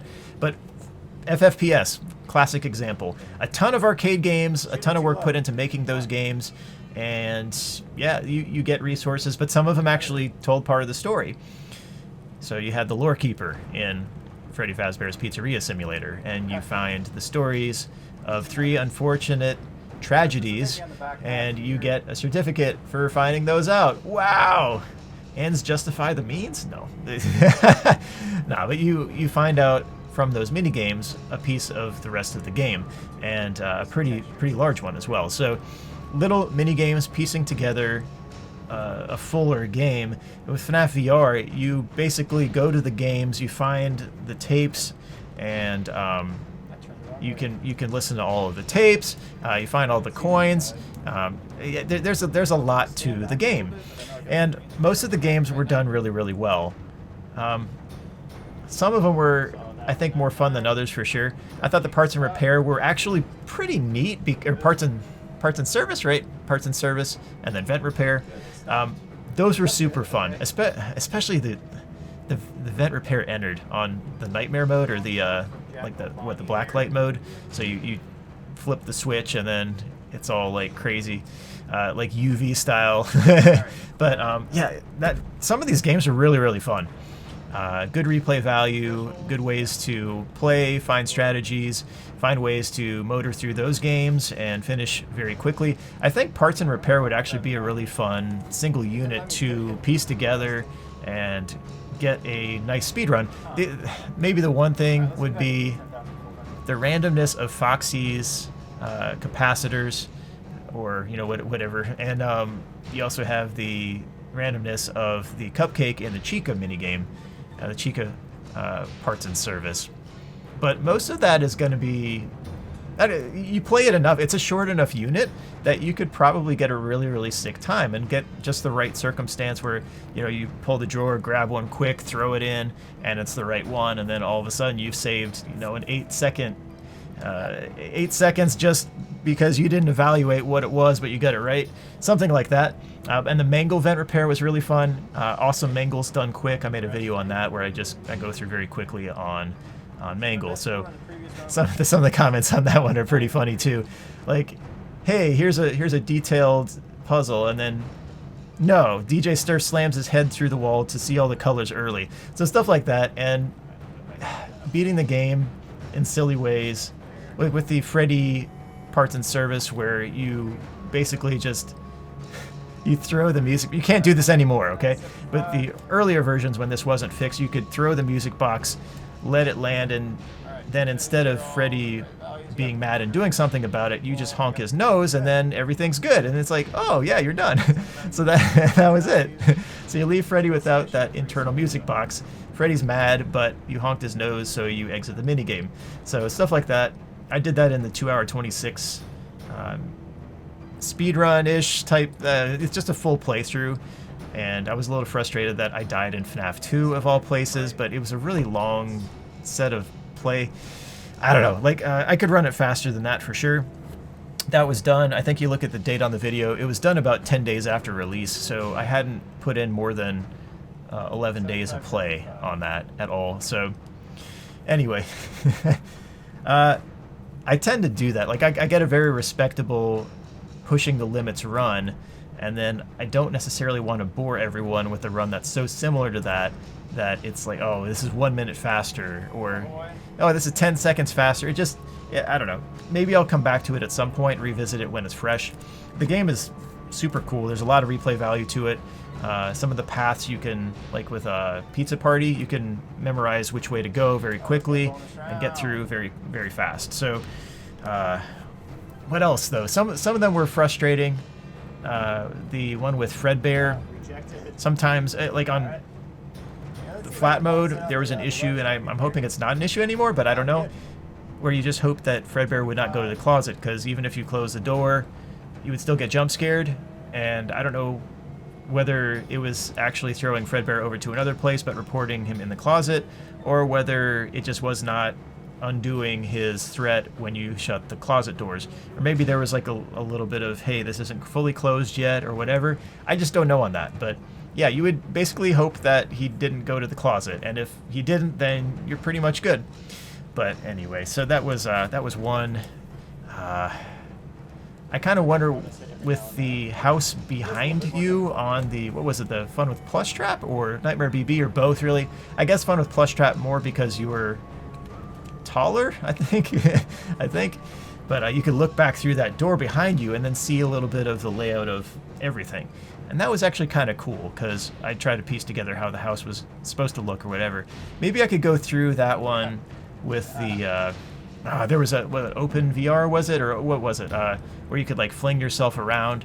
It wasn't some crazy secret, like some crazy hack, but there's a way to override the coordinates of where you are.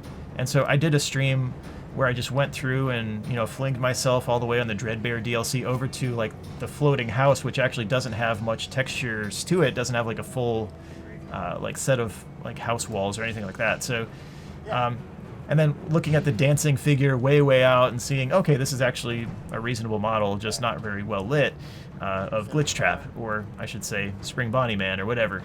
But yeah, so I guess Glitch Trap is going to be what's pushed as the name in the future. It feels like a Golden Freddy thing where everyone was calling him Glitch Trap, so now it's just going to be Glitch Trap. It's kind of the community canon name, community headcanon, but made official because it was, you know, a popular thing, so people get behind it. Kind of one of the endearing ways that I think Scott involved people in the series. So anyway, what else? But it was really cool. Probably the biggest scare I've gotten from the series at all was when Bonnie was standing next to me, and I thought that Bonnie was going to be like one further or something like that. I wasn't expecting Bonnie, like big old tall Bonnie right next to me, and I flashed and I wasn't expecting it, and I looked up and I'm like, and like that was probably the best scare of the entire series for me. Some of the phantoms in Five Nights at Freddy's 3 did startle me a bit. Like I wasn't expecting to check the cameras and instantly being startled by Nightmare BB or Phantom Chica or something like that. But yeah, some of those actually got me pretty well too. But I guess I get used to them very quickly. That was about it. Five Nights at Freddy's 3 was quite easy. I do the Cam 2 strategy. I just hold Springtrap in Cam 2 or one step a little bit further where you have the stare down area. So you get a cue and like the lights will flicker when Springtrap goes to that spot. You have a visual cue every time of Springtrap being there, and then I don't know. It's quite easy for a set of mini games, and really Five Nights at Freddy's 2 is as well. But sometimes I'll accidentally like pull off my mask. It's just me hitting the button one too many times, and then yeah, then that runs into trouble. But it should not be a very hard mode. You can actually wind the music box with your mask on, so it's a lot less of a threat. You can kind of glitch on the hallway light, but I don't think that gets rid of Foxy necessarily. But if there's a way of just like, I don't know, Five Nights at Freddy's 2 feels more like you're a DJ. Like you you have the mask right here, and then you're just like, yeah, like, I don't know, it's like you wind the music box and you hit the hall light, and that's about it. So I don't even know. Was I a DJ? Yes, I was. I was an FM radio DJ. Cool. That's where DJ comes from. Why'd I keep DJ? Well, I started playing DDR competitively, and I needed a nickname for my global scorecard, so I was just like, guess I'll keep DJ Sturf. So am I doing DJ stuff now? Not really. Do I still make music from time to time? Every now and then. I kind of go through phases, and I should like periods of time where I make a bunch of it, and then, I don't know, like with Vicious Rabbit, one of the games I made back in 2009 through 2011, that really helped me out of a depressive rut as well. Maybe I'll release Vicious Rabbit at some point, but I have a ton of music that I made around that time. Back in 2002, I also made some music I just wanted to get an album out there, and as a teenager, and it wasn't very popular in its sales, but I guess I could say it did sell out. Like, I sold all my CDs, but I didn't make a whole bunch of them. So anyway, I'm hoping not to find at some point that like maybe my mom bought all of them or something like that, but anyway, I'm hoping people actually bought it who didn't know me. I just don't know. Like I don't know, and that's the thing. Like I didn't make many of them, so anyway, I make music sometimes, but anyway, that's the whole DJ Sturf thing. But anyway, you feel like a DJ playing FNaF 2. And that's really about it. With FNaF 1, I did the cupcake strategy because I couldn't see very well. I guess you can increase the brightness now so you can see Chica a little bit better. Or the tip where you hold up your hand virtually near your face and you have a little bit of illumination from that like cyan type of hand. So you could see Chica a little bit better. But you can actually turn up the brightness quite a bit now, and that's probably a better way to do it. But I couldn't really see much on the Chica side, and I didn't want to monitor exactly when Chica was walking by, so I would throw out the cupcake, and hopefully the birthday candle wouldn't go through the wall. Sometimes like you'd have the cupcake right against the wall, but the candle was through the wall, and you can't get the light from that. But I would see when Chica would break the plane of the light, so that was why I was throwing that cupcake out. So little shortcuts there. That I was like, okay, well, this thing is here. How do I use it for my benefit? And thankfully, the cupcake was not it was not a threat in this case, so I didn't get a jump scare from the cupcake or whatever. But I guess you could on the Dreadbear DLC in that game over room. So anyway, beside the point. So the VR game was pretty interesting. A wide variety of mini games. Maybe the story was a little bit overkill in terms of like the paper cutter, right? And some of that was like why? Like, oh man. So anyway, yeah, add that to the list of grim lore. But anyway, when Dreadbear DLC came out, actually Scott did not send me a key for Dreadbear, and I didn't get the same level of feedback from the bug reports and all that. So I don't know. I thought Dreadbear DLC was a good touch. It was a good addition. I wish there were more DLCs from that, but and maybe kind of some relevance of Dreadbear past the whole Halloween, like, oh, this is a spooky Halloween edition or whatever. But anyway, so the Dreadbear DLC was a good addition. Maybe I would have decreased the price on it a little bit. Maybe if I were Scott, I would have sent someone a key, but it's whatever. Like, I don't know. It's not that much, but some of the mini games in Dreadbear DLC, Hallway, I still feel as though I need a good random to win the mode successfully. I wish it were maybe a little bit more speedrunnable based on strategy. Sometimes I do get Foxy glitching out still, and oftentimes, like, Foxy will come back from, like, looking like an engine on the floor and then just reconstitute, and then I'll get a jump scare, or going down the hallway. It just doesn't seem like the right configuration allows you to go through. You got to wait for either Nightmare Bonnie or Nightmare Chica to get out of the road, you know? So, I don't know. Maybe I need to perfect that a little bit more, refine the strategy, but I felt like hallway was the least fair of all of them, and it wasn't really mitigated in any way, at least with the Dreadbear content, for sure. What else? I guess thinking back to the original, like Nightmare On was fairly difficult, but usually very doable. But the Fredbear one, where Fredbear, you just hope that he didn't go to the closet in flat mode. And I think that also goes to PSVR as well, because I think that's the same branch of code. So anyway, like, you can't run in the Funtime Foxy minigame, or Funtime Foxy and Lolbit minigames, but you can on PC VR, and I think that adds to it a whole lot, because you're not wasting a lot of time just walking. I mean, why not run? I don't know. So, yeah. Dreadbear. What else about Dreadbear? Pirate Ride was really fun. That was a really good addition. That was an A+ addition. Corn Maze was alright, but I'm horrible at maps. I just think that Corn Maze, maybe there are a few spots where I would put another one of those, like, cutouts where you can hide. There are a few spots where it feels like you're doomed if you run past a point. There are also spots where Foxy will, like, fall through the world. And there are also spots where you can get trapped. Like, you can't get out from certain spots. So there's still some things in Corn Maze that I think could be improved. It was frustrating in those cases when I got trapped in the level and I just could not get out. In those cases, like, I think I had gotten the golden key at that point on one of those runs, and then I could not get back to the shed because I was trapped, like, trying to hide from Grim Foxy, and yet I was not able to even move out of a certain area. So anyway, and like, I wasn't getting jump scared either, so Grim Foxy would, like, run at me and then, like, run away, run at me, run away. It wasn't happening. So I had to restart the game because of that, so the mini game. But anyway, a frustrating waste of time in that case, especially if I'm trying to get all of the games in a row. So, but what else? Oh my goodness, Plush Baby. You notice how I just did not mention Plush Baby at all? Why were there 3 of them? Why were there 3 mini games for Plush Baby? Oh man.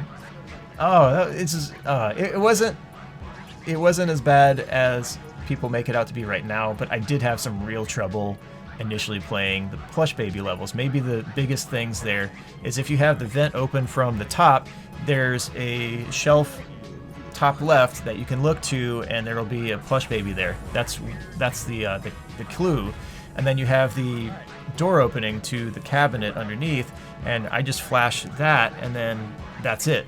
But if you don't, you'll usually just get a jump scare. And I think there's a point of no return on that too, where if you don't flash that area fast enough, then it queues up a jump scare and you can't really do anything about it for a little while, and it's kind of annoying. But with a battery, you just kind of, like, sweep through, so you can't hold the flashlight the entire time. You can't keep it on the whole time, but you just kind of, like, sweep with the flashlight, and you get used to, like, a pattern or whatever.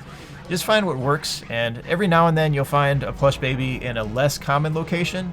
So a few of those bins, I think, had Plush Babies that, you know, weren't a common spot. But I made a video with all the locations that I had found and all the most common locations for sure. So you can go to that for the strategy. The ones in the Halloween, what was it? Plush Baby Patch or whatever it was. That one wasn't bad. I didn't think that one was nearly as bad, but there are 2 spots on the corners that you have to check, and if you're not finding Plush Baby normally, you'll probably find them there. But there are a few random occurrences, like there's a hanging Plush Baby on one of those branches, and that sometimes happens, and it's kind of like, what? But anyway, a lot of work put into the game.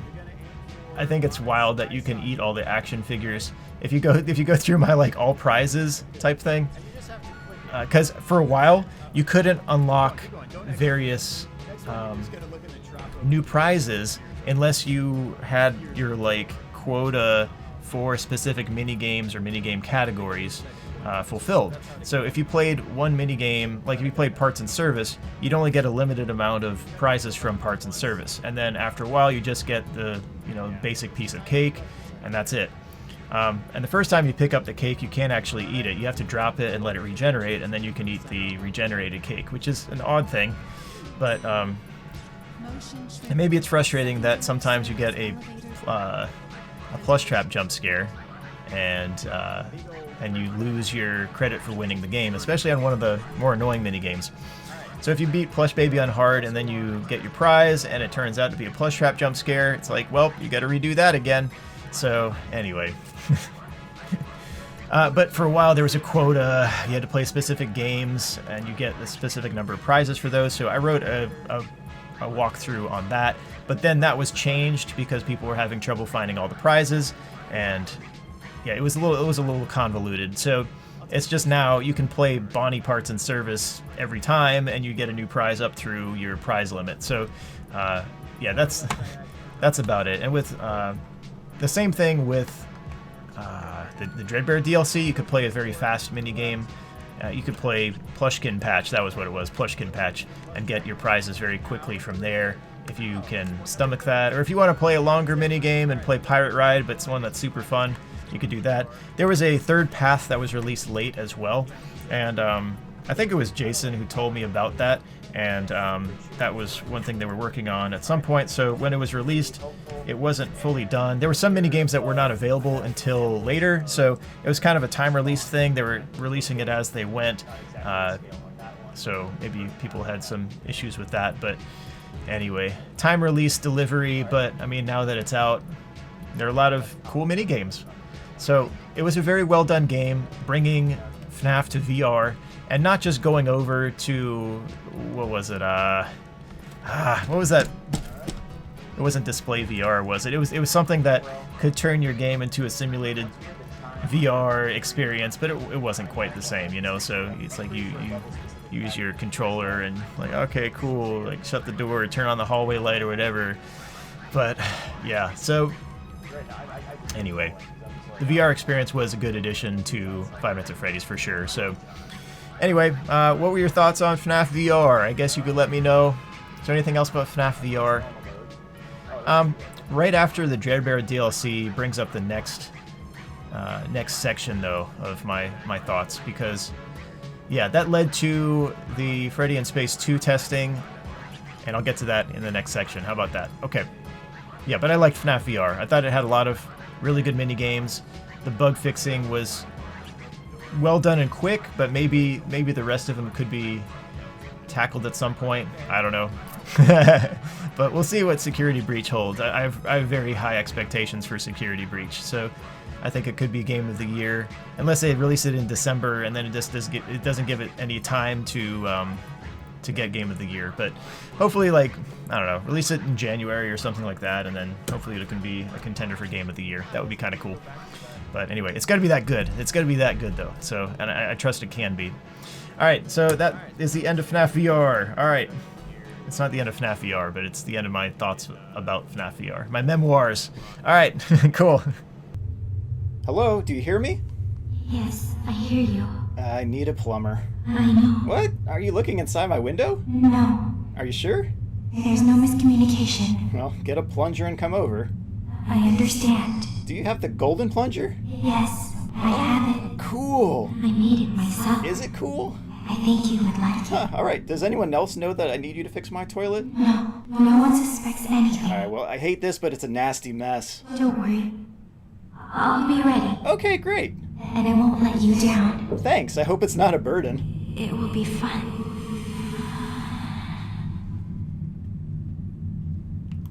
About 3 weeks after the Dreadbear DLC was finally released in full, and I'd sent in all the bug reports and all that, I got an email from Scott, and he wanted me to test one of his games. And this was a Click Team game, of course, in true Scott Cawthon fashion, and as well, in that line of expediency, he needed it done for a charity stream that was taking place, I think it was 11 days after I got the first email.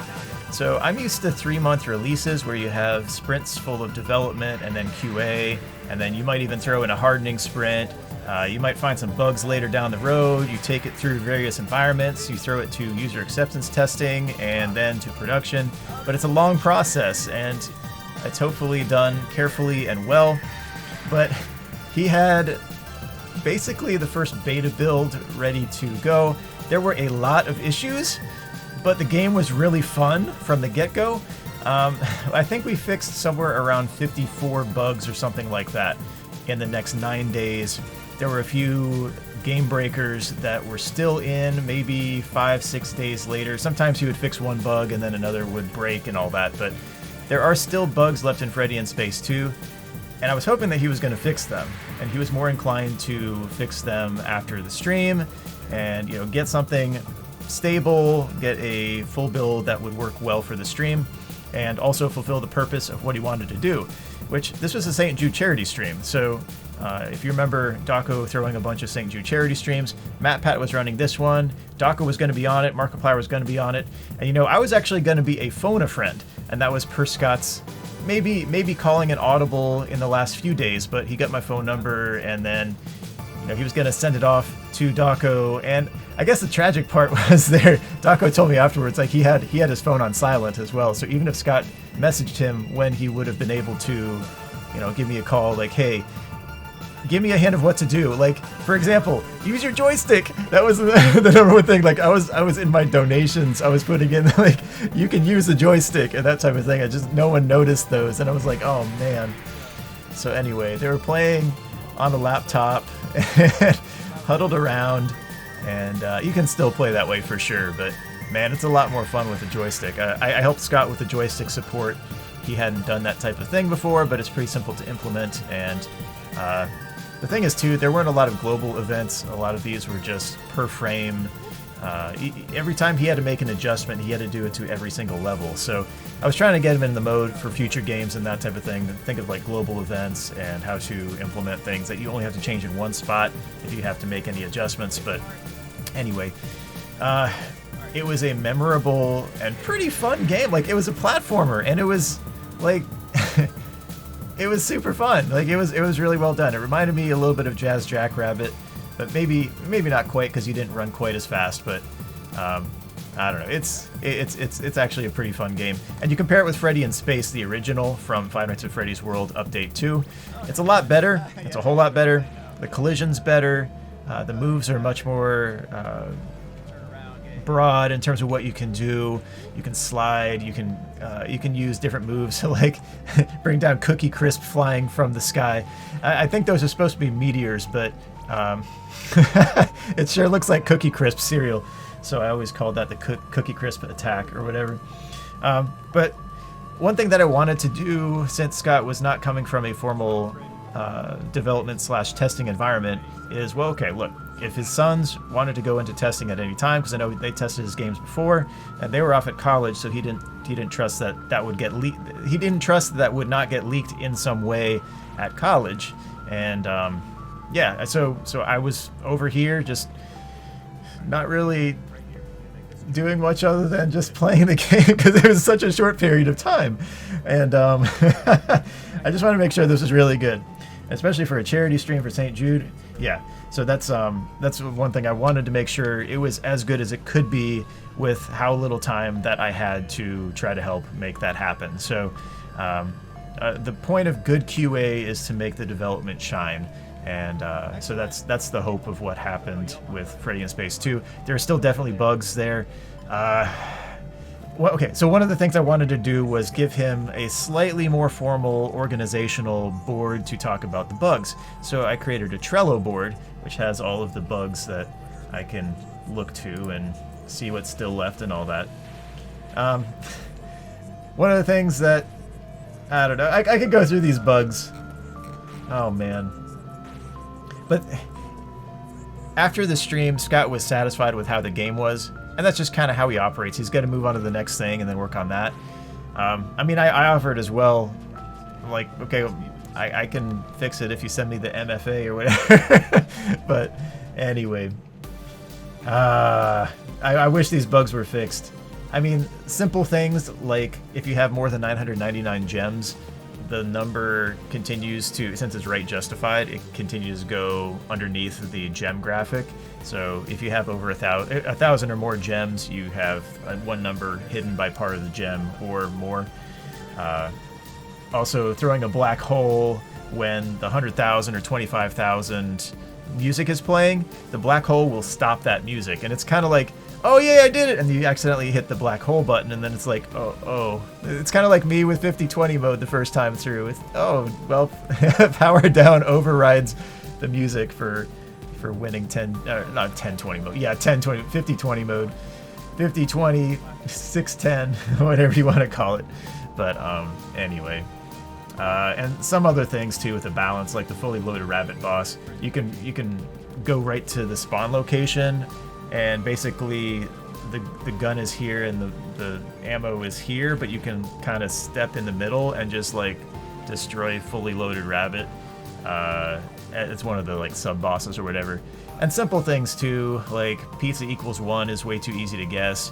I kind of wish there were encryption, but it's the same thing. Like I don't know that Scott didn't make it easy enough that we'd have fun trying to guess, oh, what's this weird little quirk in this save file, or you know, what could be thrown in, and maybe this does something. I don't know, but maybe there's stuff that we haven't discovered yet still, but I'm highly doubting that because I know people have decompiled the latest stuff as well. So I'm guessing it's probably, yeah, we probably know just about everything there. I think you can look to sister location. There's basically a counter debug screen where I think there are just a lot of positional counters being stored there, but I don't know. I don't know if there's any sort of significance there. I'm pretty sure people found that with the decompile because it's pretty specific as to what you have to do and for how long, unless someone is just randomly holding 1 and 0 down for a few minutes at a time. But stuff like that. I don't know what's fully hidden in some of these games, and the approach to these games as well. There are still bugs in the games, but they're still fun. Sometimes the bugs are still fun to talk about, and Scott's approach toward the end, he said something to the effect of, well, with the bugs still left in the game, maybe speedrunners can use them to their advantage. So thinking through a few of the things that I wish were fixed or enhanced or whatever. I mean, you deal with whatever the final product is, but anyway, these are some of the suggestions that I had. One, say you have Freddy at a higher level and higher HP than Chica. So Freddy's max HP is 290, let's say. And Chica has a max HP of 150 at whatever level she's at. So you change from Freddy down to Chica. Alright, so your HP full is 290.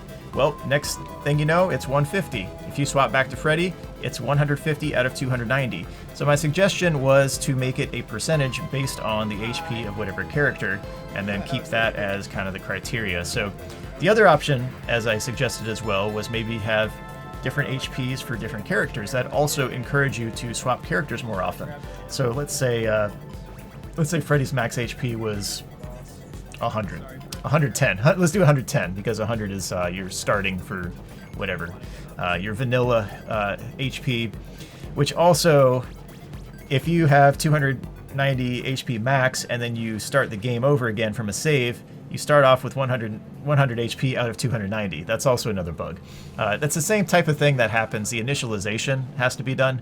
If you play FNAF World and you fight security, like you're on an actual pixel of overlap with the security owl on the overworld, and then you go into the battle. It doesn't load in your stats by that time, so you start with all level 1s when you fight, or I guess like no level characters when you battle security owl.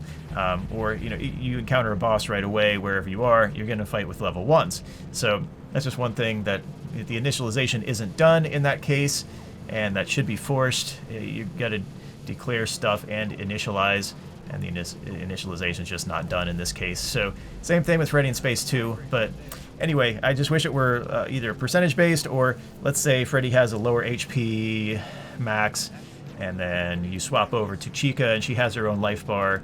So Freddy can have 10 HP, but you swap over to Chica because Freddy's almost gone. It's like, oh, okay, well, Chica has 110, and it's like, oh, okay, you have new life in this one, and then you swap over to Foxy after you get some damage on Chica, and you heal whichever character is active, so you got to swap to whichever character you want to heal.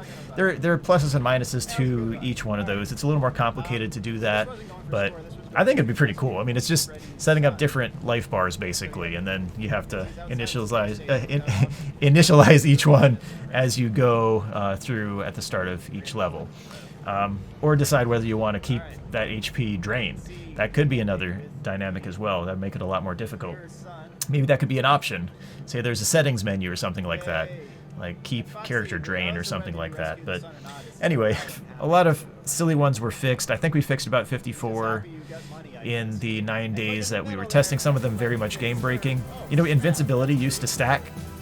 So I used to go to the Cosmic Freeway level, so the third one, and pick up the invincibility power up, and then I would exit the level. I'd just do that a bunch.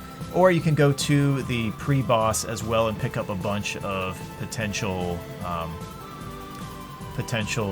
invincibility power-ups. So you collect all of those, you exit the level, you keep on going, and then you can go to whatever level you want. And let's say that you picked up 10 of those. Well, you have about 150 seconds minus however long it took you to get that. Let's say you have like 138 seconds worth of invincibility.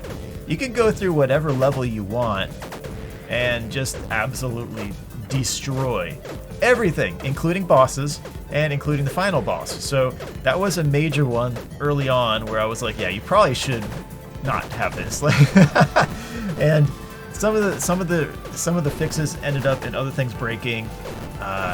So there was one. I think if you brought in invincibility after a point, like if you brought it into another level, it triggered like a meteorite attack or something like that. I forget what it was, but it would use some of your power-ups, and then Scott was like, yeah, that's a bug. So he fixed that the next build, and yeah, I don't know, but so he was super fast in fixing these things, and I think we had, just in terms of the bug discussion, we had at least 50 some emails back and forth on just that, and he got stuff done.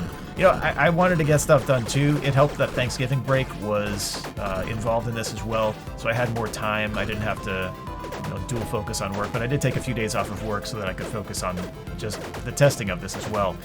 So something that was really fun. I know people haven't gone back and played it a whole lot. There is a definite replay value, and you could speedrun the mess out of it. Fairly midstream, I found out the 30 minutes or less for, if you hit T on the main menu, it shows the timer, like the countdown. Some people didn't notice that on the charity stream, there was no, like Freddy's son was not on the final screen. And that was the bad ending, and it's kind of tragic. Like that was, I don't know, but you got to finish the game in 30 minutes or less to get the good screen at the end. It's kind of an ending because you save the sun, but you don't have like an animation or anything like that. You just have the little bear there with the 4 other heroes. And interestingly, Foxy is howling happy regardless of whether Freddy's son is captured or not. So it's pretty well hidden. But maybe if there were like a despondent Freddy on the final screen, that would have been more of a hint. Like, oh, maybe we didn't win. Maybe we didn't win with the good ending. But anyway, it has a lot of replay value. It's a fun game. Like I would maybe fix a few of the hitboxes and maybe the edge of the screen. Now I'm going on more bugs or whatever. But I put these all in a Trello just in case this would maybe help with some level of organizational, like tiering of bugs, different severities. So you have critical, high, medium, low, or which ones are game breakers, all that. That's all in the severity. But putting those in lists, kind of prioritizing which ones were going to be fixed and which would maybe be tackled after the stream. There was one bug that I thought really should be fixed after the stream. And I think Scott was inclined to fix it after the stream, but he was satisfied with how it was after a point. After the stream, really. He was like, this went really well. I'm happy with it. Everything else, speedrunners can use these exploits or bugs. Then, yeah, more power to them. But there's a spot on Cosmic Freeway where you can jump so high with Foxy, and then the level doesn't adjust down fast enough, and then you die. because you the screen doesn't adjust low enough and you just go off the bottom of the screen because it doesn't adjust fast enough. So you're trying to hit this teleporter right under you, and it works for the other characters because they don't jump as high, but Foxy has so much ups. Oh my goodness. Yeah, that you fall, and it's like, oh well, you didn't hit the teleporter in time, you hit the bottom of the screen first, so it calls it a death. That's a run killer. I wish that were fixed. That I would say is definitely a Sev 1, a Severity 1 critical bug. It breaks gameplay. You would think, okay, well, it doesn't crash the game, alright, but yeah, it can ruin runs pretty severely. So you could say maybe that's a level 2 because there is a workaround within the game. So I don't know, but from a gameplay standpoint, yeah, I would say it's a 1. What do you think on that one? It's a 1.5. How about that? But yeah, a lot of promise to the game, and it would have been cool to have a Freddy in Space 3. Yeah, I don't know. I was hoping there could be some kind of remapping of controls or something like that, because I know even with joystick support, you have the buttons dedicated in Click Team. You can't remap which button goes to which. That would be really nice. So you'd have to do some kind of custom mapping and that type of thing. But I was planning to mess around with that, but I don't think it's going to be changed at this point by any means. And then is there anything else that's... Oh yeah, oh man. There was one on Cosmic Freeway as well. It all comes back to Cosmic Freeway because it's like moving level, and it determines whether you live or not based on where you are on the screen. And one of the things I was wondering, would there be something that would thwart the game from, like, because Click Team sometimes does actions where you leave the screen and it triggers an event. So it's like, you know, Chica falls toward the bottom of the screen, Chica exits the bottom of the screen. Alright, that's a kill. Alright, that's it. But if Chica already has exited the screen and there's kind of a manipulation where there's a little bit of invincibility that prevents that from happening, then maybe that's a way around it. So what I did on some of the early builds was on Cosmic Freeway, you drop from the start, and then you just hit 1 2 1 2 1 2 1 2 1 2, and you just swap between Freddy and Chica, or between any two of your favorite characters, and then you just fall. And since you're switching between characters and there's a little bit of invincibility in there, it might be a latency thing, it might be just an invincibility thing, just as you're spawning in as the newer character, you're a different character, then you fall off the bottom of the screen. It doesn't matter. It's just like, oh, you're still changing characters. So you drop below where the viewport was on the screen, and then you'd be on the level way below. You could actually go to the boss, beat the boss without it actually, you know, showing you on the screen, and you win. But you have to know where to jump. It's not, I don't know. It's a funny bug, but if you wait for probably the better implementation here, if you just fall down to the lowest level and then you go to Fully Loaded Rabbit toward the end there, you know, the one with the projectile spawner hitbox issue where you can just stand in front and wail on them and you don't get hit at all. That one, you fall to the lowest level and then you wait for the viewport to come back to where you are. All right. Now, you just go as you are able, and you don't have to use the teleporters in the right order, you don't have to pick up any of the power-ups or anything like that, you just go right to the boss. You can't do that after maybe...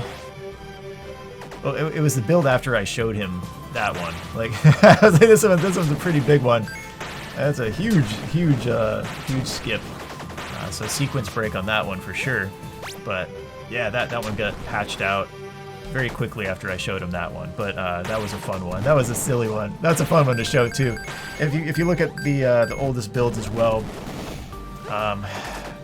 there were some rough draft kind of placeholder graphics as well. So if you go back to earlier builds, and like I still have these builds, but yeah, I'm not just, I don't know. Like, Scott's made it clear he wants to respect the artist as well behind all of this. So, I mean, Pinky Pills did the art for this, and he thought she did an excellent job. So, he was thinking at one point, well, maybe I just make a joke mode where you'd be able to play with all of the, like, rough draft graphics, because there were more than just the ones that were in some of those builds. But he said, well, but if people start liking the silly one more than hers, he would feel bad. So, he had enough respect for her as an artist. He wanted to make sure that her work got the attention and respect that it deserved. And so that was something where I had clearance from Scott to show the rough draft graphics of the final, well, the secret boss, I should say. And yeah, you can watch that. I think I showed that on one of the streams, and it was one of the streams in review of all of this. But anyway, he was always very professional, respected the work of those who were involved, and I don't know. I mean, I like that he picked me for the QA. I mean, I'm kind of picky. I've done QA, oriented things throughout the whole series. I'm thinking he still probably never got the bug reports I sent for the older games. So I don't know. And it's just something where, it's a hobby of mine. Like, I don't know. So I go through, and that's something I just kind of gravitate toward. I'm like, well, how can I break this? Or, how can I optimize this? You get it. I've been through this a lot in this video. Anyway, I guess I could go back to the Trello and look at specific examples that I was suggesting, or saying, hey, here's a game-breaking bug. I think most of the game breakers were fixed. I would say the Foxy jumping too high probably still is one, but the game is what it is. That's how we have it, and that's probably how it will ever be.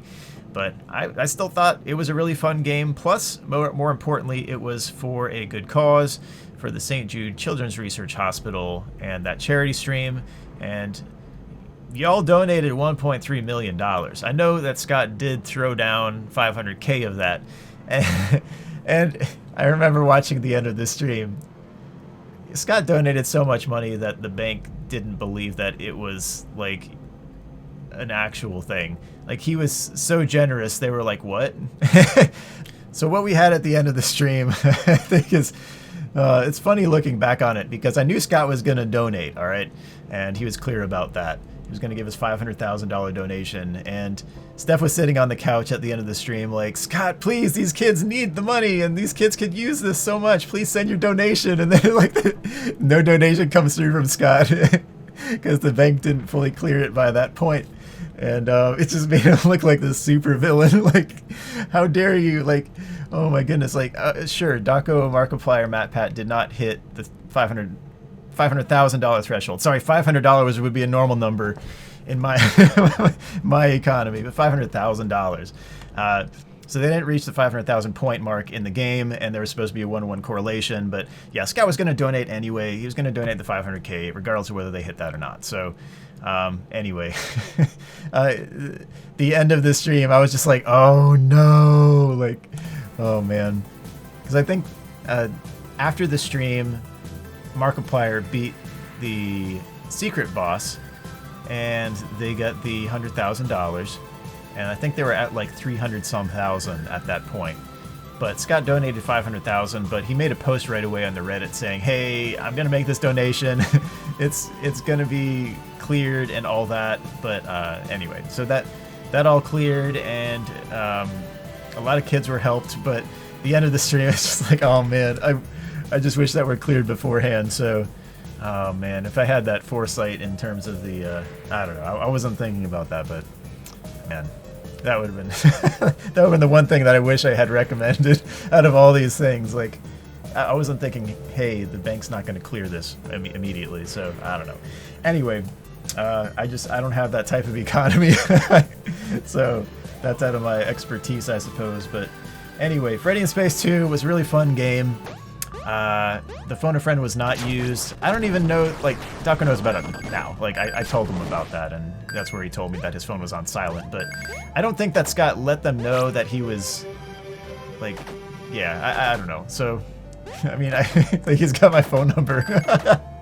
So, anyway, Freddy in Space 2. So that was about 9 days from first build through final build. And then the last few were held, like the last few bugs were held on that build because Scott wanted a stable build. You know, one scary moment though. So each build has a specific version. Scott made another version after I tested that stable build the few days before. And I saw that, I'm like, oh man, I hope there's not a game-breaking bug in this. and it turned out to be okay. But in that case, that's like a tester's worst nightmare. It's like you tested version N-1, but version N went out to production. And I've actually dealt with something like that too, where something went out untested and it turned out to completely break everything for clients. That is horrible. And anyway, so that's the other thing that I kind of wish that I knew, but I would have had to have been psychic in that case. But anyway, that's just, yeah, a gutsy move, I guess. But man, that was a little scary. But anyway, so I'm glad it went well. I'm glad a lot of children benefited from that. So what did I think of the stream as a whole as I'm wrapping up this thought sequence? Well, I mean, St. Jude is an excellent organization. They do great work for children battling cancer. They cover all the stay, medication, the travel, everything, and it's all via your donations. So it's an excellent organization. With charity streams, I try to stay away from saying like we raised this much, because overall you all donated, and I guess, you know, I'm a very small part of that, but y'all did the donations, and that's to your credit, and you're giving to a very cool organization doing really great work. So what else? I wish that Markiplier, Matt, Pat, and Daco knew about the joystick, and I was trying to hint at that with my donations, but it's just kind of, you know, you're looking in. I don't have the same in as anyone on set. So anyway, that and then the phone a friend, that didn't work out, but that would have been a cool little thing. I could have talked them through to 500K. I'm very sure I could have talked them through the 500K very quickly. Give them a few tips. Basically, switch to Chica would be number one on that. Just, yeah, her cupcake attack is ridiculous, especially endgame. So level up Chica. I mean, you could go with Golden Freddy, but you got to get Golden Freddy and then level him up from scratch after a point, and then giving the 30-minute tip like, hey, try to speedrun this. That probably would have taken a while longer than the stream. But anyway, I thought it went really well. They made some really nice comments about me too, so I do appreciate that. And I know Daco said, well, I'm the man behind the scenes, and he mentioned my DDR and juggling. Markiplier made some joke in jest about, oh, that's not really that impressive, is it? That's but anyway, he was joking, of course. But anyway, very cordial. I mean, they were very professional from their side, and I didn't interact with them at all up to the point of the stream. So it was just, you know, me testing for Scott, me sending emails back and forth with Scott feverishly over those 9 days, and hoping that this was going to turn out really well. So yeah, it was good. And I mean, Scott, of course, is very generous, and I mean, he made it worth my while as well. So yeah, it was a worthwhile experience, and I just kind of wish that some of the bugs are fixed, and I would have been able to, like, you know, give them some hints all the way to 500K, because I'm certain they could have done it in that time, for sure. So, all right, that's Freddy in Space 2. It's debatably, it's definitely one of my favorites in the series. I'm just thinking, I really like Five Nights at Freddy's World. I liked FNaF 2. I really like Freddy in Space 2. And I had so much involvement with Freddy in Space 2, that does kind of skew my perspective on that. I could go back to Freddy in Space 2 and play and have a really fun time. Maybe if the Pogo Foxies had a little bit less HP.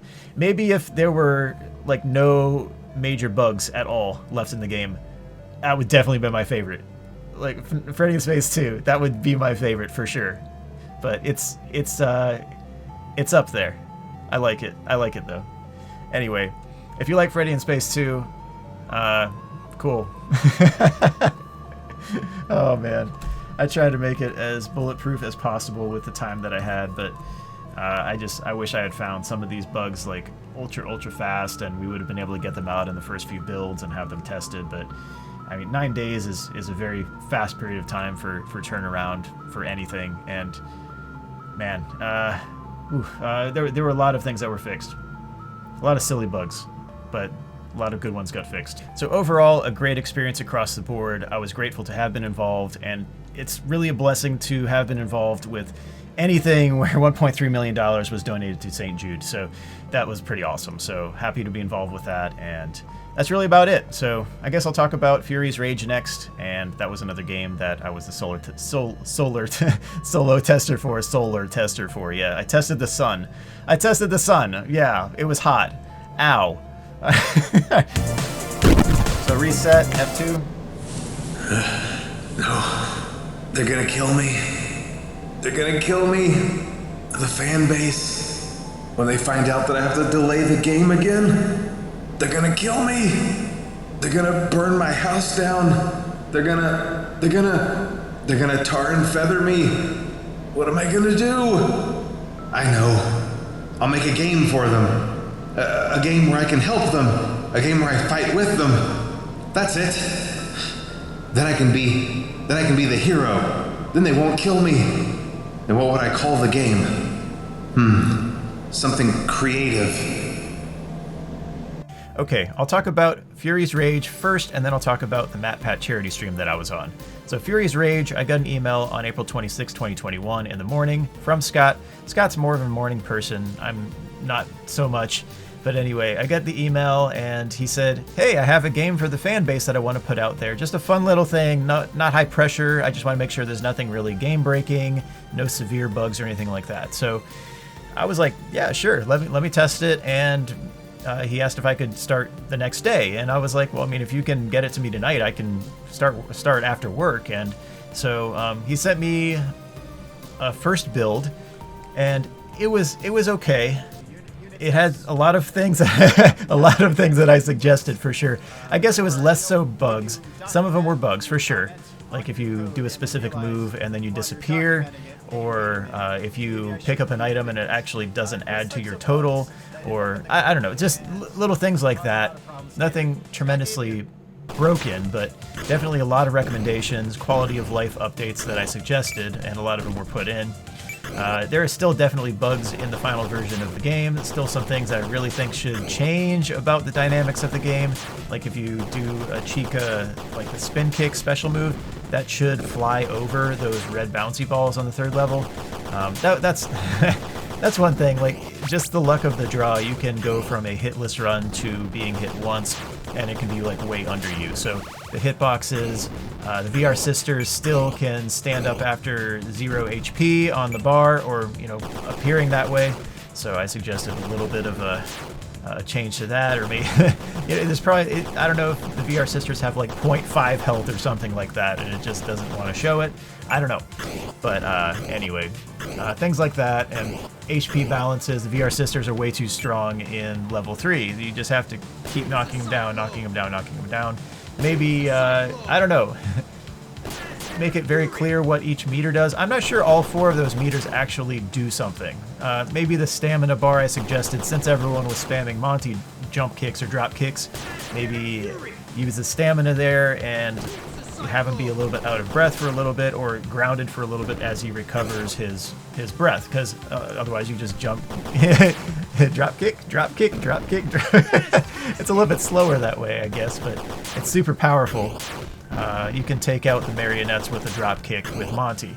And Monty's super powerful in the game, so I don't know. But the last level, the boss level, I do prefer going with Glamrock Chica for the reason of the mobility, how fast she goes across, how effective the spin kick is at getting rid of everything in the way. The spin kick special will get rid of the marionettes in one kick, so that is also a helpful thing. So anyway, but each level seems to have either it's you could say Monty and then Chica, but I don't know. Each level has its own flavor, but there's not something dramatically different about each level. I know level 4 you do have the swole Freddy Frostbears. I mean, how much did the characters work out for these levels? It's crazy how muscular they are. I mean, everyone's swole and a half, and I don't know what they did, but I need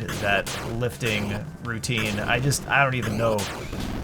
Go on Swole Patrol, play Fury's Rage, but we'll see if they're that swole in the actual Security Breach game when Steel Wolf finishes that. But anyway, a game that was just a simple beat 'em up. Initially, the dropkick did not advance you faster. There was no go arrow, and so I suggested, well, you need to let them know when to actually move. Like, oh, no more enemies. Okay, go.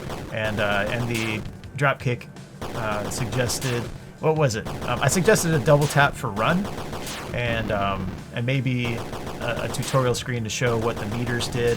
So underneath the lightning bolts for the special attacks, there's that little bar, and so if you keep blocking, that bar will give you one more special attack when that's full, but it doesn't really convey that. It doesn't convey that. You just don't know, and you'd have to figure that out intuitively.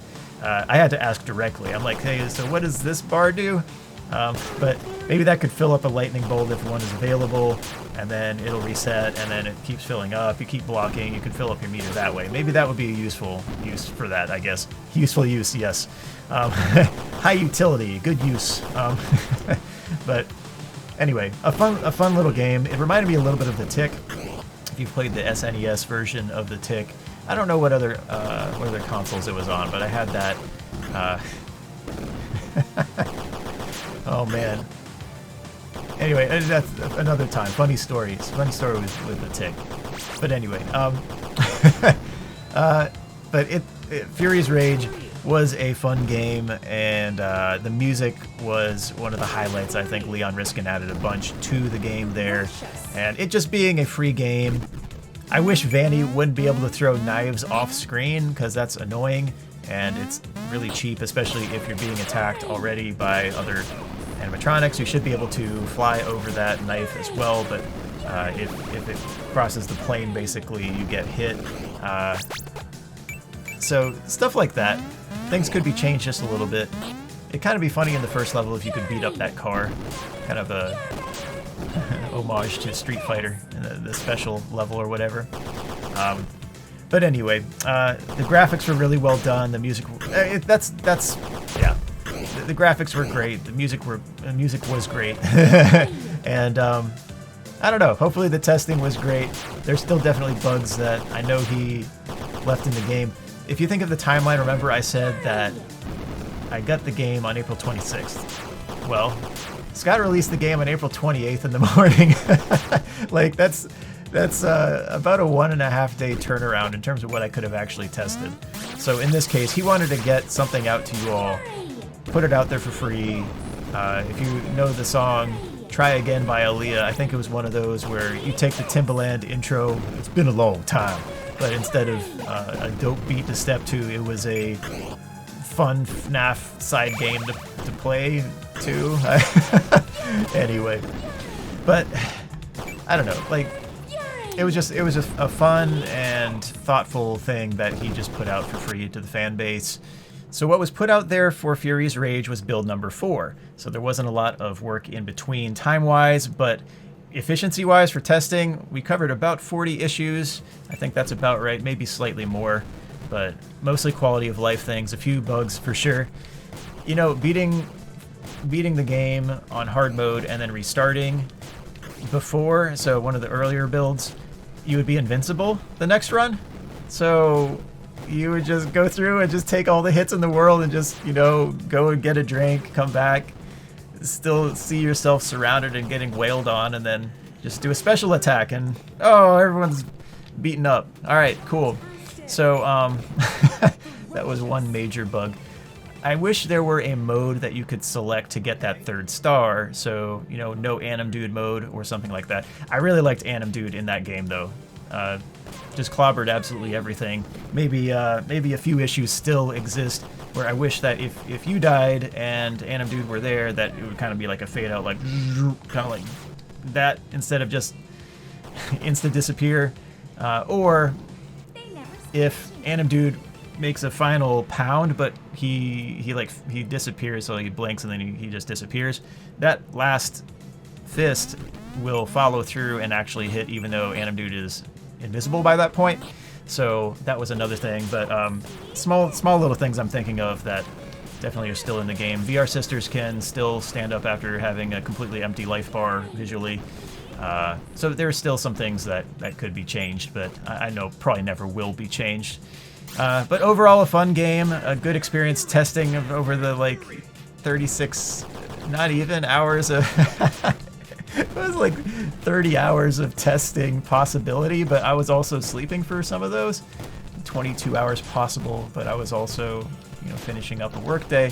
Anyway, Scott wanted to get it out for you all. He's often very impulsive about getting stuff out. You can see that with FNAF 4, for example. Scott releasing it weeks early, even though I was like, oh yeah, I get to play this right when it comes out because it's going to come out on a Saturday, August 8th.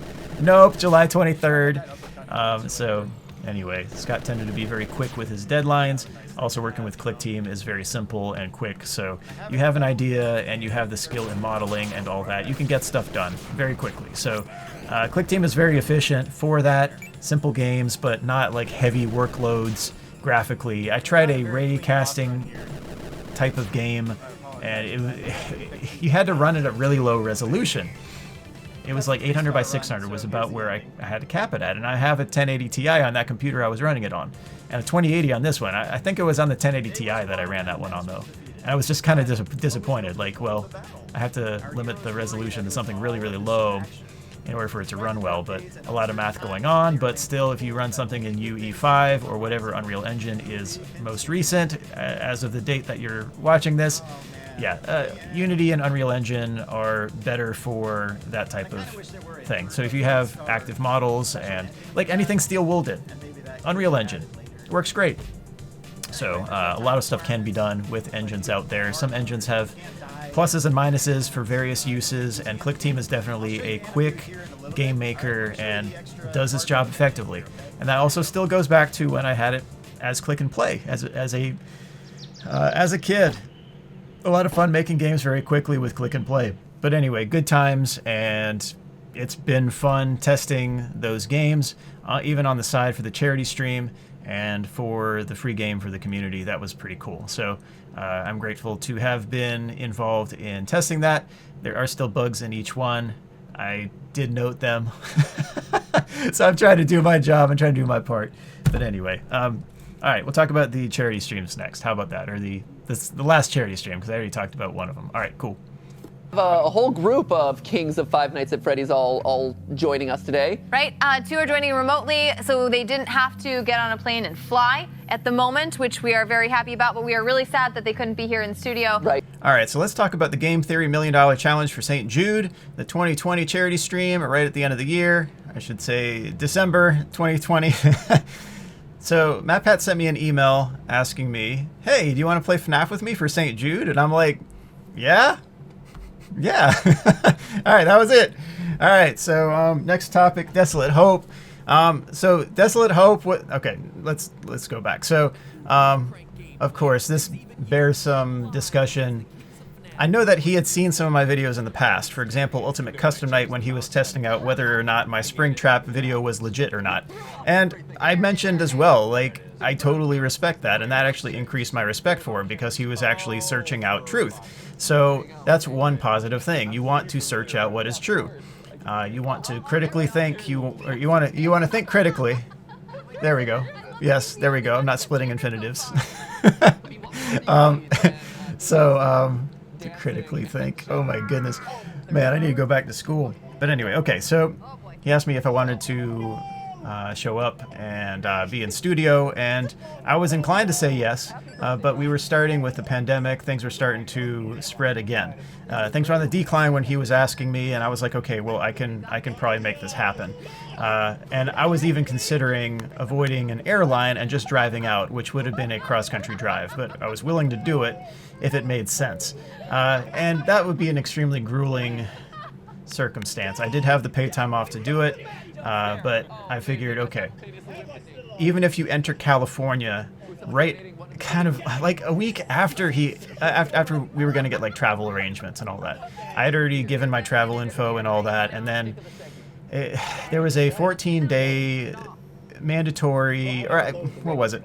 I got to go back and revisit the exact specs on it, but it was, I think it was a 14-day mandatory self-quarantine once you arrive in California, and I did not have that time. And so I was like, okay, look, I live with elderly parents. I know that they're at risk much more than I am, Plus, you know, I don't trust, I don't know. I don't trust everyone else's actions a whole lot. Like when I run somewhere, I try to make sure it's either at a weird hour or during like the heat of the day when no one's out, or you know, away from people, basically. So I had to make the call as to whether I was going to be there in person or whether I was going to be there virtually. So I decided it was safest, most responsible to go virtual in this case. And I'm good with working virtually. I'm good with being a part of a charity stream virtually. I have a good internet connection now. I even improved my studio equipment here, if you can call it studio equipment. I mean, this is my room. It's got a green screen, a goofy green screen drape in the back, and you have the I added a Panasonic camcorder here, which is really nice. I thought it improved over the Logitech C930E by a lot.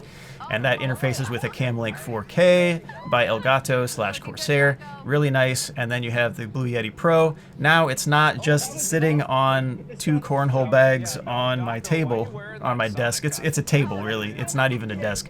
I don't have a computer desk. This is like it's like a dinner table. So I don't have like the best of stuff, but anyway, this is now on a mic mount, which is nice. It's a boom mic mount or boom mic stand with a shock mount on it. So I have all of that, and I got that to improve the quality for the stream. So that was something I thought was worthwhile. And I obviously have a good mouse, a good keyboard. I think I did replace the mouse midstream. I now have a G900 by Logitech.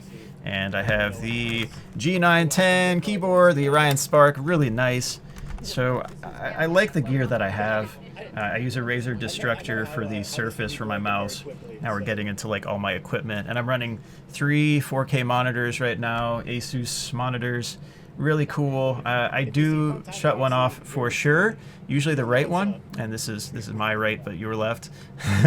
But I shut that one off if I'm trying to play Ultimate Custom Night, and really it probably would be better if I could have something that would lock my mouse on the left side of the screen, because it does affect gameplay, especially if on the right side, like if it goes all the way off to another monitor. Sometimes, like if you click off of the game, then you're not even functioning in the game. That stinks. Like the audio stops because you have to have the game in focus for there to be audio. So anyway, I had this one off for the stream.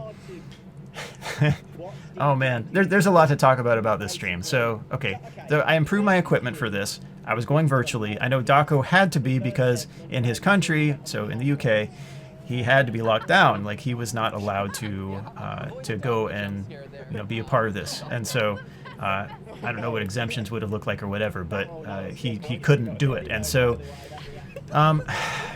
it's one of those things that I thought it was safe, I thought it was responsible, and I agree with that. I think that was the right call, but it does complicate a few matters with what I was suggesting that I could contribute to the stream. And so when MattPat sent out the email, he said he was a big fan of my videos, which I was like, really? It's like, really? Like, okay, cool. I don't know. Anytime like anyone's heard of me, I'm like, really? Like, huh? I guess it was kind of like that with DDR as well, because like I would walk into an arcade at some random spot and people's jaws would drop, and I'd be like, what? Like, you're like, dude, you're DJ Sturf, and I'm like, yeah, like what? I don't know. So I don't know. It strikes me as a little funny maybe, but anyway, he liked my FNaF VR video especially, and how he mentioned that on the stream as well. Basically, whatever MattPat said about me on stream, he had said before in emails or on video calls or whatnot. I just take that as him being authentic and consistent across the board in terms of what he's saying, and I take the goodwill to be really just simply authentic. So I do appreciate that as well. And while I was helping out with the segment, and I did put in a lot of work to try to make sure that this was actually going to work for the stream, because we had a lot of issues with Click Team and adjusting the game. And when we got to the final build of the game as well, there were still some issues between 5020 normally and 5020 with crowd control. Like, you would see it and probably think it was fake if I won.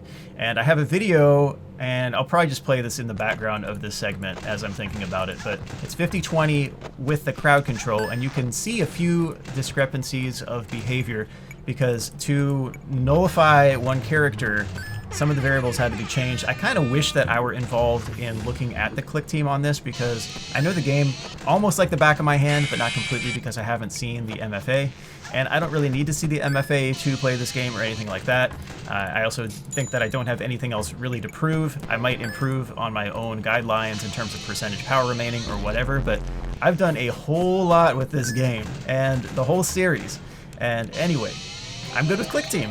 I've played with it since I was a kid, click and play. So you go back and, I don't know. But anyway, Warp World was putting together the crowd control aspect of this game, and it's basically a queue with a control panel full of a grid array of buttons, and based on the donations and all that, that control panel would be kicked off, and then different actions would happen. And there were some funny things that could have been maybe altered, and Markiplier did hit on one of them, with the screen being upside down, but the functionality was still right side up. So it was basically like a flip image that was layered over, which I think is what was done.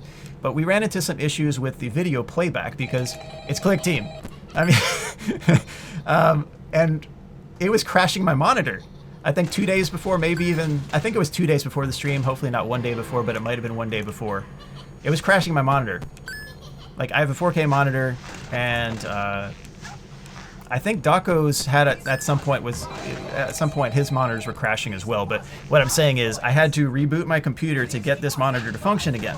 I'm running it in 4K resolution, but on Click Team the videos were much lower resolution, and the way that the rescaling was done in Click Team, it was throwing it into an unsupported mode, and my monitor did not like that at all.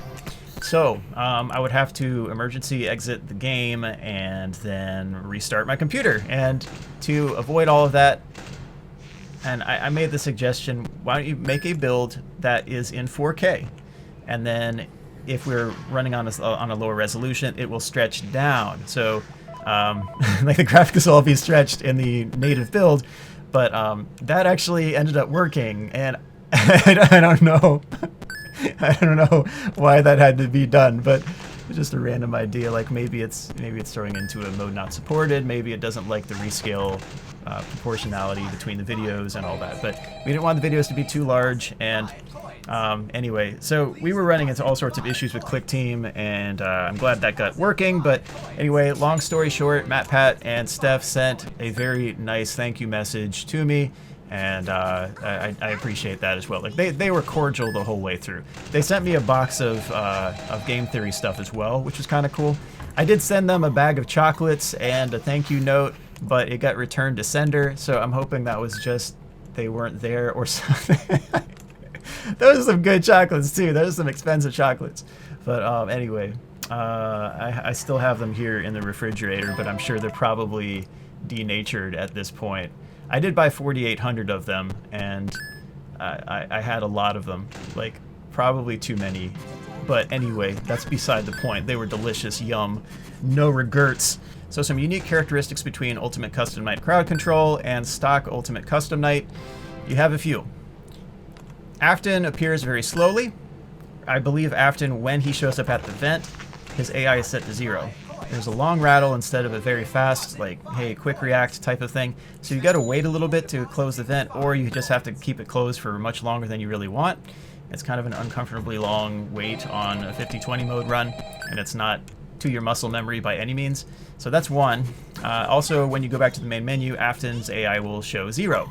If you electrocute Scrap Baby during the night, her AI is going to be 0 on the main menu. So when you beat 50-20 mode, it's going to say something like, I forget whether it was 9200 or 9400, but it was something like that. Usually you'll see 9800, but in these cases, when you get rid of one animatronic for various, a once occurring animatronic in these cases, and maybe occurring once, they'll have AI equals 0 on the main menu, and just doesn't look right.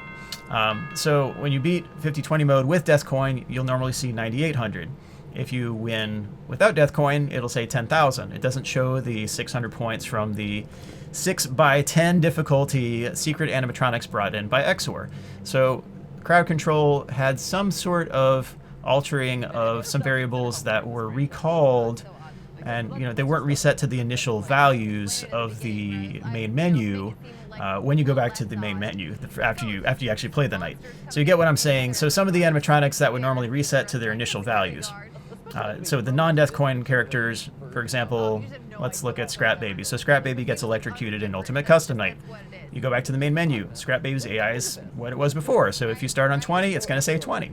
That's just stored there. But in this case, Scrap Baby is going to show 0. So it's just, it looks weird. In that case, it still functions fairly similarly, but at the same time as well, Afton is a little bit of a discrepancy in terms of functionality as well.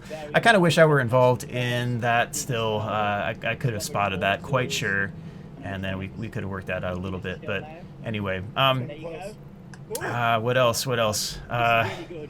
But it was yet another reason to use stock on the challenge.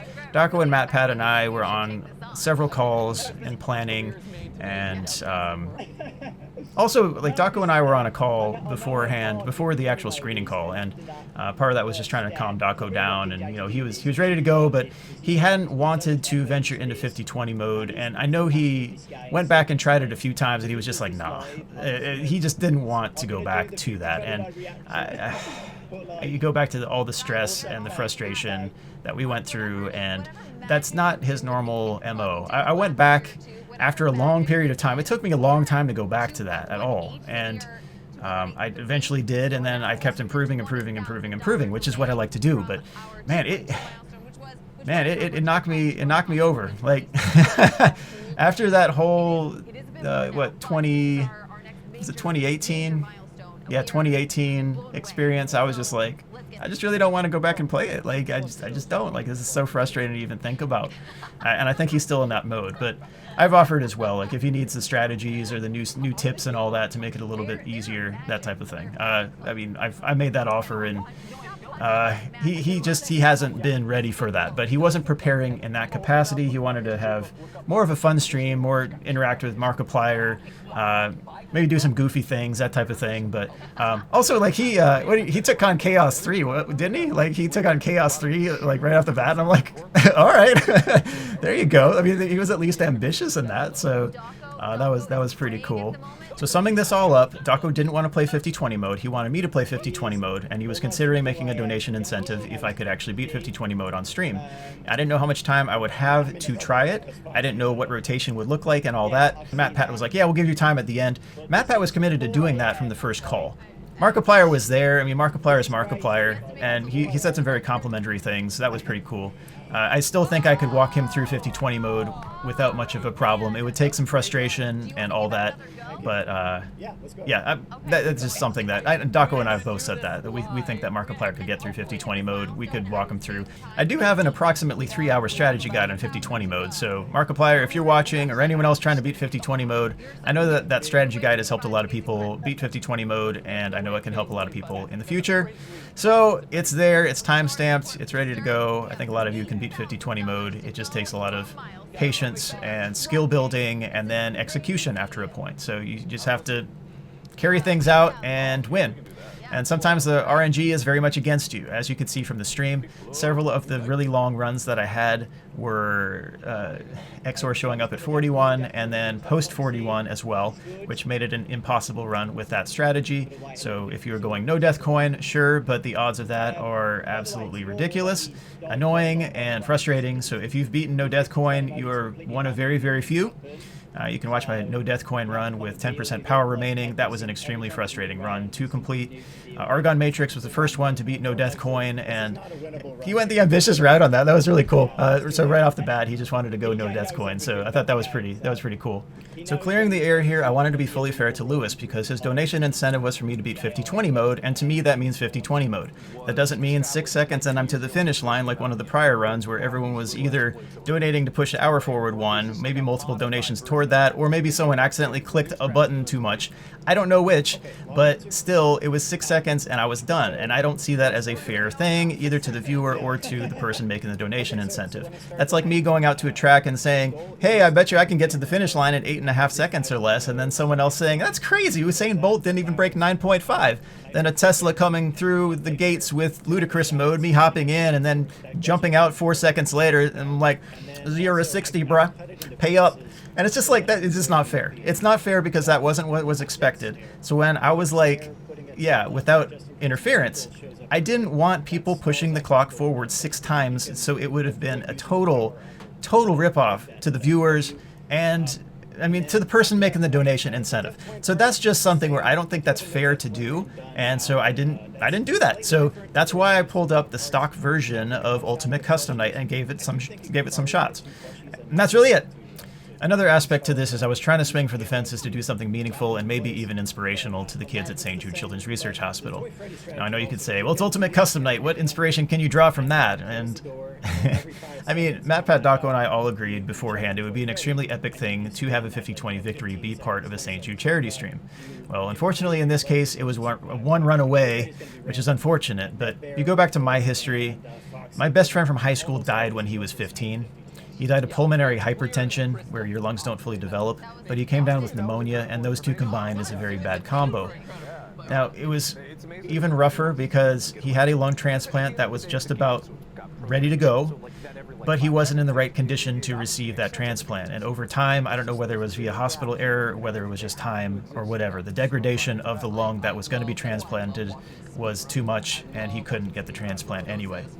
So we went from extremely hopeful for him being able to breathe with a full lung and enjoy life longer than his shorter expectancy for sure, to him dying of heart failure. And he was 28 days away from his 16th birthday. And any organization that tries to preserve life at a young age, you can go to Dostoevsky or whatever your choice is with literature regarding suffering and particularly child suffering, but we live in a broken world, we live in a fallen world, and we have to deal with suffering every day. So anything and any organization that prolongs life, that brings true hope and joy to kids, I'm definitely supportive of. And it's just a matter of, I wish that I could have gotten that run even early, like that one run early on. I wish that XOR showed up at, say, 21 or 11. That would have been perfect. I would have had a much better chance at winning that run, and then, hey, I would have been done with my segment. I could just not even play anymore. Y'all would be happy because Markiplier would play more. And I'm not even sure Markiplier wanted to play anymore because he was dealing with a serious digestive issue and he had to go to the hospital afterwards. So all things considered, I think the stream went really well. Over $3 million was raised for St. Jude Children's Research Hospital across all the various segments of the stream. And I think that's a major success. And I hope that a lot of kids exit the doors cancer-free, full of hope and joy, and are able to lead whole and healthy lives. So that's the ultimate hope here. That's the overarching goal, and I hope that that's accomplished, okay? It's another thing, too, where Matt Pat doesn't really play Ultimate Custom Night on a high level, and that showed. And I know he knows that. Like, I'm not trying to make fun of Matt Pat in any way here. Markiplier clearly hadn't been playing the game, and Daco also didn't want to play 50-20 mode. He wanted to watch me play. So, like, I was eager to try it. So any chance that you're going to give me to try it on a stream to do something potentially epic, yeah, I'm going to try it. So, I don't know. I don't know what was expected versus... I don't know, man. You know the story of the little drummer boy? Well, maybe I feel like the little drummer boy in this case. A little bit out of place. I mean, what do I have to offer? Like, I'm not a popular YouTuber. I'm not a popular streamer. I saw the graphic of everyone who was going to be part of the stream, and I'm just like, why am I even on this? Like, people have millions of subs, and Markiplier's got tens of millions of subs, and same with Matt Pat. Across, like, all his channels, he's got how many millions of subs?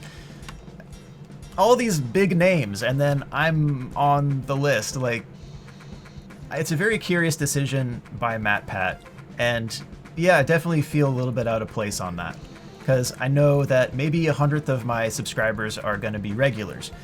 They watch some of my other videos, and if you want to see an example of subscriber burn, I mean, watch all of my other series other than Five Nights at Freddy's.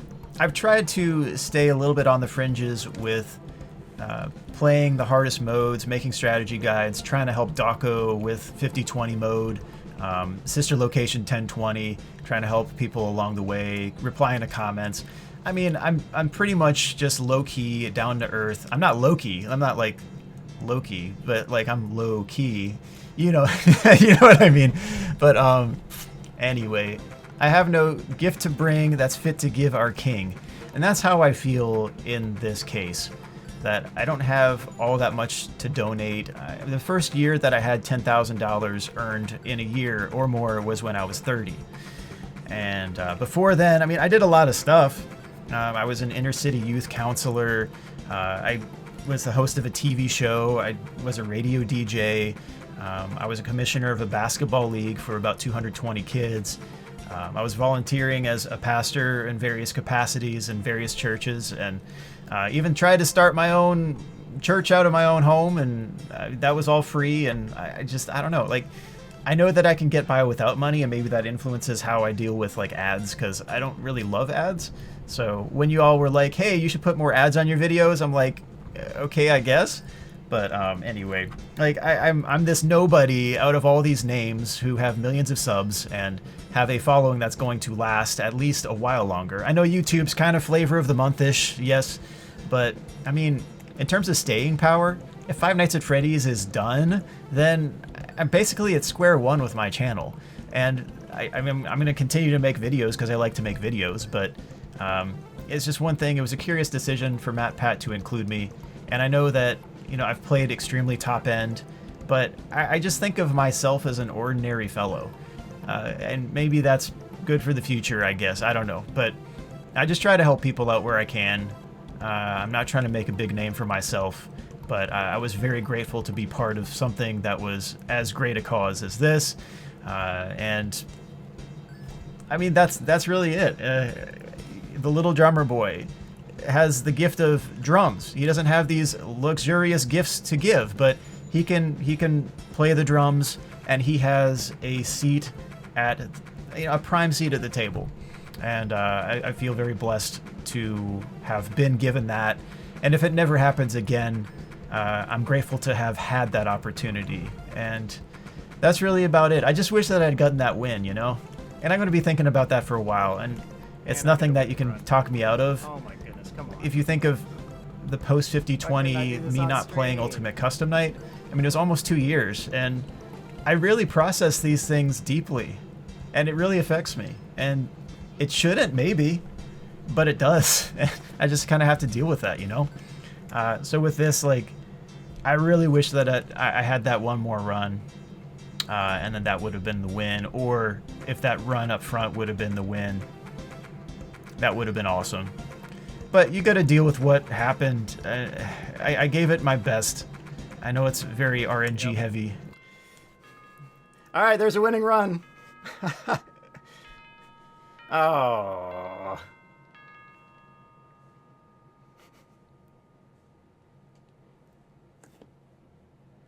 Anyway, shout out to St. Jude Children's Research Hospital.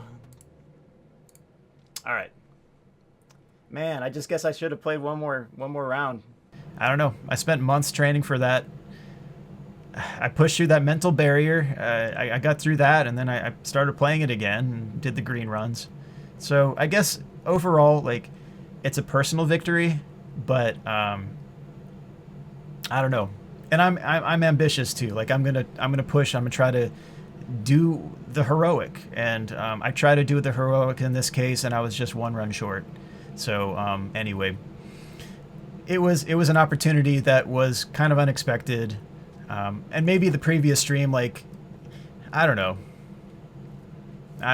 You know, I messaged Scott after the stream, and he gave me some encouraging words. He said something to the effect of, what I was doing was basically the equivalent of training months for the Olympic Games, and then you have to put together the impossibly perfect run on the largest stage. And then when things don't go absolutely perfectly, but you still perform at a high level, it's still understood. Not everything's going to go absolutely perfectly, and, you know, you gave it your best, and that's really what's important. And so that was an encouragement, and I do appreciate that. That was an encouraging word from Scott.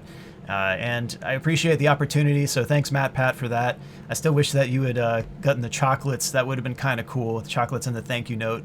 Those are the Lindor truffles. They were chocolate peppermint, but they're like way out of season now, so I don't know that I would send the same ones. But anyway, and thanks, Markiplier, for the encouraging words too. I didn't know what Markiplier was going to say. I appreciate the cordiality and all of that. And then Daco as well for the encouragement and saying that he thought it went perfectly as well. So it's just, yeah. thanks all around. Thanks to Jakku for working on the Warp World version, the crowd control version of that. And I mean, they're like all of the team with Moby on and all the cool tools related to the stream, all that. You got some cool plugins there. So anyway, thanks all around, and I'm glad I was involved in that. I think that's probably the curtain call for me being on those major streams, but anyway, it was good to be a part of for this stream. So yeah, it was cool. Good memory. But yeah, I'm definitely grateful for that opportunity. Any other shout outs that I want to give now that I'm on the shout out kind of topic? I'm not quite done with this video, but anyway, yeah, everyone from my Patreon. I was thinking, well, like Patreon was a complete disaster of an experiment, but I was thinking, well, maybe I'll get enough income from my Patreon that I will be able to rival the money that I'm getting from my ad revenue, and then just be able to pull all of the ads for my videos. That would be cool. But anyway, the most I've made in a month, I think, is like $10 from my Patreon, which is like, oh man. But anyway, everyone who's donated, you don't need money to be part of this channel, but I do appreciate the over and above to donate and support my work. Sethy Cakes, Liz, Emil, Swag Bros, Lily, and It's Juicebox. Oh yeah, those are the donations I've got for my Patreon. That's it. Like everyone else who signed up for my Patreon and thought about it, thank you as well. Rip, Matthew, Alice, Brendan, John, Lil P, and Mr. Phantom. So I appreciate the gesture. It's just something that never really amounted to much, and so I guess we'll keep lightweight ads on the videos. I suppose it's nice to have a little bit of ad revenue coming in. That's actually really nice, but it's not going to be very high if I'm not making too many videos. But I don't know. I got to find some other games to play overall. But when Security Breach comes out, I still am planning to play that, and I still have a few modes that I want to improve a little bit. So from time to time, I'm sure you'll see some videos relating to FNaF and on this channel. Other than that, I mean, with donations, GG Games had the biggest donation of the bunch. GG Games is completely cool. Like.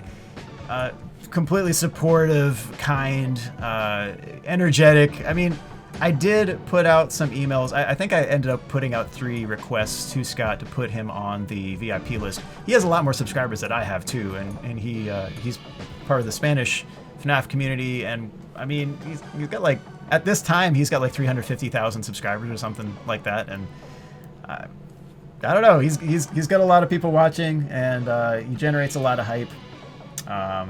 I don't even know, but like I noticed as well, like his comments about me were really positive and encouraging, and I was like, man, this guy's pretty cool.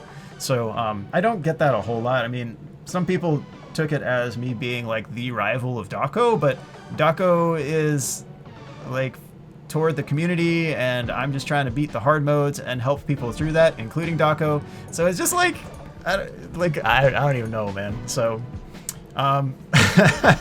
but anyway, like sometimes people like mesh a little better with different people too. There are a lot of people in the community that I didn't really like get to know very well at all, and so some people were newer to the community as well. So I don't know, like I don't have ill will toward people in the community. It's just I didn't really get to know the whole gamut of everyone involved. So also another thing early on too, I know that Razbowski, he would often cite my strategy guides and like put a link to my guide and my channel and all that. Like I really appreciate that. That was pretty cool. Like I don't really like the views. I'm kind of like it's whatever, but you know, views come and go. But the giving credit to whom credit is due, I think, is a good quality, and I saw that especially from Raz. And I have that 5, 6, 7, 8 DDR juggling video that I dedicated to him, and I think he knows why I did that. All right, so now that I'm on this whole shout-out kick, I should probably mention some other people who either were regulars or commented a bunch or brightened my day or contributed to my Patreon page. You know, my Patreon page was really a disaster, so I think the most I ever got in a month was $10 before Patreon's cut. And yeah, it was an attempt at getting enough donations to match the ad revenue so I could remove as many ads as possible from my videos.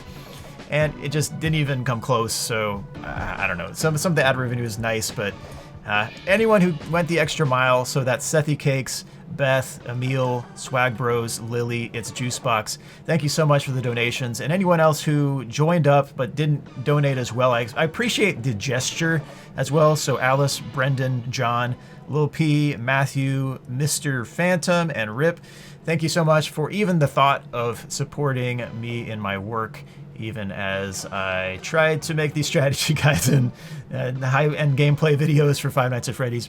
But anyway, through the whole Five Nights at Freddy's Scott era, some other names came to mind when I was thinking about, who to list. And again, I don't mean to leave you out. I apologize if I do, and I can make future shout-out videos and that type of thing, or mentions or whatever.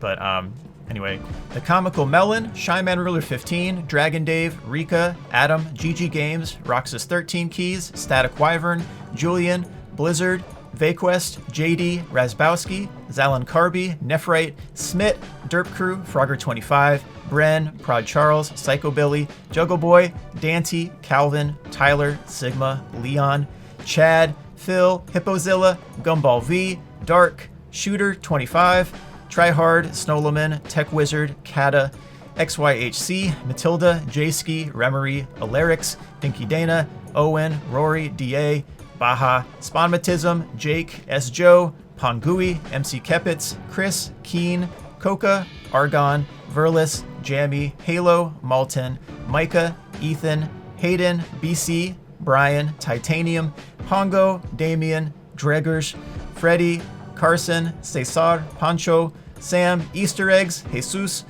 Epic, Andy, Vixel, Mysterious, Adventure Bonnie, Hutch, Anonymous, Bot B, Simon, Steph, Daco, Mark, Matt, and Scott. And of those who have, I guess, the bigger names, like, I didn't meet everyone. So anyway, those who I met, it's been cool. Maybe I'll meet more of you in the future and all that. Maybe I'll meet more people in the future who'll be regulars. I don't know.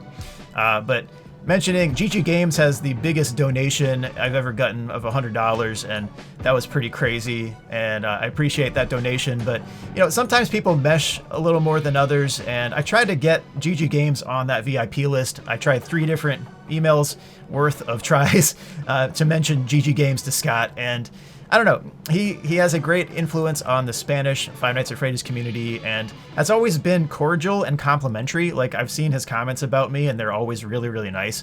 So I appreciate that.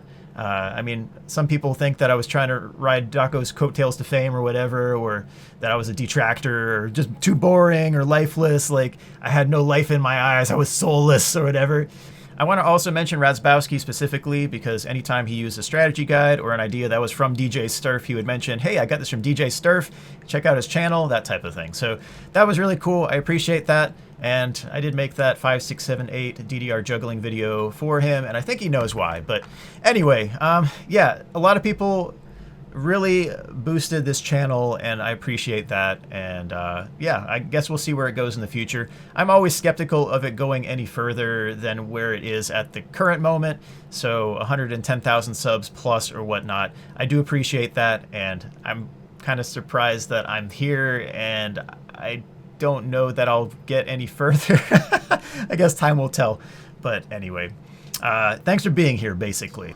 Thinking about some of the other Scott games that I played during the Scott era timeframe of FNaF, I should mention Doofus first, since that was his first publicly made game. It was certainly rough around the edges and had some definite rotation axis issues with the image frames, but I did get through without a continue or cheated in lives. That was the first instance of CD+, so that was a code that allowed you extra lives in Doofus, and thus the code began, I suppose. You see that throughout the series, of course. The Desolate Room was another one. It was aight. I guess I upgraded one of the protagonists way more than the others, but I ended up with a pretty good team at the end. So maybe I could have balanced them out a little bit more, but it's kind of like an oh well on that one. I did like the Desolate Hope better, since it seemed to be much more expansive and had a lot more polish. Maybe the Desolate Hope was really conversation heavy in some parts, so in that regard, I would prefer the Desolate Room. But overall, yeah, I guess Desolate Hope I would prefer more than the Desolate Room. Chipper and Sons Lumber Company was much more par for the course for the modern Scott Games title. You had a tycoon element, small beginnings where you have to work hard and play smart to be a success, and a lot of mini-games occur along the way, which is pretty typical for Scott's games as well.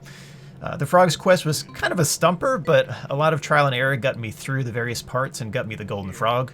Chipper and Sons was quite grindy though, so some items were maybe a bit too rare. Also the Frog key, I think, was like 900. It was really expensive, so it took a while to grind up and get everything that I needed, and then you have to solve the puzzle, which takes a lot of attempts. So anyway, it makes me think of some of the 20 modes just getting some of those items, where maybe the RNG could have been a little bit more humane, but anyway, what's a Scott game without some crazy RNG at some points? But it was pretty fun overall, nonetheless. Tyke eventually has a good date after a bunch of misses, but I suppose that and defeating Father Tree brought about a nice resolution to the game. Chipper makes a quick comment about being an animatronic as well, so it's kind of a precursor, and it was interesting with FNAF World and the inclusion of Mr. Chipper. So that was, and then Chipper's revenge as the boss. And referring back to the game itself. So anyway, fun times with that one. But it actually is pretty fun, and I think you can, like, is it on Game Jolt? I don't know. I have to check that. But anyway, yeah, it should be pretty accessible, but it is pretty fun. And then there was a game made after that, a fan game. Was it Tyke? Tyke's Lumber Company, or what is it? But anyway, you can play that one as well. So yeah.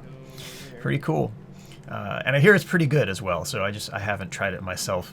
The Desolate Hope was an interesting game about the value of the essence of life and blessing of a childhood lived in full.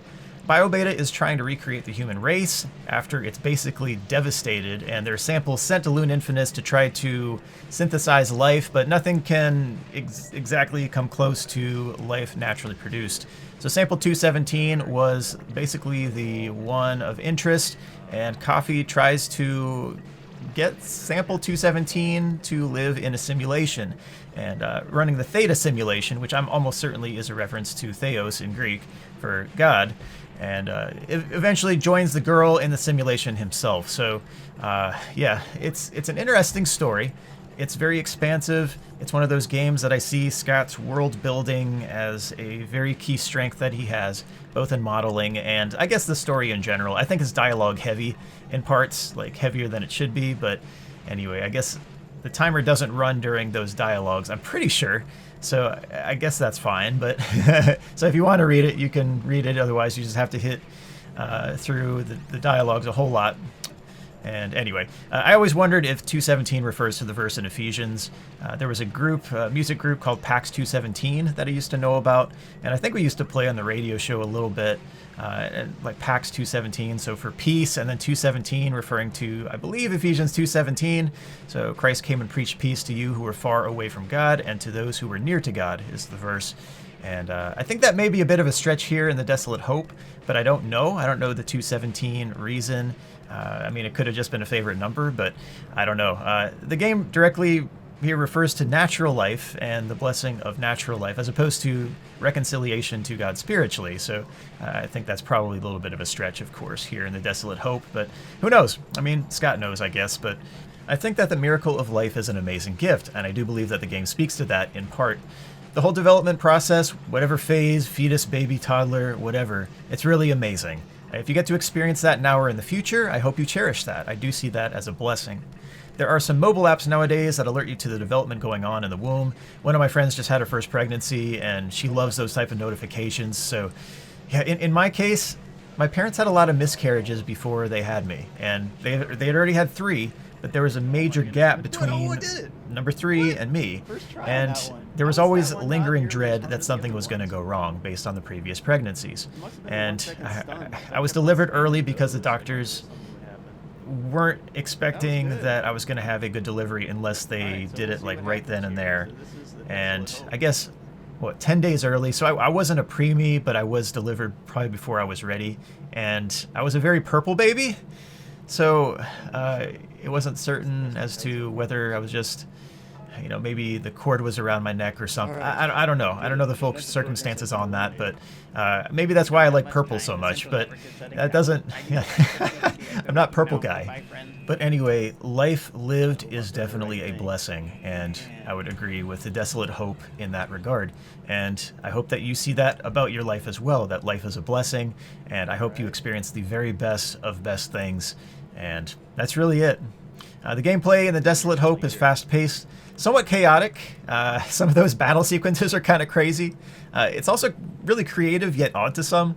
Sometimes you can look at an eccentric artist's work and think that the artist was probably high on drugs when creating the art, but sometimes the artist just isn't. It's just creativity. It can lead to some unique results for sure. Was it kind of all over the place in the case of the Desolate Hope? I'd say yeah, probably. There were tons of attacks, like a lot of attacks, a ton of dialogue. But anyway, were there definite ways to break the game? Yeah, so I kept pretty entertained with that.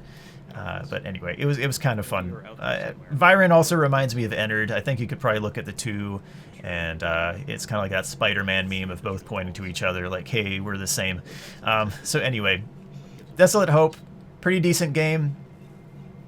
I just maybe wish the dialogue were a little more spread out or something. I don't know. There's a lot of dialogue, but anyway, that was Scott's decision on that.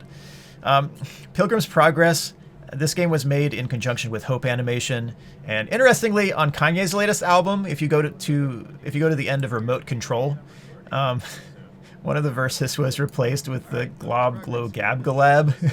He's sampled, and that was like a meme in, I think it was 2018. It was kind of a big meme for just a little bit, but yeah, it was on Kanye's album, so it was one of Hope Animation's characters. So I guess congrats to Hope Animation on making the tangential cut on Kanye's album. That's kind of impressive, but anyway, I still can't believe that's a thing, but maybe Kanye saw the Donkey stream where Donkey made a joke about, well, it was something like, was it Golden Money featuring Pitbull, I think was the track, or track 4, whatever it was. But if you go to that stream, it's super goofy, like, oh man, here's all this, we leaked it, and it's just like completely not. Anyway, so maybe that's a response to that. Anyway, going back to the novel itself, John Bunyan's Pilgrim's Progress is a work of Christian allegory. So it's not a direct reading of scripture.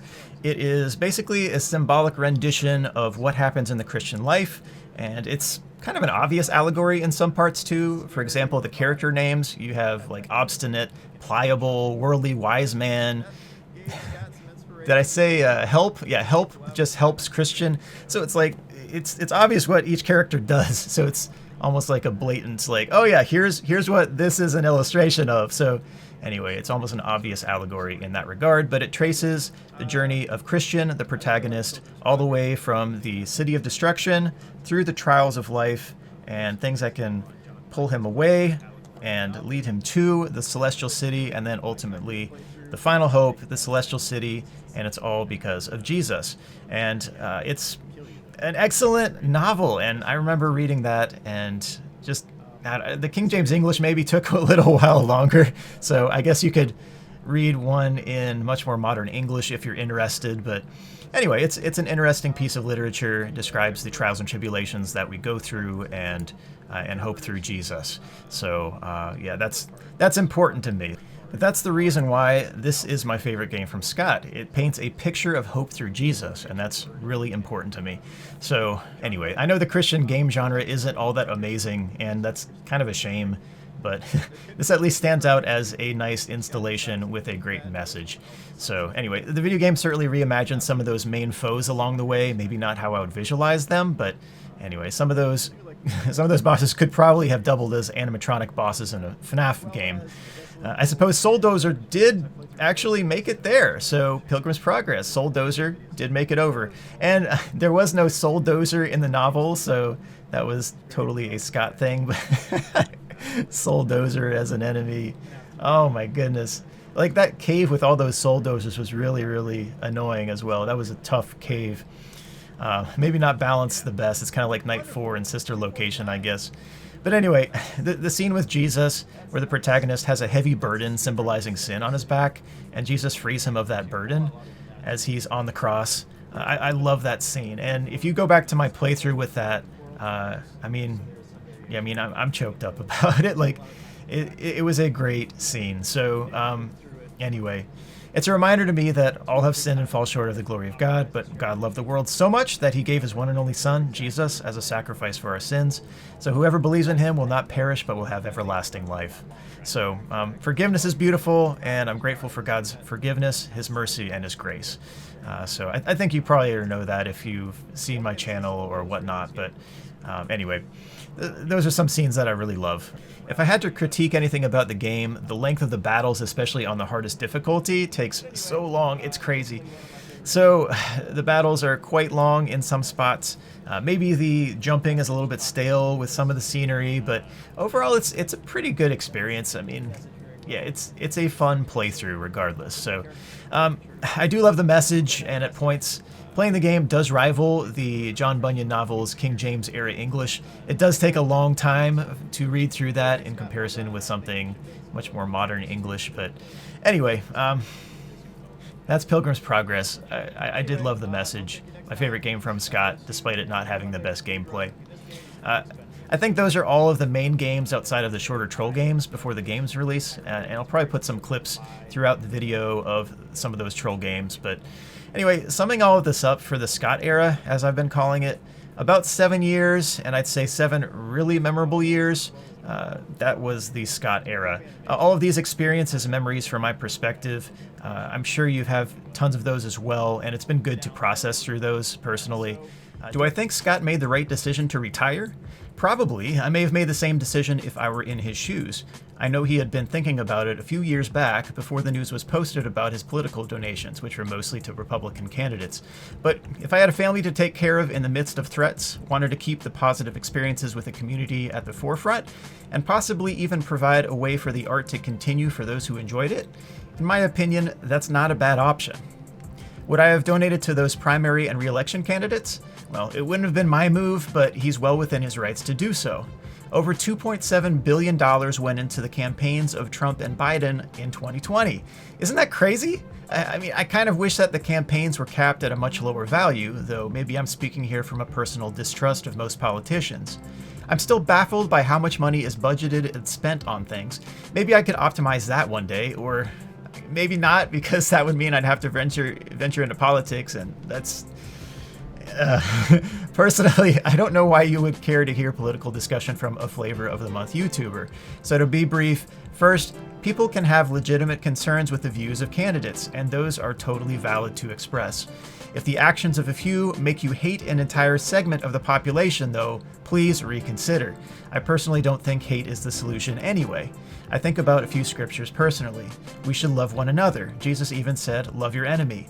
Live out the golden rule from Matthew 7:12. Do unto others as you would have them do unto you. I believe people are made in the image of God and have great value, and I think empathy and patience can go a long way in helping a nation improve in understanding and finding a way to make this the land of opportunity, and hopefully for everyone.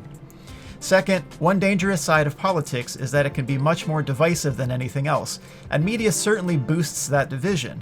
It's often a way for people to hate or justify their hate for their straw man of a neighbor, and dismiss real concerns and viewpoints.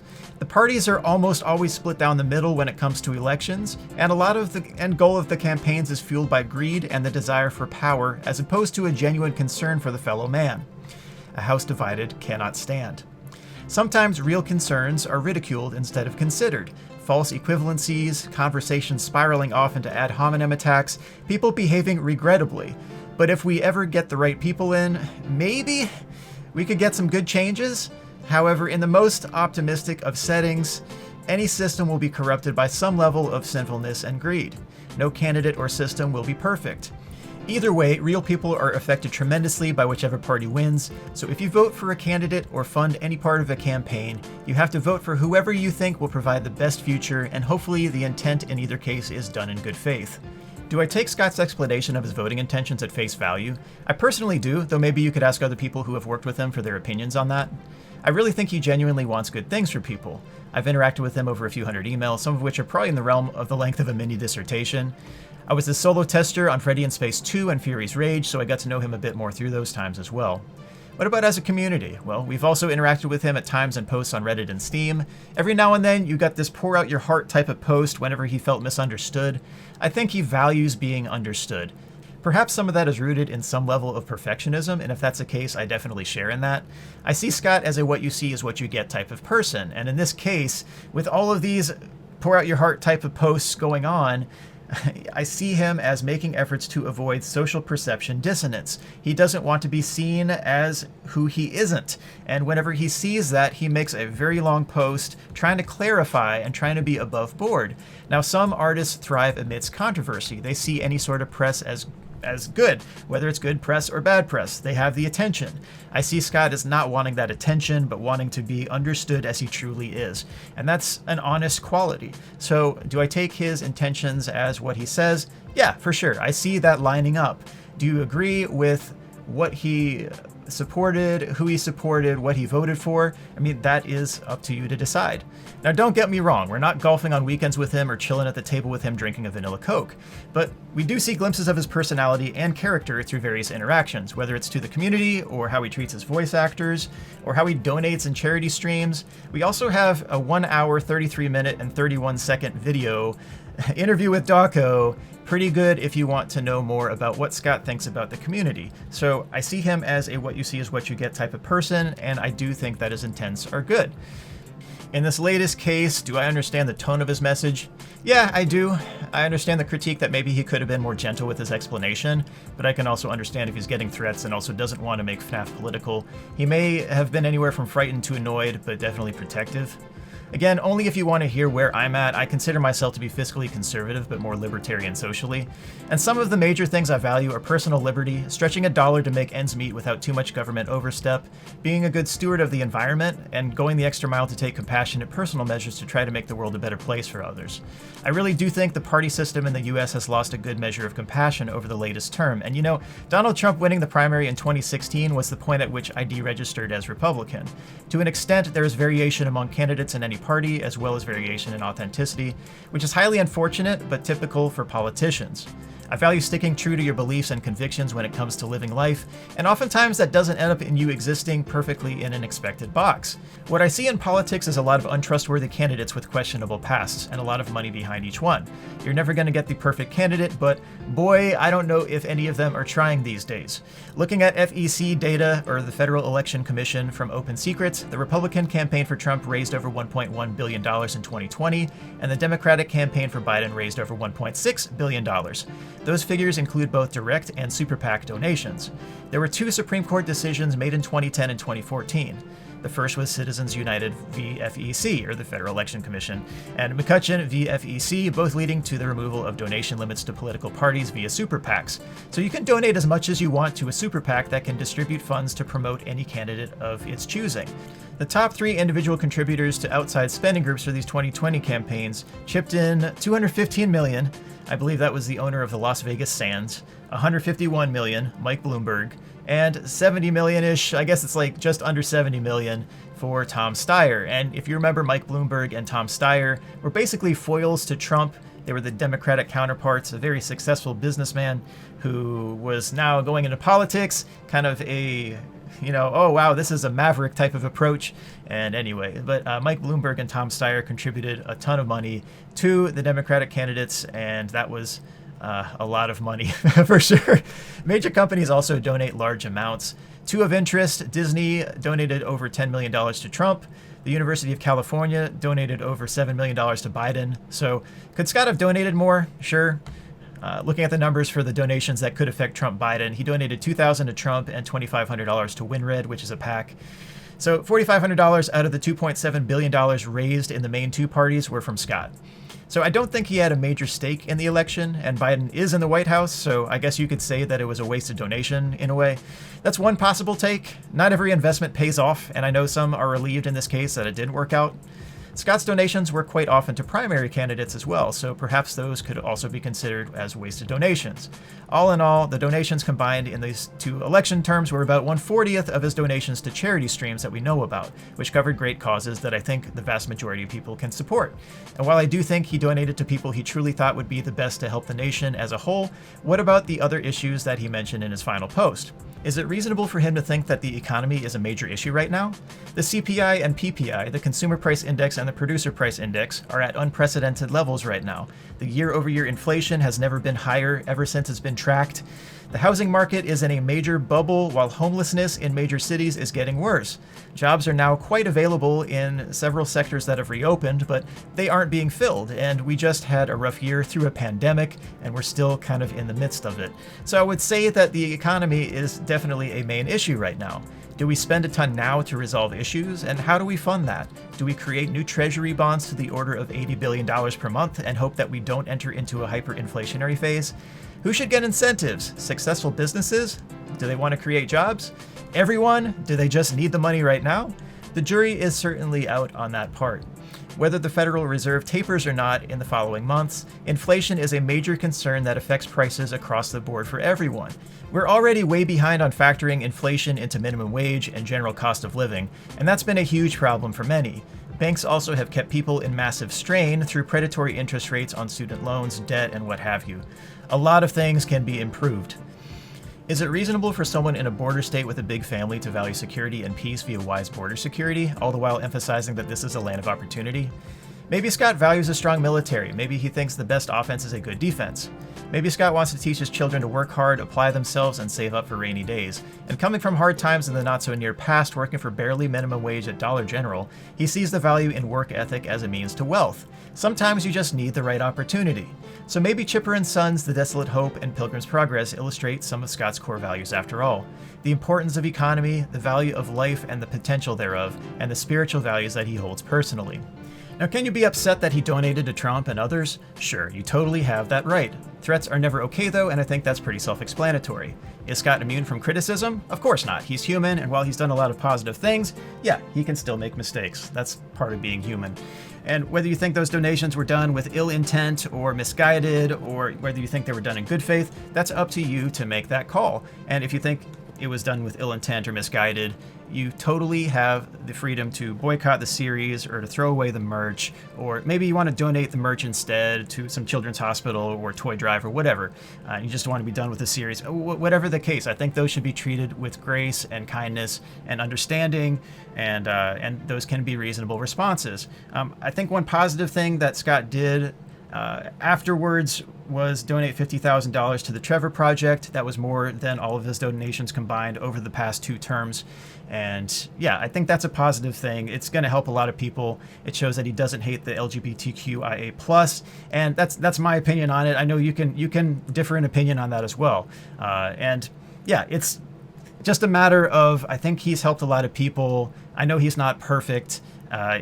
I know a lot of people aren't jumping up and down about the candidates that he was supporting, but anyway, there are a range of responses, and I think that any reasonable response should be treated with respect. So anyway, and maybe it helps a little bit in terms of how much he's donated these 2 terms. If Google is correct, the donations add up to about 0.06% of his revenue, so maybe it's a comfort to some that very little of what was paid into the series actually went to politicians. I actually think him stepping back and handing the series off to someone else helps with several things. People who hate his decision to donate to those candidates can consider continuing liking the art, but it's understandable if they don't want to keep with the series. It also allows for Scott to give another major opportunity to someone else who can take the series through its next era. I know it won't be the same, and I respect Scott's decision to retire. He's human, and no one bats 1,000. But I do think that he should have the time to rest and focus on his family. It's been a wild, jump scare-filled 7 years, so I hope his mental well-being is also a priority as he begins a new phase of life. And thinking of his past as well, he struggled with suicidal thoughts, and I hope that those have not resurfaced as well. Your life is valuable, regardless of who you are. I believe it's a gift from God, and I hope that you experience the very best in this life. For all those continuing with the series, there are a few things happening with the series if you're still interested in it. Steelwool just released another teaser for Security Breach. The Fanverse initiative is still going, so all sorts of games from some of the developers of major fan games should be released in the future. Maybe we'll even have a movie. The script was already ready for at least one of the movies. But the Whonext Era will be interesting to see. So the end of a thing is better than the beginning thereof. My channel, all the strategy guides, all the high-end gameplay videos, regardless of how boring or not you think I am, It wouldn't have happened without Scott and the Freddy empire that he created. Now, this was a huge part of a lot of people's childhoods. It was memorable. It also helped people grow in confidence, find real value and joy in hard times in life. And many picked up life skills along the way, modeling, art, programming, whatever the case. So it had a lot of positive aspects, and I was glad to be involved for the approximately 6.5 years of the Scott era that I was involved. And I'm still planning to be involved in the Whonext era, but we will see what happens there. It'll be interesting, but it is uncharted territory for sure. But anyway, Scott and everyone else on here, from me to you, God bless you and grant you great blessings in life. And one of my favorite passages, Numbers 6:24 through 26, the Lord bless you and keep you. The Lord make his face shine on you and be gracious to you. The Lord turn his face toward you and give you peace. And that's shalom. So peace and wholeness. And I just pray the best blessings for you and your life. And personally to Scott, thank you so much for being a great inspiration to me in generosity and dreaming with great vision. It's been a wild 7 years full of 20 modes, jump scares, and troll games, and I hope the next 7 years for you are filled with good rest, joyous times, and quality time spent with your family. I appreciate the respect you've shown me and others along the way, and it was a blessing for me to be able to test 2 of your games and add that little bit of polish that I could in that limited time frame. If you ever need to talk, you have my number. Jesus loves you, God loves you, and for all those who are here watching, thanks for reminiscing with me, and God bless you too.